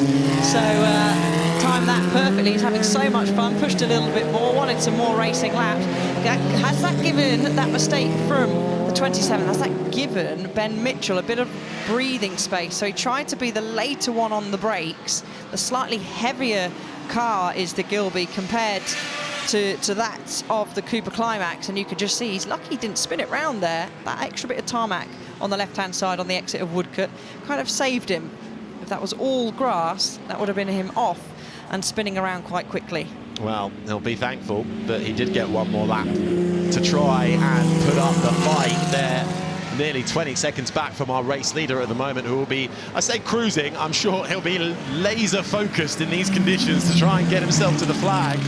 No mistakes from Stuart Hall out in front. The battle for second rumbles on, though, between the Cooper and the Gilby. The Cooper, the 56, Ben Mitchell with the advantage. And are we running out of time here for second place to change hands in this fight? As a little move for 7th being made on this final lap as well. That's the Cooper T60 getting ahead of the Lotus 21. Morton, he's got a good run. To 7th. Harry, he's got a good run. Sorry to go in front. That Carl Tilley has got a really good run. Your leader's coming round the final couple of corners. We will check back in with that battle, but Tilley's going to have one more shot to overtake. But Stuart Hall, a dominant display, a masterful display of driving. His little Lotus Climax 21 is going to take the winner in the Glover Trophy. Tricky conditions managed superbly by the Lotus 21 of Stuart Hall, who wins the Glover Trophy here at the 2025 Goodwood Revival. But what about second place? That is still up for grabs, just a couple of tenths between them. And no, it will go to the 56. Ben Mitchell's Cooper T56 takes second place after a near race-long battle with Tilley's Gilby, who will finish in 3rd. But that was a great battle between two excellent drivers, negotiating these cars in the toughest of conditions. Well done, Stuart Hall. He's really happy with that, and so he should. I mean, that was just fantastic display of driving. His best lap was a 52.064. The next fastest driver on track was Carl Tilley in the 27, of course, who finished 3rd, with a 154.213. So he was over 2 seconds quicker than the second fastest driver was Stuart. And you can see a great crowd, even with this weather, with this wind and rain. We've still got plenty of people lining up on the banks here at Goodwood. And he's appreciating every single one of those that has stayed. And of course, those marshals are out there battling the rain as well. Lucas Alusa, who started on pole, takes the flag in 4th position with the Lotus 21 of Mark Shaw, who started in 3rd, rounding out the top 5. But a brilliant result then for Stuart Hall, finishing, 17.2 seconds clear of the field. A few nice battles, though, for those up and down the field. Joe Calasacco in the Ferrari, as the conditions got worse, just then started to reel himself out of contention and fall back in the pack. Started in 2nd, and Calasacco should come home to take 9th spot behind the Cooper T60 of Richard Wilson. But the Glover Trophy here then coming to a close at the 2025 Goodwood Revival for 1.5 litre Grand Prix cars that race between 1961 and 1965. These cars really ushering in that new generation of the tall tyres, the low slung cars, less power and torque compared to their 2.5 litre predecessors. But weight was obviously a massive factor in this period, prompted by Colin Chapman to create the Lotus 25, the first F1 car to be built with a monocoque chassis. So Lotus 25s, but the winner in a Lotus 21, keeping everybody honest with the Coopers, the BRMs and the Ferraris, all trying to make their mark. But in the end, Stuart Hall with a masterful wet weather drive. Certainly was. On our lone Ferrari, ended up finishing in 9th place. Did start on 2nd place on the grid, but struggled a little bit in these conditions against the more nimble Lotuses. But well done, Stuart Hall. He's going to have, I'm sure, some friends and family waiting for him down as he pulls up into the middle. A quick rev of the engine. Ben Mitchell slots into 2nd place. Carl Tilley into 3rd place. And we're going to have some very happy drivers, some very soaked drivers, I think, for Ed to interview down there. And you can see mechanics running in, and he is absolutely over the moon. Great celebrations, and you can just see how much winning a race here at Goodwood means to all of these drivers down there. And of course, friends and family are down there as well, and so is Ed. Well, thank you, Alice. Yeah, what an amazing race. Some incredible driver skill there, Stuart. I'm sorry, you're going to have to get your helmet off, gloves off. It was walking a tightrope out there, I think, but what a masterful display. You're quite rightly pretty happy about that. Oh, fuck, I got to be a bit emotional because it means the world to race here and to win here in that car, in these conditions. Man, thanks, Carl, thanks to the boys for the opportunity. It's not been the easiest of years, so, you know, to come here, drive that, and, you know, the boys pulled an all-nighter on Friday to rebuild the box after some problems in qualifying, so, oh my, you know, and incredible, the amount of people that have stayed in these conditions, you know, this place is just incredible. I'm speechless. Stuart, it was a fantastic drive. Well done. Thank you. Cheers. It really was. Right, let's get to Ben. Sorry, ruining some more photographs. Ben, wow, I mean, Carl kept you honest, but well done keeping it on the tarmac. Well, it was slippy out there. Yeah, I could see Carl coming, particularly coming out into Woodcote. He was really flying, and I thought, well, I'll just hold my line and try and just make it that tiny little bit later. And that was enough. But well done, Stuart. He disappeared off into the distance there. Very slippy out there. But great race, and very happy to be second. So thank you to John Clark and Dorset Racing with the Cooper. Well done, Ben. Thank you. Here we go. Carl, I mean, you were trying to find grip everywhere, whether that was through the chicane or at the end of Woodcote. Yeah, can confirm that the grip is definitely not on the grass, but no, mega job to Stewie and great racing with Ben. I think we had a little bit more pace. It would be nice to see if we can catch Stuart, but just couldn't get past Ben on the brakes. Just mega job to all the era guys, and big thank you. Well done. Thank you. So emotional there for our winner, Stuart Hall, and rightly so. You can see just what it means to him, but what it means to have the Goodwood Revival every single year. That Lotus 21 dominant in this field, such tricky conditions, but what a great battle we had for second as well between the Cooper and the Gilby. Mitchell and Tilley fighting it out right to the flag. Lucas Halusa from pole couldn't quite run it at the top of the field in that Brabham, but finishing in fourth ahead of Mark Shaw's Lotus, and Joe Calasacco in the Ferrari 1512. Initially a good start, but I think as the weather just started to get even more intense, that Ferrari falling down through the field, but still managing to stay inside the top 10. Had a bit of a battle with Richard Wilson at one point, who finished just ahead in the Cooper. Outside of the top 10, Dan Collins in 11th in the Lotus 21. We saw the ATS 100 GP of Jason Wright getting into a nice scrap in that lower to midfield. The battle for 14th place, actually, certainly, I think, had a few eyes on it. Charles McCabe in 15th in the BRM, and Frank Trouillard in the Lotus 21, 24 in 16th. Flavio Puccinelli had a spin, managed to get it turned back around, and completed the race in 17th in his Cooper T53. Kurt Delbene in the BRP, and Klaas Bergs were fighting all the way as well for 19th and 20th. So enjoyable fights all throughout the field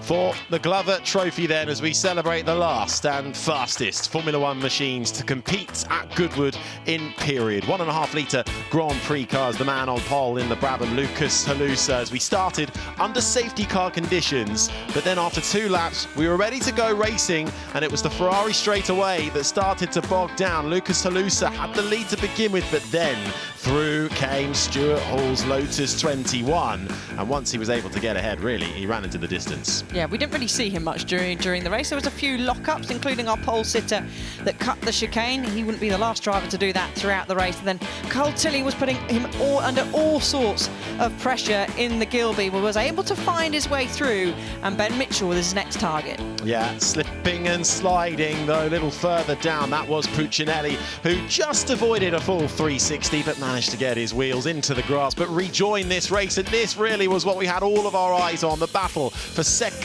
and third. The T56 in second behind the 27 Gilby. Couldn't quite manage it, but put the pressure on relentlessly all the way to the flag, and with just one more lap to go, found the grass, found the mud, and somehow kept it in a straight line and back onto the track. They couldn't find the pace to match this man, though. Stuart Hall's Lotus taking the spoils at the Glover Trophy. A really superb, impressive race from him in that special car, in this special track, with such an incredible amount of precision to manage these challenging conditions here at the Goodwood Revival. I mean, someone get him a brolly.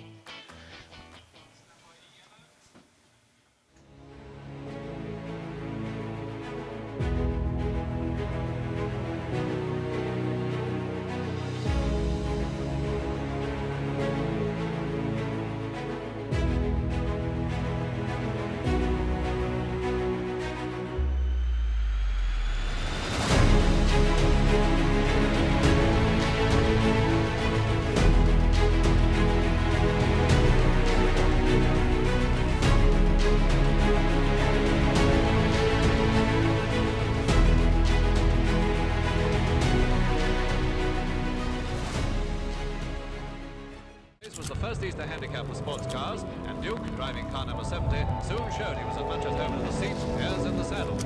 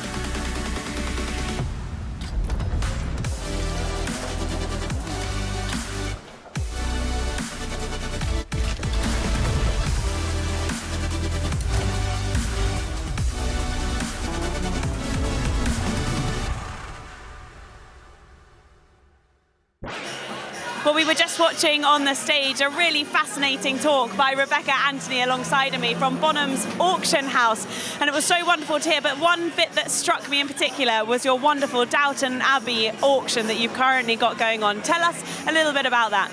Absolutely. So I've been lucky enough to be working on the costume for the Downton Abbey auction. It's been online and live for bidding since the 16th of August, the 16th of September.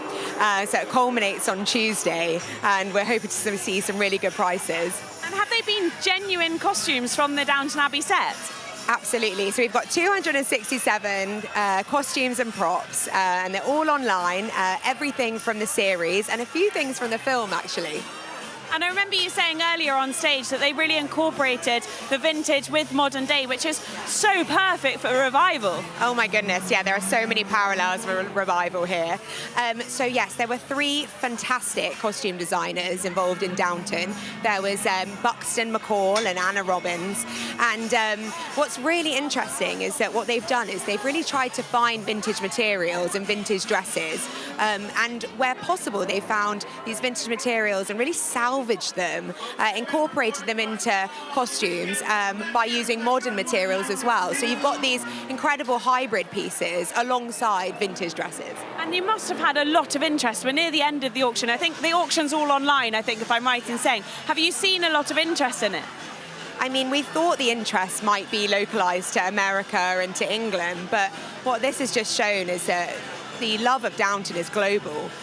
We've had interest as far as Peru, Japan, of course, America, and here in England. It's really everywhere. And on a personal level for you, how exciting has it been to be that close to all of the costumes? And I think the car as well. Yeah. I mean, from a personal side, you know, I've watched all of the series and the films. I really loved watching them with my family as I was growing up. And there are just so many iconic pieces. Maggie Smith's costumes hold such a dear place, I think, in all of our hearts. There's just some wonderful pieces that the Dowager has. We've got her walking cane as well, and we have the bell wall, which £5,000 to £7,000 was the estimate, and already the bid is at £28,000. So, you know, things are really soaring. But what I would say to people that are watching this is that for the iconic pieces, you know, the estimates are representative of that iconic nature. But if you're a lover of Downton, is also, you love vintage clothing, there are some steals in the auction as well. Prices at £400. So go online and get bidding. Well, Rebecca, thank you for chatting to us. And actually, as you just said, that you can have pieces for slightly less value as well, which is really, really brilliant. And you never know, you might be able to come back here next year wearing a genuine Downton Abbey outfit.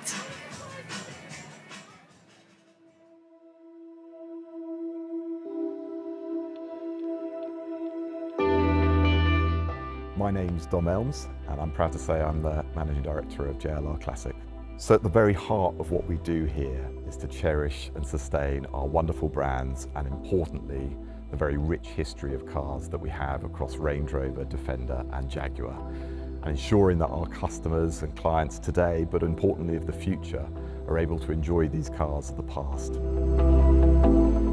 There's something fantastic going in Earls Court, certainly from a Range Rover perspective.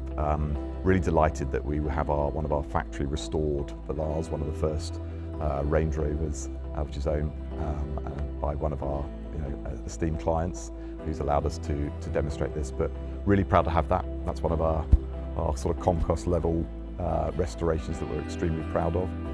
And on the Defender side, we're having a little bit of fun. We're bringing the old and the new, so we have the fantastic Octa, but we're matching that with a classic V8 Defender, which takes cues from and pays homage to the Octa as well, so bringing the new and the old icons together. So yeah, really excited about that. I think it's fair to say that Revival is the home of Classic. There is no bigger event across the UK or indeed the world than Revival.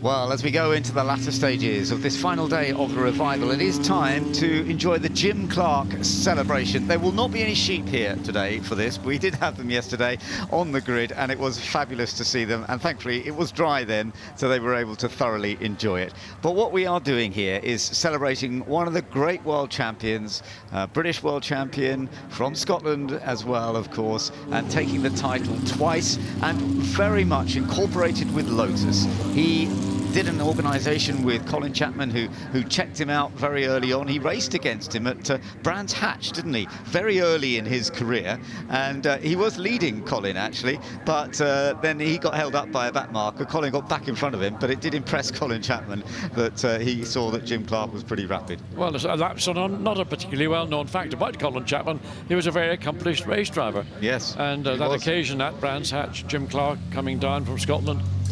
I don't know what he drove down from Scotland, and certainly wasn't a Lotus, because he probably wouldn't have made it to Brands Hatch in those days.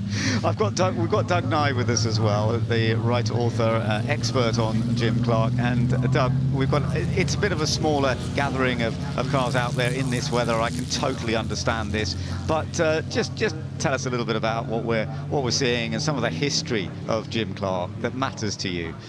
Well, the history of Jimmy that matters to me really is what I remember as a teenager at the time, quite honestly. You know, he won the World Championship twice in '63 and '65. But Jimmie was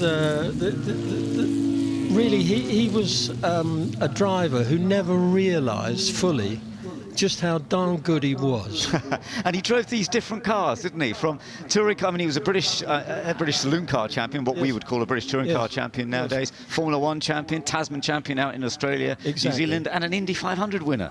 Well, you know, that's the extraordinary thing, that in 1965, for instance, you know, he was Tasman champion in New Zealand and Australia, came back to this country, won the Syracuse non-championship Formula One race in a Lotus, and then went on to win Grand Prix 6 in a row during the season. And at non-championship races, he was driving in Formula 2, and he won 2 Formula 2 championships. That's right, the British and the French, wasn't it? The British and the French, exactly. And what drivers like Graham Hill would say was that every race was an earning opportunity. Yeah, yeah. You know, that was the big deal. I was looking at that, though. The earning he got out of winning Indy 500 was so much more than he won even winning the Formula One World Championship. In those days, the money you got in the States for the Indy 500 were much higher than elsewhere. Absolutely, and Jimmie ended up winning the Ford Galaxy pace car as well. Wow. So when that was brought back here, you know, but in the Lotus Cortinas, these were specifically really Jimmie cars, because he could demonstrate his skill in something totally different. And his skill was also demonstrated in this wonderful Aston Martin Zagato that you see here in the middle of the front row. And on the right, you know, there's the Lotus 21, the early Lotus Formula One car. But the great Jim Clark Lotuses were, of course, the 25, the 33 Formula One cars, and then the 49, the 3-litre. Yes, the Cosworth power. Which introduced the Cosworth engine that went on to win 155 Grand Prix. Yes. But the very first win on that engine's debut was in the Dutch Grand Prix. That's right, at in Zandvoort. 67. Absolutely. Incredible. First time out. But it was Graham Hill on that occasion that won that Grand Prix. Because Jim retired, didn't he? No. It's the other way round. The other way around. I always thought it was Jim Clark won it. Sorry, Graham Hill won it. Yeah. And surprisingly, because they had reliability problems with the Cosworth after that, during that 67 year. But funnily enough, he got that one. The reliability problems meant that he didn't really challenge for the title in 67, but he would have done in 68. He won the first Grand Prix of the year, didn't he? Because it was on the 1st of January. And then ran out of luck at Hockenheim in a Formula 2 race. Yeah, and that's how we lost him so sadly. And that's how we lost him. Yeah, but the extraordinary thing about Jimmie, you know, was this business about what an extraordinary individual character he had for a racing driver. And I remember Colin Chapman saying to me one day that Jimmie Clark was the finest man he ever knew. And he, as a driver, he was a genius, but you know, he never realised it. Yeah, no. We're also seeing the Gogomobile T300 saloon. That's fun, isn't it, John?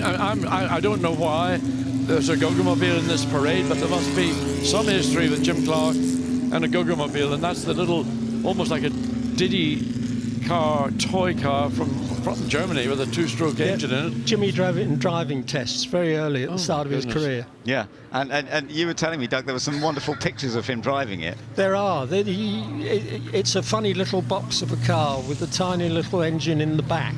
Yeah. In a rear engine, but the front suspension jacks up like you can't believe. And these photographs show there aren't 2 wheels pointing in the same direction. Yeah. Well, do we think? I think you're just wondering who's driving the Lotus 49. Suspect it might be Josh, the son of Damon, and the grandson of Graham. Yeah, yeah. Josh Hill is driving it today. Yep. So that's rather lovely. Part of the Hill family, of course. Yeah. We did see Damon in it before, but son now is out in it, who has raced himself, not to quite the same level as his father and grandfather, but he has raced plenty of times in his life. And of course, the single-seaters, the Formula One cars in particular that Colin Chapman created at that time, going to the monocoque chassis, and then with the Cosworth power, fantastic ideas. Oh, absolutely. Colin was very much in the forefront of Formula One innovation and design in those days. That mantle passed subsequently to Gordon Murray, yes, John Barnard, indeed, and Adrian Newey. Adrian Newey these and days. That brings us up to date. Yeah, no, he's the equivalent in a way, in many ways, of Colin Chapman. John, when you're looking at some of these cars, it's such a great mix, isn't it? Well, like a Porsche 356, that was a pivotal car in Jim Clark's early motor racing days. The owner of the car was Ian Scott Watson, and he raced, I think, that car. And Jimmy got into it and went about, I don't know how many seconds, maybe 6 or 7 seconds quicker than Ian Scott Watson had done, and the penny had dropped.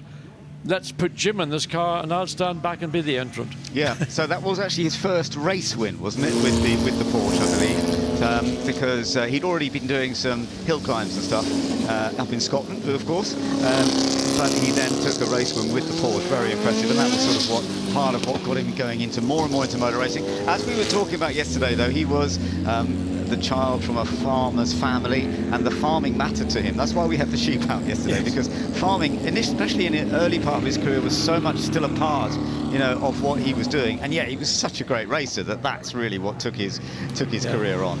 During that year, during his early year, he was doing 50 races a year, in excess of 50 races. It's incredible. This 65 season as well, which was so successful, he did an incredible number of races. What you don't understand is in this period, you're a professional racing driver.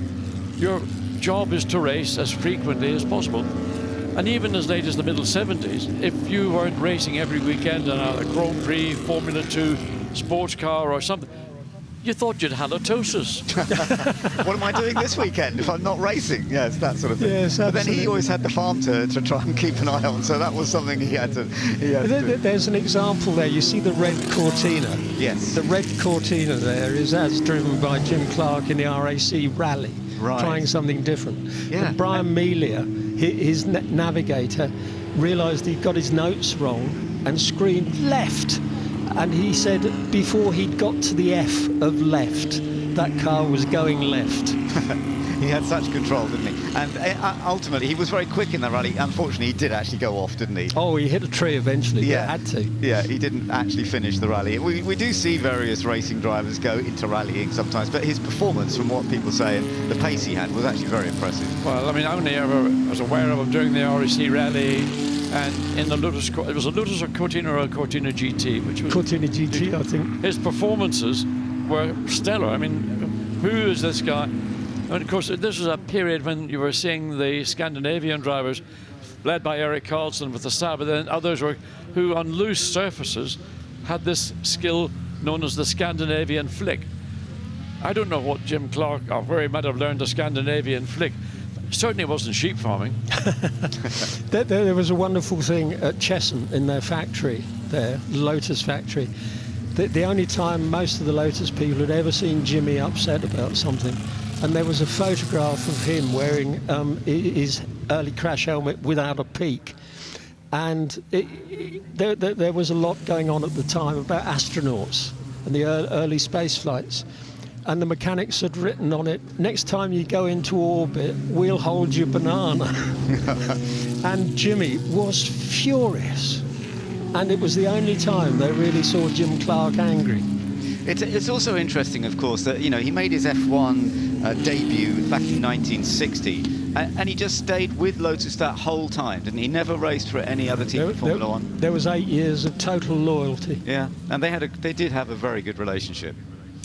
Well, one can only believe that the relationship was Colin Chapman saw something remarkable in Jim Clark. And Jim Clark was probably the only Lotus driver in history who had total belief in Colin Chapman, because at this time, Lotuses were very quick race cars, but they were prone to having failures, mechanical failures, suspension failures. But I don't think Jim ever suffered any mechanical failures, certainly not of any note. Other than we never know what was the cause of that tragedy in Hockenheim in 1968. That's right. The worst thing he'd experienced before, really, was being hit in the face by a bird in practice for a French Grand Prix, and he non-started. Is that anybody I might know? Just watching the cars coming into the John, pits. honestly, there's no answer to that. And we are going to have a little look at some of the highlights of the cars. It's certainly a day today. It's a bit damp for some of the cars to come out because, of course, yesterday we did have a big grid of cars playing a part in the Jim Clark celebration. But it's still lovely to see this combination and he becoming one of the first stars in a mid-engine Formula One car, because that was the right timing, really. Everything came together, and particularly with the 1.5-litre powered machine, which started winning all sorts of things with it. Well, certainly the Lotus 18 was introduced before we got into the 1.5-litre formula. So I think, I'm not sure, he may have raced in somewhere in Portugal called the Porto, a fantastic street circuit. But then once you got into the 1.5-litre, and then eventually the Lotus 21 came along, which was the sort of slipperier version of a Lotus 18, and then 62 was the really big moment for Jim Clark, because Colin Chapman introduced the first time a monocoque, aluminium monocoque chassis was used as a Formula One car. It worked so well, and Lotus did a fantastic job, and he raced in all forms of their racing cars and sports cars. As we say, but in Formula One he was a great star, a 2 times world champion, and we're looking back 60 years since he took that second title.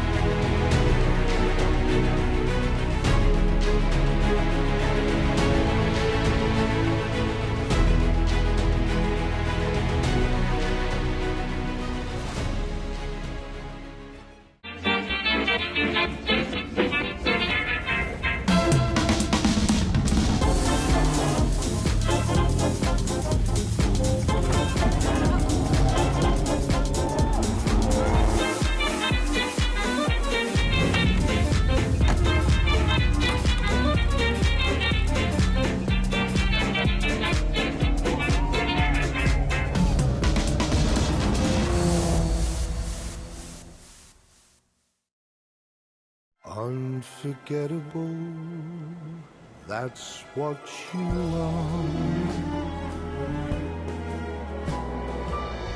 That's why, darling, it's incredible that someone so unforgettable thinks that I am unforgettable too.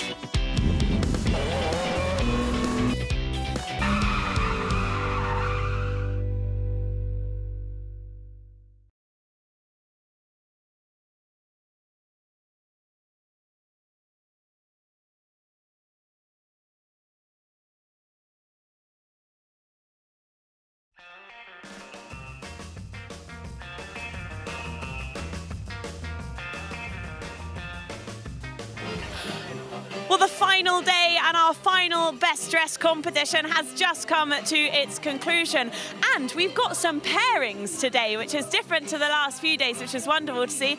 These guys are first up. You guys came third. Tell us a little bit about your outfits. So this is a late 1940s skirt suit from a UK retailer, and I was effectively looking for something with that sort of slightly Dior-esque nipped waist and flared hip, and also a nod to the street party that we had today, the Victory in Europe brooch. Oh, fantastic. You're very on brand. Well done. Floyd, what about yourself? So Holly sent me her outfit, so I could see it was yellow and grey.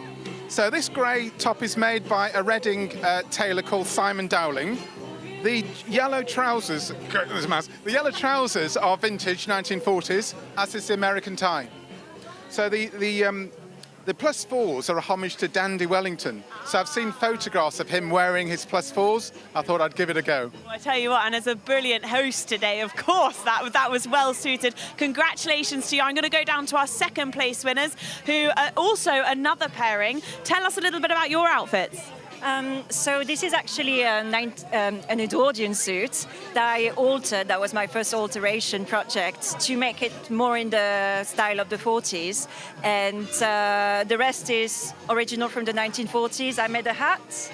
I did the little brushes because I wanted something surrealist inspired. So the lobsters, the brushes, just something a bit facetious. Different.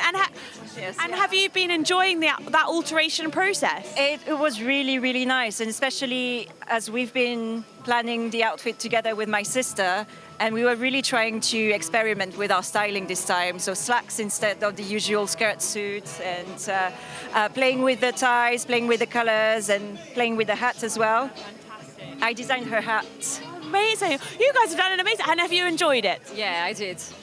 Enjoy. Well done. Congratulations, our second places. And last but by no means least, our winner, the final winner of the weekend. You look absolutely fantastic. Tell us about this. Thank you very much. So the suit is an original 1940s suit that I brought over from America, and it was in really good condition considering the age. So I had to have a hat to match. So I had a friend make the hat from a 1940s pattern, and she matched it, because we live a long way from each other, she matched it from a photo of the suit. So she did a wonderful job, even replicating the buttons for it. So I had the matching suit, and then I decided to have a flash of colour. So I teamed it all up with yellow, and that's an original 40s bag with a lucite clasp to do it up. So yeah, and then just teamed it with little yellow accessories to tie it all together. I tell you what, a lot of thought's gone into that outfit. Huge congratulations for winning. And as I said, a lot of thought has gone into all of our outfits, and it's been wonderful to see so many nominations come over here every single day, and Dandy Wellington's been a wonderful host. But huge congratulations to all of our winners over the last 3 days. That is it for the Best Dressed competition here at Goodwood Revival. Well, thank you very much, Rosie. The next race is almost upon us. It's going to be the Richmond and Gordon Trophy, and let's have a little look at an explainer about what it's all about. The inaugural Richmond Trophy, named after the 9th Duke of Richmond, who brought motorsport to Goodwood in 1948, was held to Formula One regulations at Goodwood's 1949 Easter meeting, when the so-called Emperor of Goodwood, Reg Parnell, won at the wheel of a Maserati 4CLT, seeing off the challenge of a host of ERAs. He retained his title a year later, and in the years following, the Richmond Trophy would be contested by many of the greatest cars of the era, including the Maserati 250F until its final running in 1957. The Richmond and Gordon Trophies is effectively 2 races in one, with the overall winner receiving the Gordon Trophy, named after the Dukedom of Gordon, another family title, and the Richmond Trophy being presented to the first front-engined car home. It pays homage to a fascinating period in F1 history, the 2.5-litre formula from 1954 to 1960, when engines migrated from the front of cars to the rear. Expect to see the front-engined Maseratis and Connaughts competing against rear-engine pioneers from Cooper, Lotus and BRM.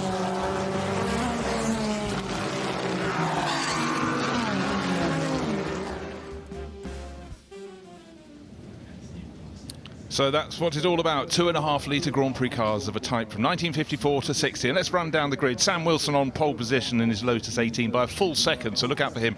Rudy Friedrichs, a really good run to take second place with his Cooper T53 lowliner. Similar car with Will Nuttall completing the front row. First of the BRMs is Andy Willis, his P48 on fourth on the grid, and alongside another Cooper T53, Jeff Underwood. He will start fifth. Second of the Lotuses on the grid, it's the Climax 18 of Maxime Castelline, an ex-UDT Laystyle car. Lotus 16 with Joaquin Falk-Rossinol, and the first of two Ferrari 246 F1 Dinos, the last Ferraris to win with the engine at the front. That's Richard Wilson. First the Maseratis, John Spears, alongside another lowline Cooper, Cameron Gillies, starts from 10th. Moving back on down the grid, we come to Dean Baker and Cooper, and rather earlier Cooper at 45.51, and Mark Daniel alongside. Then the Connaught C-Type, the ones Connaught in the race, team from Surrey, that's Charlie Martin. Eddie Williams and Manuel Elisab form 14th and 15th on the grid. Then Ewan Surgerson with his Graham Hill lookalike helmet will start 16, his Lotus 16, of course, the sort of car that Graham cut his teeth in. Then Nick Topless, Brad Baker, another of the Maserati 250S, and then in 19th position, Tom Dark alongside the second of the 246 F1 Dinos, that's Tony Smith, who'll be starting from 20th position on the track. And the final four cars down there will be Malcolm Cook in his Cooper alongside Nigel Batchelor in the Keith, a car that never raced in period. And then the third of the Maserati 250S, Michael Peet and Paul Griffin bringing up the rear. My name's Bruce Jones alongside John Watson, and out on the track, John, we have puddles. Sadly, we had puddles. They started to fall just at the point when they RAC, the Tourist Trophy, got underway, as these cars make a sighting lap, a very important lap for all the competitors, because many of them didn't get a chance to drive in these type of conditions over the previous 2 days. It's absolutely really such a sensible thing to do. The track is considerably wetter than it had been for most of these people. 2 laps behind the safety car, but what you can see is the clock that would have had 25 minutes on it just a short while ago is now counting down. Of course, once the safety car releases the field, they can get up to full pace racing. But right now, face full of spray for almost all of these drivers, but where the puddles are sitting is what really, really matters for these drivers, and it's a chance to see them, because going out towards the edge, it does become a point of diminishing returns, John. Well, certainly the painted white lines, we know, get extremely slippery when it's wet, and the edge of the racetrack again is saturated. So you drop a wheel onto the verge and you're sort of into instant mud, and that can spin up a wheel and cause you all sorts of difficulties. So I would imagine there'll be a fair amount of prudence from the bulk of this field. Maybe at the front, Sam Wilson, and looking at Rudy Friedrichs, William Nuttall, one or two others will be out there racing for victory. I think many of the others will be very content to make it through. We've got 22.5 minutes remaining, and I think that would be the objective. Yeah, a lot of these drivers spend the European season driving in the HGPCA, the Historic Grand Prix Car Association events all around Europe. I saw them at Dijon-Penois earlier this year. The conditions were not like this. However, the second lap, the race has begun, but they will not be released to run at full racing speed until the safety car has turned its lights off and pulled out off the track into the pit lane at the end of this, the second lap since the start of the race. However, I don't think the drivers mind a second chance to really get a feel for just where the water's sitting here. And one thing, John, a lot of these drivers have done a lot of racing at Goodwood, so they do know naturally where the puddles lie. Yes, but what they're having to deal with is not just the puddles. It's going to be a lot of spray coming from open-wheel Formula cars. So those in the middle to the back of the field will be struggling to see. They're going to have to reference sort of either to the left or to the right, because all the reference points they would normally access in a dry race, they're not going to be there. Now, some of these cars have an incredibly illustrious history, and the car in pole position was Jim Clark's first F1 winner. That was the 1961 British Empire Trophy race at Brands Hatch, but possibly even greater than that is the bloodline of the Cooper T53 lowline that Rudy Friedrichs has. That was the car that Jacques Brabham used to win his second consecutive Formula One title in the 1960s, when Cooper with the Giant Slayers and alongside them Lotus starting to convince at least some of the teams that the engine was better behind the driver's shoulders. Yeah, what Cooper achieved, particularly in the 1959 and 60 seasons, those back-to-back World Championships for Sir Jacques Brabham. Then out of that, we saw Chapman take the engine from the front of a Lotus 16 and put it into the back of a Lotus 18. And that then took that rear engine concept even further than Cooper had achieved. And while Lotus may not have been ultimately the most reliable manufacturer in this early 60s period, the beauty of a Cooper was it was a more, let's say, rugged maybe more dependable formula, and certainly that was, I think, confirmed by the performances of, first of all, Sir Jacques Brabham, and also by his teammate Bruce McLaren. Don't forget, of course, that partnership between Colin Chapman and Jim Clark absolutely flourished from then on. But right now, the safety car pulls aside of the chicane and Sam Wilson gets the power down as much as he dares in these tricky conditions. But I'll tell you what, Rudy Friedrichs is closing in fast as they run down towards Madwick for the opening lap. There is the green flag, no overtaking before the start-finish line. But certainly Rudy Friedrichs in the Cooper number 12 got a very good amount of momentum. And Andy Wills made a positional change. Well, he's going to be re-challenged again as they come through Madwick on this opening lap. So the BRM got up to third, but the Cooper, going the long way around the outside of Madwick, has snatched that back, and the lead has changed. Friedrichs has taken the lead from Sam Wilson. Yeah, well, in fact, that's just changed because Will Nuttall had a better run down towards St Mary's. In terms of form in qualifying, in practice, as we call it here at this meeting, these first 4 cars were by far the quickest, and looking at the conditions, you rather expected them to get away. But what I didn't expect was all this chopping and changing, and now it's Nuttall getting into the lead of the race. He made the worst start of these top 4 cars. Andy Wood has probably made the best to move up a position, but they've swapped, they've changed, and Sam Wilson with the green helmet there, he was on, I thought, may just ease his way clear, but at the moment he's having to fight for his living. He certainly has. I assumed that he was going to dominate this race, but struggling in these conditions, and as the 2 Coopers in first and second place that seem to be maybe a little bit more again compliant. And look, Andy Wills goes up the inside and puts Sam Wilson back into 4th position, albeit maybe temporarily, as they come through Lavance Part 1 and now into Part 2. Sam Wilson on the outside in the Lotus 18 and Andy Wills in the BRM P48.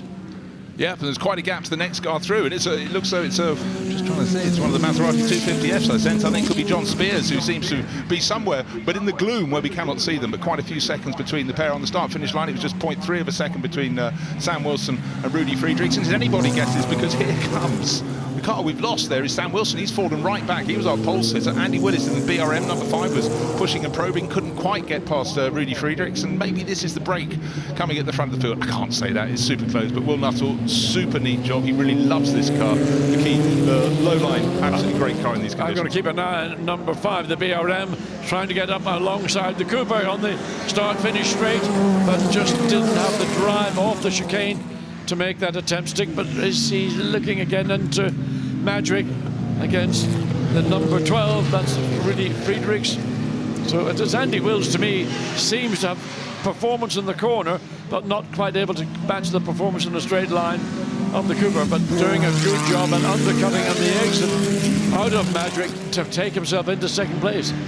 Well, Will Nuttall's really atoned for not the best first few corners, perhaps just reassessing the situation. He's now starting to pull clear, but interestingly, the driver who was on pole position, Sam Wilson, has fallen back to 4th place, is dropping away. He may have, now he's starting to come back a little bit, he may have, a bit of steaming on his visor or something, but in terms of his qualifying pace, he was more than 1.2 seconds clear. However, conditions entirely different. And then we can up behind Sam Wilson, we've got another Wilson, because up into 5th place is Richard Wilson. It was the 246 F1 Dino Ferrari I saw, not John Spears. It was red, it was front-engined, not in our shot. Here it comes now in the background, just going through the second part of St Mary's. The first 2 cars turn into lap. So we go look back at the toothpaste tube Kanaan of car, which is very underrated, underpowered more than underrated. Very good chassis, just didn't, the old Alta-based engine just did not have the ultimate horsepower to match that of Coventry Climax, or of, in the case of BRM there, either 4-cylinder or latterly in 1.5 litre form, they're V8s. Well, plenty of 10. You called it that Andy Willis was going to attack. He did from the start. This is an ex-Graham Hill car.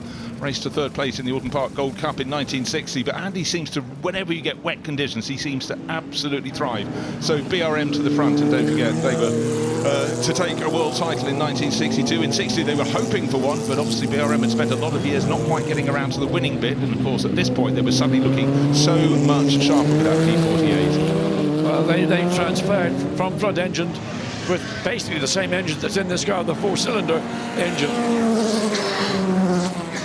Bless you, John. Frog in the throat, might even be a frog on the track, it's that wet. But our first 4 cars now really starting to spread out, but Andy Willis is starting to pull clear. He's 1 and a bit seconds clear. He's just set the fastest lap of the race. I sense it's not really raining anymore, but there's so much water on the track, there is spray aplenty.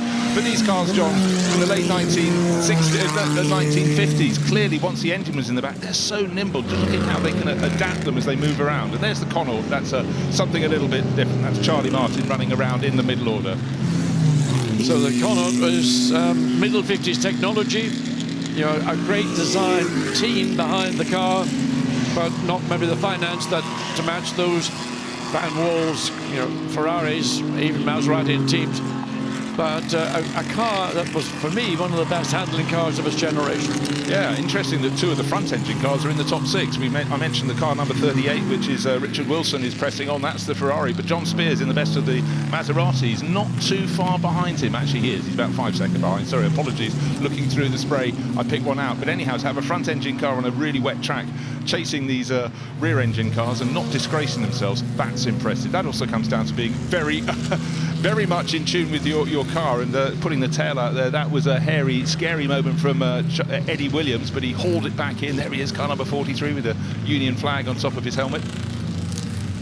Just the layout of the Lotus 16. Oh, and watching again the Cooper, absolutely, you know, struggling to get any degree of traction coming out of 11. But the nature of the Lotus, it's a front engine Grand Prix car, but the driver sat over the rear axle, so you're getting all the information instantaneously through your body, whereas in the middle of the car, as you would be in a Cooper or in later Lotuses, you have to wait that millisecond longer. Still impressive. We started with 23 cars. We still have 23 cars. Very, very difficult conditions. I would suggest those 2 laps behind the safety car at the start of the race are very sensible indeed. A chance for them to get a feel for the surface. Looking at the battle between one of the Bakers, driver 24, that's Dean Baker, that's the Dorset Racing Associates car. There it is, little Cooper, nice and neat. And again, caution is quite sensible. It's about putting the power down as smoothly as possible, but he's really being pushed and harried by Cameron Gillies, who's really starting to show some form in his little Cooper there. Just watching these cars, how small they are, not just visually, but just physically, they're small Formula One cars. These were the World Championship cars up until the end of 1960, beginning in 1954. And there you can see the difference. The Lotus much, much more, I'm going to say controlled, but even it's struggling to get power down, and the Cooper just sweeps ahead. So, neat and tidy. Let's look at some excellent driving. This is called saving the moment. Out into the puddle, don't want to be there. What happens when you hit the white lines? Well, even in the middle of the track, that was considering some braking, but a really, really good braking. That was Dean Baker. Now look at it coming down into chicane. What are you seeing, John? Well, I'm looking at the Kanaan first of all, but watching the Lotus. Does he clip the... No, he doesn't. But behind us, this battle between the two Coopers and just catching the water on the exit of Woodcote, and then the car going from left to right across the racetrack, having to regroup to get yourself lined up to go into this. Sam Wilson's in trouble. He just put his hand up indicating for the Ferrari to go through. So whatever the reasons are, the Lotus is slowing down. Maybe that's why we didn't see the Lotus, what we thought would be a dominant drive from Sam Wilson. Yeah, so one Wilson's passed another. Richard in the Ferrari has now moved up into 4th place. Sam Wilson, he was fastest by 1.2 seconds in practice, but since the start of this race, he stayed in that lead group for a while, but has been falling off, and that is not the form you expect from Sam Wilson. I'm sure he's just been trying to assess the problem, but I expect to see his hand go up, perhaps, and report to the pits. Or is he just going to press on? Because I suppose racing is all about gathering. He's got a misfire. He has, hasn't he? Yeah, just popping away. Yeah, but in these wet weather conditions, you know, water can get anywhere, particularly with electronics. If it gets into the ignition systems, that is just going to lose your, tons of horsepower. Yeah, and certainly that misfire coming out of the chicane is the fundamental problem that Sam Wilson's having to deal with. Yeah, and if anyone thinks if you're driving a single suit in the rain, you just get wet on your shoulders, you don't. It comes up through every orifice in the bottom of the car, doesn't it, John? You'll be dripping when you get out of one of these. If you're lucky, it drains out from another orifice, but if you're unlucky, it stays in the chassis. There you go. So still Coopers, as far as the eye can see, battles up and down the field. This is Jeff Underwood, car number 59, and tucked in behind it's the Ellis Saab car, being guided by Manuel there. That's a Cooper T51, so that's one from 1959. But up front, it's Andy Willis pulling ever further clear. He had plenty of intent at the start of the race, and he's picking way through. There's Ewan Surgerson, the Lotus 16 with the Graham Hill replica helmet, the colours of the London Rowing Club. It is starting to brighten up a little bit, and I'm not saying we're getting a dry line, but the drivers, a bit of autumnal leaf movement there. But here we have another car demoting Sam Wilson. It's the 250F now of John Spears going up into 5th place overall. That's car number 34. Well, only 10 more minutes of misery for Sam Wilson because he's powerless to do anything to rectify the the misfire that his Lotus Climax is suffering from. And they sort of, you think, it's one of the most beautiful Formula One cars in history, but totally outclassed in technology terms by the likes of Cooper and by Lotus. But in these conditions, certainly a very, very manageable and drivable car. Straight six twin cam Maserati engine, about 245-50 horsepower. Probably the Italians would say a lot more in period, but in reality about 240, maybe 260 on a very good day. Yeah, but the chassis always looked so well balanced, but the person who seems to have the best balanced chassis, or certainly the ambition to press, even getting slightly sideways on the puddles there, pulling clear, is our race leader, and certainly Andy Willis putting in a fantastic drive, and has just banged in some very good laps. Who else is setting quicker laps? No one is as fast as Andy Willis, but oh dear, I was about to start talking about this car. This is the ex-Yeoman Credit car, run by Sterling Moss's dad, Alfred and Ken Gregory, but unfortunately for Malcolm Cook, that was a little bit of a slide out. You can see the mud, but the good thing is he rotated it, but it didn't appear to do anything. Maybe a bit of mud in his mirror. I don't know if you can see through the spray anyhow when he looks coming out of 11. So many drivers have been caught out this afternoon, particularly in these wet conditions, on the exit of Lavant, and it's a corner which, it's a two-part corner, but it is slightly off camber, and if you get a slide going on, then it can sometimes lead to a spin. Well controlled. It could have been a whole lot worse. Gap between first and second continues to go out. Now let's take a look. Someone is, that's the moment from further back, and well, I tell you what, in terms of parallel parking with a little 180, that was as tidy as it possibly could be. Yeah, fortunate not to make contact, but we saw him getting back underway as we go back to the racing at the front. So the Lotus versus the Cooper, front engine versus mid engine. And is it a case of, well, after you, sir? Well, it is the case the Lotus is taking the more gentle and the wider line on the exit of St. Mary's, and that goes through, and that be a positional change for the number 8 Lotus, number 4 Lotus in 8th position. Yeah, it was a challenge up the inside, the second part of St. Mary's, by the driver who's now at the back of that group. So Cameron Gillies just learning that up the inside you actually carry a little bit more speed around the outside, particularly in the wet conditions here, but he'll be fighting back. That's the low-line Cooper in the background, but it's the rather older Cooper of Dean Baker, car from 1959, that's now starting to challenge the Spanish industrialist Joaquin Falk. He loves his cars, he loves his bikes, he loves his Goodwoods, but he seems to, every time we look at him, be fighting against someone. And that's what it's all about when you come racing, but that Lotus 16 still looks absolutely fantastic. Yeah, it's a pretty nice little car, especially in these conditions. And so Joachim Fulch, who has raced historic cars as long as I know him. I think he used to race the part of the collection of Bernie Eccleston, his Brabham BT 49s, if I recollect correctly. Well, what a treat that must be. So it doesn't matter if you're just at the tail end of the top 10, still ducking out in the spray, trying to see what you can do when you get up towards the first corner. Double apex, and actually a really nice, tidy move there. No really staunch defence there from Dean Baker as he went past Joaquin Falk, and trying to get a move in the background is a driver who tried last lap at St. Mary's, didn't get it to work, lost momentum, lost 2 places. Cameron Gillies fighting back around the outside, getting the job done. Very nice and tidy. Down to Ford Water he goes. Still those enormous puddles on the left-hand side of the screen, right-hand side for the drivers. Drivers becoming a little more confident. Windows in our commentary box are very, very darkly tinted. It seems like it's nightfall, but out on the track it doesn't look that bright either, does it, John? No, and also remember the camera lenses always enhance the level of light, so what we see from the commentary booth with our tinted windows, it's as if somebody's turned the lights on at Goodwood, but in fact it's not quite so dark. There's the race leader exiting out of the chicane, just over 6.5 minutes of this race to run. 8 laps completed, and a 3.2 gap between first and second. And don't forget, just the year after the youngest of these cars completed the 1960 World Championship, that's the cut-off point for this race.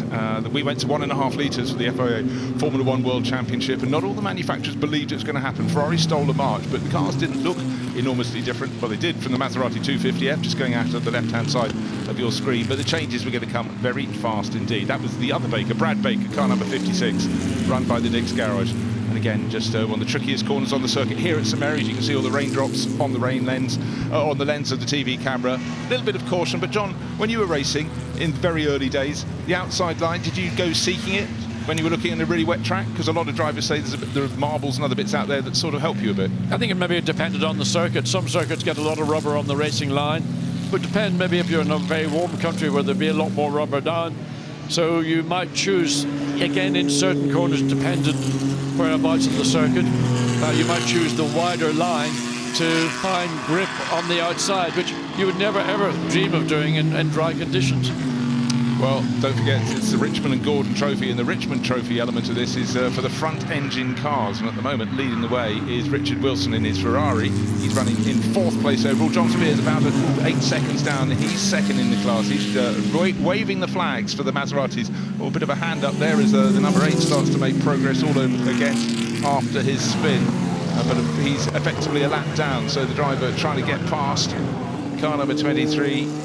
Not too happy, but it's so hard to see, and that's Will Nuttall, not happy at all. Any chance, because the clock's counting down. He's lost precious seconds in his chase after Andy Willis. The problem really for bad. everybody is if your focus is entirely looking forward and maybe not looking in your mirrors, and sometimes your mirrors also get spray on them, so visibility is not always brilliant. And that was the case of one driver wanting to make a move, another driver being wholly unaware, and that's why we saw the Nuttall's hand coming out, his arm coming out and waving, and not happy. Yeah, but just remember that number 8 Cooper, when it came back on the track, was mud in one of its mirrors, and unfortunately that was the one he would have been looking in to try and see who was coming. But actually, for a lot of the drivers, it's survival out there. But for Will Nuttall, who's an inveterate winner in pretty much anything he drives in historic racing, I would say that has cost him his chance. He's nearly 8 seconds down. Yeah. And he's lost quite a lot of time in that last couple of laps. Okay. So let's watch and see. Here's the problem, because number 8 is looking to find a way past this number 8, the ex-Rob Walker, and Nuttall is trapped between two slower cars, tries to go at the kink in the straight, and then he's cut off, and that's why he got upset, raises his hand as in disgust. But look, it's difficult conditions for everybody, and as I say, visibility rearward, not necessarily great. Well, really tricky moment for our race leader. The driver of the Keeft has just put his hand out and said, through you go, thank you very much indeed. But for Nigel Batchelor, he did the right thing. But for Andy Willis and the much lower little BRM, our race leader, he lost a bit of momentum, tucks around past it, but it was a bit like having to go through a moving chicane as he threaded that BRM through just as where he wanted to turn in the first part of Lavender. A great shame that the Keeft never got to race. And I think part of it was when as Coventry Climax made the V8 motor for it, that they got a certain number of horsepower, and they thought, well, this is never going to be enough to take on Ferrari or other brands, and the project effectively got canned. It got canned, and then they eventually found out, as I gathered, that they did have an equivalent amount of horsepower, but the program had been put away. Yes, and I think part of the reason was that there was a slight over-expectation or estimation of the power that the principal competitors, those from Italy, were claiming. Sorry, John, I didn't quite catch that. Anyhow, we'll press on. So here we go. So the BRM leading the way. It should be this lap and one further lap. The margin back from Andy Willis's BRM to Will Nuttall. Will is coming in the background of the shot. Who'll be the second car behind the Keeft? Has he been seen? This is what he wants to see as he turns into Madrick. Very close as he runs alongside the equivalent Cooper. That's Jeff Underwood. Jeff appears to have seen him. But actually, you know what? Some of those moments, when we looked at poor Will Nuttall losing space, the car in front of him, that number 8 car that we saw move across with Malcolm Cook, he was trying to avoid a deep puddle on the track while he fought, admittedly, for 18th place. But you know, these things happen, and visibility, it's hard enough in the drive, but with the spray here, it's awful. Forward visibility is difficult. Rearward visibility is much, much more difficult. Your focus and concentration is 99.9% recurring, looking forward, and you kind of, let's say, anybody who wants to pass me, they make their own way around me, because I'm fully committed. Some drivers, you know, it takes all their mental capacity just to do the one thing, and that's keeping the car on the racetrack. Yeah, so is the gap going out or coming down? Actually, it's staying pretty much just under 8 seconds. It's going to be a question of how the traffic falls in front of the chasing Will Nuttall. Andy Willis, with that advantage, can afford to bide his time. If he can't get through before a corner, he can wait until he's sure the driver in front has seen him and then press on. And certainly the way Andy's been driving this BRM, he's just looking super, super confident. I mean, the cars look great, really, from the beginning of the opening lap and all the way through. Andy Willis has driven, I don't think he's put a wheel wrong, and there the Cooper going off again, coming into Woodcote, and gets back on track, then goes onto the grass for a second time, and that will not aid his visibility. So now race leader's coming up to the tail of the human credit.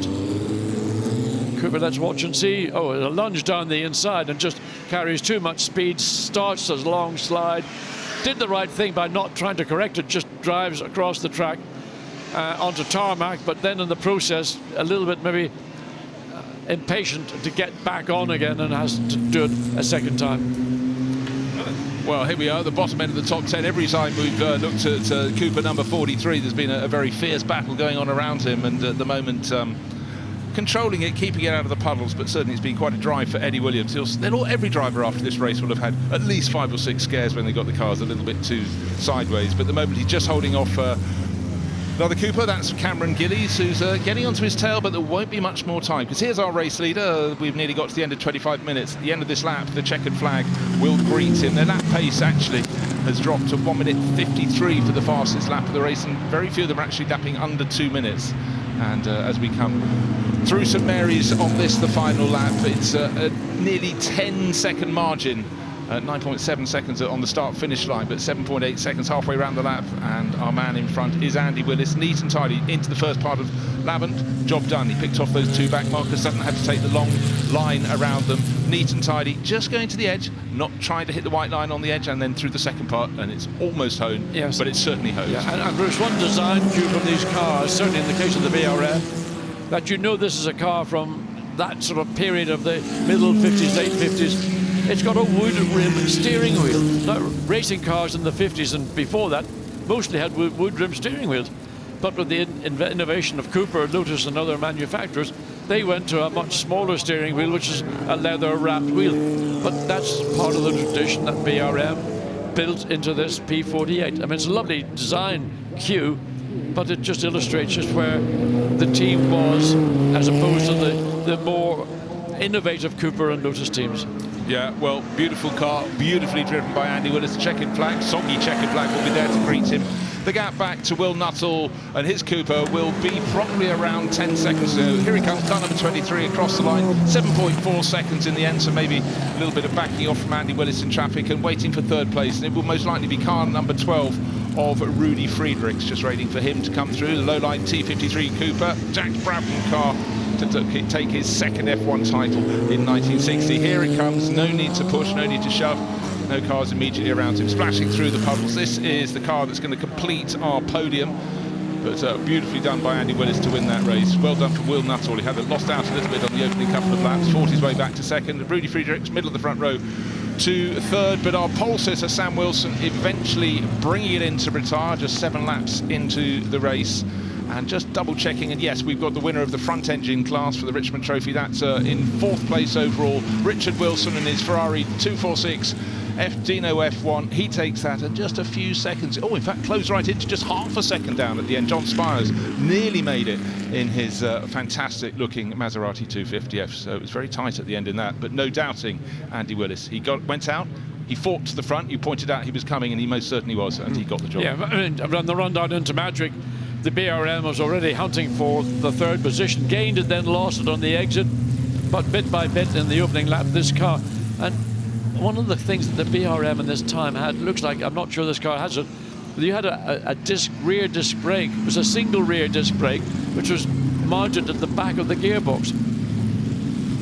It was a time of change, but for all these teams that had just started perfecting their cars with 2.5 litres from 1961, they'd have to run them into continental races and other non-championship events to use the bigger engines, and of course the races down in the southern hemisphere, they could take them there. But for the World Championship, largely based in Europe, of course, it was down to 1.5 litres for 1961, and which team got it right? Well, it was most certainly Ferrari that got it right, and it all changed after that. Yeah, Ferrari had a brilliant engine, a chassis that was no better than anybody else's. But again, the design cues of the Tipo 156 was it had a very wide cockpit and an even wider steering wheel. Again, a wood rim steering wheel.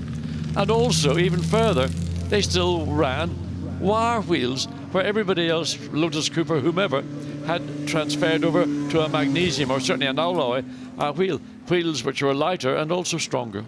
Well, time of change and a time of drying your specs. That's Mike down on the grid, who's a stalwart of Goodwood events. It's great to see people still watching these concluding races of the Goodwood Revival for 2025. But the winner, we can identify him for the Richmond and Gord Trophy. There he is, Andy Willis. He'll be soggy, he'll be happy. And victory for BRM in what was a very, very tricky situation down there. Will Nuttall quickly out, second place for him in his Cooper, and you know they can appreciate each other because they drove away from the rest of the field. And Rudy Friedrichs coming home in third place. We'll go down very shortly to our man on the grid, our man with the brolly, our man with the microphone, and that will be Ed Foster. But you had to admire the craft of these two. They were well clear of the pack. Yeah, and I mean, and under very, very difficult situations, the 2.5 litre Climax engine has certainly got good torque and power. Needs a lot of control. Well, talk of talk, let's talk about Ed Foster because he's going to be doing the interviews. Down to Ed. Well, what an amazing display of skill. Everyone pretty much keeping it on the circuit. Andy, I mean, I know there was a good gap at the end, but none of that looked easy. No, definitely not easy. I know from experience, I've been the bridesmaid here a few times now, and it's nice to actually stand on the top step, especially against people like Will and Sam and you know, really top people. So great, fantastic car. So proud to be able to drive it. Charles is very generously lets me use it, and you know, grateful that he does. Let's use it for good reason. Well done, Andy. Thank you very much. Appreciate it. Let's find Will. Where are we? Will, you're right here. I mean, that was so tough, but just couldn't do much about Andy today. No, I just couldn't seem to get out of the corners compared to any of the cars, really, even the ones we were lapping. So, but I tried my best and I kept it honest, I think, so that's the main thing. I mean, it's like walking along a knife edge, that. Yeah, completely. It's almost, if you don't feel like you're going off every corner, you're not trying hard enough. Rather you than me. Well done. Thank you very much. We've got Rudy, who's just arrived. Sorry, Andy. Rudy, I think you must be absolutely delighted with that. Such difficult conditions, but here you are, podium at Goodwood. Yes, amazing. I'm very proud indeed. It was great. What happened to Sam? I think Sam had a bit of a misfire. Okay. So, yeah, I couldn't keep up with semi-professional drivers. They are really so good. I respect that. But I'm very happy to be here. A well-deserved cup of tea now. Oh, yes. Well done, Rudy. Thank you very much. So let's take a look at the final standings after a very wet Richmond and Gordon Trophy race with some fantastic driving. And Andy Willis moved his way from the second row up to the front, and he stayed there in his BRM to win by 7.4 seconds from Will Nuttall in the T53 low line, with a similar car of Rudy Friedrichs coming home in third place. And then, this was super impressive, two front-engine cars filling fourth and fifth. Richard Wilson in his Ferrari, in the end, just half a second clear of John Spears in his Maserati 250F. Charlie Martin, almost stealth-like, moved up to sixth place in the Connell. That was a good result for him. And then came three Coopers in a row. Dean Baker, Cameron Gillies really making progress. Kirk Del Bene and Joaquin Folf-Rossignol in his Lotus 16, falling to 10th place overall, but the important thing, staying on the island. And all the other runners at the end were lapped. Mark Daniel, the best of those, in his Cooper T45 in 11th. Tom Dark, almost all these drivers had their own moments down the order, and just great to see they got to the end. And also always nice to have the interesting entry. So that is at the end of that race, and for the winners, a chance to get out of the rain into the dry. But let's take a look back at the highlights of the event, and it was a tidy start after 2 laps behind the safety car to check out the conditions. Sam Wilson got away best in the Lotus 18 at the front, but eventually he started to be caught. And then we had this wonderful seesawing battle, John, chopping and changing, the Coopers really keeping him on his toes. But then it was the BRM of Andy Willis. You picked it out. He was ditch hooking there, but starting to pick them off. Yeah, so he just waited, let the field get underway, let them settle down, and then pick them off one by one. But Sam Wilson, the one we had expected to run away with this race, he had a misfire. When that misfire began, developed, we don't know, but probably, I suspect, relatively early into the race. And again, the usual thing, water getting into the electrics, enough just to take away maybe 40, 50 horsepower. Everybody had a slip and a slide, and probably a few more as well, and some fantastic saves. And even those not hitting the puddles were struggling to get their cars in a straight line when they came down to places like, the chicane. Super tight, some wonderful footage. Great to see the Keith, a car that never raced in, period, having a great battle and getting towards the top 10. But all along, as those at the tail end of the field were finding conditions really rather tricky, and that was quite a save there from Malcolm Cook. It was about whether the front-running cars could get through without being interrupted. Andy Willis had a big enough of an advantage. In the front engine class, it was the number 38 Ferrari of Richard Wilson, who was the standard bearer. He was being hunted down. But at the end of the race, it was Will Nuttall doing his best, but it just wasn't enough. He said he couldn't get the power down out of corners, and it was the number 5 BRM that went to the front. And in the middle, there was some moments that really didn't impress Will Nuttall. He got shot there, 2 cars fighting for, I think it was 18th place, but they got in his way. He knew by then, though, there was no chance he was going to haul in the race winner, Andy Willis. He tried his hardest, eventually 7 seconds, but the BRM crossing the line, and what a murky afternoon it was for them. But a win, absolutely supremely done in very, very tricky conditions. From Andy Willis, a discreet little wave, and the applause and the hug at the end, how nice to see.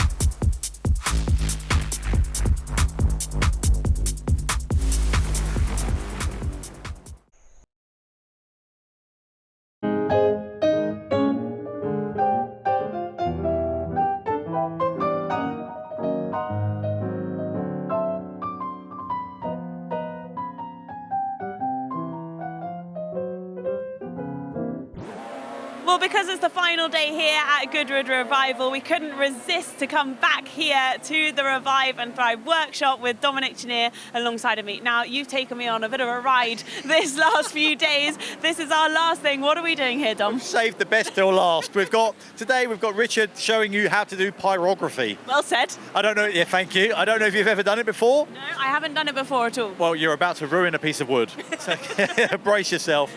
How much fun have you had the last few days? It has been an absolute blast. I've loved every minute of it. It's been so nice. I mean, look at the crowd here now.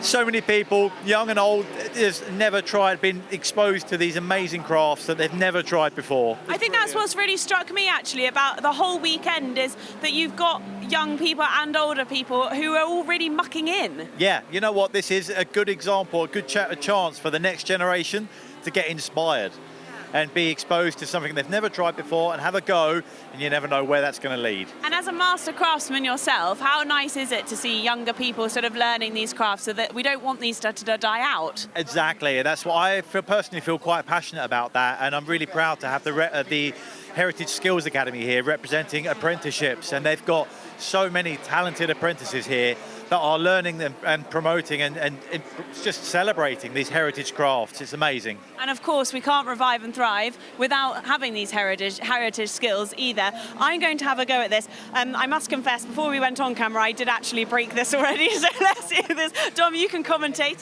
Yeah, right, so you can't put this off any longer. Here we go then. Right, you ready? So this is essentially like almost like a soldering iron. You've got, the idea is to keep within the lines, by the way. I'm trying. Yeah, nice and slow, nice and patient.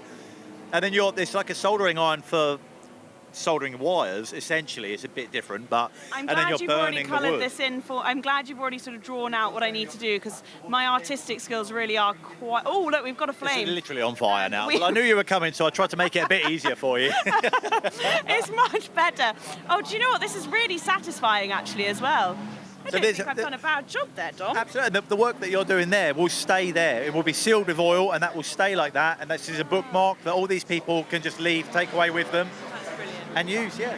Listen, it's been really wonderful to come down here every day. Thank you for teaching us a few skills as well that we can take home ourselves. That one might be a bit dangerous to take home with me, but it's been a lot of fun, and thank you, Dom, so much for showing us around. Thank you for coming over again.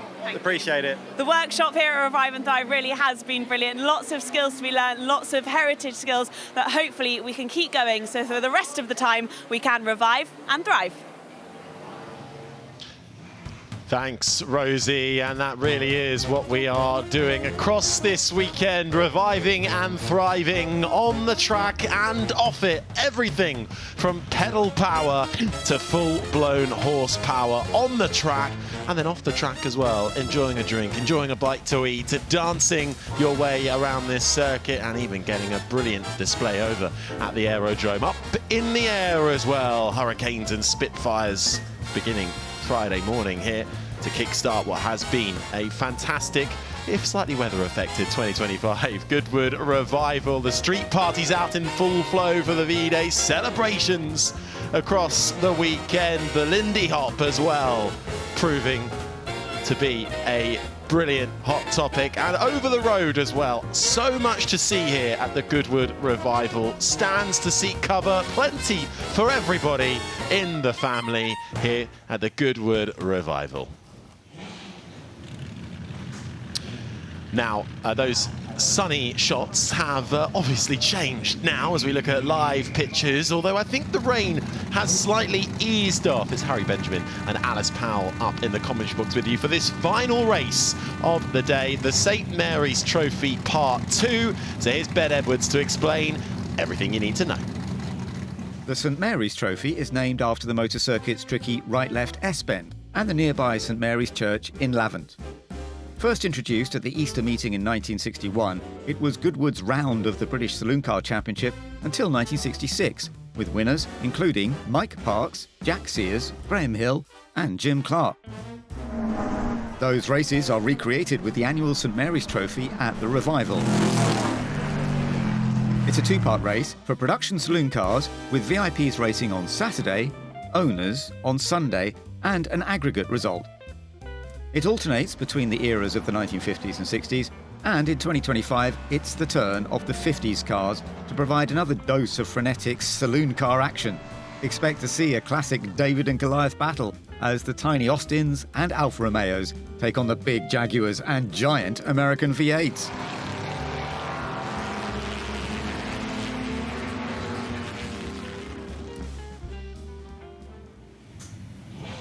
Poised to be then a really exciting final race as we take a look inside the Ford Zodiac Mark II of Theo Pafitis, lining up at the back of the grid, the former Dragon from Dragon's Den, and has been going well in that Ford Zodiac, but just enjoying the conditions out there. We have, I believe, according to the amended grid, Phil Bullen-Brown, who is lined up at the back in the 121 car as well, and a couple of other additions that will be at the back. But the race then straight away off and running, because it's going to be 2 laps behind the safety car, so 25 minutes and counting down as the St Mary's Trophy Part 2 is underway, and those cars making their way around now. Production saloon cars from the 1950s, ordinary saloon cars plucked from their retirement as we go racing. We'll be able to run you through how the grid looks then. It's that Ford Fairlane of Alex Thistlethwaite on pole alongside the Jaguar Mark I of Chris Ward and Simon Lewis's Lister Jag Mark I. That is the front row. Then it's the Austin of Ben Colburn behind. Cameron Jackson's Jaguar Mark I is in 5th. The Ford Thunderbird of Fred Shepherd going from 6th. Mike Jordan's Austin 840 ahead of the Jaguar Mark I. The Standard Vanguard is in 10th. Tom Chilton is in the Alfa Romeo Giulietta going from 12th on the grid. In row 6, Richard Butterfield and Richard Postins in a Mark I Jaguar and an A40 Austin. A few Austins dotted throughout the field. Nick Swift, Tim Crichton, big names here at the Goodwood Revival.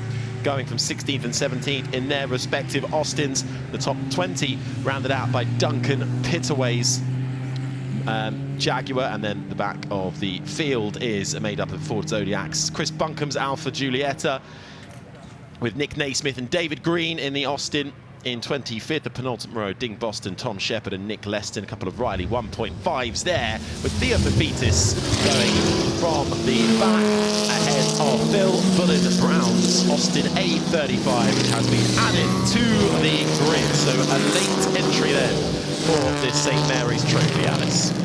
It certainly is. And having a nice look at some of the cars. And I think we've got an A40 right at the back of the field as well. So a couple of Austins joining the fun in these tricky conditions, although at last check, as I glanced outside the commentary box, Alice, it was a little lighter when it came to the rain intensity. Yes, it has started to ease slightly, which is good to see, and these drivers will be pleased with that. So they're doing 2 laps under the safety car, so they're going to go around again once more. And leading the field away when the safety car does peel into the pits will be Alex Thistlethwaite in the Ford Fairlane, and they finished 2nd in the race yesterday. A real solid drive for the 57, and it was Steve Soper that was behind the wheel of that, and they were beaten by the Ford Thunderbird, which is starting a couple of rows or a few cars back, and these are, you could just see the tail enders, and there's Kerry Michael in the Ford Zodiac. Now, of course, this year's St Mary's Trophy Part 1 featured, I think, more A-list stars than ever from the world of motorsport, which we saw that Saturday VIP action really heating up. It really was a cracking race. Tom Kristensen was the headline performer at the wheel of the enormous Ford Thunderbird. That was the headline performer. He really emerged with victory after a thrilling race-long battle with Steve Soper in the, well, similarly huge Ford Fairlane. You'll see them at the front of the field. The two really were in a class of their own at the front, with Andrew Jordan, who came home best of the Austin A40s as he just barely saw off the challenge, really, from Tom Ingram to complete the podium. This is one of the rideys towards the back, and they really have fallen a little fair way off the pace, it must be said, behind the safety car. It is, you can see they've got the window open there. I think that's just a way to make sure it doesn't steam up inside. They won't be warm in there, but they'll be nice and toasty, but it won't be really hot that you need to open the window. Wow, look at the bright lights on the Ford Fairlane that Alex has got shining. Of course, in the wet conditions, it's mandatory to have the pit light, the rain light and headlights on. And of course, we've got the time ticking down, 20 minutes of this race remaining, and as you said, Harry, we have got a few cars towards the back that are struggling to even keep up with the pace of the safety car, which should have peeled in, and the racing will get underway. And we are indeed underway at full speed for the St Mary's Trophy Part 2, the second of the St Mary's races, with the owners in the car, and then we'll take an aggregate result at the end to get the official finish. And now we know Alex Thistlethwaite in that huge 57, the Ford Fairlane. Whilst great in the dry, you've got to manage the brakes, but maybe a little more nervous, a little slower in the wet. That Mark 1 of Chris Ward all over the back of it, being followed by Simon Lewis's Lister Jaguar Mark 1. It'll be interesting to see how long Thistlethwaite can hold on in the lead here. So far, though, doing a decent job. Yeah, doing a decent job, but it is going to be hard to keep those behind. And those at the back of the field, Harry, I'm being told haven't even crossed the line. They're only just heading into the chicane. So those behind can't overtake because technically they're still under safety car conditions. So once they do pass the green flag, and I think we've got a bit of the chicane that has somehow managed to make its way off. But we've got a 3-car train at the front of the field with the Ford and the 2 Jacques slinging their way behind. And Chris Ward, he's going to have a look down the inside into Lavant Corner. Is Thistlethwaite going to shut the door? He leaves him enough space, and Chris Ward tries to get on that throttle, and look at that Jag getting all sideways, but it's not going to probably have the grunt of that Ford down this big long straight towards Woodcote Corner. Holds on for now as he weaves across the track, those headlights blinding in the lens of our cameras. 18.5 minutes left. Thistlethwaite leads Ward and Dorlin in third. in the 22 as we go side by side for the lead of this race, and it looks like Chris Ward has been able to muscle his way through in the Jaguar Mark 1, holds on ahead now as they come into the chicane of Thistlethwaite, with Dorlin in the Lister Jag Mark 1 just sitting and waiting for his time in third, but there's the puddle right there waiting for you. Yeah, big puddle there, and now the Lister Jag of Simon Lewis is going to try and make his way up through. Alex Brundle was behind the wheel of this in the race yesterday. They ended up finishing in 10th place, an eventful race for Alex. And here we've still got battles going. We've got one of the Minis there, one of the Alfa Romeos, plenty of battles throughout the field, chopping and changing of position, and Colburn is dropped slightly down the order. The number 6 car, which is in our standard Vanguard. Certainly, but up in the lead then as it starts to settle down, making their way through this St Mary's Trophy Part 2. Those light and nimble Austins that are littered throughout the field. Looking at this, Nick Swift's Austin Mini heading this little battle a little further down in the top 10, staying ahead at the moment of Tom Chilton in the Alfa Romeo Giulietta. And there, though, is your race leaders, as it's now Thistlethwaite down to thirds, with Dorlin, who is actually the driver in that Lister Jag Mark 1, occupying second now. And this is how he made his way through, was just biding his time, really, and made it look easy. But unfortunately, I think that Ford Fairlane is going to suffer in these conditions. It is, and it struggled with the brake in the braking in the dry yesterday, and it will certainly struggle with the braking in the wet as well, as we've got again another one of our Jaguars sneaking up behind. That's Cameron Jackson is going to try and make his way past now. Cameron Jackson, who started in 5th, stays in 5th at the moment. And then we're looking at Thistlethwaite, though, under pressure from the Williams car behind the number 12 of Grant Williams in that Jag Mark 1, always putting on a show at any car event is Grant Williams. Not quite popping tyres this time as he gets his foot flat to the floor, gets a bit of encouragement from the pit wall, pulls up alongside, goes ahead and up into third for Grant Williams. Fastest car on track is on screen right now of the number 12. Is actually a couple of seconds quicker than our leaders of Ward and Dorlin, so he's feeling the grip out here, or finding the grip, and he's going to be charging down his next victims, which will be the Lister Jag and the Jag Mark 1. So of course the Ford is struggling. Jackson now is the next one. We could, if it goes this way, have top 4 Jaguars, all bar one of them being a Lister Jaguar, which is Dorlin, and there is one of our other Ford. This is the Ford Thunderbird, which Fred Shepherd is behind the wheel of, and he's got Nick Swift in the little 19 Mini all over the back of him. Nick Swift, who started down in 16th position and is now looking at Fred Shepherd's 7th place in this race. Just the difference in car design here. Light, nimble, heavy and big, going toe-to-toe here at the Goodwood Revival for the St Mary's Trophy Part 2. Side by side, I feel like it's only a matter of time before Nick Swift is able to squeeze his way through, and he does indeed do so in the Austin Mini, through now on Fred Shepherd's Ford Thunderbird. So that's another position gain for Nick Swift, who is rocketing up the order. Out in front though, Chris Ward is being kept honest in the Jaguar Mark 1. Less than a second between him and Dorlin in the Lister Jag Mark 1. Then Thistlethwaite now behind Grant Williams, who is occupying third in the Jaguar Mark 1. Jackson's Jaguar Mark 1 in 5th. Then it's the Jordan Austin A40 rounds out the top 6 before we have Nick Swift, then Fred Shepherd, with Smith and Tom Chilton in the Alfa Giulietta rounding out the top 10. Super close, isn't it, between those? And this is the car that's going to charge them down and has set another fastest lap of the race with a 156.634. The leaders are still in the 157s. They're not able to break through. You can see the tail out of the Williams Jaguar as already lapping some back markers. Again, they could come into play, but keep an eye on the Nick Swift Mini as well, because he's actually setting some pretty handy lap times too, and the Minis have a lot less power than the Jaguars and the Fords, but like you touched on, Harry, they are much lighter, much more nimble,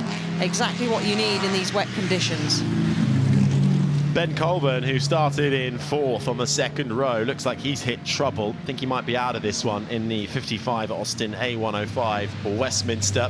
That's a shame for Ben, but back up front, that gap, well, there it is, visibly clear. Chris Ward, I wonder if he had a little bit of a moment that's just allowed Dorlin, and now Grant Williams, all three nearly in the same shot with less than 13 minutes remaining.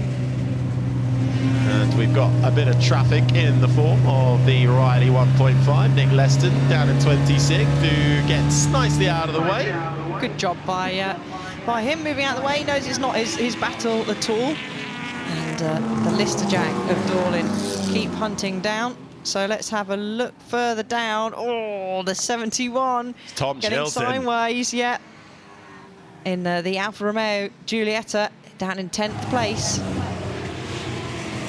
Okay, we're looking at Nick Swift getting through on the 77 of Mike Jordan's Austin A40. So Nick Swift picked off Fred Shepherd, another lap around, picked off Mike Jordan. Nick Swift in the Austin Mini from 16th up into 6th position. Impressive. It certainly is. And another fastest lap for Williams in the Jaguar, 156.233. He is exactly 1 second quicker than our race leader. So there they are, they're all together now. The 22 still in 2nd place is going to have the job of attacking and defending, and is made even trickier in these more difficult conditions, as he is in the Lister Jaguar, which is of course different to the Mark 1. So still a Mark 1, but it's a Lister Jaguar Mark 1, and it's modified by Brian Lister to compete in the saloon car racing. It still features a 3.4 litre engine, but there's not many of them that compete under the Lister name, and there is the move, done and dusted. Williams slides up the inside, and he is into, that's James Dorlin, going down the inside, so he's into the race lead, and next you would expect coming through, there you go, is the number 12. Change for the lead here in the St. Mary's Trophy Part 2, as Chris Ward finally has to succumb to the challenge from Dorlin as the rear kicks out as they head up and over the hill, and that was all he needed, the invitation to go side by side and through for the 22 of Dorlin in the Lister Jaguar now leads, but Grant Williams in 3rd is putting the pressure on Chris Ward now. They've dropped Alex Littlethwaite down in 4th in that Ford Fairlane. That's the car that came 2nd yesterday, the car that won the race yesterday in the hands of Tom Kristensen in the Ford Thunderbird. That's the 73 car, currently down in 8th in the hands of Fred Shepherd as we go side by side. Here comes Grant Williams down towards Madrick. Traffic in the Riley, lovely to swap around the middle, but that has just, I think, saved Chris Ward's bacon coming into Madrick. Just halted the momentum from Grant Williams there as he gets a proper slide on. More traffic coming into play here. Williams sticks with him though. I think Ward is going more sideways than he is in a straight line at the moment. So Dorlin has now escaped up the road, and Williams will know, I've got to get past Ward as quickly as I possibly can, because Dorlin is actually setting personal bests, and they're decent personal bests at the moment. And actually saying that, he just set the fastest lap of the race. He's the first driver to go into the 155s, so maybe he was just getting boxed in and struggling to get through in the spray. And we see Swift again, he's making his way further up the order, so he's going past Jackson now, who is in another one of our plenty of Mark 1s, and he's going to probably get up into 4th place very quickly. Off onto the grass. And he is, there we go, off onto the grass. The car that ended up finishing 2nd yesterday has now dropped down into 5th place. Yeah, it's not going well for the big cars out there. The big Fords are falling by the wayside. It's going the way of the lighter and the more nimble. In terms of, we've taken aggregate at the end of this race with comparisons, or the combination with the St. Mary's Trophy Part 1 with our VIP drivers. In car 22, well, that was raced by Alex Brundle yesterday, finished 10th That is the car that leads this race, the 102 of Chris Ward, currently battling it out with Grant Williams still for second and third.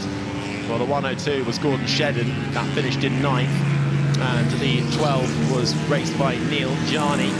And now, though, Nick Swift, who shared that car, the number 19 was Karun Chandok. He shared that within the Austin Mini, has worked his way up nicely and is coming for our leading contenders.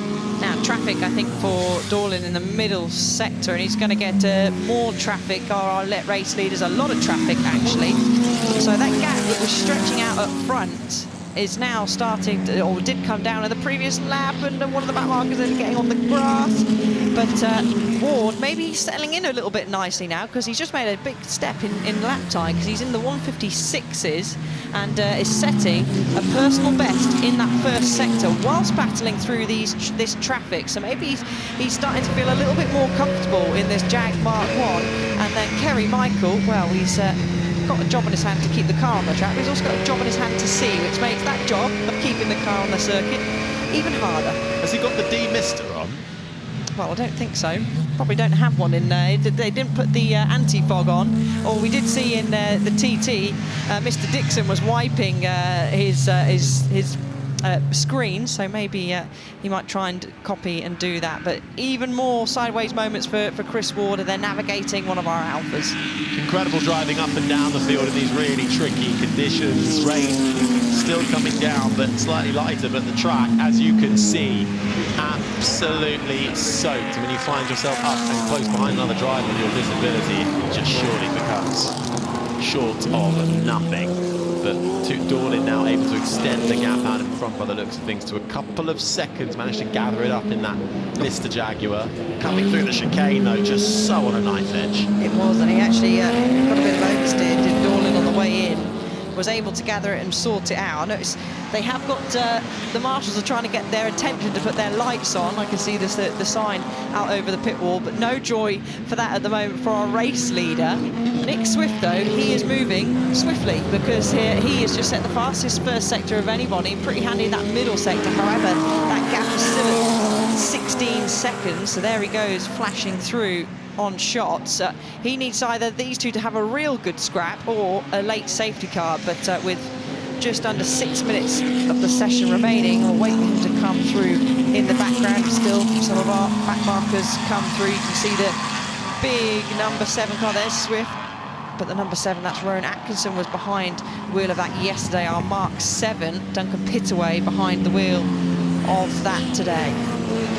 This is the man in 4th place, cutting through the field, but is he gonna run out of time and run into traffic? Duncan Pittaway just in front at the moment, slightly balking his progress. There are your top 3 all coming through now, separated by 5 seconds, covering the top 3. Dorlin in the Lister Jag Mark 1 with the advantage. The Jaguar Mark 1 of Ward in second, and then make that another Jaguar Mark 1 of Grant Williams in third. This, though, is the 101 car, which is Smith down in 11th at the moment, being hunted down by the number 72 of Postins and Richard Colburn in the middle of them. The battle for 11th, 12th and 13th. I think Tom Chilton has just had to succumb in his Alfa Romeo to those 3, as he's just lost a couple of positions.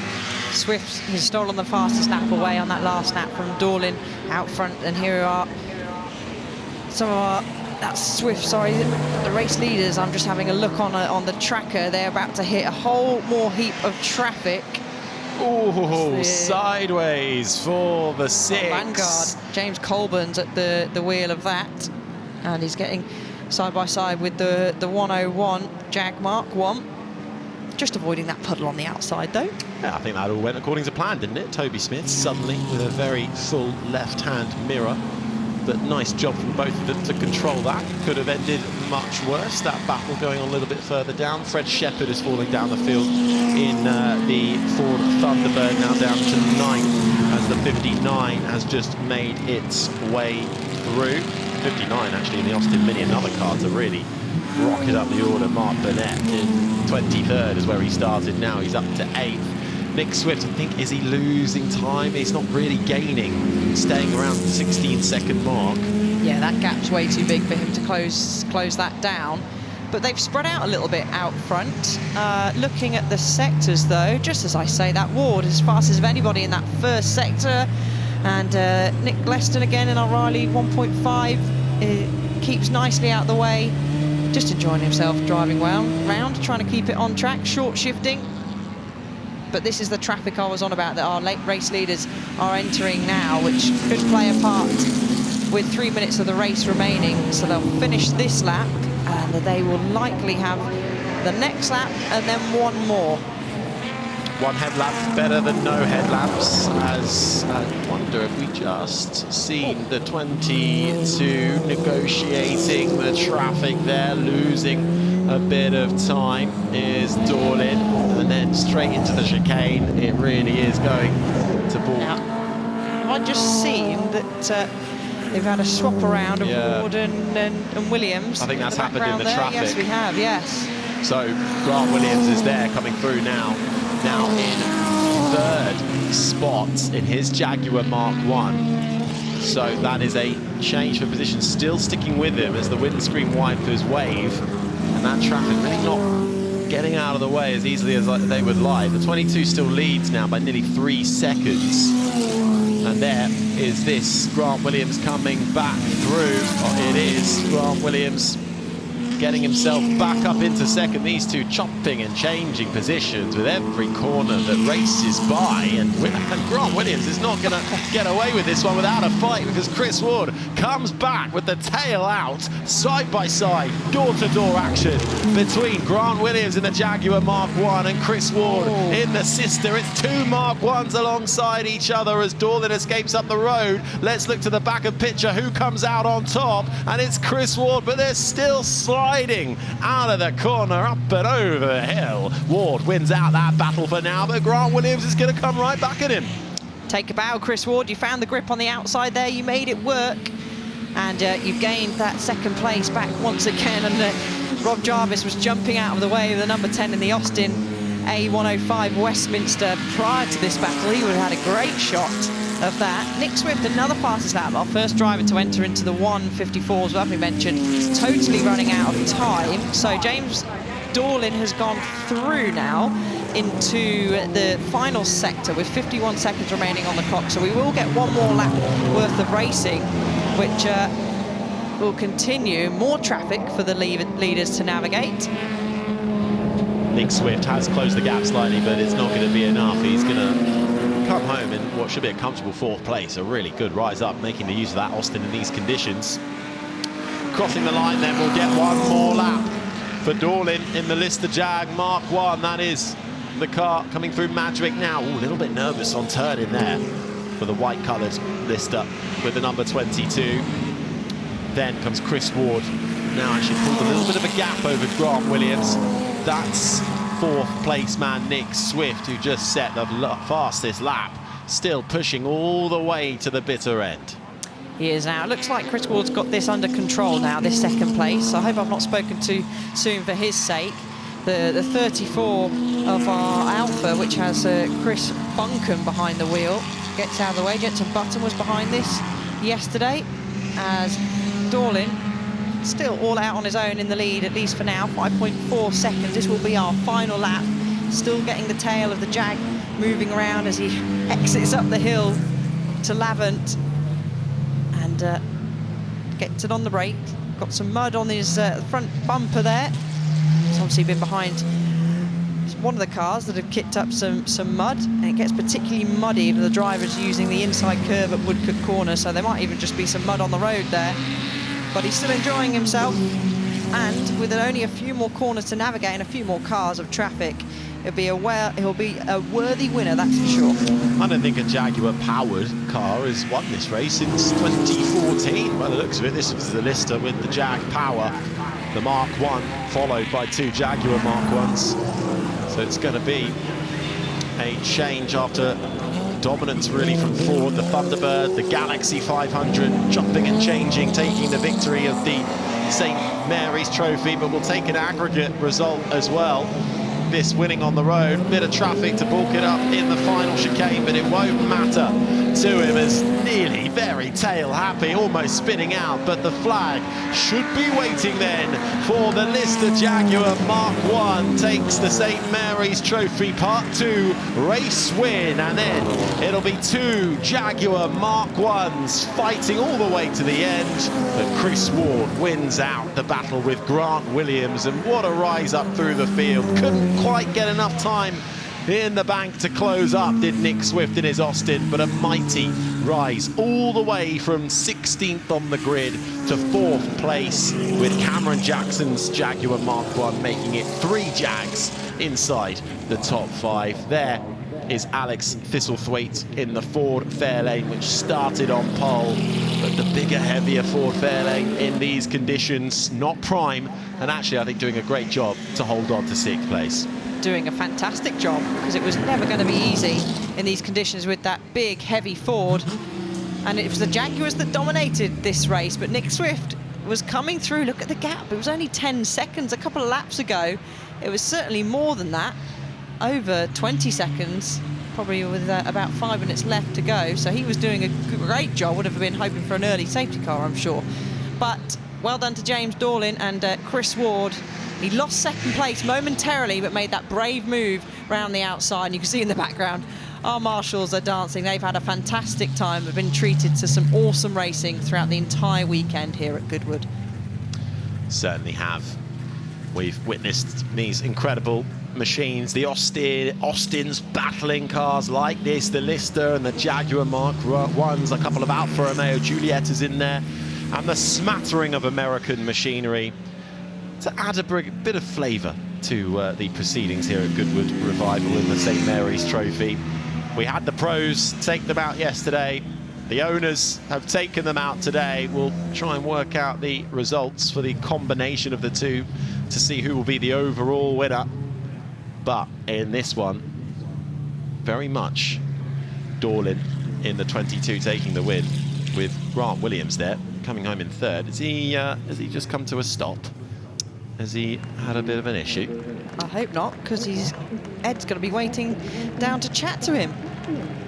Might have to wait a little bit longer, unless he wants to do a typical Grant Williams thing and pop the tyre doing a couple of burnouts, but I'm not sure. No, I wouldn't recommend it. I'm not sure It's he'll got be up plenty for that. of power, have these 3.4 litre Jags. But hopefully he does make it down there. But well done, James. Great drive. The door open, get a bit of air in.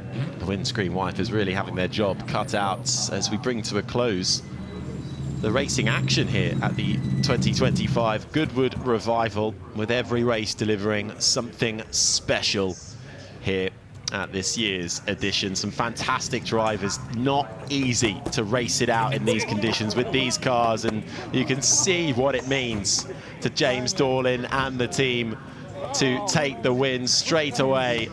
Working so hard. It's not a case of just being out in front. Even when you are, you have to stay laser sharp, laser focused, not make any mistakes.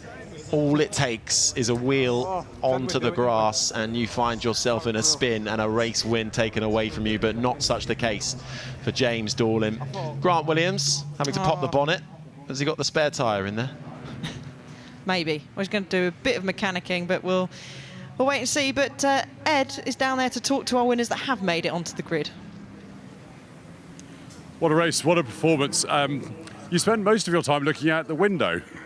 Yeah, I mean, there was no way to go around that track in a straight line, to be honest. But yeah, great fun, great fun. The guys at West Riding have done a mega job with this car, and it was a very last-minute thing for me to be driving. So to reward the guys with a win is, well, we couldn't ask for any more. So yeah, I just loved every second. It was a great drive. Well done. Happy Sunday night. Cheers. Thank you. Chris Ward, where is he? Chris, it's a tricky one, that, but wow, I mean, a great drive and another podium. It was an excellent race, and James drove superbly well. I just need my backside kicking for not having a good setup on my car. It was shocking in the wet, and that's down to me. So I need to work on it and get my head into gear and get a better setup for next time. But all credit to James. What a race. And also Grant. I don't know where he's gone. He was giving me a hard time. I outbraked myself. He came through, and then we got it back again. But what an awesome race and a super meeting. Thank you very much to Lord March, or Duke of March, Richard Richmond, for organising it. So was the car just a bit stiff then? Yeah, I had no traction at all. Again, that's my fault for not dialing a good setup into it. So next year we'll come back, and hopefully I'll have a bit of a better setup for the wet and be able to challenge a little bit more. Just finally, I was always taught that if you're going so sideways, you're losing speed, but you're living proof that that's not true at all. Well, it does to a certain extent. I wasn't as sideways, I was more sideways than James, and he's carrying the speed forwards. So definitely needs to be a little bit softer and a little bit more compliance with the car for me to get drive, but I was just struggling a lot with traction. Well, Chris, it was a great drive. Well done. Thank you. I think we've got third place man has finally arrived. Classic Grant to make an entrance and get it started again. Grant, I'm sorry to... Grant, I mean, nearly second. Nearly second, yeah. I just, I gave it my everything, gave it my all. I'm so glad to be back playing on the backyard of the Duke. So, what a fantastic weekend. We've got a couple of issues, but you know, it was a great race. It was a great race. To come from 9th up to 3rd, I pedalled the hell out of the car. There wasn't much more I can get back out of it. So. And then the distributor popped off the top, so I was frantically trying to get the start back up again, and once every went past, I managed to get out and get it started. So yeah, amazing weekend. Can't thank you for coming back, get me back, and fantastic. Thank you very much. I didn't realise there was a distributor. I thought you were just making a big entrance. No, not that big of an entrance like I would like to, but no, I wanted to get round you. But just amazing race, fantastic race. Loved every minute of it. Well done, Grant. Thank you. Your top 3 then in the St Mary's Trophy Part 2, which got underway with a couple of laps behind the safety car. And then we got up to full speed racing, and it was Alex Thistlethwaite from pole in the Ford Fairlane, which had initially the best view in the house, but very quickly succumbed, firstly, to Chris Ward's Jaguar Mark 1. And it was just a matter of time before the Lister Jag Mark 1 behind got through as well. It was door banging, wheel banging, we had it all throughout the race, and then in come the Jaguars. They were hunting down the Ford that was always going to struggle in these wet conditions, and then came the Mini, the Austin Mini, charging its way through from all the way down the order, who did keep fastest lap of the race. Nick Swift behind the wheel, and plenty of sideways action we were treated to during the race as well. The Alfa Romeo of Tom Chilton getting very sideways there, sharing that car with his brother Max commutatively. They finished down in 13th position, but really once James Dorlin managed to battle his way past Chris Ward, who did not make it easy. Once he got through, he was able to kind of power away with it, and then Chris Ward had the sister Mark 1 Jaguar to play with in the form of Grant Williams, who was finding his way up through the field, started down in 9th. Grant did not make it easy for Chris Ward. These two chopping and changing positions like there was no tomorrow.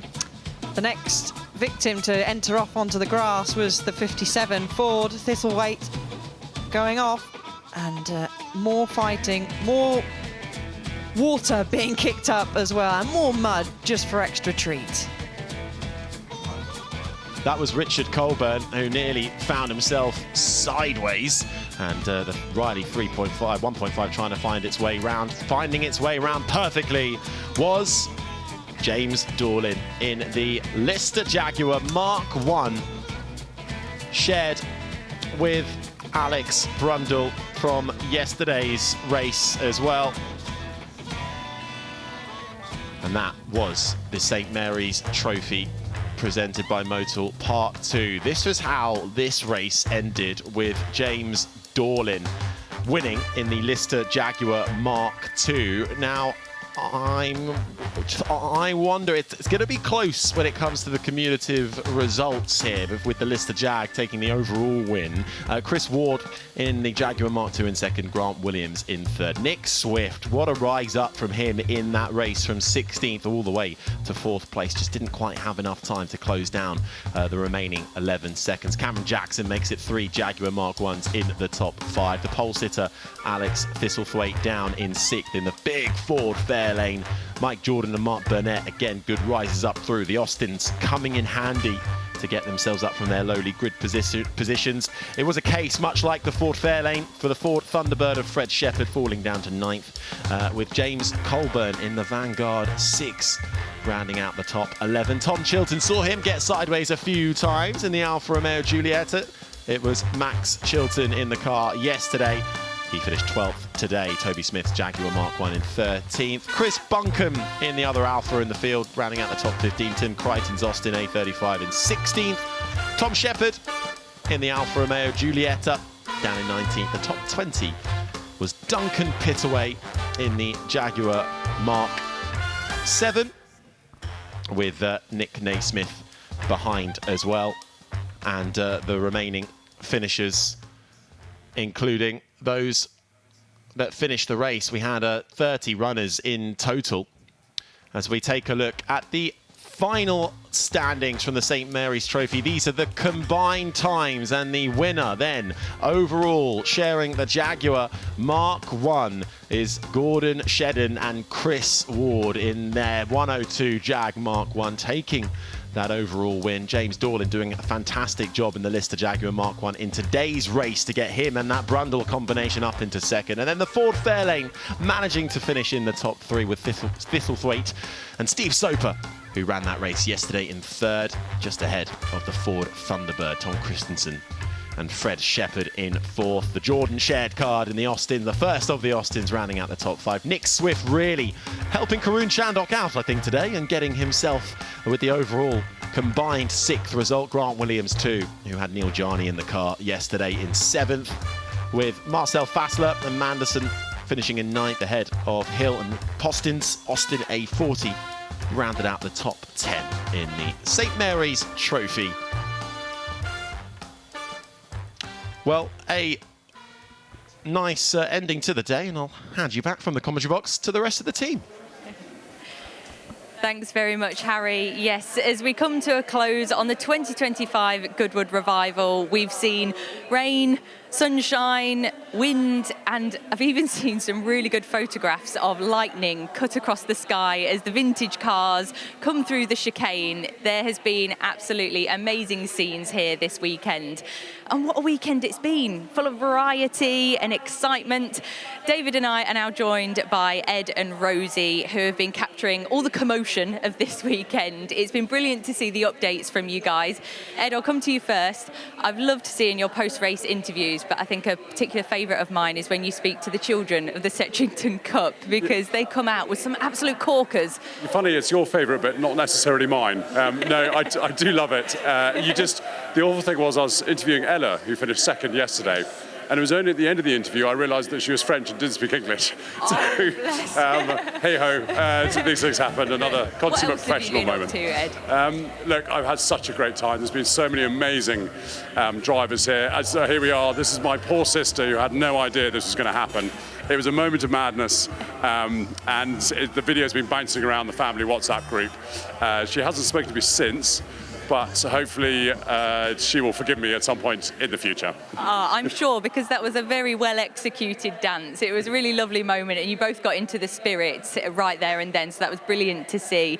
Rosie, as we saw from that clip there, lots of fantastic outfits. I know you've been keeping a keen eye on that. Yeah, I have to say, great dancing, much better than my Lindy hop yesterday, I have to say. There have been so many amazing outfits, and I have to kind of take my hat off to everyone that came the last few days, particularly with the weather particularly this afternoon, to still be embracing that. But I think my highlight today has to be the best dress competition, and it's been brilliant every day. And I don't think what people see is that it's a full hour of almost a catwalk and a full show that Dandy Wellington hosts, and there are so many wonderful nominations you can see there. And despite the rain today, it did not dampen the spirits. The crowds were huge. Everyone came out and enjoyed themselves, and we've had some really worthy winners and some really lovely stories as well. So I have to say, watching that, and obviously we had our wonderful judges, Dieter Von Teese, there as well, helping judge the last few days. So it's been wonderful to see great outfits, great atmosphere, and no one caring what the weather was doing, just having a great time, which is what this is all about. Yeah, what I loved about those stories is that people have been planning and designing their outfit for weeks and months leading up to this event, and so many handmade pieces as well. It's been beautiful to see. Yeah, it's wonderful. I think yesterday one of our winners was, she made her outfit from scratch, and some of it was from her granny's wardrobe and her mother's wardrobe, and she'd put it all together. And we had a lovely lady today who was wearing her father's jacket. He was a pilot, so she was wearing his jacket, and he's 90 years old now. So it's just, and she wears every single year, and it's stories like that that I think really bring together what this is about, with all the cars, plus also everyone really making an effort and you know, showcasing what they've got in their wardrobe already. Yeah, I love that storytelling with the outfits, and particularly people styling an umbrella with their outfit this year. We've had to do that, David, haven't we, on plenty of occasions as we've been milling about the paddock and the holding area. I know you've been keeping a close eye on the racing. I've loved the racing today. It's been fantastic. It's been fantastic all weekend. And, you know, if I'm going to pick a race out, it has to be the RAC TT. I think it lived up to that blue ribbon billing, you know, and we had a great race there. And a bit of a theme we've had all weekend. We started off with a bone dry race, and, you know, the AC Cobra, the big powerful one, got off to a start there. We had a bit of an incident at the beginning. And then, you know, it got a little bit damp, and then we had a couple of big moments. You know, it brought out the red flag. The E-types went forward, the AC went back, and Rob Huff and Tom Ingram just had a fantastic battle. I mean, I just thought it was incredible. Rob had a penalty. You didn't know if he knew. You didn't know if he knew, but they were racing right to the line. I think there was about 3/10 between them. Really fantastic race. And the first to win back-to-back wins with different manufacturers as well. So history has been made in the RAC TT Celebration here. But another celebration we had today was, of course, the huge moment that was celebrating the 80th anniversary of the end of World War II. So we had a circuit street party to celebrate. So we saw all kinds of military vehicles take to the track, Union Jacks constantly waving, as well as dancing, cake, biscuits, and plenty of smiles to really capture the joy of that moment 80 years ago. It was absolutely fantastic to see, and the Duke made a really touching speech to round it all off. It was brilliant to be a part of, a really wonderful celebration. We were all there for that one. Did you guys enjoy that as well? It really captured that joyous gathering. Yeah, I loved it, and I particularly loved one little boy I spoke to who said, "This has got to be the best moment of my life." I said, "How old are you?" He said, 8. I said, "Long life so far." But it's so sweet that they really means that, and the whole weekend. But you know, one mother said it's lovely it's almost like learning but out of the classroom, and it really actually makes a difference. So it was wonderful. It did feel like we were actually at a street party. Yeah, it was. I mean, I stuffed my face, if I'm totally honest. That's why I only did 3 interviews. That's because I was constantly chewing. It was great. Yeah. Well, the children that I spoke to didn't save me any biscuits, but there might be some soggy ones left after this. But it really is a family event. And from myself and all the team, it has been a pleasure to talk you through the weekend. This year's revival has really brought the festival vibes, from the scattered showers to the colourful celebrations. And we cannot wait to be back here at the Goodwood Motor Circuit for the next event, which will be in April 2026 for the next members meeting. We cannot wait to see the cars go around the track once again. So from all of us here, thank you for joining us, and we'll see you next year.